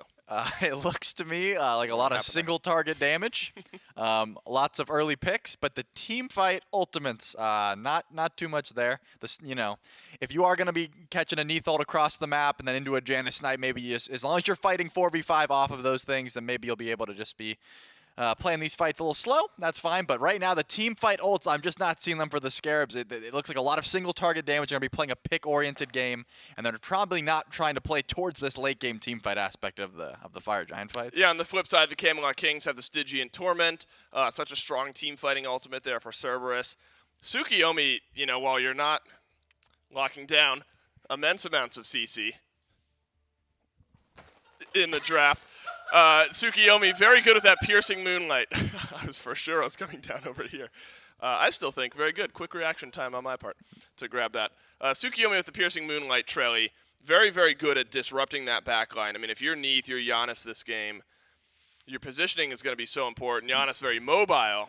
So with that, are you concerned at all about Tsukuyomi's ability to lock down that backline, get on this Giannis on a consistent basis. I don't think it's going to be an issue I mean, Baronic plays the pick very well, and his positioning is always solid, but as long as you're within like a solid distance between Tsukuyomi, he's going to be able to get to you and going to be able to stick to you, follow you through those portals even. So you just have to be always watching your back and make sure your wards are down, you're not getting caught out too far, because if you don't have that Aegis available, that Moonlight is going to pretty much 100-0 you in the early stages of the game. So just got to watch out. I think Baronic positions quite well, though, on this Janus pick. Yep. He wouldn't lean on it so much if he didn't know how to play it safe and well. So I think he'll be all right. Just have to always make sure that Aegis is in his back pocket. Yeah, a different look for Captain Twig as well. And so I think could potentially be a good showing here on the Tsukuyomi. Mid lane matchup, I think, very unique here. A Merlin versus a Giannis. Game number 2, Camelot Kings versus the Solar Scarabs. Scarabs, who started off very rough in game number 1, were able to turn it back around to close this out. And now the Scarabs are going for an invade towards this back camp. Netroid eats a lot of damage from the bats, but he will be fine. And the Scarabs will be able to hop their way on out of here. I say that, but they go right back in. Netroid once again under fire, inbound on the Circuit, aiming for Genetics. Will get the pin, and the first blood goes to the Solar Scarabs. I didn't even get to introduce it's G-Mac, Mifflin, and Doug here as we continue the action. And Variety now the one low. It's Variety on the escape, can Scream get the last needed hit? Oh, well, it's going to go to Scary D. Either way, the Solar Scarab's up to a much quicker start than we saw last time. Can Stewart get his own revenge? Nope. No, it would not be a game if Stewart was not the first one dead. You know what? I don't count it. I don't count it. It's a postmortem. I don't count it. You don't count postmortem deaths here. Well, Scary D might be postmortem himself for a while. Or postmortem kills, I should say here. Scary D will walk his way out. Scary D 1-0-1 to start this game out alongside Scream. Unfortunately, Stewart, the only one to die during that engagement. Much quicker than game number 1. Yeah, you know, Stewart just wants to go off to a faster start, but that said, he is at least 1-1 this time, so something to his name as he rotates back in towards the lane, and also a lead for himself, considering Netroid still level 1 after clearing that purple off Stewart. Comfortably at 2, hasn't even made his way to lane yet. Variety in the 2v2 as Captain Twig shows up. A Variety is losing this 2v2. Good disarm, good double stun, but it's not enough to save Variety's life. Captain Twig boxing up in the 2v1, gets pinned out, and it's Scary D with the double. Yeah, Twig, you think you can do these things, but you just can't. It's like this guy hasn't seen Nemo. Easy kills for the Solar Scarabs. Now 5-1 across the top of your screen, and, well, I think we might see it slow down. I think we might see it slow down a little bit as inbound lags IRL. That's the only thing that could happen, or think could have happened right there, as he uses his first ability for purely intimidation tactics. Just gotta do that, man. You've never walked up to somebody, just thrown an ability at nothing just to put the fear in their eye? I can't say that I've never done that. Have I ever done that in the SPL? No, I had a pretty bad record there too. So you might be right. There might be some merit to your words here. Hey, talk about a gold lead though. 1,400 already. Massive. By the Solar Scarabs, the biggest lead that they have seen since like 25 minutes into last game, where that was still at that point the largest lead that we had through. Genetics and Netroid will get double unraveled by the Hunter. Stewart on this Neath this time around, and another pin. Captain Twig is back for another 2v2. Yeah, we'll see if he thought this one through. He did not. Scary D going to put his 4th on the board in half as many minutes as Stewart, feeling confident, backflips forward. It's a kill over to inbound. Can Stewart take down the last one? Good route, but not quite enough damage. Again, those towers got a buff recently, J-Mac. They hit harder, so maybe don't tank them at level 1. The Solar Scarabs unconcerned, 7-2 on the top of the screen, and, well, maybe Genetics will follow by. Variety certainly will. Can high-five his homies in the grayscale as Genetics narrowly avoids death. Stewart is literally just standing there throwing autos at him, not even moving up until just now, trying to really put some fear into the support on the side of the Camelot Kings. It is a Mannequin Scepter Neath, so and easy. Genetics just walks to his death, but Stewart should go down to Netroid and Captain Twig. There shouldn't be any way that he gets out. A backflip will get some distance. Captain Twig needs to land that hit, and he doesn't, and needs everything to take him down. But now inbound is back to, well, no, he doesn't have anything to fire back. No, Captain Twig throws out the Kusarigama just in case, and in doing so, does drag himself out of position. So Baronic going to go ahead and miss that ultimate. Otherwise, you know, Baronic, he's got like the protractor in there. You'll see it if we ever go to his cam, and certainly would have connected, but simply not the case. Captain Twig, just too cerebral. Inbound wants to stop this back, but Netroid won't allow so. Variety still fighting 2v1s on the right side. Scary D gets stunned. He's fine. I thought Variety may have gone down to the minion there for a moment. Scary D should be able to clean that one up. Indeed, he does. That's another one up 5-0 in 2 on the Cam's. Mifflin, you know what the D stands for in Scary D? Diff. Diff? Yeah. Is that, are you quoting me? I'm pretty sure that's where that came from, if I'm not mistaken. Wow.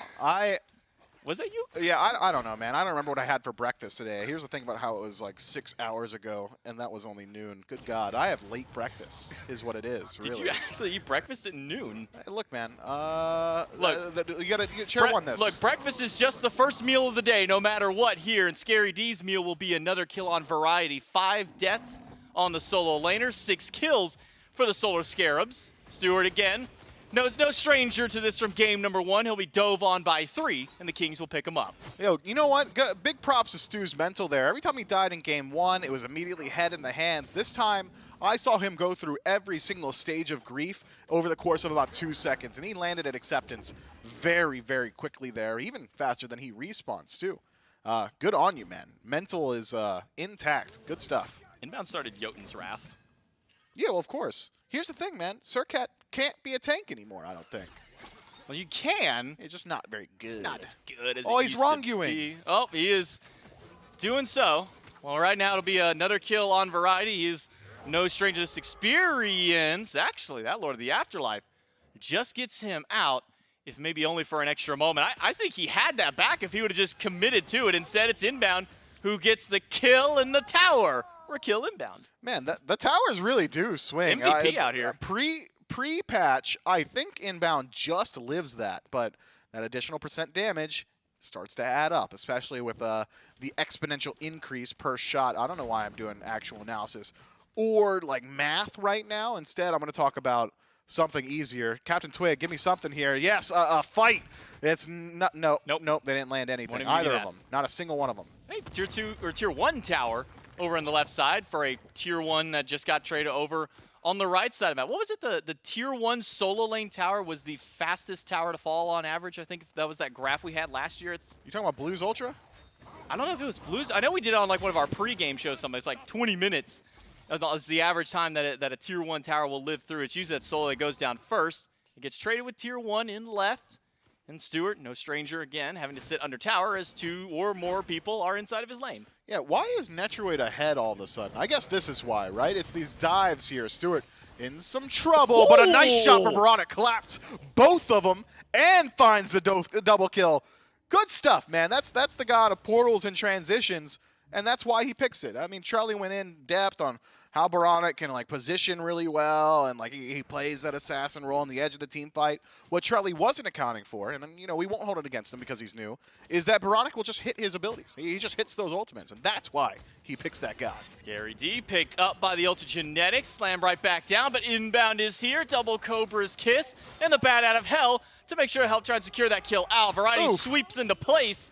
And that will be his own demise. Inbound credited to the kill. Genetics leaps in aggressively. Probably shouldn't have done that considering he's completely alone. One more auto should confirm it, but it's Netrioid with the jump over the wall and an impale to nearly save the life of Genetics. Scary D will eventually be credited for this kill, and has Captain Twig stepped up too far? The answer is yes. Yeah, I'd say so. Yeah, no.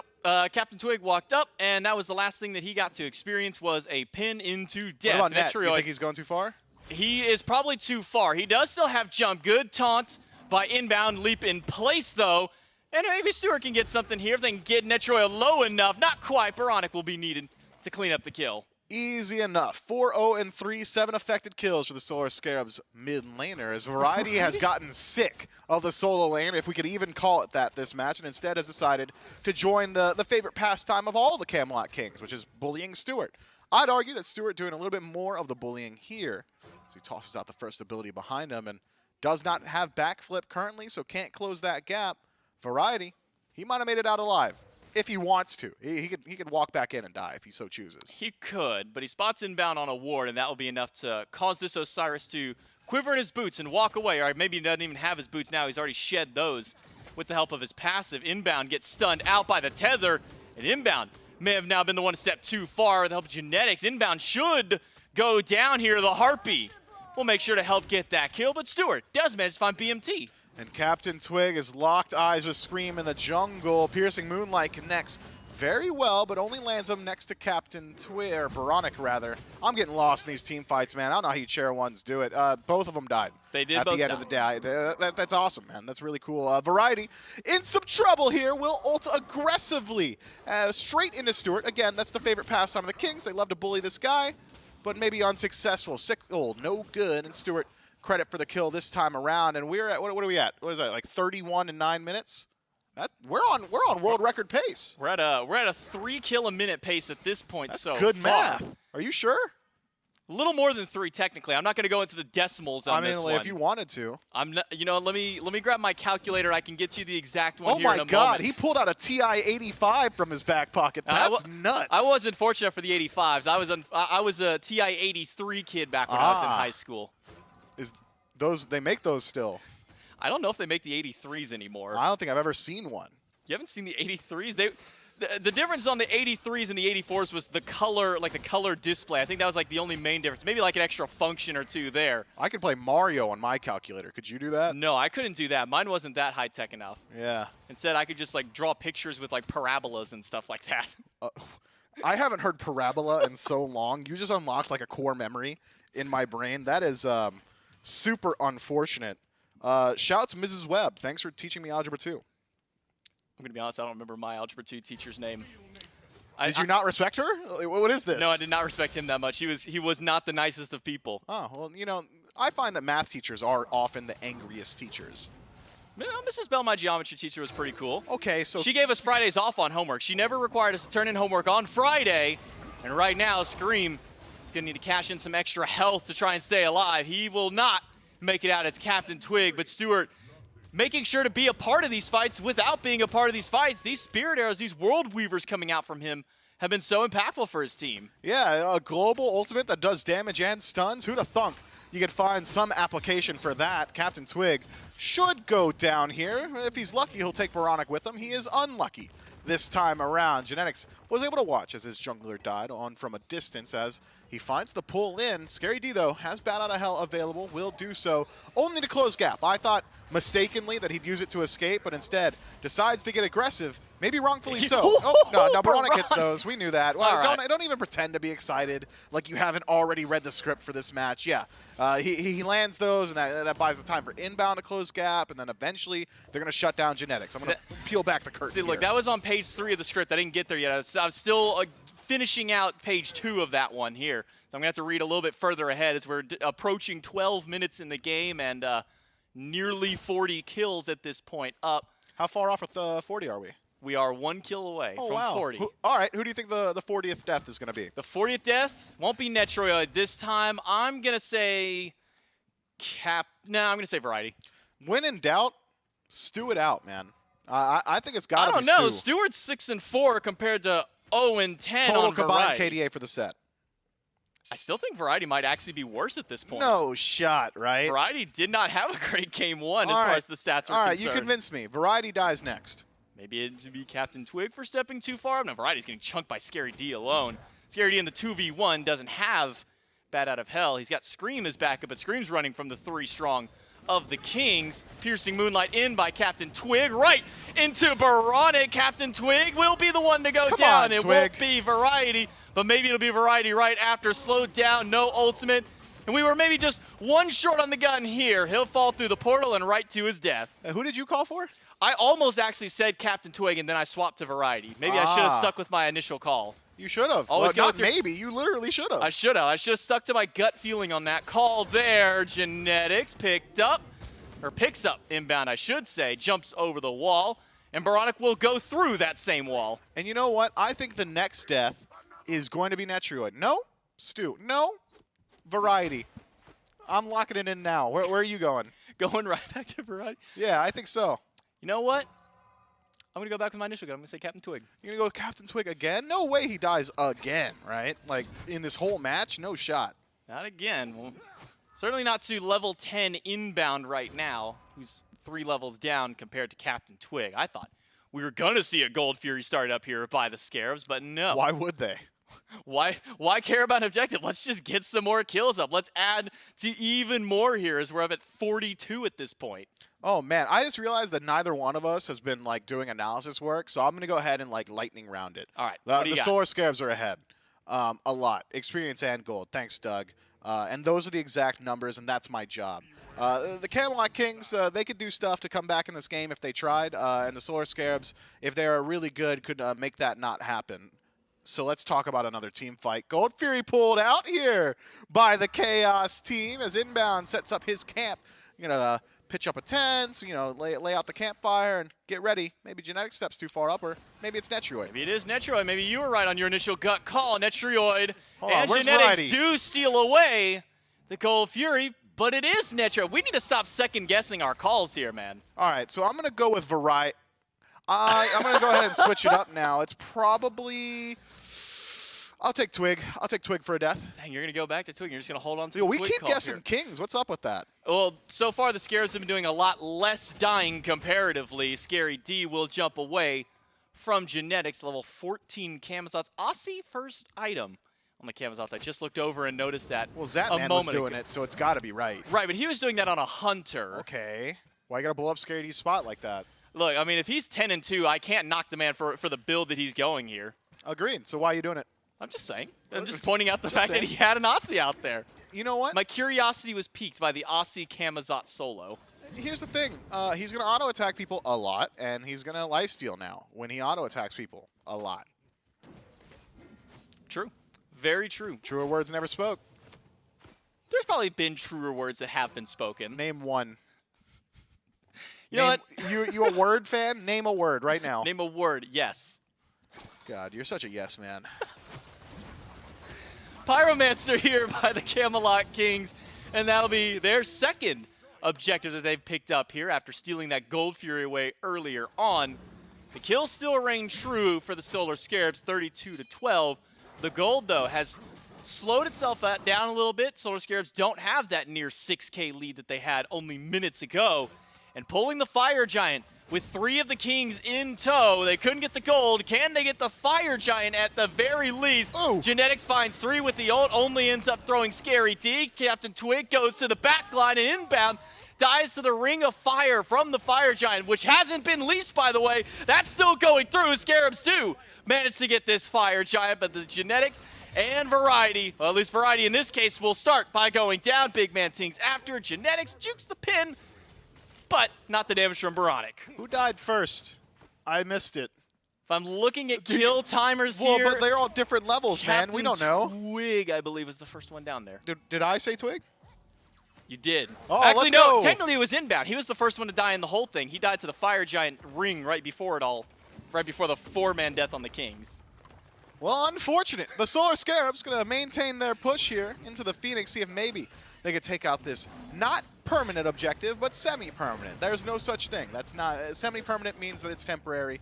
Netrioid leaps in aggressive, only to die to scream moments after, but does at least buy time for the rest of his team to respawn and walk towards their deaths, I can only assume. Stewart up against Genetics, but he's level 18 this time around. Okay. Finds a double Okay. root, finds Captain Twig, but he doesn't have the backflip.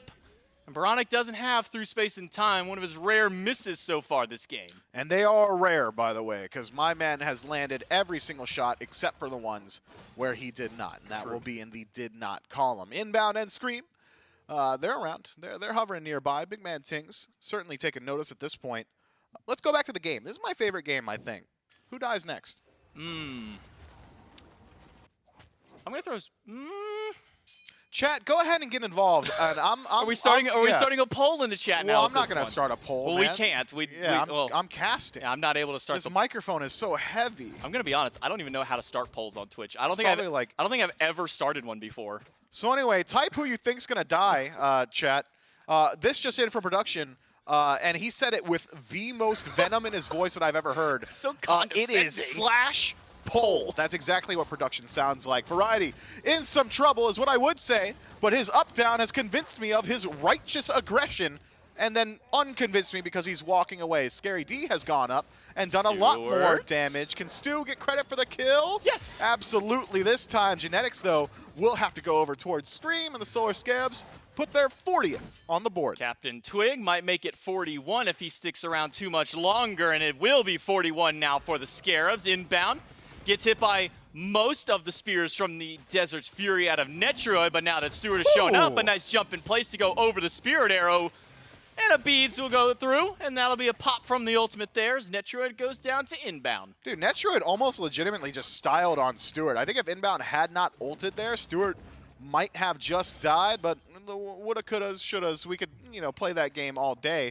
The game that I am more interested in playing is who dies next. Chat, get in the comments, let us know. I think it's Genetics.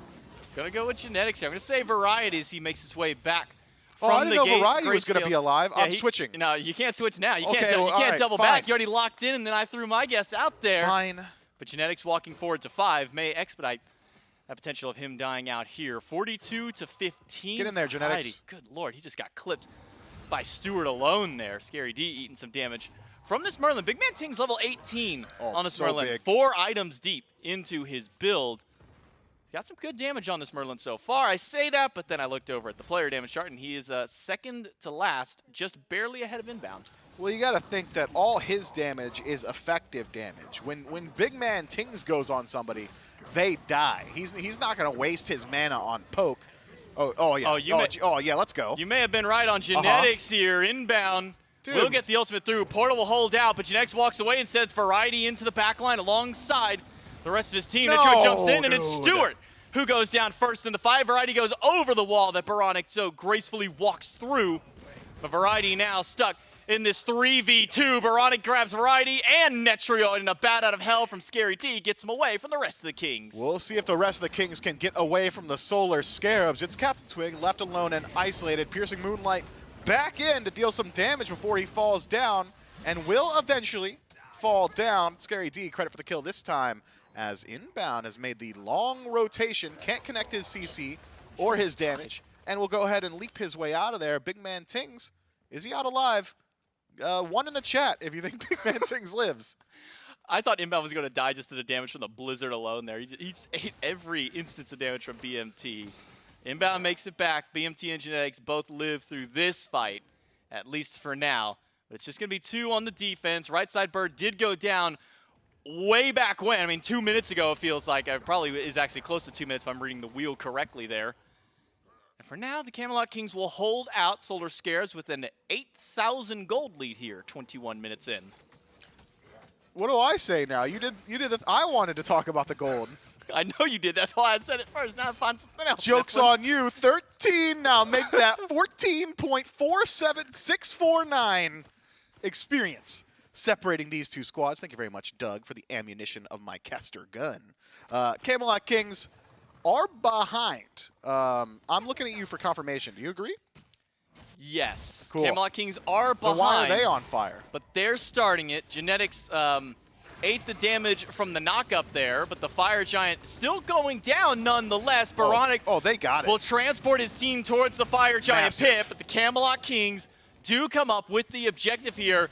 But Captain Twig goes down. Inbound finds Genetics, who gets a big ultimate onto 3. Stewart gets stunned out. Genetics may just be out, but Netroid is not. Variety leaps in aggressive into the 3 core of the Solar Scarabs. Fire Giant will go a long Stewart way just styled on in him. making sure that Stewart gets himself a triple kill. Can it become a quad? As Big Man Tings is hovering nearby. It Quad. will. One more. Genetics. Genetics, stop hiding, you coward. Step up to Stewart, who has got 0 game sense. Does not know that Genetics is running at him. Take the penta, fool. Stewart solo here. Genetics is 2, but Genetics gets enough healing to stay up and alive. Stewart not going to get the taunts? the penta this time around. Oh my the dancing God, Stu. taunts out of Stewart. Then you can't just taunt him and then miss your first ability. Scream will blink past, and Scream says, well, if you're not going to get it, delayed penta at the very least here. Rampage for Stewart, 5 in a row. Meanwhile, Inbound and Scary D decided that they were going to go ahead and just end this game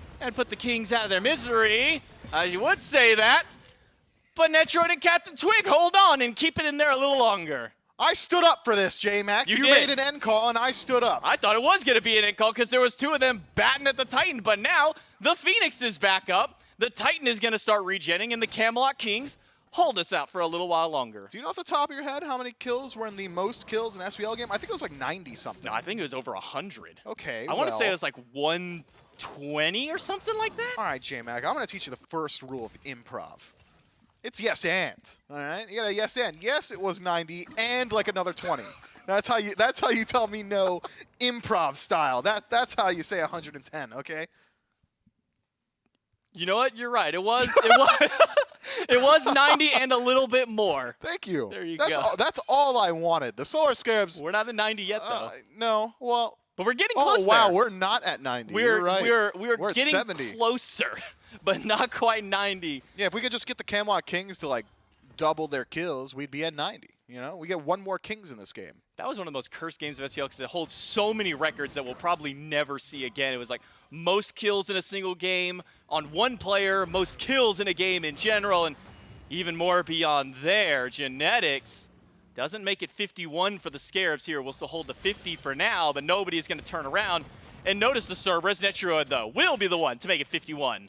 Congratulations, Netroid. You've made history as the first time that Netroid was the 51st kill for another team. Congratulations, and good night. BMT can make it 52 inbound with his full damage support. Circuit should take down the mid laner, but Captain Twig is going to crash that party and instead make it 21 now for the Camelot Kings. Meanwhile, Stewart and Baronic will go ahead and team up with the rest of the Scarabs to take down the right side Phoenix. And why stop at the Phoenix, Mifflin? They can just grab Variety while they're here. Yeah, especially if he ups downs exactly like that. Slow's good, but the door has been open. Variety had the opportunity to walk out. Instead, nearly dies to the damage. Captain Twig actually kills Baronic on the other end as Scary D is now chasing forward. Captain Twig was looking mighty juicy, but not going to be the target of aggression this time. Instead, the Solar Scarabs, ever the clinical team, ever the squad to play slowly when necessary, will go ahead and reset for like, I don't know, 15 more seconds until inbound respawns.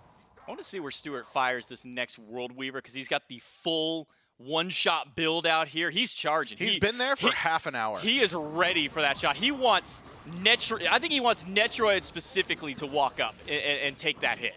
Why? Why do you think that? Because he got bullied by Netroid and the rest of the Kings last game. Well, if he got bullied by Netroid and the rest of the Kings. Plus, it's your direct lane opponent, man. Okay, I see what you're saying. If you can one-shot your lane opponent, that's the play. I want to give Variety like 20 deaths. You know, that's where I'd be at mentally if I were on the Solar Scarabs. But we're getting close. I could see where you're coming from. Yeah, you're right. But now Variety is level 20. Somehow, miraculously, despite being 1 in 15, Variety has accomplished what the entirety of my ranked teammates have failed to do, even in hour-long games. Actually hits level 20.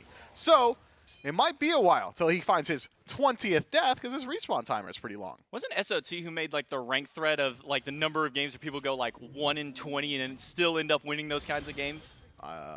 Yes, and I'm not sure. Okay. Captain Twig and the Kings pushing up left and the mid ult happens to try and keep this action going, to Get it try to and Twig. find anybody.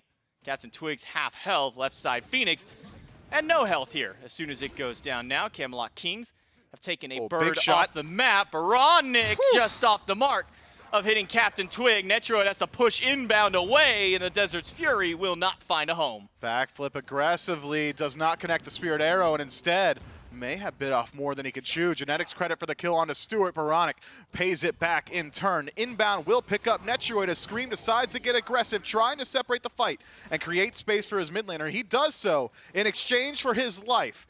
Now it's Baronic, Scary D, and inbound, holding up the core for the Solar Scarabs. 3 versus 2 situation, but the 2 of the Kings are incredibly healthy, is what I was about to say, until Big Man Tings was eviscerated, removed from the map by Scary D as Variety. He takes another one, takes a little bit more. Baronic, not quite enough damage to just do it in 2 shots. Needs some help from the rest of the Solar Scarabs. 3-man core still alive. D aside onto the Camelot Kings. You know what the D in Scary D stands for now? Diff? Double.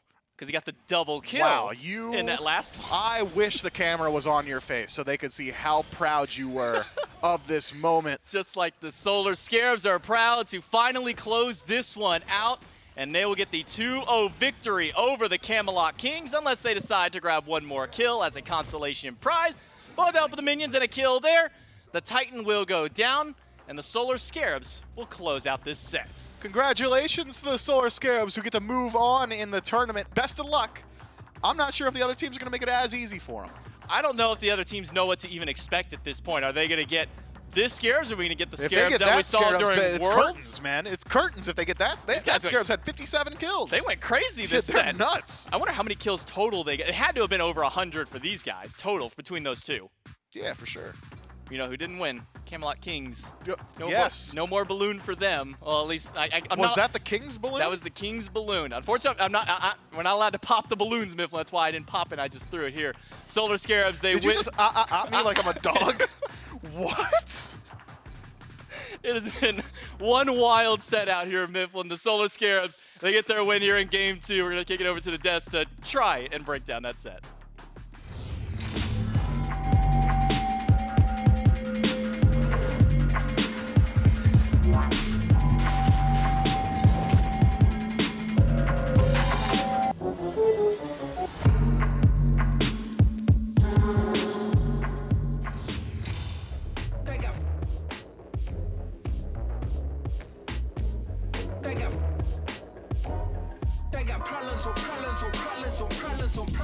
Problems I solve them. I run through the money, the pressure be calling. Left on my blessings, I feel like I'm falling. The birdie is back. Tell me I'm garbage, I'm going through something. That's why I ain't calling. Phone and progression is all that I wanted. The phone and affection, I summon it double. Cause I got problems on problems on problems on problems on problems on problems I solve them. I run through the money, the pressure be calling. Left on my blessings, I feel like I'm falling. The birdie is back. Tell me I'm garbage, I'm going through something. That's why I ain't calling. Phone and progression is all that I wanted. The phone and affection, I summon it double.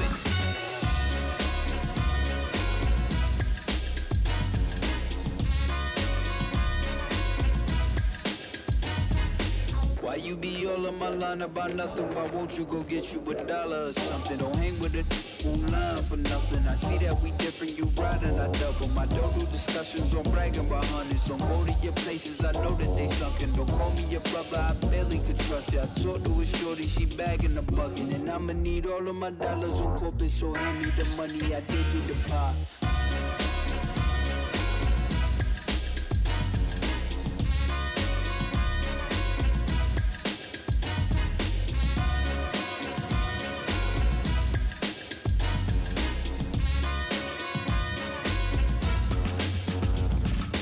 I'ma give all of my people a portion to build them a fortune on flipping the ride. I can't be mixy when iffy the vibe. And 40 on 50 is really the time. Why are you all on my phone like you want me? Like you wasn't pushing the kid to the side. I don't know. Thinking I'm blind. Cross on my crosses and doubt on my eyes. Done with your efforts, I'm dealing with pressures. I know it's a lesson, that's word of the wise. Dubbing the mixes I'm mixing. I know I've been missing. I needed some personal time. All the pictures, dimensions. I don't with your digits. I mean it, I'm staying inside. Take out.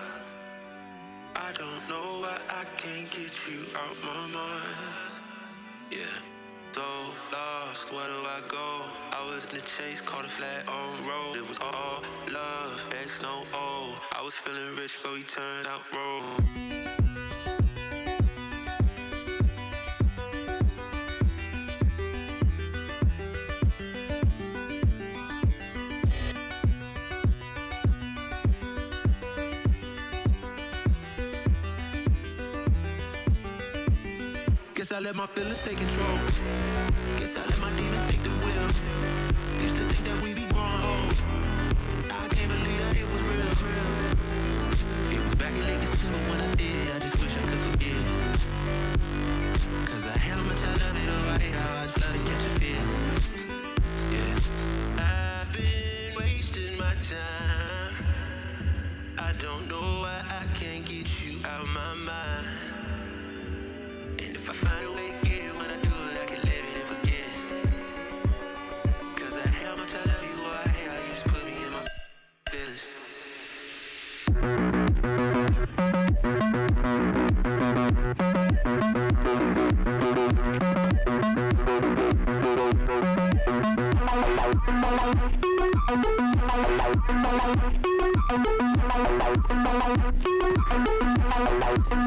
Guess I let my feelings take control. Guess I let my demon take the wheel. Used to think that we be wrong.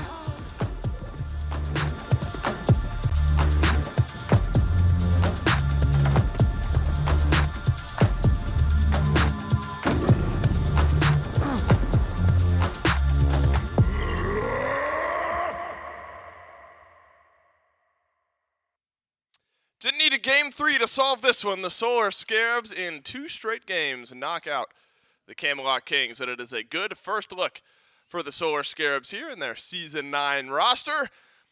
Apparently, they're doing a lot of killing this year on the battleground of the gods. Like we devolve a little bit here in this set, and we're approaching 60 kills in both of these games. But hey, it's the Solar Scarabs who win them back to back. Charlie, we had a hard time breaking down Game 1. Yeah. I don't think Game 2 is much easier to break down in this regard. We'll say we had some fun. Right. Can we agree on that? We had some fun. I think that's the easiest way to say it. There was No shot that the Camelot Kings are walking in here. Variety, did you get a single kill today? Did you? All right, you got one. You can put one candle on your cake, and you can walk out with a piece of cake. There you go. Thumbs up for me. You've earned it at this point. Yes, we had some fun here in this one, Charlie. There's always something interesting, when the games just kind of spiral and they're very high kill. Yeah. Those are often they're the hard ones to break down, but I think there's some fun ones to cast. Unlucky we weren't the ones casting that one, but I don't know, Charlie. The 2-0 for the Solar Scarabs. How much do you really pull from a set like this? Baronic snipes are still on point. There you go. At the very least, his Janus isn't rusty. We saw some across the map bangers from him, obviously. Scary D got to put on a bit of a clinic this time. Scream, took over Game 1. I think they kind of let just Scary D pop off Game 2. Obviously, Stewart on the full damage Neath. Sending those ults across the map. That doesn't take too much skill, but he looked good. His target selection looked about as good as it can on a pick like this. And for me, the highlight was those Baronic snipes, honestly, the Janus pick. He still has a Janus, folks. That's what I took away from this game. Who did Stewart in Game 1? He got what? Scotty? Yeah, we don't talk about Game 1.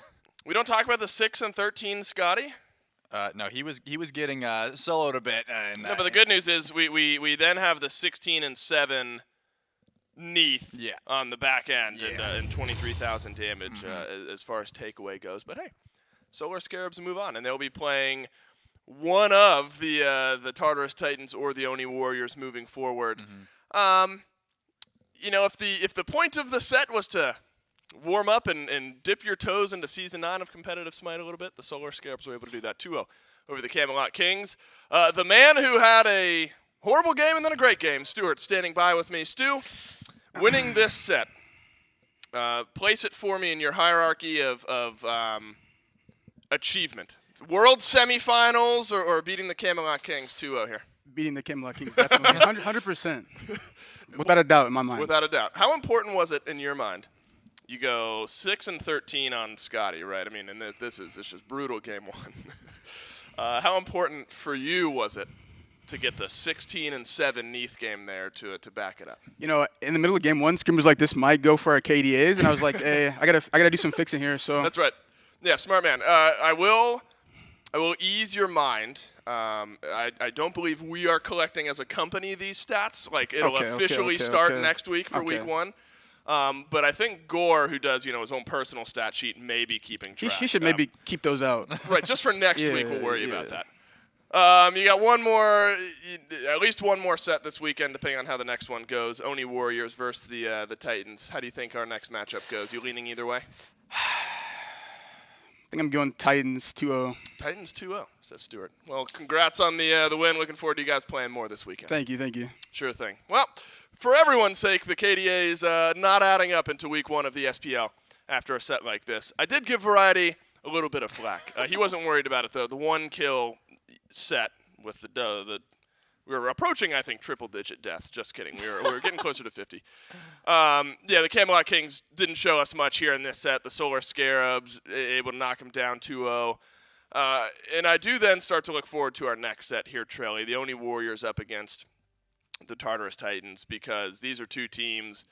Again, if you kind of look back, the rosters largely similar from what we saw last year, and I think the Solar Scarabs could have a pretty fun matchup into one team or the other. So, in the first matchup our first example of the Solar Scarabs that we get here in Season 9, a 2-0 victory for them, and at least we find out that they're able to pile on some kills if the game's turn there. So, I think we can move on past this one and maybe start to consider some of our next matchups that we have here. Do you, in your mind, feel like the Scarabs match up particularly well into one team or the other, whether it's the Titans or the Oni Warriors in our next set? For me, it really depends on which Oni Warriors team shows up. We've seen that they're able to compete at that level. They're able to take sets off a lot of these teams, but it really just depends on, what gameplay they bring that day. That's true. If they play to their team strength, or, do they play their opponent's game and lose? It really just depends. So I think if we get to see the Oni Warriors that we know that the skill level they usually can bring, and that to play to their roster's potential, it's going to be a difficult game for any of them, for sure. But agreed. I think if the Scarab, I think maybe just I just want to see the Layers matchup again. I think we all do. It's just a fun time at this point. They have so much history. So that's the matchup I'm rooting for, just for that reason, not picking one team or the other. Yeah, a lot of history between these two teams, as well as the new solo laner for the Tartarus Titans, who's SOT, there could be some intrigue in there as well. And so if you're looking purely at history, the Tartarus Titans have a little bit more with the Solar Scarabs. But we'll decide between the Titans and the Oni Warriors who's going to play in that second semifinal matchup up against the Solar Scarabs. I think equally intriguing, though one team had a roster swap with SOT going into the Titans, and the Oni Warriors are unchanged. I think they're still growing for both of these teams to do, where the Oni Warriors now get a full year on LAN, and the Tartarus Titans have some time to work out with their new solo laner. Tartarus Titans versus the Oni Warriors, our final set of the day, coming up next.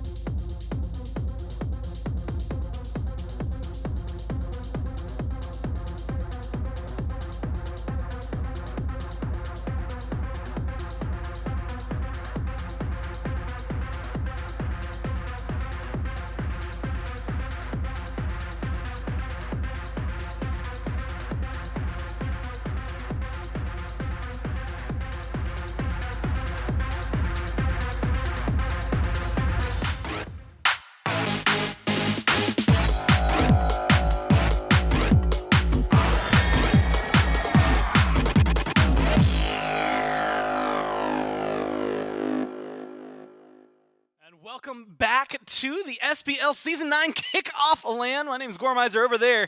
You can see him right now. It's going to be Mifflin. Miff, we're jumping into the last set of the day. It's going to be the Titans taking on the Warriors. I almost said Scarabs because of a conversation we were just having, and I almost goofed myself up, but we kept things on track here. It's going to be a fun one that I'm excited to. Again, hey, remember, it's Smite's birthday month. It went away from me. I want to show off my... Oh, wait, you can kind of see it. There it is. It's got a little bow on there. This is I have like 6 of these, dude. I want to show them off as much as I possibly can. I brought for show and tell this tinsel. Yeah. This is what I brought. Chat, vote now. No, don't vote. Who do you like more? No, stop. Who do you Handy like dandy more? notebook. No, not who do you like more. Wait, okay, yeah, which one do you like more? No, don't do that. I'm going to lose. Mifflin's tinsel that he picked up that was already here, or Whoa. my handy dandy notebook that I spent money on. I spent money on this. Someone did, for sure. You, maybe not. Yeah, maybe not. Maybe you didn't buy that. No, I did. I was there. Well, then I also did. Okay. Either way, it's going to be a fun one to watch these two teams as they go up against each other. Again, the Titans, second place there at Worlds, make one swap coming into this year. The Warriors having to fight back to earn their spots. Just a few weeks ago, if you were watching when we did the SBL kickoff, actually, it's about a month ago now, the SBL play-in LAN that came through. Winner of this goes up against the Scarabs tomorrow in a best-of-5 for the semis. And then, of course, so on and so forth to try and get to the finals, or in that third, fourth place match, as tomorrow will dictate. But Mifflin, this one could be pretty spicy. The Warriors coming back, looking fresh, in the sense that they had to fight for their spot back and probably have that fire burning behind them. And the Titans, with at least a new solo laner coming into this, it's going to be an interesting dynamic. Yeah, a good heat check for both of these teams. The only Warriors on the precipice of not making it back into the league, and the Tartarus Titans second overall for the entirety of Season 8. I'm expecting this one to be a little bit more in line with the first couple of sets today. That last one, I don't think indicative of what we're going to see here. Yeah, sets 1, 2, and probably 4 Real gonna match good. up right in there. Set 3, there was a lot of kills, and that's the compliment we'll give it. It was a lot. I also think is worth mentioning, 33% off gyms right now. I didn't mention that when we were talking That's about good it. stuff. Everyone who votes for either of us, you get 33% off your gyms right here, telling you right now. That's awesome. I was like, where are you going with this? I was like, okay. Yeah. Either way, we can look in at the Titans and, of course, what we expect from this team. Again, you know, you mentioned their run at Worlds. They look pretty good throughout a lot of Worlds. They did. Maybe not quite as much at the very, very end of it, but the rest of it looked really solid. Now they've got Solar Troll, who's going to be filling in for Benji. How do you feel about this swap? I feel like Solar Troll, and I went on record last year saying that I think he is probably one of the most, if not legitimately just the most mechanical player in the league. Yeah. Some of the things that he does just by pressing buttons and moving his mouse is just incredibly impressive. Dude does not miss often. He's always finding his way into the back line. He is always getting involved one way or another, and he was always at least holding his own or dominating a lane. And I think as far as how well is he going to fit in with this team, I think it's going to be just fine. I'm assuming solo lane probably the most plug-and-play role in the entirety of Smite, because for the most part you are operating alone on an island. At least that's the case back in Season 8.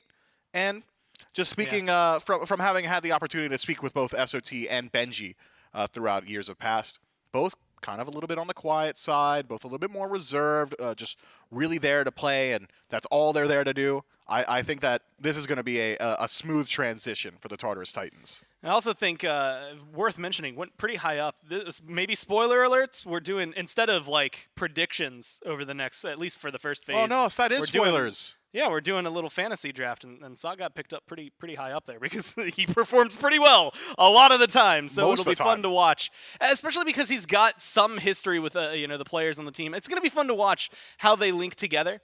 And as you said, something that can be plug and play. Of course, with Obelisk, we have a lot more focus on the left side of the lane as opposed to the solo side. So maybe he's going to have a little more free reign. And Mifflin, that feels like it's worse news for every lane opponent he could have as opposed to him. I think he's going to be able to flourish in that, knowing that he's going to have some free reign. Yeah, and I've been watching Sot for a couple of years, and he's been playing since the original 2-1-2 meta, and we've seen a little bit more of that recently. I think that's something where he can start to flourish as well, get his impact on the map a little bit earlier on.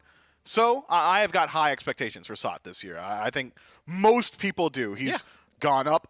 I'm not going crazy by saying this. He's gone up a couple of tiers in just the team department, right? The Tartarus Titans second overall. He's been just intrinsically, it was second versus like a third, fourth, right? Yeah, in Worlds, so like numerically, yes. It's gonna, I gotta soften the blow, right? Because they're fans for all teams, but not crazy to say that I think SOT is probably going to place better this year as well. Well, and you have to look at it like this game, these highlights might be the best example because these were ones that were like won because of SOT, right? Like there were maybe some conversations about other players, but like there were some games where it was like, man, nobody else was doing anything. He just kind of did the whole thing for him. And sometimes that's what you need. Luckily, the Titans have a lot of big names. We're going to be talking to Solo Patrol here for the pregame interview. And it's almost weird to look over and see you in a Titans jersey. It's going to take a little bit of getting used to. Yeah. How's it feel being on the Titans, man? It feels amazing, honestly. It feels great to be back with Aurora and Cyclone. We had a very good Splice year, so yeah. I think we have another great Titans year, for sure. This is like something that you're going to look at because you have the experience playing with a few of these guys. Do you think that there's going to be any like major challenges that you're going to have to like overcome throughout the year?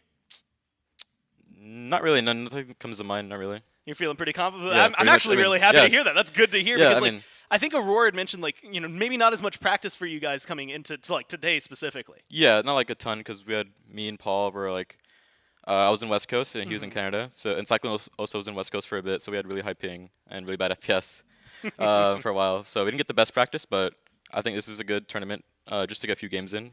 Like, kind of like free SPL games. It's like better than scrims in a way. It's like scrims plus, yeah, right? Like a little bit better, a tier up. Pretty much, yeah. Things are really interesting, I think, for your lane, but for a different reason than normal. Normally, it's like this discussion of like, okay, here's the stuff that's popping off in solo lane. Here are the new meta picks. Now it's kind of like, well, everyone's focused on the left side of the map. Yeah. Has that like freed you up a little bit more, or do you feel like restricted because all the fighting's happening elsewhere? Yeah, I'd say it freed me up a little bit.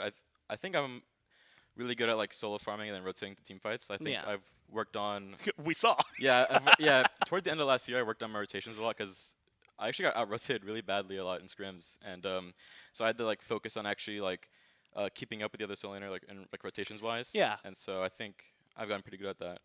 No, it's going to be fun to watch. I'm sure everybody on your team, it seems like, are really excited to play today, and I'm sure you are as well. So good luck in your games, man. Thanks for your time. Thank you. It's going to be fun to watch, Mifflin. We've got, I think, a treat in store for us here because I'm excited, again, based on the way they're looking at it. Free SPL games, you can come in. Great mentality. And I love that because it's like, hey, we're going to, like, it is an SPL game, but we might be know biased, that though. it's like not playing towards phase 1, it's not playing towards phase 2. It's something that they get to kind of encapsulate it, and it really is just scrims plus. Like, it's just slightly better than that. It's a good environment. Plus, for some of these guys, this is not the best example because every single one of them, but at least somebody this week, one person at least, has played on LAN for the first time. So there's that. There is that. No, there is a lot of value in playing on LAN because you get to get an environment of, oh, when games matter, this is what the matches are going to feel like. This is great practice. It is the best practice that you could ever hope for. And then you also get like the bird's eye view, thanks to Doug, so you can even use that for VOD review as well. Every time, me personally speaking from my own competitive career, we would do VOD review or we would try and do scrim review or something like that. It was, can we just like watch back an SPL match? Because that is the most close to what actual high stakes games are, and you get the most data for that. So rightfully so, great mentality from the Tartarus Titans. Of course, they're going to be going up against this team, not Oni Homies. That was what they had to go by while they were trying to re-earn their moniker. This is the Oni Warriors, who fought through Mifflin, that SPL qualifier bracket. It was a double elim. They had some troubles throughout it, and this is the team that gave them the most. Your now current Valhalla Valkyries giving them a run for their money.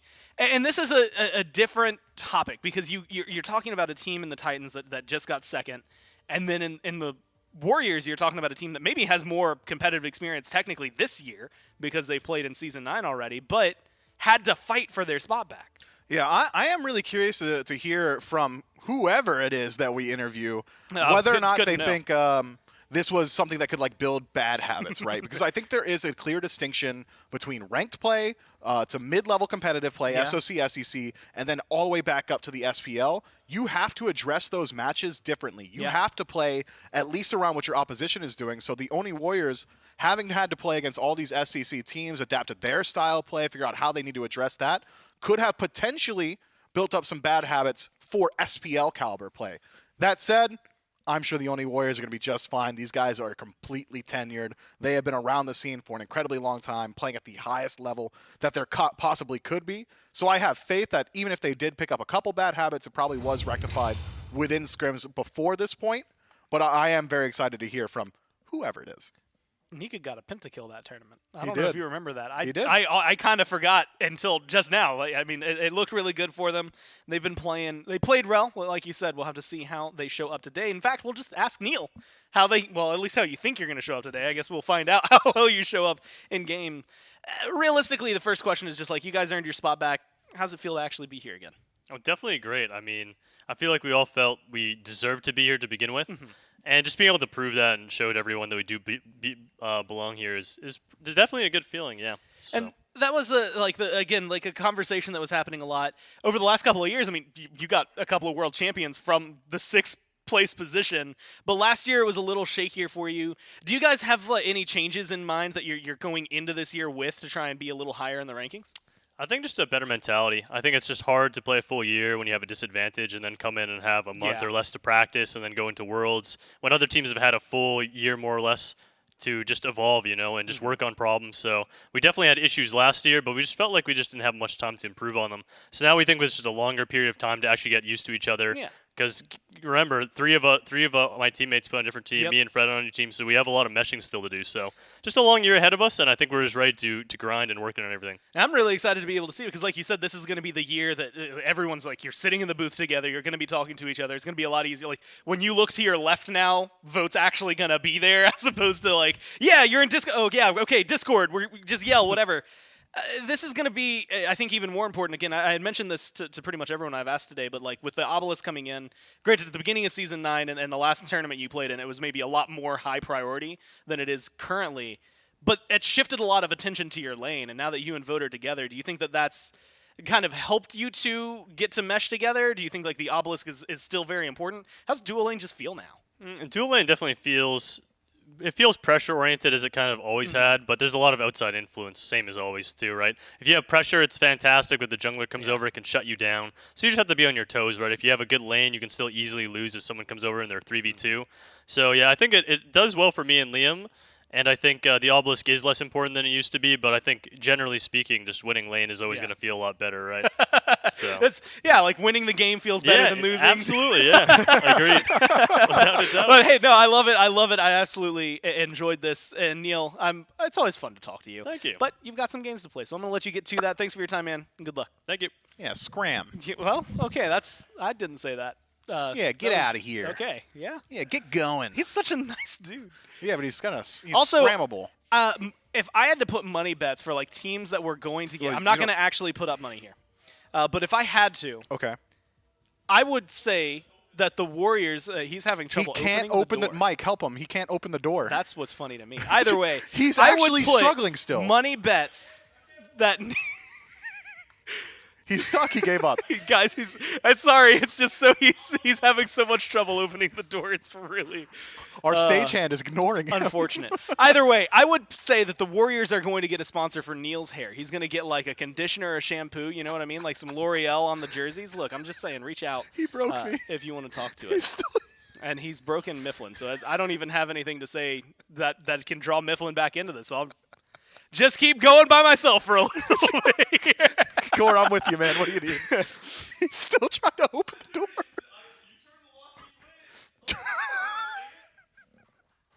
Oh my God, he's gonna break the door. I don't think he's gonna break the door. There's a for frame of reference. All right, Mike just pushed a button and the door opened, and Mike has collapsed on the ground laughing. There is a massive button that says push to exit, and Neil never tried it. This is what we like to call fantastic radio, because everything that was happening was entirely visual based. It's even more fun when all you have is us describing to you what's happening. I laughed so hard I'm sweating. And unfortunately, I think the crane cam shut off, so it's not even like we could have pivoted over to watch Neil's struggles for a few minutes there. Oh, all right. Okay, let's recenter. How do we get back on rails for this one? Whatever you want to talk Titans about. and Warriors. Wow, what a matchup. Thanks, Score. Yeah, it is good to hear from both the Titans and the Oni Warriors now that they are treating this game as a point to prove themselves.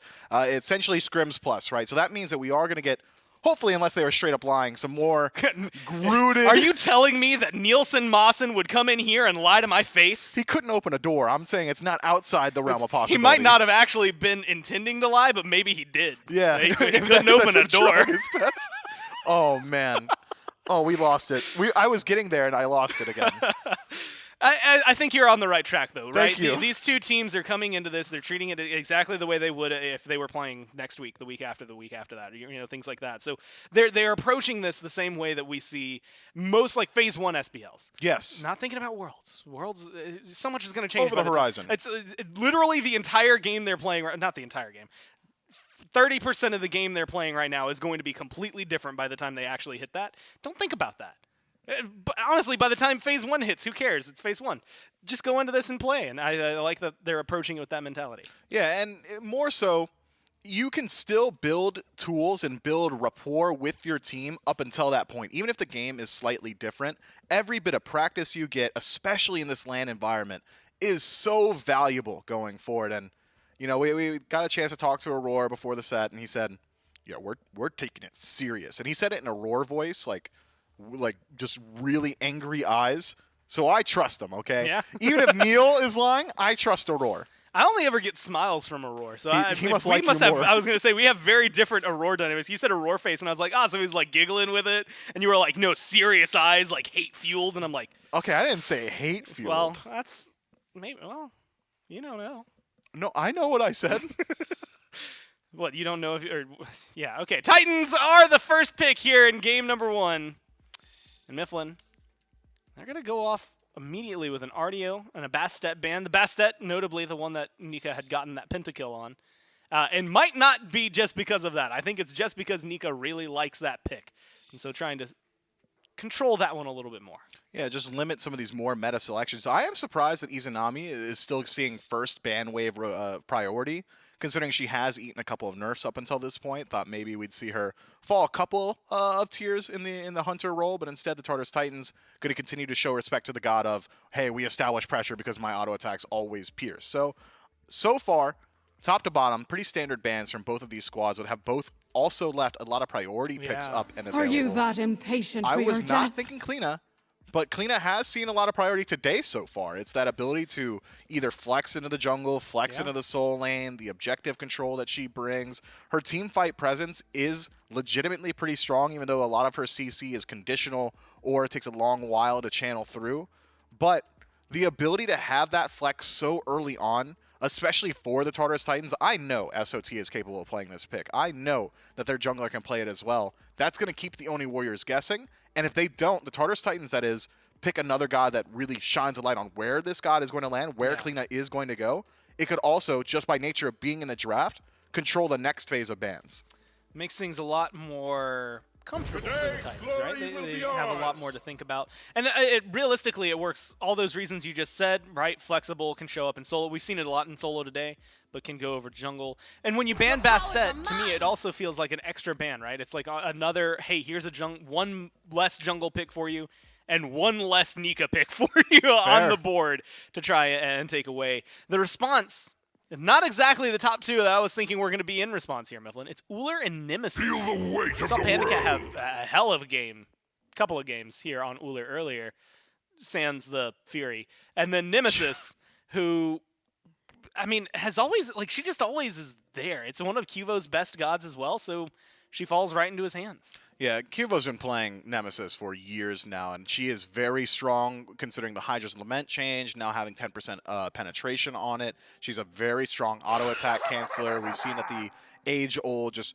Jotun's Wrath immediately into Hydra, serrated, then Erendite still works very well on this god. So Nemesis, I think, does not bring that flex potential. You are taking her into the jungle, but still is a very strong pick, especially against some of these largely immobile gods like Atlas. It's really just that dash that can get him away from some of these situations. If he uses that in front of the Nemesis, connect the ultimate, pretty easy to lock him down immediately afterward. This, barring the chalk, so far, I was going to say this is very reminiscent of P's and B's between the Bolts and the Dragons. Seems like they've been establishing similar metas. But then there's Chalk. Then there's a Chalk. And that changes that sentence you said there. I think they banned Chalk. We did see it earlier. Was that in that set? I know it was banned out. And it was the Scarabs they banned out the Chalk. So that was wow. That was the only reason I remember that is because I have it written down. This is a pick that Mifflin we don't see a whole lot of. Like he does a lot of stuff pretty well, but he just hasn't, at least for a long time competitively, been at the top of the list. Yeah, now that Pagon and BennyQ are both in the league, I am contractually obligated to say that Chalk mid is a possibility. I do prefer to see him in the Soul Lane because it allows him to go more so towards that standard defensive build. Generally, we'll see immediate Transcendence, which is, I would argue, still a defensive item, but only for Chalk, just because that scaling power gives you so much more healing on your third ability. It gives you effective HP to get involved and deep in these team fights. And then we'll see either a Rune Forged Hammer, which is always going to be applied if Chalk is near you thanks to that slow, or we could just go straight down like that Breastplate of Valor tree and get some of that CDR online a lot more quickly. So, soft flex potential from the Chalk, to be sure. Mid and solo, even jungle, but not so much because you've got a Nemesis on your side already. I appreciate you giving it like some mid credence now. Yeah, I mean, I have to. Pagon and BennyQ are in the SPL. Actually, well, but they're not the ones playing. Yeah, but like I that, will they bring also their play meta. devil's advocate, and that I think Dardas has played Chalk mid competitively in then, the past. Then why are you coming at me, man? Conversation. We got Oh, time fair to enough. fill. We gotta wait for them to finish here. I'm not gonna complain about more to discuss.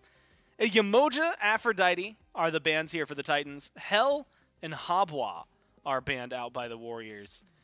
And I'm going to be honest, Miff, there's about 3 more healers down there than I would have expected. Yamoja maybe, finding the nice balancing point, but Afro and Hell, it feels like a meta that we haven't seen at all today, and yet still taking some bans. Yeah, well, it's the only Warriors set, right? Like, we know that they love going towards some of those healers, specifically the Aphrodite. Surprised that it was the Warriors to ban out the Hell themselves. Maybe concerned that Paul has got a pretty strong pedigree. Paul is real good at Hell. He's real good. You could have just stopped there, right? Yeah. Like, Paul's pretty nasty. What I was not expecting... He also went super high up in the fantasy draft. What I was not expecting was this Naja lock-in. I think that is for support. Well, it's that or it's a Nim support or a Chalk support, right? So, like, it's got... That's right. It fits a little bit better than the other two. And that's why I said it. Yeah. How do you feel about that play? I like with an Uller, it feels like a lot of lane pressure. Yeah, I would argue that Naja is going to act as a piercing axe for Uller. You just land that sash, and you've got enough time to land up the hail of arrows, the bladed arrows, make it a little bit easier for you to close gap on the back line of the Tartarus Titans. If it is a Shibalanke lock-in, he's going to have to play very cognizant of the CC that the Oni Warriors have got because you can still cancel out that Rising Jaguar early on, but instead, it's the Apollo lock-in, a pick that we saw a little bit during the SCC, where it was just really prioritizing that silver branch. Everything was like expected, and then the Chalk like kind of like the shock was shaky, and then everything after that like it didn't. I don't want to say deteriorated. No. Maybe we did. It is like the 9th hour or so, 10th hour we've been here, so we'll see that. Zeus, it makes sense to me, right? Yes. Apollo, you were just talking about is a little out there from what we've seen lately. Yep. Vulcan.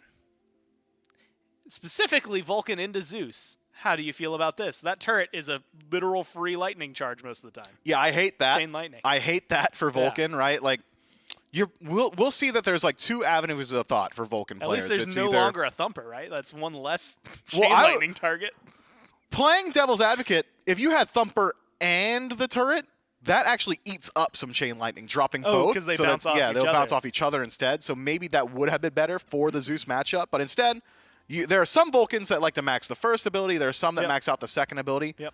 I don't think you can max the second ability in this matchup because if it survives, the first chain lightning goes to you, comes back to it, and bounces to you twice, you are just losing out. So there is the potential that we see Vulcan max out that first ability, leave the turret at tier 1, and then immediately go into the third, just so turret doesn't act as that additional shield for Zeus. Is it bad when you listed Vulcan players and that like to max the turret first? And the first person that came to my mind was Snoopy because he's the one that I think I've That's seen not do it bad. the most. He used to play it and carry all the time. So going for the backfire, I mean, at least like theoretically there's survivability, but then you have to go back and look at everything else on this draft, right? If you're Zeus, you're going up against a Nim and a Naja who are going to be able to, as assassins, get to the back line. If you're Vulcan, you're up against Kleena and Camazotz. That seems terrifying. Yeah, both mid laners are going to be pretty easy to dive, I'm thinking. One team's dive is going to be a little bit easier to execute on.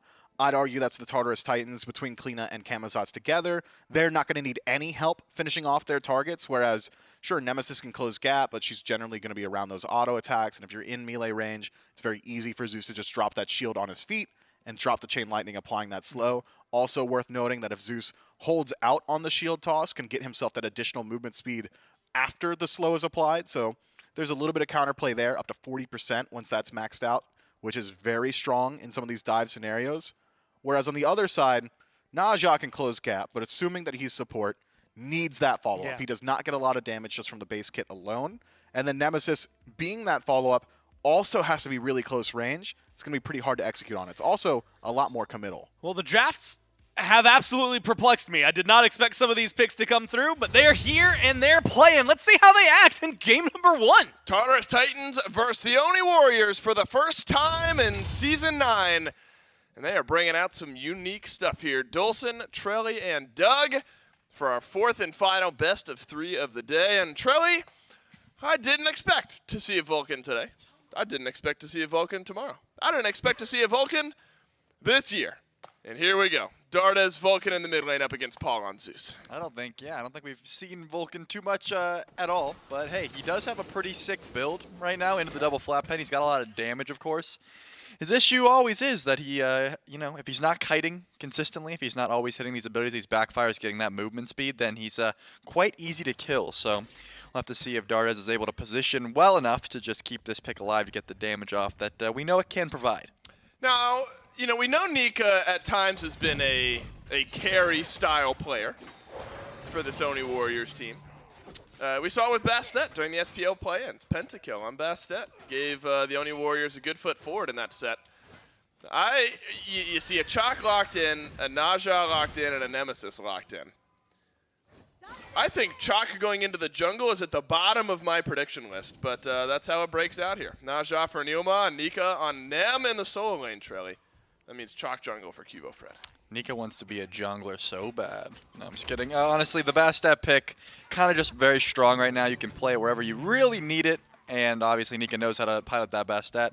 Nemesis, a little bit different, a little bit worse clear, I will say, than the Bastet. A little bit less safe early on, but if you are going to build what looks to be a damage build, you're pretty much always going to be winning that 1v1, I feel. So maybe that's the option here, just try to solo out SOT whenever he can. But Kleena, very safe in her own right. Uh-oh, Nico. Whoa, maybe there's a world. I guess with a double dash, Nico is always going to be safe there. But SOT pulls off after putting Nika into red HP.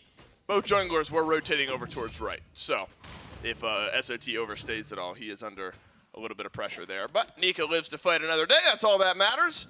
Even sticks around. Yeah. The wave ends up getting soaked up. It's just the Bluestone start versus this Death Toll start. Obviously, Nika just doesn't have good clear right now, whereas Kleena has nothing but clear, as there is some targeted aggression here in the duo lane. Vote's got to jump away. Dash in from Cyclone Spin. All about hitting autos at this point. And Cyclone Spin missing a few. Neoma resets the blink timer and blinks on away. Have to feel like there could have been a kill there for this Titans duo lane, but Neoma and Vote both able to live on. I think Cyclone didn't know that Neil was positioning where he was. He sort of looked towards Vote as Vote's doing a ton of damage. He's going to jump in here. Vote does jump in. That's a pullback in from a roar stun onto Neo. That means first blood to the Tartarus Titans. We have thrown caution to the wind, and it is support getting a kill, and it's Tartarus Titans starting things off. I love to see the Atlas getting the respect it deserves. First set of the day, I brought it up. I said, most of these mid-tier to great-tier players, barring the SPL, have not been valuing this Atlas pick. It hasn't been getting the pick recognition, the ban recognition that it deserves. And I really thought that these top-tier players, these supports specifically, that know how good this pick can be, and know how good his two specifically, the Gravity Well, they're just going to make it look really easy and make it look very strong, and that's exactly what Aurora is doing right here. Just being able to just take someone out of the fight, pick them up, and throw them towards your team without an ultimate is extremely good. We'll check back in on the other side with Neilma on Naja. War flag into something else that we haven't normally seen as far as support items go early here. And if the landing phase continues to go this way, might need a little bit more time for Neilma to complete that first item. But a good start for the Tartars Titans. Cyclone Spin even able to hold on to his beads. Vote missing his for the next minute and a half. So if Aurora continues to play aggressively, position aggressively, could be a long, long laning phase here for the Oni Warriors, especially when Cyclone Spin hits level 5. That's something that, you know, Apollo brought way back when we saw Apollo. You know, Season 7 Worlds, very popular pick there for a little while. Season 8 saw Apollo a little bit. Global pressure, something that Cyclone Spin will make use of. Double mez, and how about this damage? It's a beam right on through Vote. If Cyclone Spin chooses, we're dunking down. And where does Cyclone Spin want to go? Right on top of Vote. Global pressure, who needs it? I'm just going to dunk down in lane. Beautiful, but Cuvo is definitely positioning over here. Cyclone doesn't have much available to get out of this. Neilma has Sash, and it hits Cyclone Spin. There's a return kill for the Oni Warriors. Neil's very low here, but there's no rotation way in behind the two members of the Oni Warriors. No purple buff to invade. Some pings are going out. Like, you know, big rotation around behind from Paul, maybe. Layers are starting to come to this side of the map. Paul's looking at Dardes right, here. If Aurora can buy enough time, there could be a couple more kills dropping down here. Paul nearly gets a solo kill onto Dardes in the mid lane. Layers sort of abandons things on the left side of the map and rejoins his mid laner over by the red buff. Vote obliterated by Paul, and Neilma will end up dying anyway. So Neil dies, ends up being a double kill for Paul. Yeah, I mean, Paul on this Zeus pick, a pick that should have very little pressure early. I mean, besides the shield has great clear, but just be very easy to dive, very easy to get on top of. He just seems so safe. He's able to position so high on the map right now. Look at the red buff. Try to kill Dardes behind tower, and then have great peel from his team to get out there. Despite using the beads, Paul picks up 2 kills very early on in this game. Something that Zeus, you'd think wouldn't be able to pull off, but Paul kind of just does it with ease. Yeah, you know, now Paul, as Nika uses his ult on SOT just to slow down the onslaught.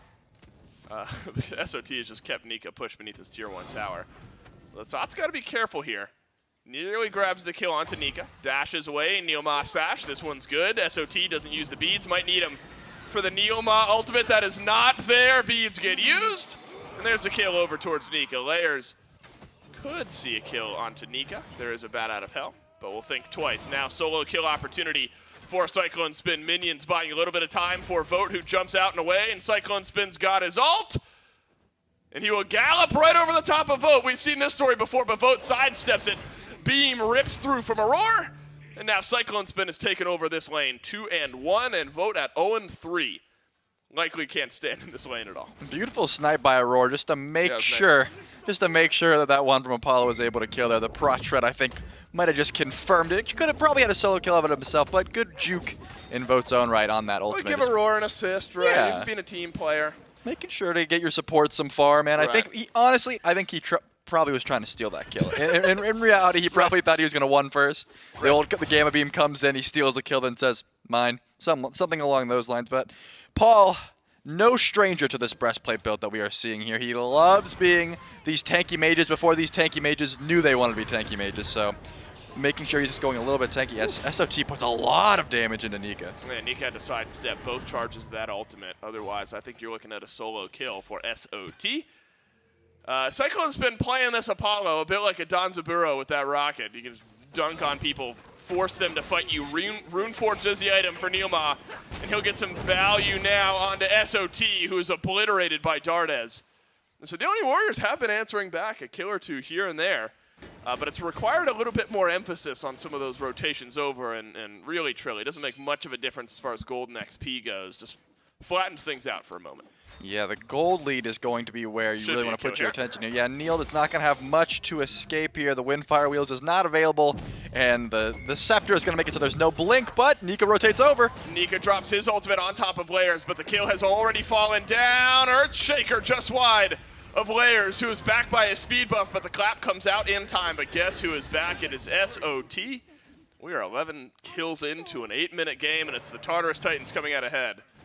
And I was wondering for a moment, you know, if the go button for Cyclone Spin was going to be Vote missing his axe, if that immediately means Cyclone dashes in.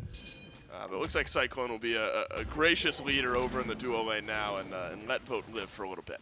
Yeah, Cyclone has quite the lead. Three levels up at the moment in the duo lane as Cuba blinks onto Paul. I don't think he has the damage for this, but beautiful rotation from Vote. Oh, that was an important dodge out from Paul. If the rest of that damage had connected, likely dead. This time Cyclone Spin does use the rotation over.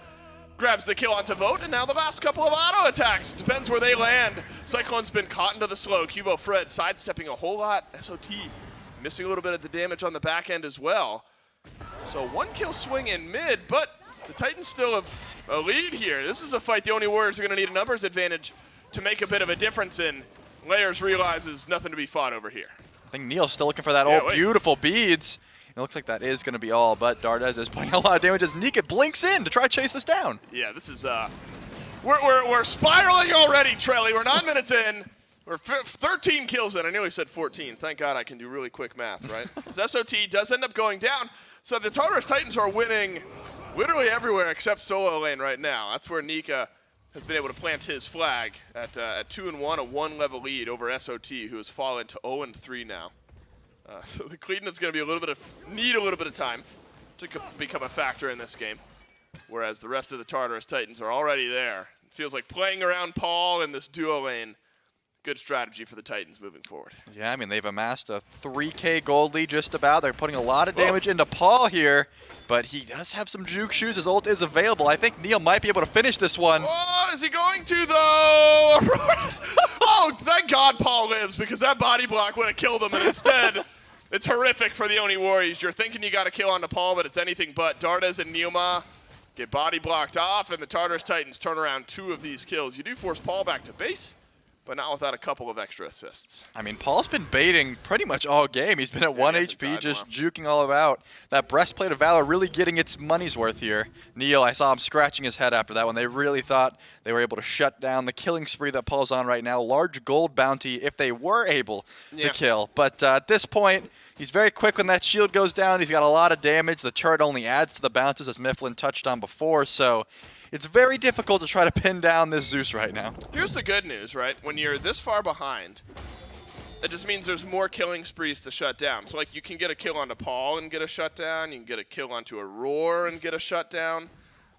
And so, really, if you think about it, the Oni Warriors have the Titans right where they want them, where you got more than one player on a killing spree and more than one opportunity for a shutdown. Cyclone Spin takes a lot of damage, but that's all the damage that Vote has. Chariots will not arrive underneath Cyclone, and Cubo Fred completes the bait as Chalk rotates over to left. That's exactly what the doctor ordered for Vote. I mean, needs just a second to hang out and farm up because Cyclone Spin has been absolutely relentless. Yeah, I think Vote finally gets to finish stacking that Transcendence. Probably a big deal for him. Looks like he is going to be building into that Hydra's next, which we saw Panda Cat building earlier today. A lot of damage you're able to output with this early game Uller build. Late game, though, is where you might have to make sure you're hitting your abilities just to make sure you're getting all that DPS off. But either way, 0-4, you're not looking too good in the boxing fight specifically. I don't think you're really trying to solo Cyclone Spin right now, but if you do have a Chalk that comes over and blinks on and forces everything out, that's gonna help you out a ton. So Cubo able to pick up his kill there, finish his Transcendence. Now that's gonna be stacking online. A lot of ability damage coming out of these Oni Warriors. Yeah, I liked the way Cyclone just kind of stared down the entire rotation from Vote and then realized he still had half of his health bar remaining and could turn around the last bit of that fight as long as Cubo Fred wasn't there, but he was. Now Cyclone Spin sends his eyes towards the Gold Fury. Will be reset by the Tartarus Titans, but the Oni Warriors immediately pick it back up.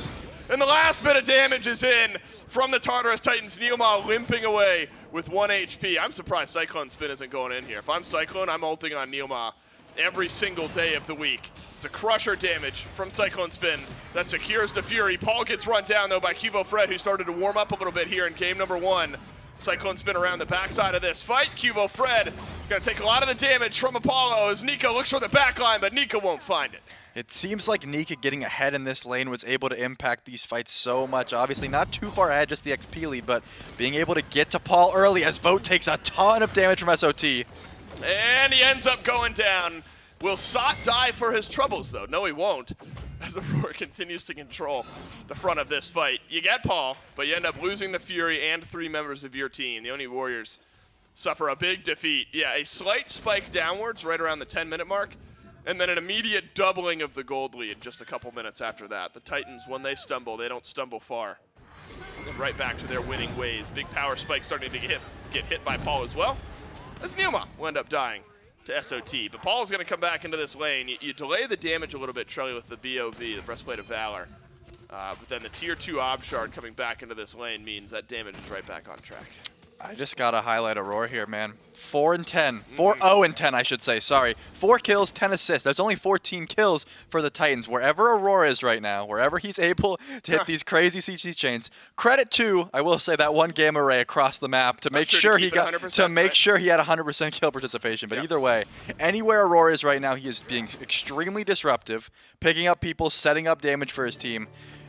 Obviously, the fight went considerably well, and of course this gold lead is going in their favor as well, but anytime Aurora is in your fight right now, you're having a grand old time as Cyclone completely outtrades Vote there. Yeah, I was wondering, again, the missed axe, goodness, for whatever reason that's hard to say. And Cyclone Spin immediately goes back in. Cubo Fred has been making a lot happen for the Oni Warriors as well. A couple ultimates sent SOT's way, but neither of them will confirm the kill. Instead, Cubo Fred dies. Now Nico left alone with 4. And will not be able to trade out. The Tartarus Titans have taken over control of this game. And I'm not even sure. Well, he doesn't have beads. All right, there you go. Does have Chariot. But beautiful. If beads were there, maybe you're looking at something a little bit different. Vote one more tower shot, you're looking at something a little bit different, though. And Cyclone Spin, you got to be a little frustrated. You're completely running over this lane. But you're continuously bringing people over to your side of the map if you're the Oni Warriors. And now Cyclone Spin has died a few times. Yeah, Neil pretty much right now is just an old bot. He's trying to help his team wherever he can, but he opted to go for that War Flag start, so he's not gaining enough gold as you would. He's he's got a little bit, but the Rune Forge and the Void Shield, he's going for as much damage as he really can while still being sort of tanky. At this point, I feel like he just wants to go as much cooldown as he can and try to set up for his team. But right now, he's stealing away a little bit, trying to catch up in that farm game and just trying to lock down these Windfire wheels. Try to set up for the squad, because right now the Naja only has 2 items. It's looking very difficult to help out your squad as much as Aurora has on the flip side. Trying to match that pressure is going to be very difficult. Yeah, Charlie, I think Neomon needs about a 45-minute game to happen if we're going to get towards Aurora level of impact on this game. He's just falling a bit too far behind, and the game has started to get out of control a little bit as well. And so the Titans' avenue forward really revolves around, of course, the first Fire Giant. But when the Pyromancer's down, it's already been confirmed, the Fury is down as well. Looks like the Oni Warriors are just going to try to make some fights happen. SOT use the beads to avoid the knockup, but still is going to take a whole heap of damage. Now keep in mind, as SOT leaves, why did he leave? Because Layers is here. As Nika ends up dying, you got to get this kill onto Sot. Cubo Fred will take the axe back, but Sot will live on the other side of this fight. This is just an example of a game where nothing's going right for the Oni Warriors, and I'm not even confident that somehow Neoma was going to take damage from that Earthshaker if he accidentally stood in it, even though it's on his own team. That's just the way this game is going, you know. It feels like everything against the Oni Warriors. A kill on a Cyclone Spin helps. That's what Vote's got. Yeah, that'll definitely help Vote getting a return kill here as he gets rotated by the brunt of the Tartarus Titans. I did want to mention about how, if you aren't familiar with how clean his kit works, SOT was invis to both of them there. That's why no one chased him down at 1 HP. Just to clarify, it seemed like they just sort of let him go, but he was able to hit the invis on both of them, so no one really knew where he was there. Great baits here as Paul hits a huge chunk of damage. And Aurora is going to just face tank the brunt of this force as well. Yeah, why not? When Aurora's as far ahead as he is, you can do that and feel just fine about it. As Darda's a couple levels behind, Vote a couple levels behind. I mean, surely this doesn't go in your favor, right? I mean, you're going to leap out. Okay, Aegis is there. Detonate would have taken a big heap out of that health bar, but Vote ends up having to use the active and jumping out of this lane. So 5-1 and 5 is where Paul is. Completes the Ob Shard, goes into Soul Reaver next is what it looks like. And Cyclone Spin sticking with a crit down the back end of this Apollo build. And so if the 1v1s continue, Vote could be in a tough spot. Yes, Cyclone, of course, did just get, I believe, soloed by Vote. I didn't see anyone else around. It seemed Yeah, like I agree. the whole brunt of his HP was down by Vote at the very least, and then the finishing kill. So Vote probably just feeling himself a little bit there, tried to find it, and Layer's not Indeed. going to fall for that ult. But does get hit by the sash on the jump out. The bat out of hell was there if he really needed it. This would be a desperation call. This would be a desperation call, and it is by the Oni Warriors. How fast will the Tartarus Titans respond? It's actually burning somewhat quickly. Layers into the back line, and Layers is absolutely melting. But how about that bat out of hell brought to you for free by Aurora. Fire Giant not secured by the Oni Warriors at first, but is on the second swing of things. As the Oni Warriors take down the Fire Giant, they lose 2 members. They lose 3 members. And at this point, it's just delaying giving the Fire Giant over to the Tartarus Titans. You're not going to win any sort of fight on the back end, but Nika is able to pull back 1. Nika is able to add a second when the Oni Warriors need him most. Nika shows up, could be a 3rd kill, but in and out of the wall goes SOT, 1 last auto, and Nika's got a triple. I was going to say, if you are going to have fire on someone, it's good to have it on Nika, the Penta Kid. The Penta Kid from the play-ins. Maybe he could have brought it back, obviously. Nika not able to completely 1v5 just with the fire buff, but 3 kills on him will go a little bit, but of course Paul did not die there, and he's able to pick up this tier 2 tower. I wish I could answer you what is going on. I think we were in the same page where it was a bit of a desperation call. It's an existential question at this point, Right. I mean, there's no great answer to it. It's more of a life thing. How do we get here? Well, we got here because the Tartarus Titans did a good job fighting early. But, I mean, really, you take down the Fire Giant, and it's like Dardes dropped his ult there, Kivo Fred dropped his ult there. The Tartarus Titans, like, completely abandoned the FG, and it gave it over to the Oni Warriors. And only Nika retains it. And so I think at this point, Trelly, it's not even so much that the Oni Warriors have it. It's more so that the Tartarus Titans don't. And so the game has been delayed out a little bit. Right. So, I mean, if Nika doesn't wipe there, or at least get the 3 kills that he was able to get, you probably are losing a Phoenix at the very least. And at the very most, you could. It's a little bit early to end the game. These respawn timers are very low. Neilma was already back up at that point to help try to help the fight again. So I don't think you're ending the game at that point. But still, Aurora going to be taking a big poke of damage here. Shaker finishes off the kill onto Aurora. Dardes nearly dies on the back of this fight. SOT was up in the sky, but down he crashes immediately into an ultimate from Cubo Fred as well. 1 by 1, the Tartarus Titans go in, and 1 by 1, they will add their kills. Clap of damage onto Paul as Cyclone Spin dunks down into the back line, and now the Titans rally around a lost fight a moment ago and kill everyone but Cubo and Dardes. Who knew all it took was to get Aurora on his first death of the game for them to finally find some aggression here. Dardes going to be taking a big chunk of damage from Kleena here, but Cubo is, ooh, he had the teleport. I didn't even see him chuck that axe, so a little clean dodge there. They are not going to choose to go for this Phoenix here, even though they had the numbers advantage. Again, Neil's respawn timer is almost on that threshold, so he's coming right back here. You don't want to take that 4v3 with no Fire Giant, obviously, so they might just go for the Primal Fury here and take a small win. Fire Giant already off the table. It sure is, and it will be for the next 2 minutes and 10 seconds. Primal Fury in for the Tartarus Titans. Ends up being a Deathbringer completed for Cyclone Spin. Rage for Vote on the other. Transcendence Hydra's Rage for Vote. You'll have a little bit of crit in the back pocket. Alternate timeline added here for Paul. So Paul has only died once, Trilly. But now it's going to be a little bit more difficult through an Aegis, through an alternate timeline to finally kill off this Zeus. Yeah, I have a theory that Paul only cares about not dying and that he just always builds to survive. Obviously, he wants to help his team. That's, that's one thing, but he takes it to a bit of an extreme. He really does not want to die. And I think at the end of the season, he just looks at how little deaths he has, and he likes to just look at it and shine it and put it on the mantle. Did you take him in fantasy? Fantasy Smite? I did not. I believe I took Pagon. Yeah, I think Paul was already off the table. What did Pagon's set earlier today give you some confidence in picking the mid laner? Yeah, I've known Pagon's skill for a bit now. I'm glad he finally gets to showcase it in the league, but I had some faith in him even before today. Yeah. All right, fair enough, Troy. You gotta pat yourself on the back. I trusted this guy forever, but fair enough. This was a team that succeeded at the SEC for a while and definitely deserved their shot here in the SPL. I mean, it's always your first set is up against the Leviathan, sort of a baptism by fire for the Valhalla Valkyries. going to be a fun year to watch them learn and grow. Same for both of these teams, the Tartarus Titans and the Oni Warriors. As Neomot started off this fight on the back, Paul's going to trigger that alternate timeline, and we spent everything to kill off this Zeus. But it's the second wind in the fight that has given the Tartarus Titans time to reinitiate. And so it's Paul for how many is the question. For now, the answer is 4. Neomot is going to make 5 here at some point, as long as Cyclone can find them, and it's inch perfect. Cyclone a double and a deicide for the Tartarus Titans. I mean, that's truly how much it takes. And probably the game. Yeah, that's truly how much it takes to take down this Zeus right now. Extremely tanky, the alternate timeline as well. Even off of the beautiful Earthbreaker into Windfire Wheels, Paul was still able to survive. They just had to put a lot of damage into this mid laner, who was pumping out a lot of damage in the fights in his own right, but they had to make sure they were able to kill him there to even have a chance at that fight. Surely they end, right? I mean, I'm standing up and everything. 15 seconds left on the death timers for literally everyone. And so the Tartarus Titans will walk in, and they will end game number 1. Some pushback from the Oni Warriors. I think the big win for the Warriors here in game number 1 was the stealing away of the Fire Giant. Otherwise, this game probably ends a couple minutes ago. But the Tartarus Titans felt in control from very early on.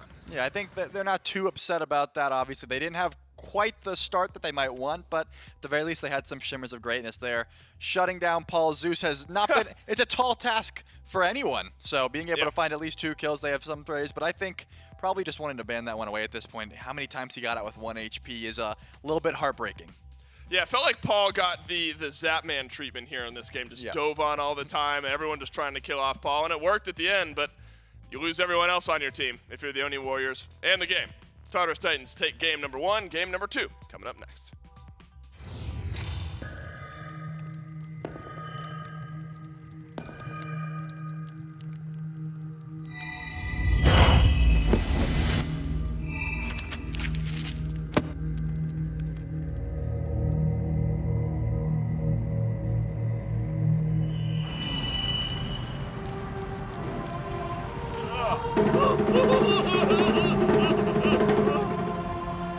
I arise.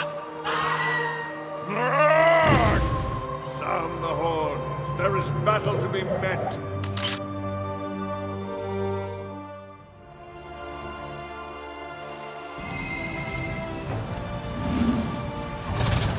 Which way is it to the gym?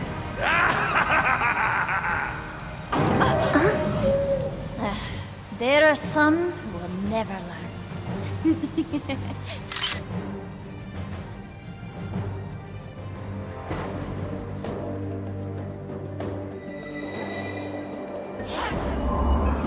Good morning, brother.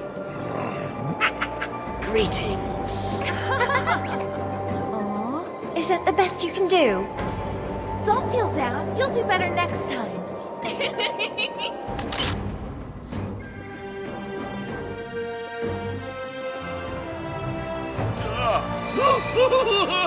Forward! You light up my world. The day is ours! I'll be putting out some mad deets. Too easy.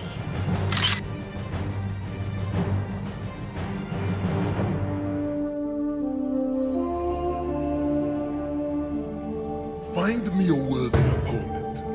The battlefield is where I really shine. Nothing in this world lasts.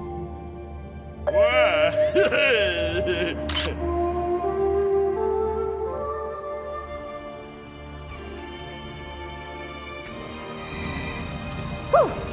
I'm exhausted. Hi. Yes, we have many forms.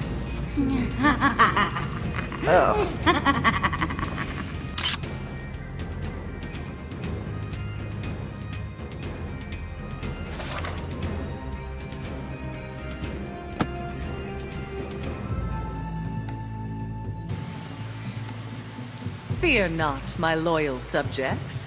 Your queen has arrived. Do you think this is too gaudy?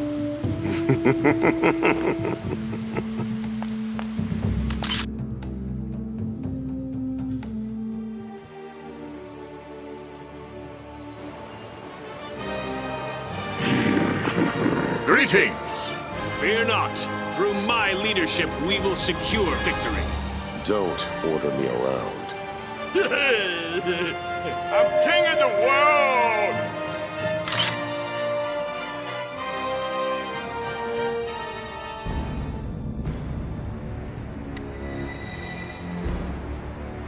We have always been watching.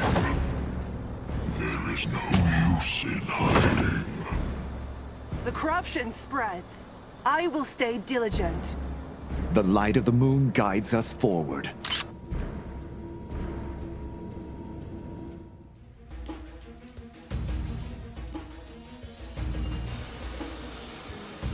A terrible fate awaits all who hear my cries. The gods are all just like ships without captains.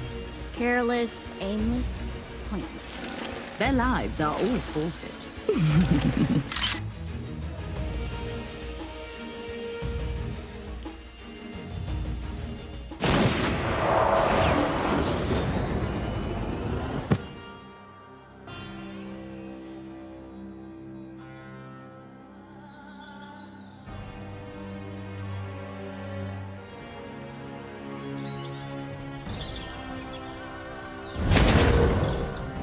Let us rejoice in a new beginning.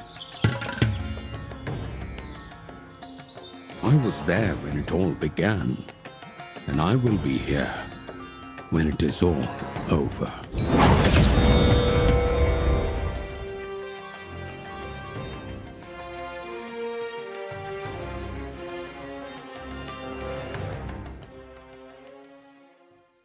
The Titans take game number 1, and they do so in a fun fashion, and they do control it for a long time. I picked up a balloon, and I'm just rolling with it now. Let's put down the balloon. You can find a lot of success by going into game. I was hoping that would make it way further than it. Going into game and playing in the SMITE birthday celebration. Of course, you just watched that video of SMITE through the years. First off, I forgot what hell used to look like, and I didn't realize that was something that was still in my memory. And so that was a fresh one. Of course, the Minotaur and all of the things that have changed throughout the ages. But if you go in now and you celebrate SMITE's birthday with us, then you can earn rewards by playing every single day, including the Husky Handler Scotty skin, as well as some community art cosmetics. It's also worth mentioning that alongside all of the stuff you can get from playing in-game right now, you can also go buy gems because they're just cheaper right now, 33% off, and you can get those gems as much as you want for that discount. So all of that is going to be going on. I know the gem sale is until March 27th for those of you who are keeping track. That is Sunday.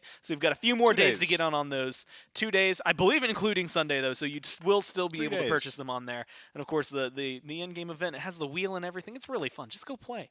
It's going to be worth it for you. Either way, my name is Gormizer. Again, joining me on the desk, Mifflin. And we are at the cusp of the cusp of the set. What is that? The end of the game 1. There we go. And we are not the cusp. Yeah, we're in the cusp? middle. Cusp is the beginning, isn't it? Sure, or the end, I guess. I think it's just the beginning. But well, we're not there. We are not at the cusp. Yes, this is definitely the middle portion of said set. And as of now, Titans up 1-0. And Mifflin, they look pretty good through a lot of this, especially towards the end. They're really picking it up. I mean, what the kills was like 30 to 14 or something, I think, by the end there. Just about. But early on, they get a lot of pressure. They get a lot of those kills. They control the kind of flex from duo out to the rest of the game. And it just feels like there were a couple of moments for the Warriors to look good, but not enough that really pulled things back. Yeah, the concerns that I had just looking at P's and B's was that the Oni Warriors, although they had dive, was going to be a little bit harder for them to execute on, whereas the Tartarus Titans, once they got into the back line, sorry to the fans at home, we got the logos mixed up here. Once the Tartarus Titans got into the back line, it was so easy for SOT to confirm his own kills. It was so easy for Layers to dive deep, and if he was ever put into kill threshold, immediately bat out of hell, finish off his kill, and then disengage. Whereas on the other end, we got into the back line, what happened? Not much. You weren't able to secure those kills. The follow-up wasn't quite there for the Oni Warriors. I think game 1 could very easily be chalked up to a lot of draft diff. Yeah, well, and you know what? You land maybe on the money there. Chalk Jungle. How'd you feel about it? Well, I mean, there were a couple of ganks in the early portions of the game, especially towards the duo lane, that went the way of Chalk. And I think that's just about all that went the way of Chalk. I understand that Chalk can go jungle. He's got very strong presence. If you are able to establish a lead on that god, it's pretty easy to maintain it just because you are allowed to stay out in the field a lot longer than some of these other junglers. You've got very easy to execute ganks, just blink in, bring down that massive silence and knock up with the ultimate. But just in those late game team fights, I feel like the Chalk was really struggling to survive. Yeah, and it really, again, it kind of blew my mind that he got locked in and went jungle. Not that Chalk jungle necessarily on its own blew my mind. That there was a nemesis in the game and Cuvo Fred wasn't the one playing it blows my mind. That does blow my mind.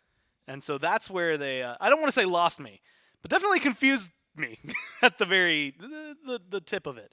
At the cusp. At the cusp of the game. Yeah, you're right. At the very beginning. And now we end up in a fun spot. Titans, I believe, are still going to be first pick going into game number 2. And Mifflin, let's run it down their draft again. Outside of the Zeus and the Apollo, although Zeus we have seen some priority for the most part, everybody else that they drafted, especially their top 3, has had a prevalent showing today. Kleena, Kamazotz, and Atlas come to my mind. All of those are pretty good, as it turns out. Yeah, I was surprised, particularly that Atlas hasn't been seeing the most priority today or during the SEC play-ins or even the SPL play-ins. I feel like Atlas has gone a little bit overlooked. I saw earlier that Hurrywin was feeling vindicated in his own priority of Atlas, tweeted out, "Oh boy, Atlas, surprised to see that one picked up early." But I think that he's right. He's right to be a little bit chagrined. I gave him the credit.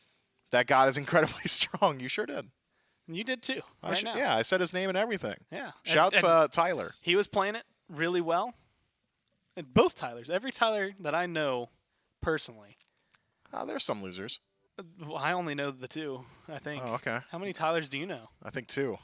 So which one are you calling the loser, Mifflin? I don't know. There's some like bands to break down.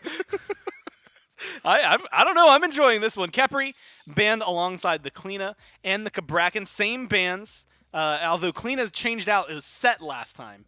So that is one adjustment coming from the Warriors. Artio, Bastet, Ezonomic. Exact same bands from the Titans. And they're going to go for the Atlas first pick. Last time it was Kleena with her band. They value it at the top. Yeah, Atlas is just so versatile. And it's something I brought up briefly earlier today. I think this god has a lot of potential to flex. His ability to just go hybrid build or look at those shoulders. Go for a little bit more damage in the build is so high. I think he really does have potential in the soul lane, especially considering we saw earlier today, even when you take him to support, some of these guys are maxing out that dash first or at least putting points into it early. It is a lot of deceptive burst damage every single time. Also, the ultimate, once you get some power behind that, the scaling changes make it very versatile, makes it a very good kill confirmation or team fight tool. So I'm not going to say just yet, because we haven't seen at the SPL level, that Atlas is a flex pick, but I think it does have potential to either go support or solo. Now, here's a question for you. And this is a double-sided question. Is that what it is? No. It's a twofold question. Use your powers against you. A, how do you feel about Apollo? And 2, Cuvo smiled when this was locked in. Do you think we're seeing something reminiscent of the Valks last year and this is an Apollo jungle? He was giggling. I really hope not. Apollo jungle has its best days are behind it, as far as I'm concerned. I think that Apollo on his own is a strong pick, very standard, has great boxing potential. The only reason I don't think we see Apollo too often is that the other boxers that get locked in for the hunter role are things like the Medusa that are just going to out DPS you for the most part.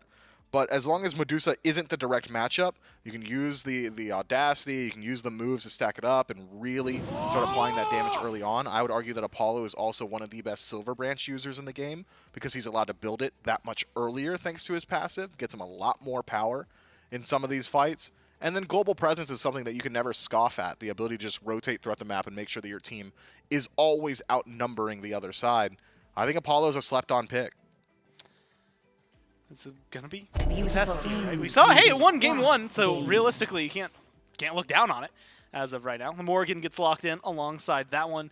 Nemesis gets locked in. This time, it feels like it will go to layers, although I said that last time as a Cuvo pick, and now we saw it go to solo, so we'll see where that ends up. Habwa, also prominent in the jungle more often than not here in the SBL.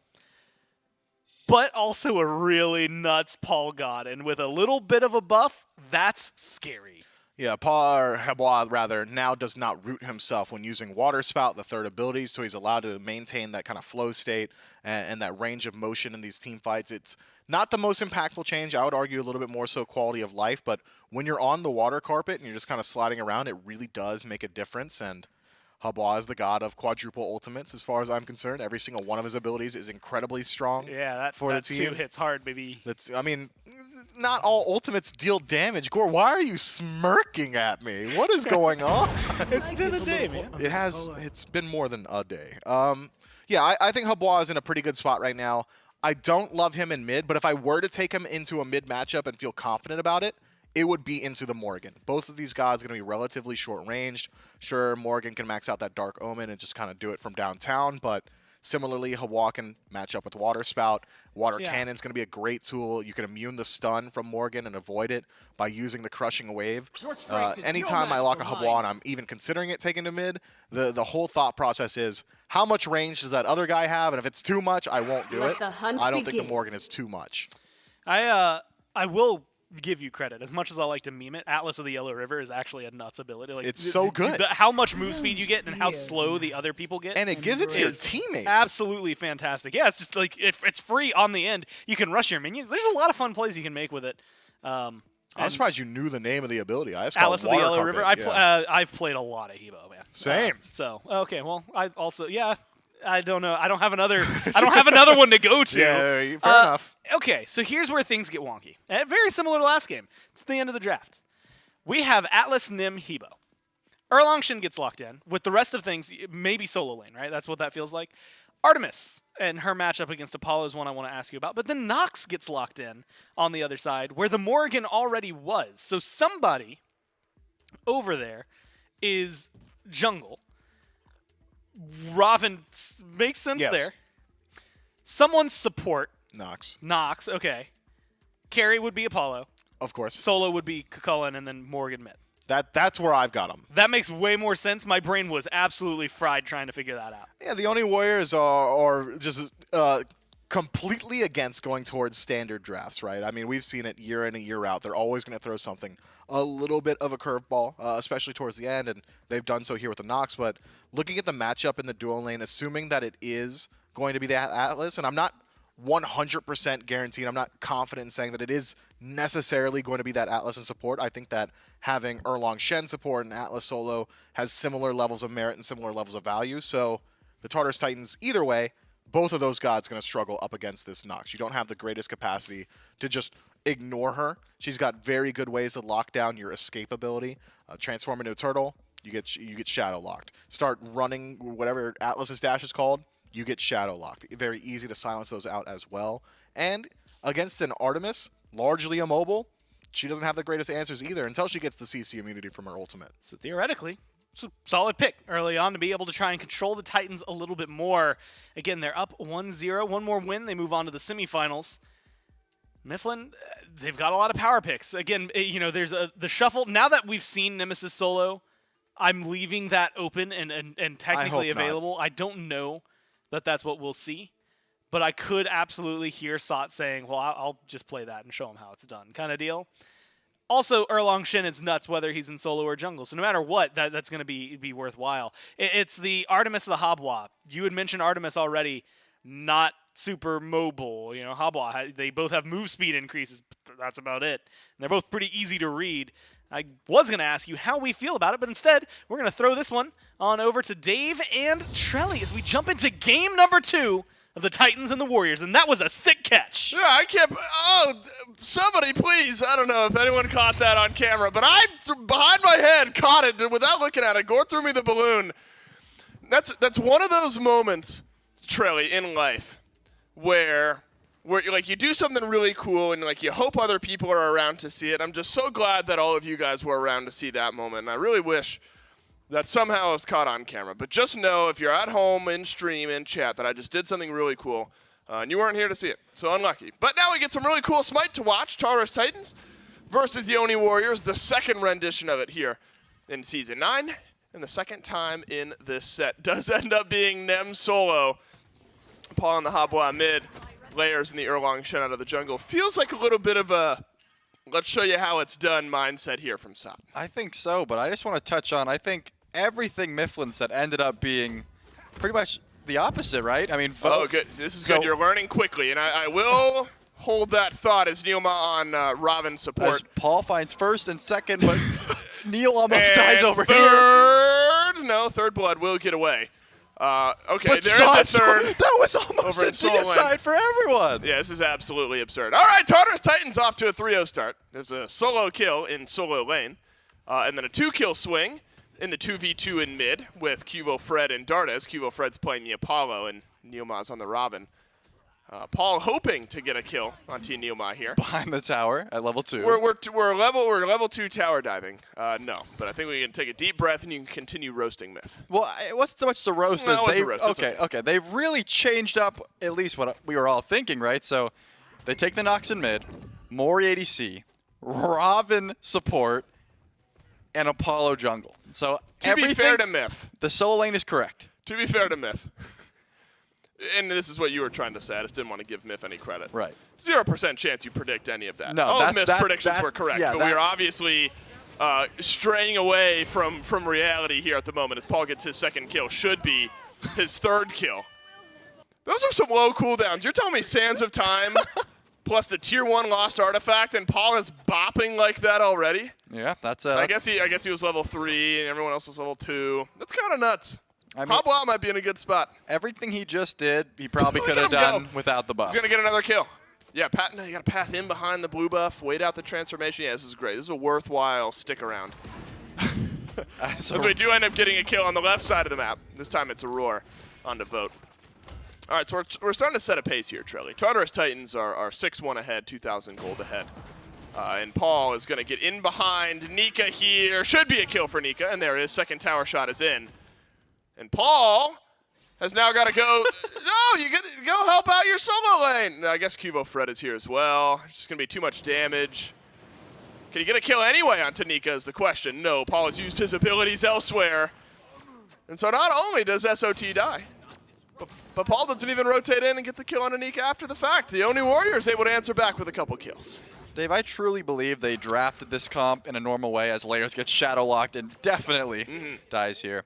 And they said, you know what? Tell me what. The first game didn't go so hot. Maybe we just don't reveal too much of our strats and we all just swap these picks around. And that You're was telling me, Trelly, you don't expect to see Morrigan ADC, Robin support, well, Apollo jungle, which we have seen before. We have seen, I mean, Nox mid is not all that absurd, right? Like, my issue specifically is with the Morgan ADC, and there's nothing wrong with it. It works. You get to sell out your opponent, but the purple buff in and of itself is the only buff that has a revealing aura.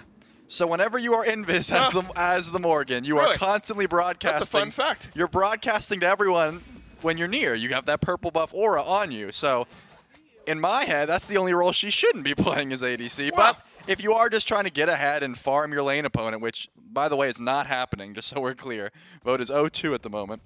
You just probably shouldn't be picking up that purple buffer unless you just want to broadcast where you are. So that's my qualms with it. You know what, Trelly? That's a fun fact. I never thought about that in my life, but here we are learning new things because we're watching a Morrigan carry for Vote. As Layers blinks in mid, and goodbye, says Paul with the crushing wave. And Newma's body blocked all over the place, but Cubo Fred flips the script. I didn't even expect that. And a pull back in onto a roar. Layers takes the shell. Neilma just doesn't have enough damage, and Layers will jump on away. Where's the root? No good. And Layers will turtle form his way on out. Ends up being a 1-for-1. You might have expected more damage coming out of that Robin, but remember, it is a Watchers into what appears to be a Sovereignty, so no sort of DPS from the Robin just So what, yet. we're rooting a whole lot? Yeah, you Robin support? you got slows. Yeah. You got roots. Yeah. And Vote's gonna go for the Tusky mirror match here. Yeah. Didn't quite work out. Took a tower shot that he wasn't expecting to take. Cyclone Spin does not have Tusky, and Vote D transforms. All right, so a little bit of damage finds its way onto Cyclone Spin. Vote down to half HP. 0-2 now, though. Luckily, things have slowed down. Paul was on an absolute journey at the beginning of this game. Has Doom Orb now, which is surprising. Now is the time where I think Paul starts to really make his way around this map, clears out some farm, gets some Doom Orb stacks, and let's have some fun over on the left. But you know what? I'm happy for Gore, because Habois is like Gore's OG pick, loves this god. And so it's always nice seeing it get a little bit of play. Yeah, I think the whole reason they drafted this comp, right? They have the Erlong, crazy early aggression. They have the Hebo, which doesn't scream early aggression, but definitely better than Nox early. They double blink because they both did opt to start for the blink. They get first and second blood respectively in that lane. And then Paul can just, you know, ride his magic carpet wherever he wants. You know, he can go try to gank. He did try to gank behind tier 1 tower and left. Then goes over right. Obviously, a fun moment. Doesn't work out. Point being, they knew they had the early pressure. They go double blink, despite being against a Nox, which is just insane, by the way, because of how much lockdown and CC she provides. So I think the whole aim of the game was to get early pressure here and then rotate. Vote holds on to his beads. He's got the purple buff. So to your analysis here, Trelly. They will find him. They will find Vote one way or another.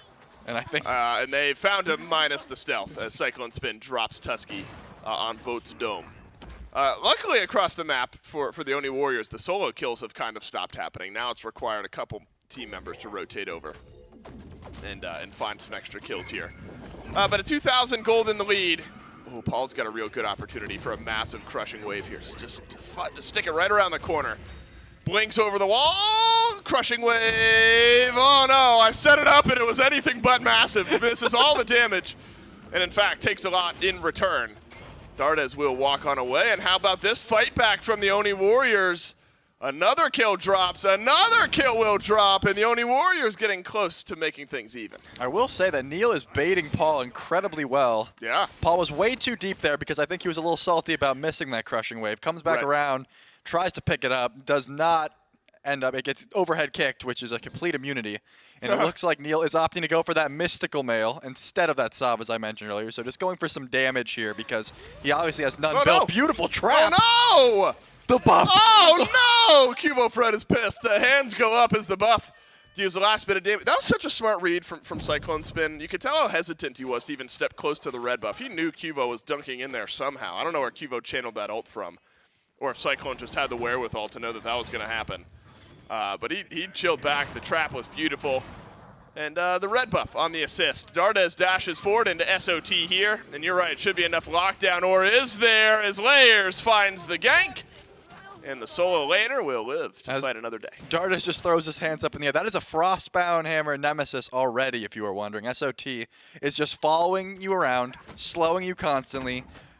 Dardes comes in, says, don't worry, Nika, I'll help you out here. You're obviously getting slowed to death, and then he's the one that ends up falling, obviously, because Layers makes the counter rotation. So, unfortunate there. 1 and 4 on this Nox pick. Getting off some crazy amounts of damage. Nox does actually favor this sort of double flat pen meta we're in right now. She does incredible amounts of damage, as SOT is going to have to do some juking to get away from Nika here. Yeah, even with a level lead, you don't want to fight up against the Rage form Kokullen. And Nika reminds us as to why. So 3-1 and 3 for Nika. The right side of the map not doing that bad for the Oni Warriors. Whereas mid to left feeling a little bit more rough. And somehow, nearly enough damage from Aurora. Oh, I was for sure walking back in there to get the last bit of damage onto Dardes. But not this time, as the root ends up coming out. But way in behind is Layers, who has Blink. Should be a kill dropping in the mid lane here shortly. Cyclone Spin can't 2v1, not this time. And so luckily for the Oni Warriors, one able to survive, but Dardes does end up dying. So look to chase down Layers, and he'll make his way on out thanks to Paul. It does seem like the right side of the map does have a decent lead. I believe Cubo is 10 for a bit now. Layers just ticked over. Nika does have the level lead. Your mid lane's a little bit far behind, but besides that, the Oni Warriors are sitting a little pretty. This Morgan pick is just going to get better with time. Not to say the Hebo pick does not, and of course the Artemis, both hyper carries in their own rights. And I have no faith that Layers ever dies to Neil here. But Cubo from the Cubo. sky. That's right, the dunk down from Cubo Fred makes a whole world of difference. But this is where the Titans can maybe make the Oni Warriors pay. The Titans so grouped up here.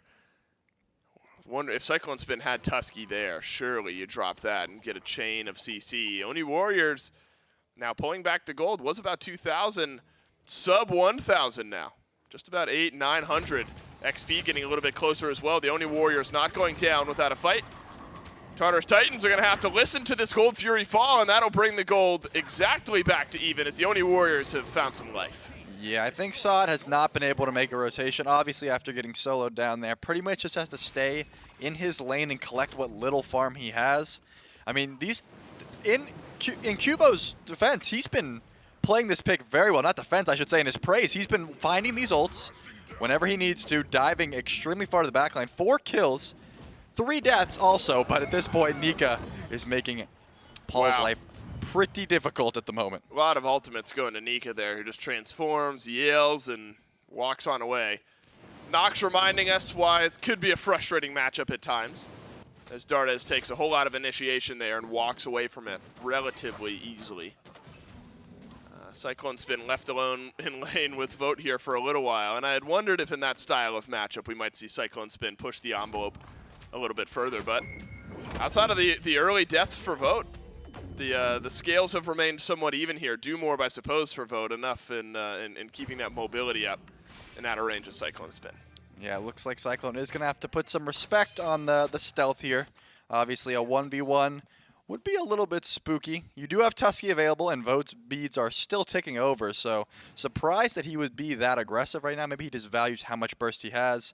The one issue I will say with this matchup, if you do get stunned by Tusky as the Morgan, and then you transform into literally anyone, you do get bonked once again. You get stunned again? Yeah, Oh, no. it's the flip side of the matchup where if you get Circuit ulted, you actually lose that Circuit ult, or if you get Discordia appled, you lose that apple. In this case, Tusky does actually hit you twice. Wow, you're a fountain of knowledge here, Charlie. I'm learning so many fun things about the Morgan and why this matchup sucks for, I guess. Paul does not have ultimate just yet. Has dodged out a lot of the damage, crushing waves on out.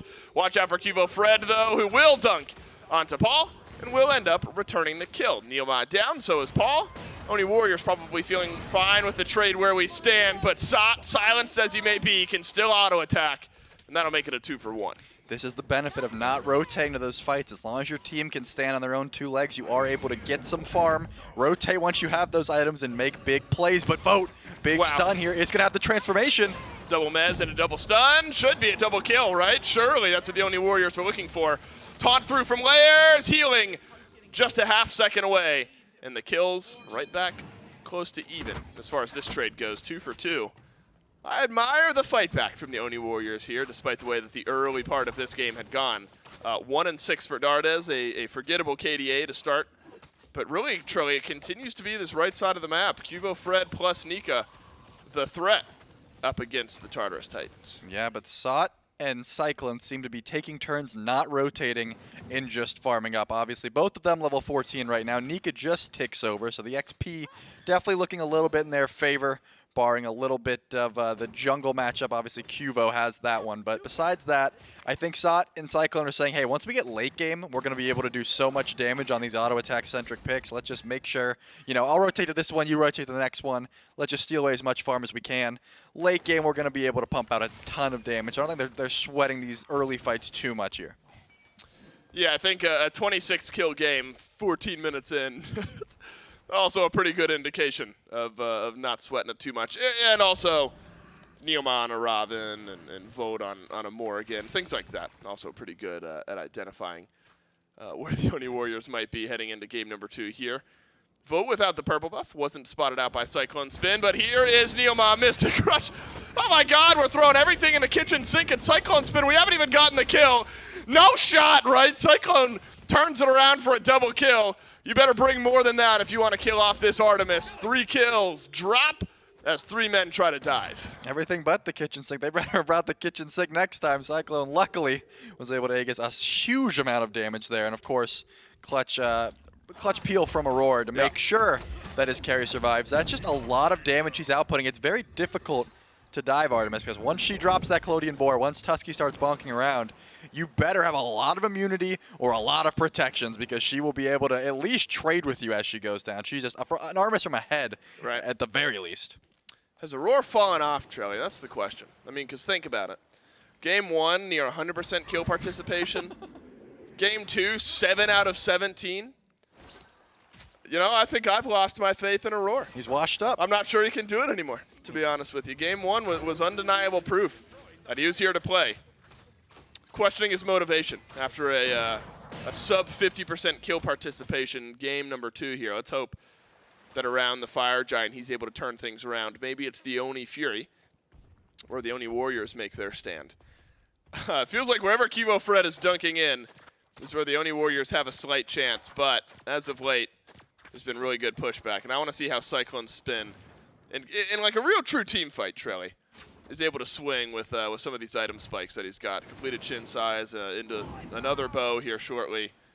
Haven't seen Cyclone in a big team fight just yet. Only some small skirmishes on left. Yeah, in Aurora's defense, I do think that right now his team is kind of just diving everywhere they can. I mean, they have to try to follow up the global presence from Cuvo, so they're just dashing to these fights wherever they can. Atlas does have a solid little dash ability, but he can't be quite as global as Blink, Doom, Orb, Hebo, those sort of things. So I think he's just not being able to get everywhere he wants to. We're about to see something very flashy come down on, believe, Paul.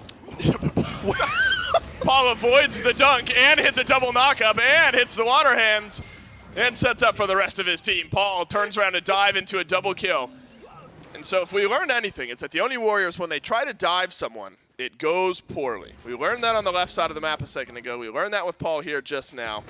You need to stop trying to dive the carries and do something else. I don't know what that something is. I truthfully can't tell if Cuvo just whiffed or he was trying to predict the wave. But Yeah. either way, he pretty much just put him and the result's Dardez. the same, right? Him and Dardez right in the wave's path. Luckily, Dardez didn't pop out in time, but Paul looking pretty healthy after they put all their eggs in that basket.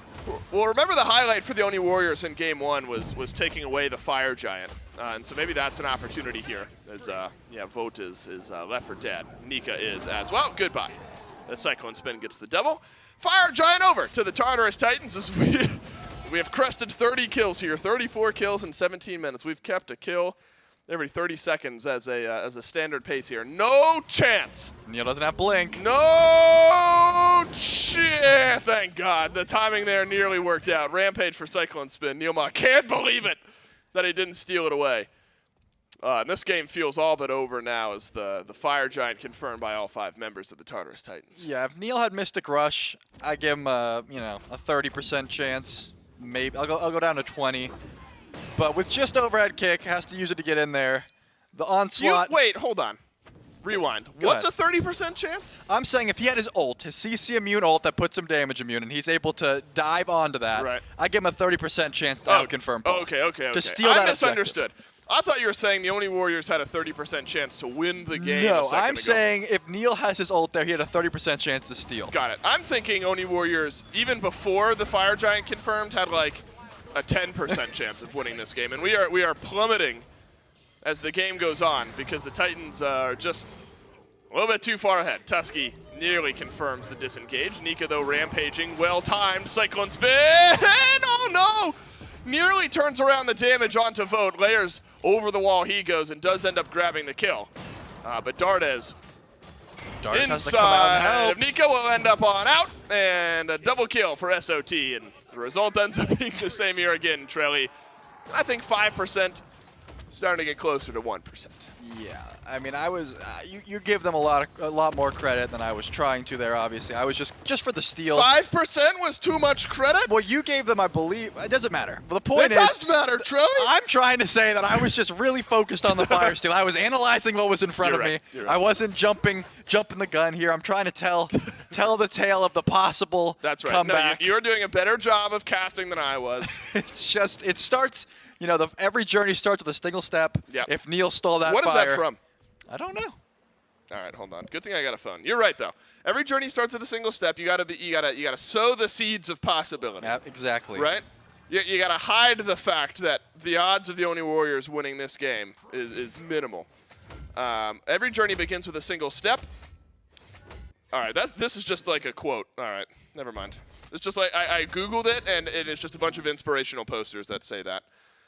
So I don't have a confirmed spot. I think it's just a saying. Unlucky. I thought it was from a movie or something like that, and we're going to have a nice talk about your favorite Disney film, and we could go in that direction. But unfortunately, it seems like it's just a saying, Trelly. Though it is a correct statement. As the Oni Warriors were attempting to take their first step on their comeback journey, But the Tartarus Titans have just about shut that door in their face. 11,000 gold ahead are the Tartarus Titans.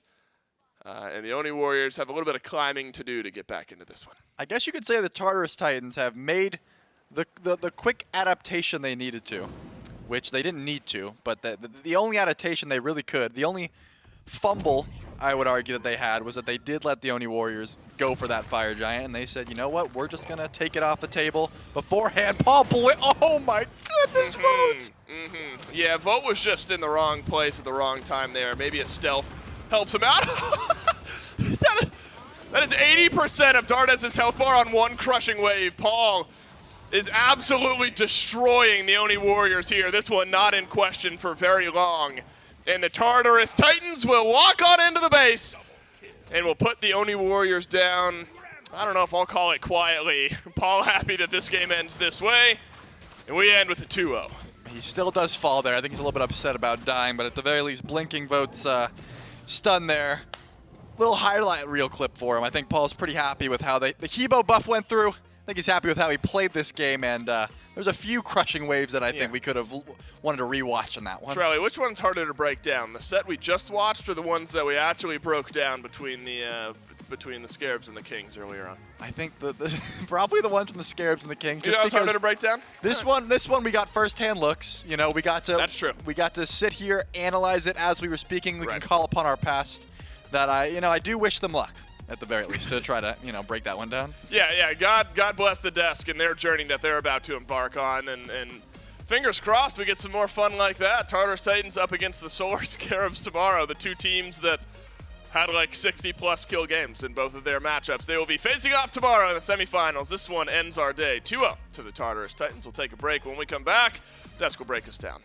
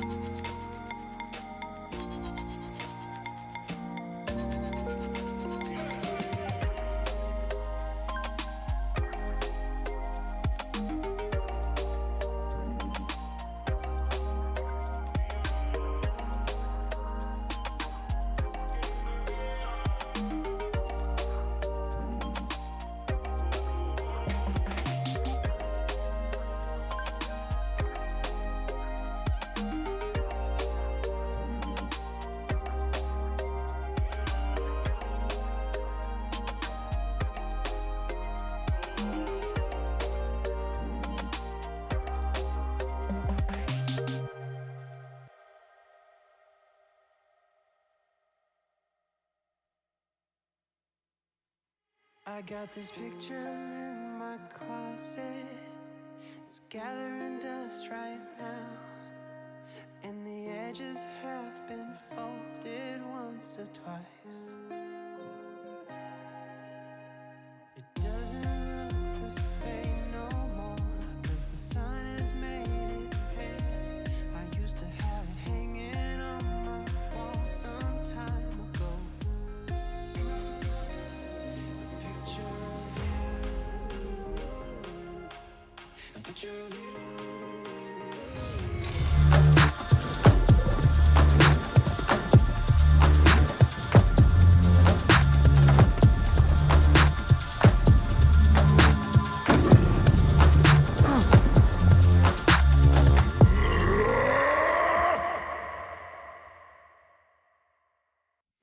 The Titans take this one 2-0 as they take out the Warriors, move themselves forward to face the Scarabs tomorrow in the semifinals. A couple of best of fives that await us over the weekend, Mifflin. My name's Gore, and we're here for the last time to break that one down. And that one, Mifflin, got a little more out of hand a lot quicker, I think is the best way to describe it. The Tartarus Titans simply won. They're I suppose, I'm staring down like both of these teams right now, so I'm going to speak completely candidly. The Tartarus Titans are just the better team. That's all it was. The only Warriors will never stand a chance. They don't have the same top end, and they've got a worse bottom end. Send tweets. I think they stopped listening. They're giggling over there. Yeah, dude. I'm trying to spread negativity and hatred, and they're having fun with a birthday cake. And man. they're enjoying themselves. Yeah, How dare they? This is awful. I can't even Grinch them. Dave, pop the balloon with your hands. Dave, pop the balloon with your hands. No one's going to do it. No, Either way, but bring the camera back. He's about to do the thing. Is he going to do the thing? Mike's not over there. No one's going to do the thing. Either way. Oh, my God. What? That was a good joke. Come on. It was. I fit it in naturally, too. Titans end up winning this one. A lot of their stat lines look really good. I'm trying to keep it on par, but they're having a lot of fun, and it sounds like Dude, a lot of fun. I want to go have fun. Can we just do the interview? There's balloons behind you. Pick them up. Yeah, throw them in the air. Here's peek behind the curtain. This cord's not super long. I can't walk with it. No, you do the weird waddle where it dangles your head closer to it. Yeah. No, we're gonna be talking to him for a little bit after this, and this is where things get interesting, Mifflin. Again, I'm looking at the weekend as a whole at this point. Like the artist? Not just the literal weekend. That's the concept. Good news for you is I don't need to talk to you anymore. Instead, we'll talk to Paul. Paul just got a win on that one. So Paul, dude, what's first up? and foremost, I guess congratulations. You're gonna be moving to the semifinals. Thank you. Yeah, semifinals tomorrow. I just want to know, coming into this, a lot of your team was talking about how you were taking this kind of scrims plus, right? Not quite full SBL, but you wanted to come in and treat it like that. Do you feel like you learned anything? No, I did not learn anything. That was really troll. Yeah, maybe I got worse. I don't know, dude. It was just really troll. I don't know, man. They're focusing me, man. Did you have fun? That's what. Well, you just said you were getting focused, so I'm gonna assume the answer is no. They were focusing me, man. Dude, they killed me through the timeline, bro. I got the alternate timeline game 1. Just killed me twice, bro. Oh, they're having so much fun. I can't believe they would. Why would they do such a thing? Anyway, tomorrow you're going to be going up against the Scarabs. I know that's a set that's going to be interesting because it feels like you're both going to be approaching it with the same mentality, right? The Scarabs have a hunger, especially after last year. They had a lot of roster changes. You guys are still looking at this as really good practice. It's a best of 5. Does that change the way that you're going to be coming into the set? Oh, it's a best of 5. Yeah. Yeah. They get a little longer. Yeah, I think they want to win a bit more, so I think it'll probably be a better set to watch. I mean, depends if you like to watch trolling or not. So it's like a coin flip, right? There's a certain point where like a good movie. Sometimes you want something that's gonna be thought provoking and make you leave thinking about life, I guess. And sometimes you want to turn your brain off and say, look, explosion fun. That was explosion fun for you guys. Definitely. I want to talk to you about, the Morgan came through. We got to see some Habwas, and Habwa specifically because he got a nice little, small buff, but it feels like it could be massive. Is that enough to bring him back?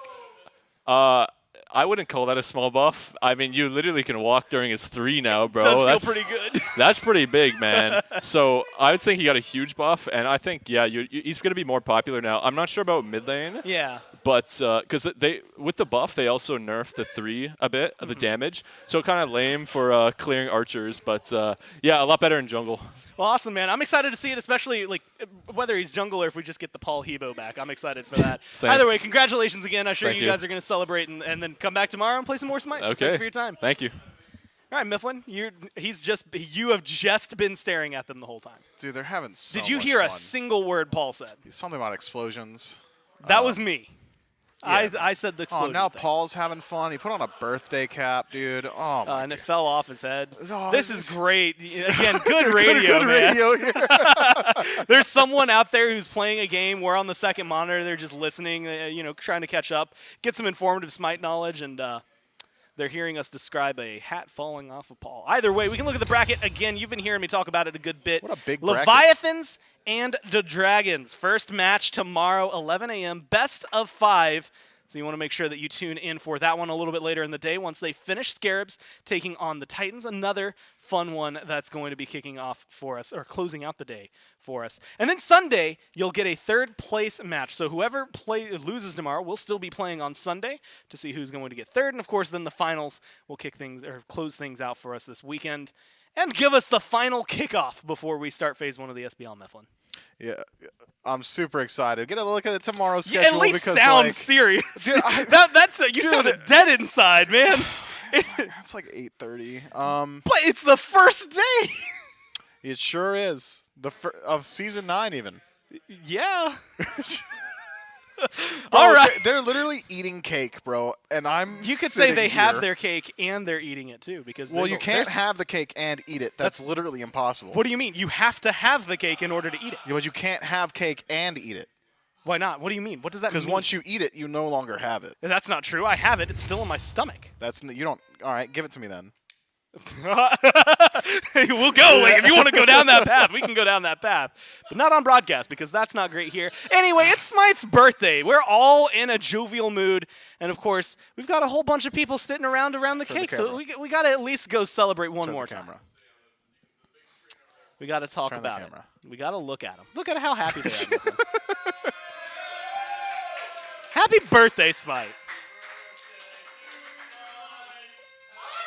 Oh, no!